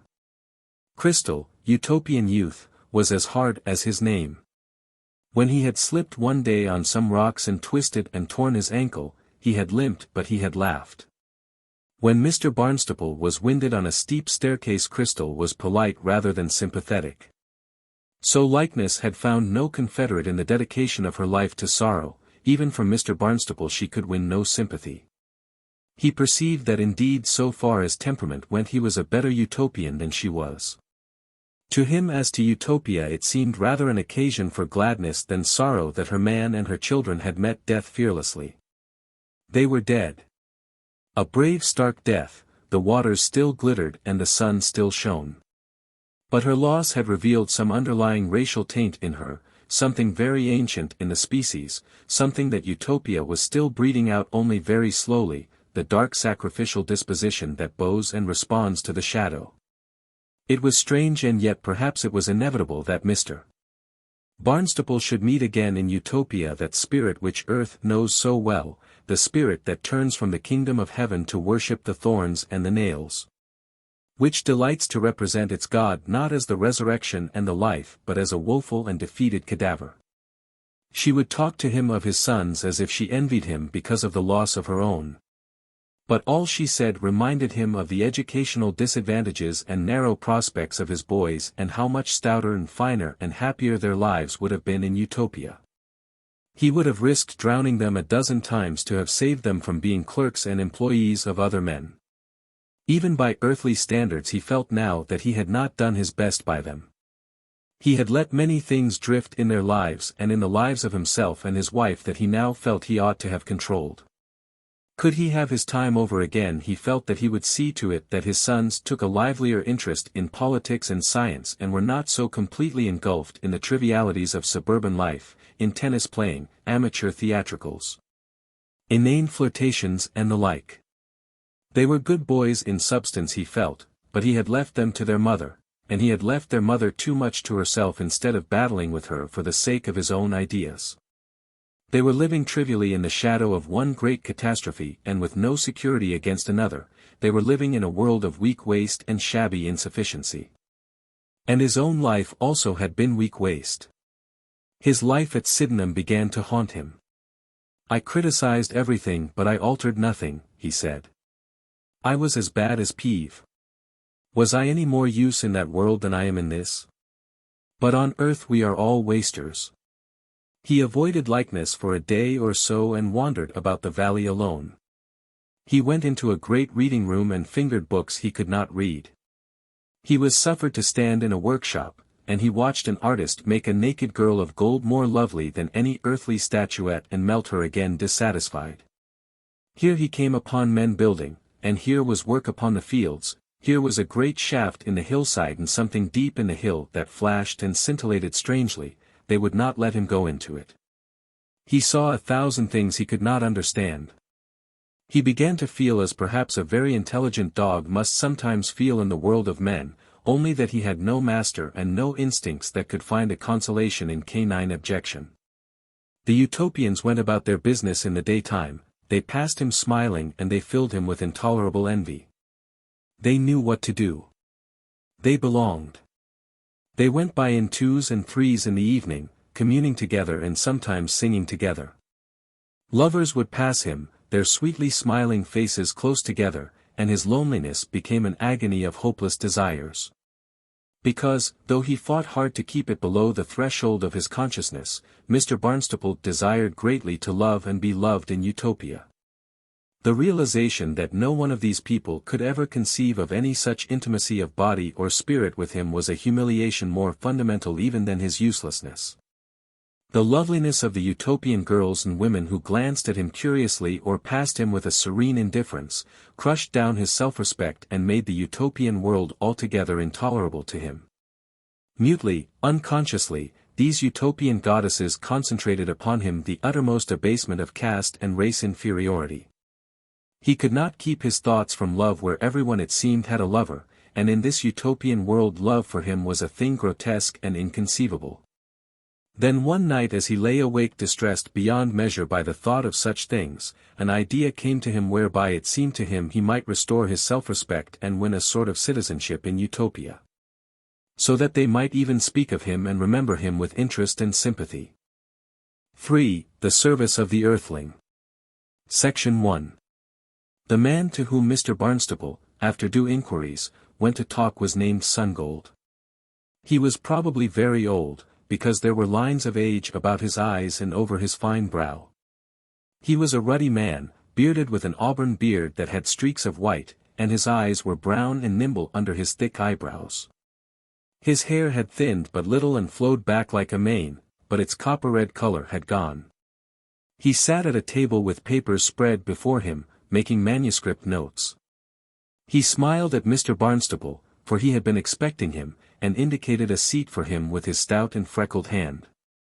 Then he waited smilingly for Mr. Barnstaple to begin.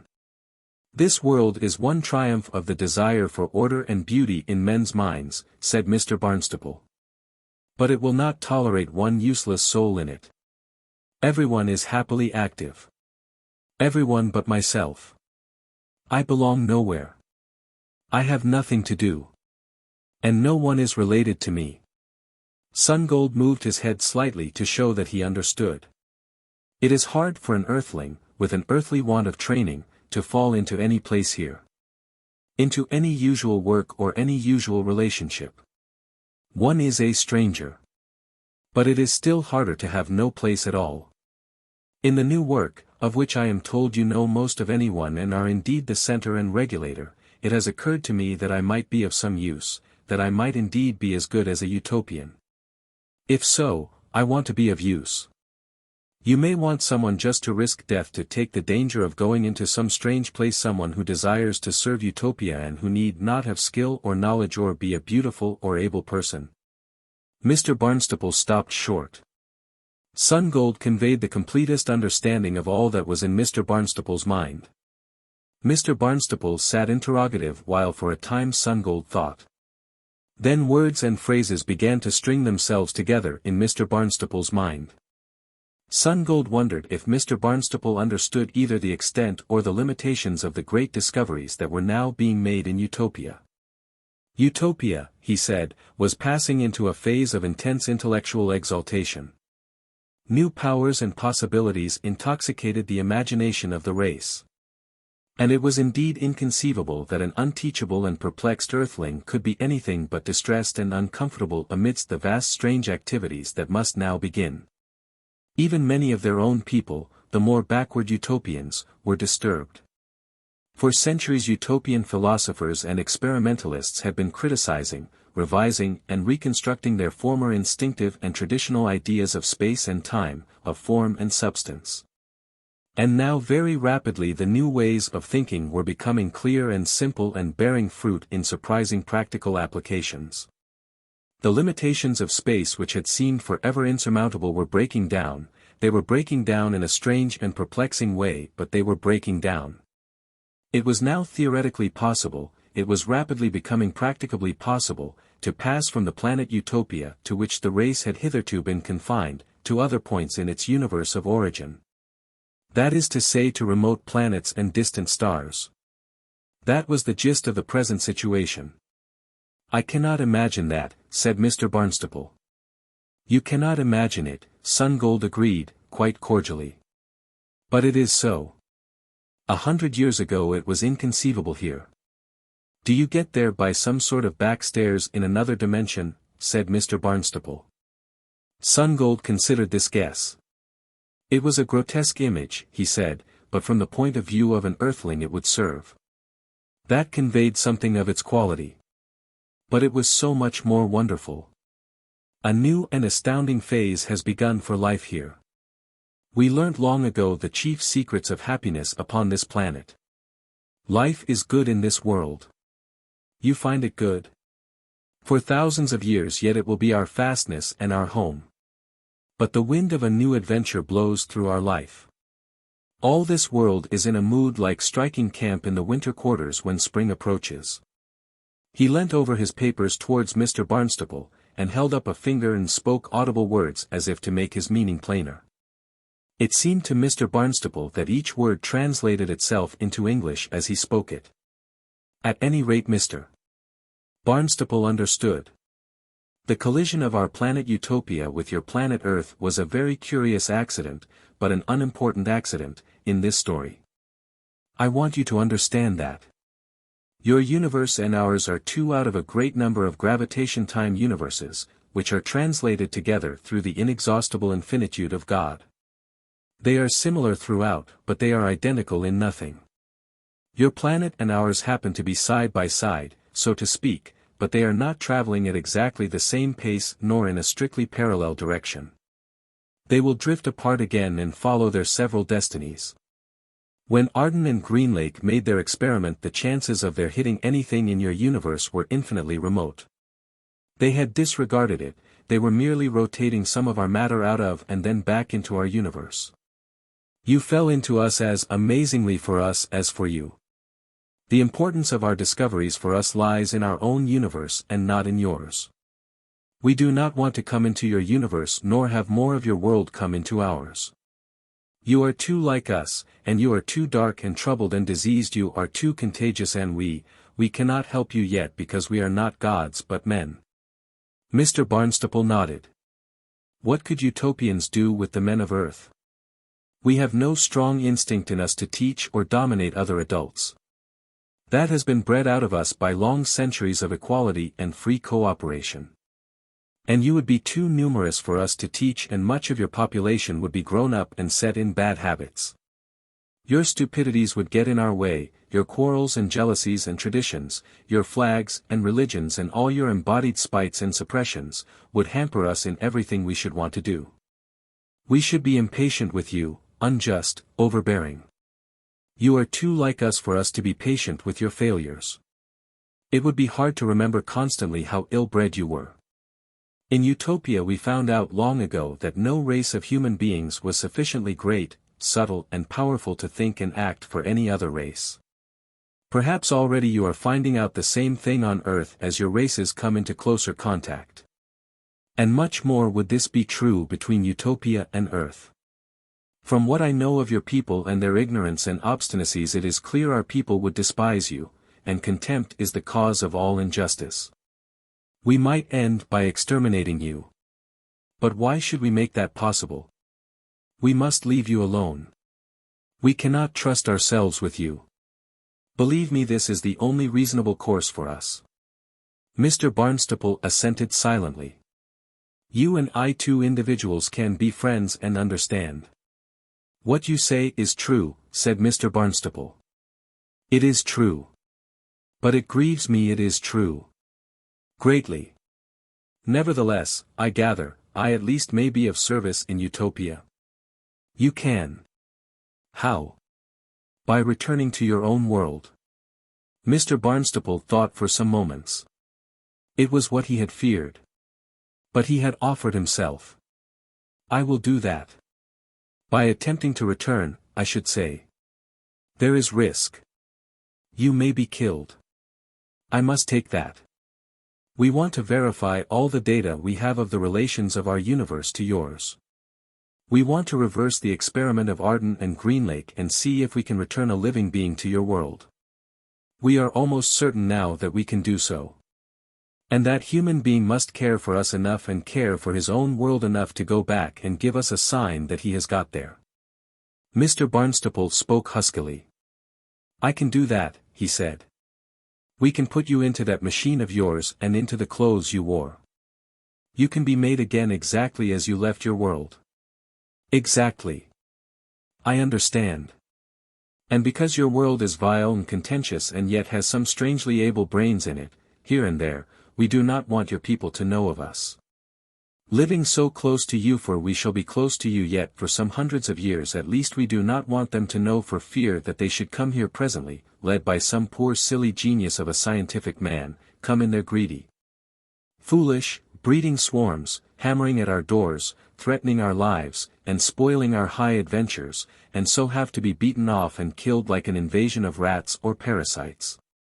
Yes, said Mr. Barnstaple. Before men can come to Utopia, they must learn the way here. Utopia, I see, is only a home for those who have learnt the way. He paused and answered some of his own thoughts. When I have returned, he said, shall I begin to forget Utopia? Sungold smiled and said nothing. All my days the nostalgia of Utopia will distress me. And uphold you. I shall take up my earthly life at the point where I laid it down, but on earth I shall be a Utopian. For I feel that having offered my service and had it accepted, that I am no longer an outcast in Utopia. I belong. Remember, you may be killed. You may die in the trial. As it may happen. Well, brother. The friendly paw took Mr. Barnstaple's and pressed it, and the deep eyes smiled. After you have returned and given us your sign, several of the other Earthlings may also be sent back. Mr. Barnstaple sat up. But, he gasped. His voice rose high in amazement. I thought they were hurled into the blank space of some outer universe and altogether destroyed. Several were killed. They killed themselves by rushing down the side of the old fortress in the outer darkness as the crag rotated. The men in leather. The man you call Long Barrow. Barralonga? Yes. And the man who shrugged his shoulders and said, what would you? The others came back as the rotation was completed late in the day, asphyxiated and frozen but not dead. They have been restored to life, and we are puzzled now how to dispose of them. They are of no use whatever in this world. They encumber us. It is only too manifest, said Mr. Barnstaple. The man you call Burley seems to be of some importance in your earthly affairs. We have searched his mind. His powers of belief are very small. He believes in very little but the life of a cultivated wealthy gentleman who holds a position of modest distinction in the councils of a largely fictitious empire. It is doubtful if he will believe in the reality of any of this experience. We will make sure anyhow that he thinks it has been an imaginative dream. He will consider it too fantastic to talk about because it is plain he is already very afraid of his imagination. He will find himself back in your world a few days after you reach it, and he will make his way to his own home unobtrusively. He will come next after you. You will see him reappear in political affairs. Perhaps a little wiser. It might well be, said Mr. Barnstaple. And what are the sounds of his name, Rupert Catskill? He too will return. Your world would miss him. Nothing will make him wiser, said Mr. Barnstaple with conviction. Lady Stella will come. I am glad she has escaped. She will say nothing about Utopia. She is very discreet. The priest is mad. His behavior became offensive and obscene, and he is under restraint. What did he do? He made a number of aprons of black silk and set out with them to attack our young people in an undignified manner. You can send him back, said Mr. Barnstaple after reflection. But will your world allow that sort of thing?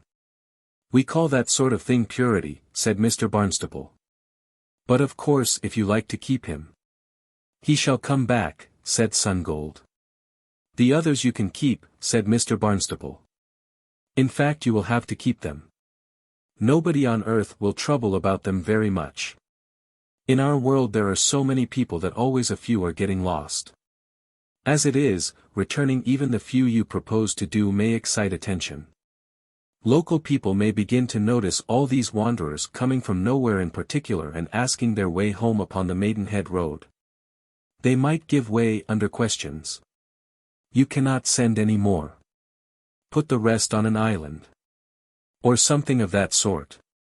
I wish I could advise you to keep the priest also. But many people would miss him. They would suffer from suppressed purity and begin to behave queerly. The pulpit of St. Barnabas satisfies a recognized craving. And it will be quite easy to persuade him that Utopia is a dream and delusion. All priests believe that naturally of all utopias. He will think of it, if he thinks of it at all, as what would he call it as a moral nightmare. Section 2. Their business was finished, but Mr. Barnstaple was loath to go. He looked Sungold in the eye and found something kindly there. You have told me all that I have to do, he said, and it is fully time that I went away from you, for any moment in your life is more precious than a day of mine. Yet because I am to go so soon and so obediently out of this vast and splendid world of yours back to my native disorders, I could find it in my heart to ask you to unbend if you could, to come down to me a little. And to tell me simply and plainly of the greater days and greater achievements that are now dawning upon this planet. You speak of your being able presently to go out of this utopia to remote parts in your universe. That perplexes my mind. Probably I am unfitted to grasp that idea, but it is very important to me. It has been a belief in our world that at last there must be an end to life because our sun and planets are cooling, and there seems no hope of escape from the little world upon which we have arisen. We were born with it and we must die with it. That robbed many of us of hope and energy, for why should we work for progress in a world that must freeze and die? Sungold laughed. Your philosophers concluded too soon. He sprawled over the table towards his hearer and looked him earnestly in the face. Your earthly science has been going on for how long? 200-300 years. Sungold held up 2 fingers. And men? How many men? A few hundred who mattered in each generation. We have gone on for 3,000 years now, and 100 million good brains have been put like grapes into the winepress of science. And we know today how little we know. There is never an observation made but 100 observations are missed in the making of it, there is never a measurement but some impish truth mocks us and gets away from us in the margin of error. I know something of where your scientific men are, all power to the poor savages. Because I have studied the beginnings of our own science in the long past of Utopia. How can I express our distances? Since those days we have examined and tested and tried and retried a score of new ways of thinking about space, of which time is only a specialized form. We have forms of expression that we cannot get over to you so that things that used to seem difficult and paradoxical to us that probably seem hopelessly difficult and paradoxical to you, lose all their difficulty in our minds. It is hard to convey to you. We think in terms of a space in which the space and time system, in terms of which you think, is only a specialized case. So far as our feelings and instincts and daily habits go, we too live in another such system as you do, but not so far as our knowledge goes, not so far as our powers go. Our minds have exceeded our lives as yours will. We are still flesh and blood, still hope and desire, we go to and fro and look up and down, but things that seemed remote are brought near, things that were inaccessible bow down, things that were insurmountable lie under the hollows of our hands. And you do not think your race nor, for the matter of that, ours, need ever perish? Perish! We have hardly begun. The old man spoke very earnestly. Unconsciously he parroted Newton. We are like little children who have been brought to the shores of a limitless ocean. All the knowledge we have gathered yet in the few score generations since first we began to gather knowledge, is like a small handful of pebbles gathered upon the shore of that limitless sea. Before us lies knowledge, endlessly, and we may take, and as we take, grow. We grow in power, we grow in courage. We renew our youth. For mark what I say, our worlds grow younger. The old generations of apes and sub-men before us had aged minds, their narrow reluctant wisdom was the meager profit, hoarded and stale and sour, of innumerable lives. They dreaded new things, so bitterly did they value the bitterly won old. But to learn is, at length, to become young again, to be released, to begin afresh. Your world, compared with ours, is a world of unteachable encrusted souls, of bent and droning traditions, of hates and injuries and such like unforgettable things. But some day you too will become again like little children, and it will be you who will find your way through to us, who will be waiting for you. Two universes will meet and embrace, to beget a yet greater universe. You Earthlings do not begin to realize yet the significance of life. Nor we Utopians scarcely more. Life is still only a promise, still waits to be born, out of such poor stirrings in the dust as we. Some day here and everywhere, life of which you and I are but anticipatory atoms and eddies, life will awaken indeed, one and whole and marvelous, like a child awaking to conscious life. It will open its drowsy eyes and stretch itself and smile, looking the mystery of God in the face as one meets the morning sun. We shall be there then, all that matters of us, you and I. And it will be no more than a beginning, no more than a beginning. 4. The Return of the Earthling. Section 1. Too soon the morning came when Mr. Barnstaple was to look his last upon the fair hills of Utopia and face the great experiment to which he had given himself. He had been loath to sleep and he had slept little that night, and in the early dawn he was abroad, wearing for the last time the sandals and the light white robe that had become his Utopian costume. Presently he would have to struggle into socks and boots and trousers and collar, the strangest gear. It would choke him he felt, and he stretched his bare arms to the sky and yawned and breathed his lungs full. The valley below still drowsed beneath a coverlet of fleecy mists, he turned his face uphill, the sooner to meet the sun. Never before had he been out among the Utopian flowers at such an early hour. It was amusing to see how some of the great trumpets still drooped asleep and how many of the larger blossoms were furled and hung. Many of the leaves too were wrapped up, as limp as new-hatched moths. The gossamer spiders had been busy and everything was very wet with dew. A great tiger came upon him suddenly out of a side path and stared hard at him for some moments with round yellow eyes. Perhaps it was trying to remember the forgotten instincts of its breed. Some way up the road he passed under a vermilion archway and went up a flight of stone stairs that promised to bring him earlier to the crest. A number of friendly little birds, very gaily colored, flew about him for a time and one perched impudently upon his shoulder, but when he put up his hand to caress it it evaded him and flew away. He was still ascending the staircase when the sun rose. It was as if the hillside slipped off a veil of grey and blue and bared the golden beauty of its body. Mr. Barnstaple came to a landing place upon the staircase and stopped, and stood very still watching the sunrise search and quicken the brooding deeps of the valley below. Far away, like an arrow shot from east to west, appeared a line of dazzling brightness on the sea. Section 2.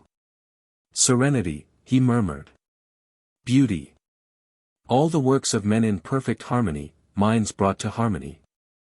According to his journalistic habit he tried over phrases. An energetic peace, confusions dispersed. A world of spirits, crystal clear. What was the use of words? For a time he stood quite still listening, for from some slope above a lark had gone heavenward, spraying sweet notes. He tried to see that little speck of song and was blinded by the brightening blue of the sky. Presently the lark came down and ceased. Utopia was silent, except for a burst of childish laughter somewhere on the hillside below. It dawned upon Mr. Barnstaple how peaceful was the Utopian air in comparison with the tormented atmosphere of earth.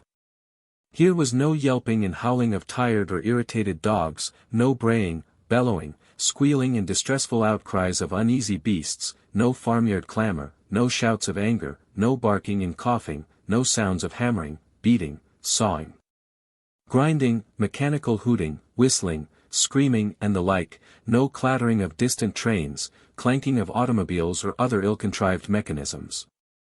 The tiresome and ugly noises of many an unpleasant creature were heard no more.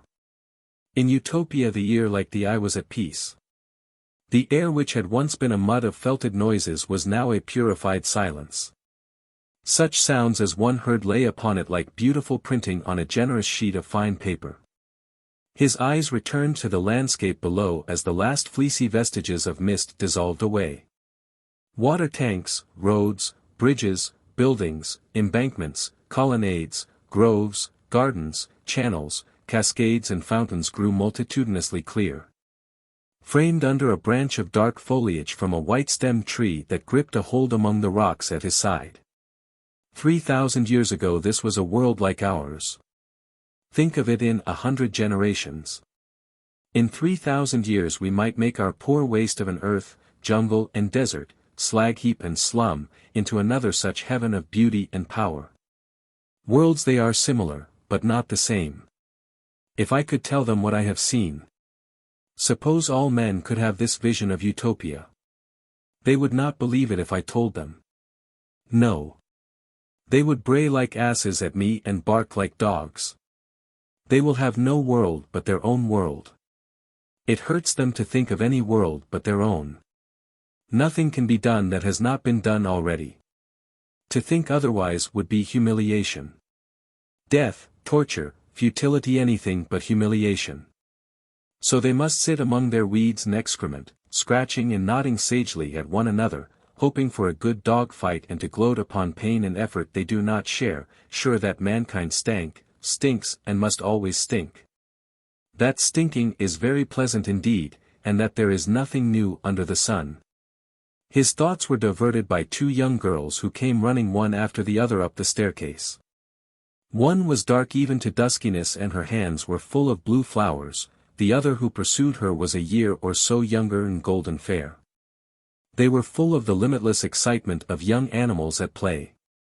The former one was so intent upon the other that she discovered Mr. Barnstaple with a squeak of surprise after she had got to his landing.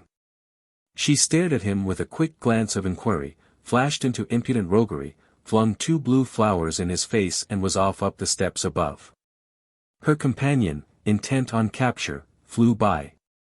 They flickered up the staircase like two butterflies of buff and pink, halted far above and came together for a momentary consultation about the stranger, waved hands to him and vanished. Mr. Barnstaple returned their greeting and remained cheered. Section 3. The viewpoint to which likeness had directed Mr. Barnstaple stood out on the ridge between the great valley in which he had spent the last few days and a wild and steep glen down which ran a torrent that was destined after some 100 miles of windings to reach the river of the plain. The viewpoint was on the crest of a crag, it had been built out upon great brackets so that it hung sheer over a bend in the torrent below. On the one hand was mountainous scenery and a rich and picturesque foam of green vegetation in the depths, on the other spread the broad garden spaces of a perfected landscape. For a time Mr. Barnstaple scrutinized this glen into which he looked for the first time. 500 feet or so below him, so that he felt that he could have dropped a pebble upon its outstretched wings, a bustard was soaring. Many of the trees below he thought must be fruit trees, but they were too far off to see distinctly. Here and there he could distinguish a footpath winding up among the trees and rocks. And among the green masses were little pavilions in which he knew the wayfarer might rest and make tea for himself and find biscuits and such like refreshment and possibly a couch and a book. The whole world, he knew, was full of such summer houses and kindly shelters. After a time he went back to the side of this viewplace up which he had come, and regarded the great valley that went out towards the sea. The word Pisgah floated through his mind. For indeed below him was the promised land of human desires. Here at last, established and secure, were peace, power, health, happy activity, length of days and beauty. All that we seek was found here and every dream was realized. How long would it be yet, how many centuries or thousands of years before a man would be able to stand upon some high place on earth also and see mankind triumphant and holy and forever at peace? He folded his arms under him upon the parapet and mused profoundly. There was no knowledge in this Utopia of which earth had not the germs, there was no power used here that earthlings might not use. Here, but for ignorance and darkness and the spites and malice they permit, was earth today. Toward such a world as this utopia Mr. Barnstaple had been striving weakly all his life.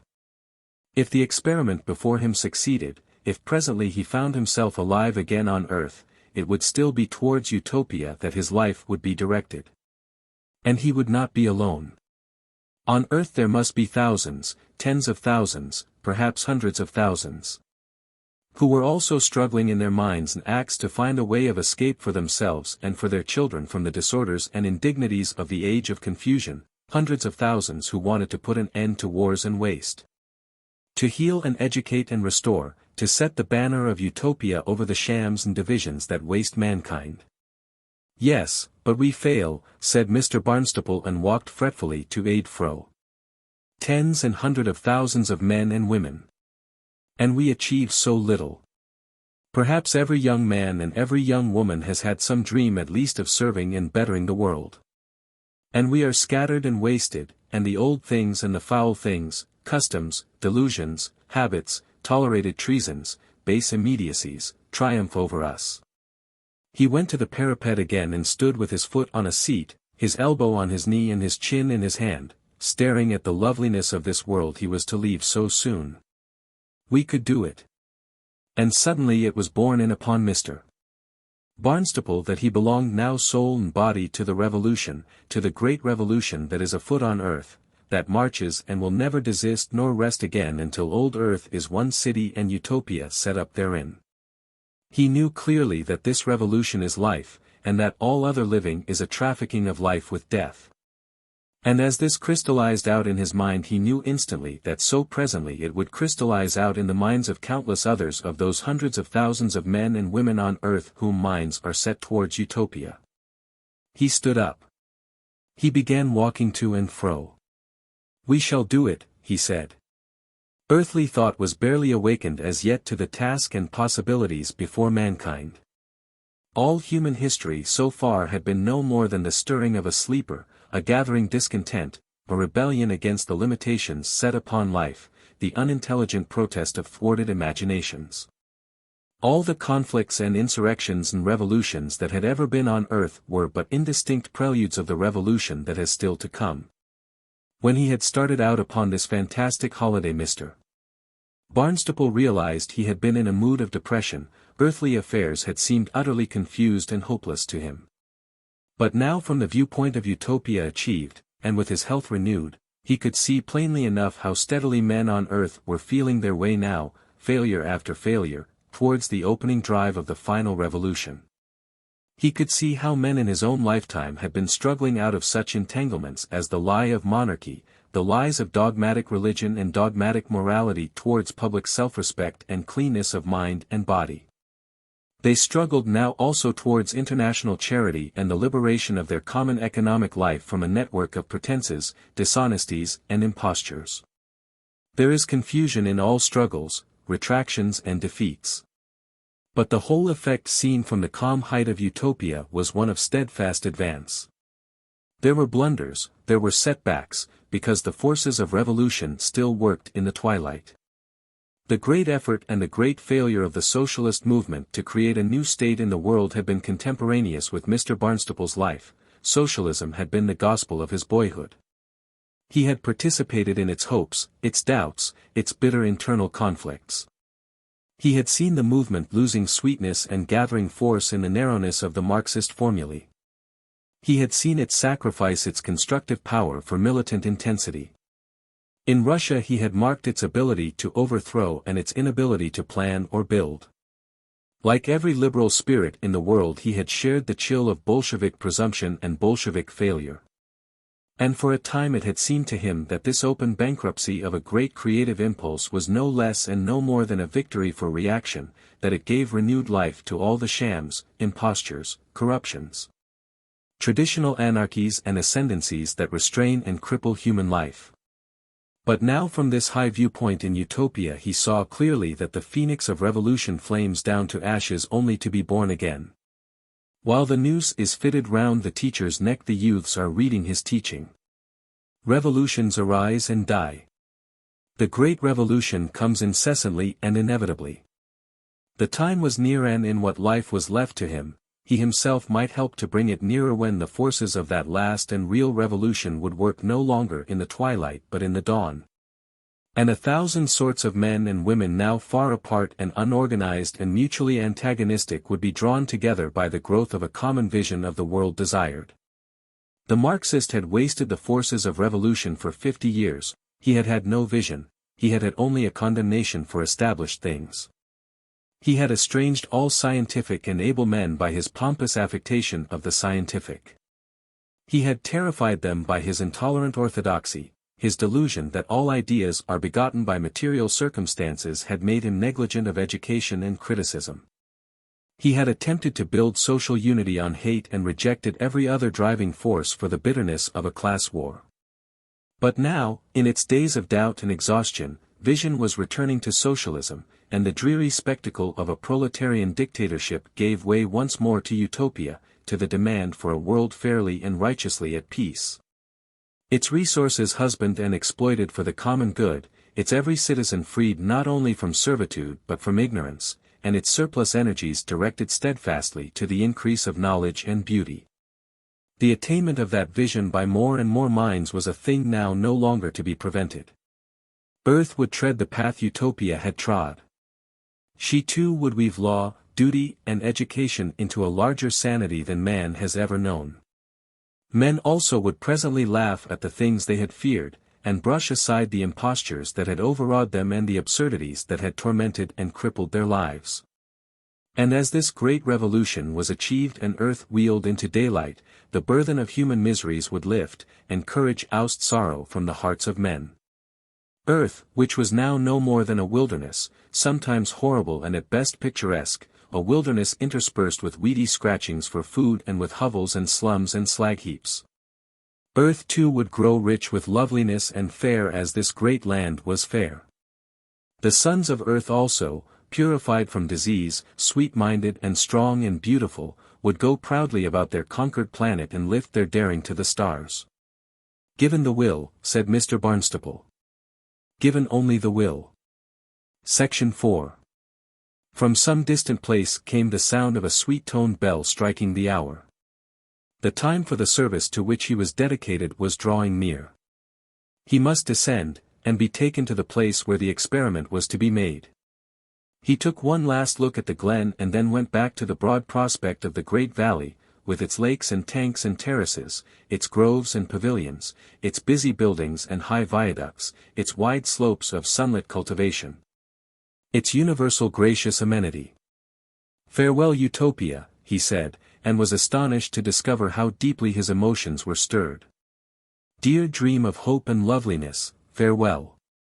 He stood quite still in a mood of sorrowful deprivation too deep for tears.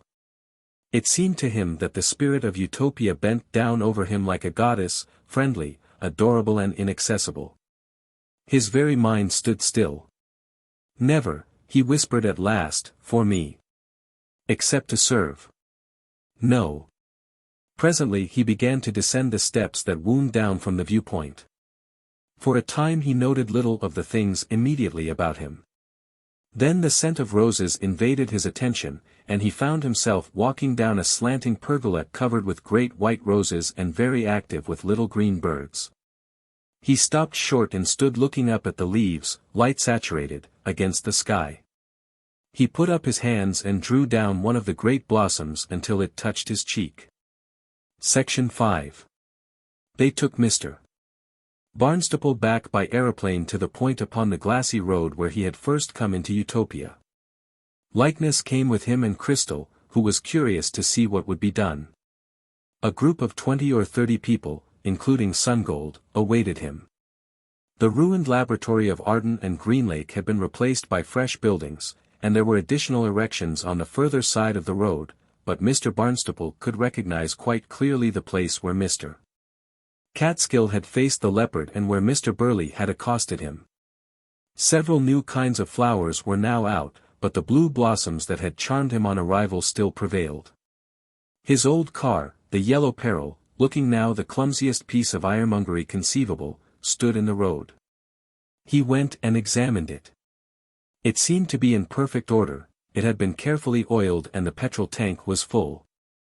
In a little pavilion were his bag and all his earthly clothes. They were very clean and they had been folded and pressed, and he put them on. His shirt seemed tight across his chest and his collar decidedly tight, and his coat cut him a little under the arms. Perhaps these garments had shrunken when they were disinfected. He packed his bag and Crystal put it in the car for him. Sungold explained very simply all that Mr. Barnstaple had to do. Across the road, close by the restored laboratory, stretched a line as thin as gossamer. "Steer your car to that and brake it," he said. "That is all you have to do. Then take this red flower and put it down exactly where your will tracks show you have entered your own world." Mr. Barnstaple was left beside the car. The Utopians went back 20 or 30 yards and stood in a circle about him. For a few moments everyone was still. Section 6. Mr. Barnstaple got into his car, started his engine, let it throb for a minute and then put in the clutch. The yellow car began to move towards the line of gossamer. He made a gesture with one hand which likeness answered. Sungold and others of the Utopians also made friendly movements. But Crystal was watching too intently for any gesture. "Goodbye, Crystal," cried Mr. Barnstaple, and the boy responded with a start. Mr. Barnstaple accelerated, set his teeth and, in spite of his will to keep them open, shut his eyes as he touched the gossamer line. Came that sense again of unendurable tension and that sound like the snapping of a bowstring. He had an irresistible impulse to go back. He took his foot from the accelerator, and the car seemed to fall a foot or so and stopped so heavily and suddenly that he was jerked forward against the steering wheel. The oppression lifted. He opened his eyes and looked about him. The car was standing in a field from which the hay had recently been carried. He was tilted on one side because of a roll in the ground. A hedge in which there was an open black gate separated this hayfield from the high road. Close at hand was a board advertisement of some Maidenhead hotel. On the far side of the road were level fields against a background of low wooded hills. Away to the left was a little inn. He turned his head and saw Windsor Castle in the remote distance rising above poplar-studded meadows. It was not, as his Utopians had promised him, the exact spot of his departure from our Earth, but it was certainly less than 100 yards away.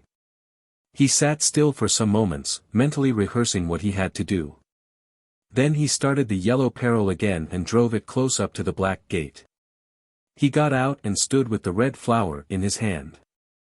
He had to go back to the exact spot at which he had re-entered this universe and put that flower down there. It would be quite easy to determine that point by the track the car had made in the stubble. But he felt an extraordinary reluctance to obey these instructions. He wanted to keep this flower. It was the last thing, the only thing, he had now from that golden world. That and the sweet savor on his hands. It was extraordinary that he had brought no more than this with him. Why had he not brought a lot of flowers? Why had they given him nothing, no little thing, out of all their wealth of beauty? He wanted intensely to keep this flower. He was moved to substitute a spray of honeysuckle from the hedge close at hand.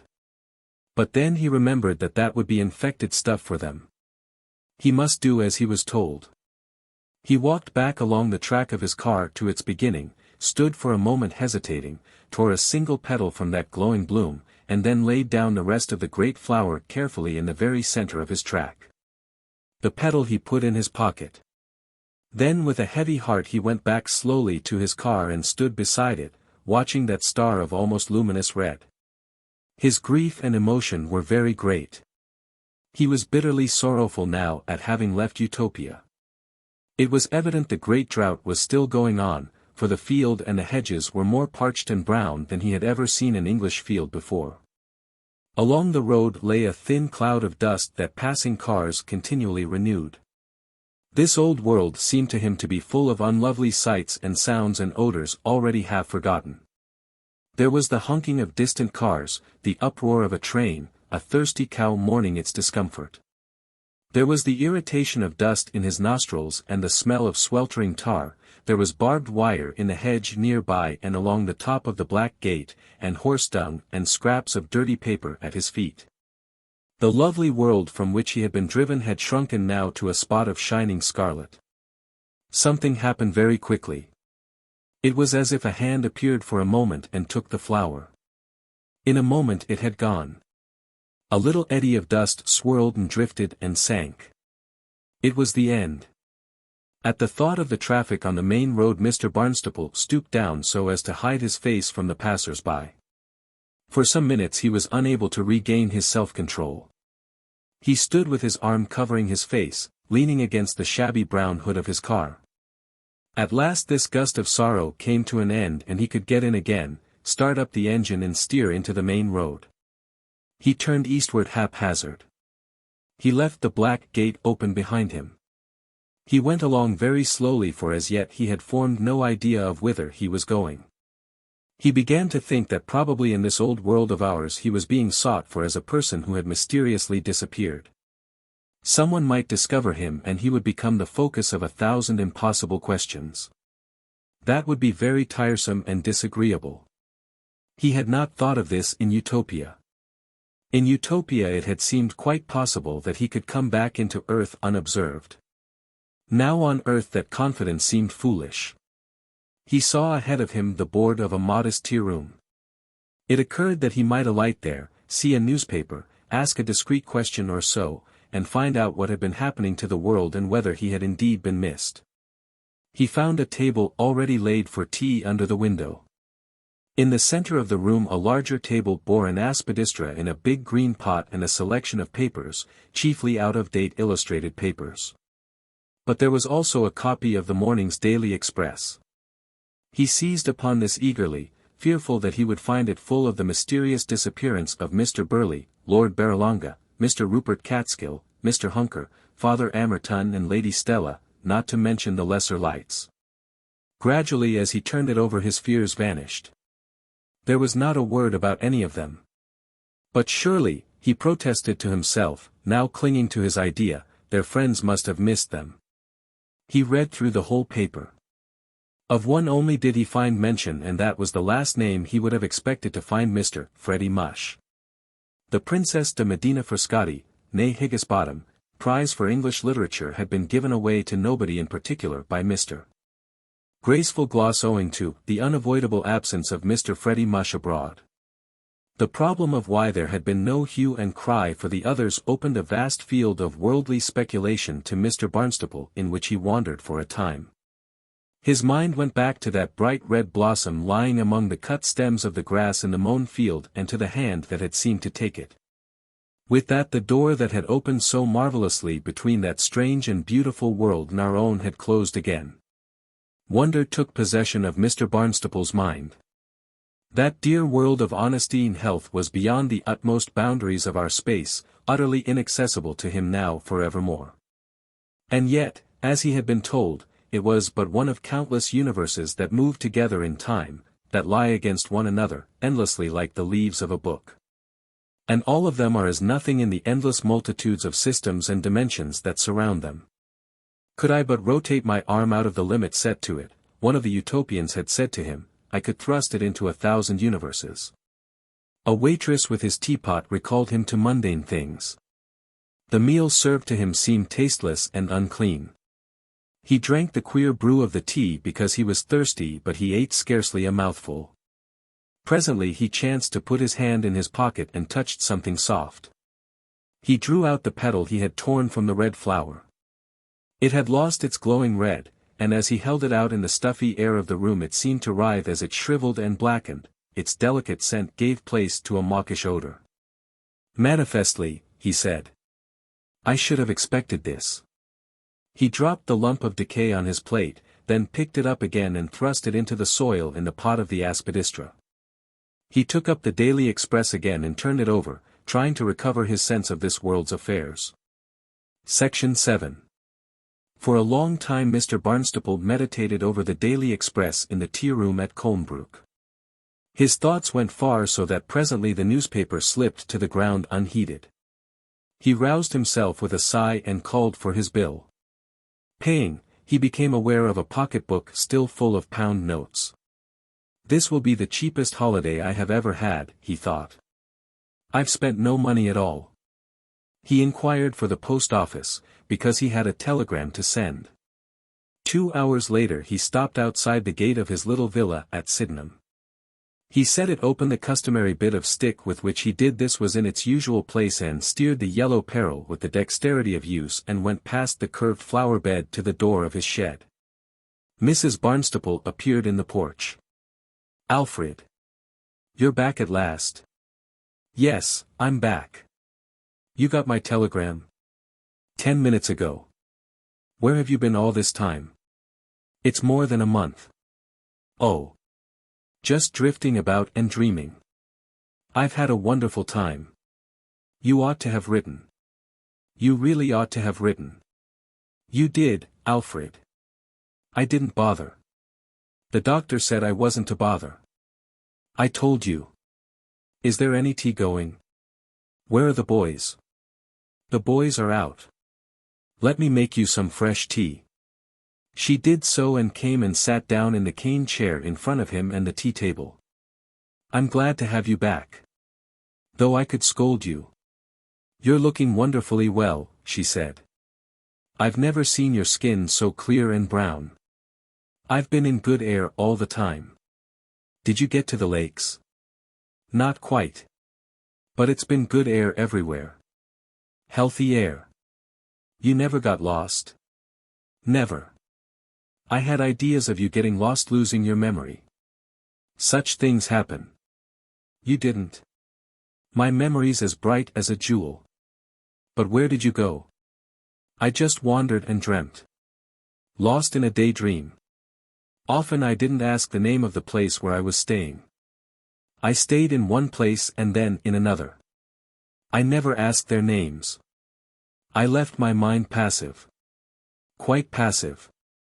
I've had a tremendous rest from everything. I've hardly given a thought to politics or money or social questions, at least, the sort of thing we call social questions, or any of these worries, since I started. Is that this week's Liberal?" He took it, turned it over, and at last tossed it on to the sofa. "Poor old Peeve," he said. "Of course I must leave that paper. He's like wallpaper on a damp wall. Just blotches and rustles and fails to stick. Gives me mental rheumatics." Mrs. Barnstaple stared at him doubtfully. "But I always thought that the Liberal was such a safe job." "I don't want a safe job now. I can do better. There's other work before me. Don't you worry. I can take hold of things surely enough after this rest. How are the boys?" "I'm a little anxious about Frankie." Mr. Barnstaple had picked up the Times. An odd advertisement in the agony column had caught his eye. It ran, "Cecil. Your absence exciting remark. Would like to know what you wish us to tell people. Write fully Scotch address. D. Ill with worry. All instructions will be followed." "I beg your pardon, my dear," he said, putting the paper aside. "I was saying that he doesn't seem to be settling down to business. He doesn't like it. I wish you could have a good talk to him. He's fretting because he doesn't know enough. He says he wants to be a science student at the Polytechnic and go on learning things. Well, he can. Sensible boy. I didn't think he had it in him. I meant to have a talk to him. But this meets me halfway. Certainly he shall study science. But the boy has to earn a living. That will come. If he wants to study science he shall." Mr. Barnstaple spoke in a tone that was altogether new to Mrs. Barnstaple, a tone of immediate, quiet, and assured determination. It surprised her still more that he should use this tone without seeming to be aware that he had used it. He bit his slice of bread and butter, and she could see that something in the taste surprised and displeased him. He glanced doubtfully at the remnant of the slice in his hand. "Of course," he said. "London butter. 3 days wear. Left about. Funny how quickly one's taste alters." He picked up the Times again and ran his eye over its columns. "This world is really very childish," he said. "Very. I had forgotten. Imaginary Bolshevik plots. Sinn Féin proclamations. The Prince. Poland. Obvious lies about the Chinese. Obvious lies about Egypt. People pulling Wickham Steed's leg. Champious article about Trinity Sunday. The Hitchin murder. Rather a nasty one. The Pomfret Rembrandt. Insurance. Letter from indignant peer about death duties. Dreary sport. Boating, tennis, schoolboy cricket. Collapse of Harrow. As though such things were of the slightest importance. How silly it is, all of it. It's like coming back to the quarrels of servants and the chatter of children. He found Mrs. Barnstaple regarding him intently. "I haven't seen a paper from the day I started until this morning," he explained. He put down the paper and stood up. For some minutes Mrs. Barnstaple had been doubting whether she was not the victim of an absurd hallucination. Now she realized that she was in the presence of the most amazing fact she had ever observed. "Yes," she said. "It is so. Don't move. Keep like that. I know it sounds ridiculous, Alfred, but you have grown taller. It's not simply that your stoop has gone. You have grown 2 or 3 inches. Mr. Barnstaple stared at her, and then held out his arm. Certainly he was showing an unusual length of wrist. He tried to judge whether his trousers had also the same grown out of look. Mrs. Barnstaple came up to him almost respectfully. She stood beside him and put her shoulder against his arm. "Your shoulder used to be exactly level with mine," she said. "See where we are now." She looked up into his eyes. As though she was very glad indeed to have him back with her. But Mr. Barnstaple remained lost in thought. "It must be the extreme freshness of the air. I have been in some wonderful air. Wonderful. But at my age. To have grown. And I feel as though I'd grown, inside and out, mind and body." Mrs. Barnstaple presently began to put the tea things together for removal. "You seem to have avoided the big towns." "I did. And kept to the country roads and lanes. Practically. It was all new country to me. Beautiful. Wonderful." His wife still watched him. "You must take me there some day," she said. "I can see that it has done you a world of good."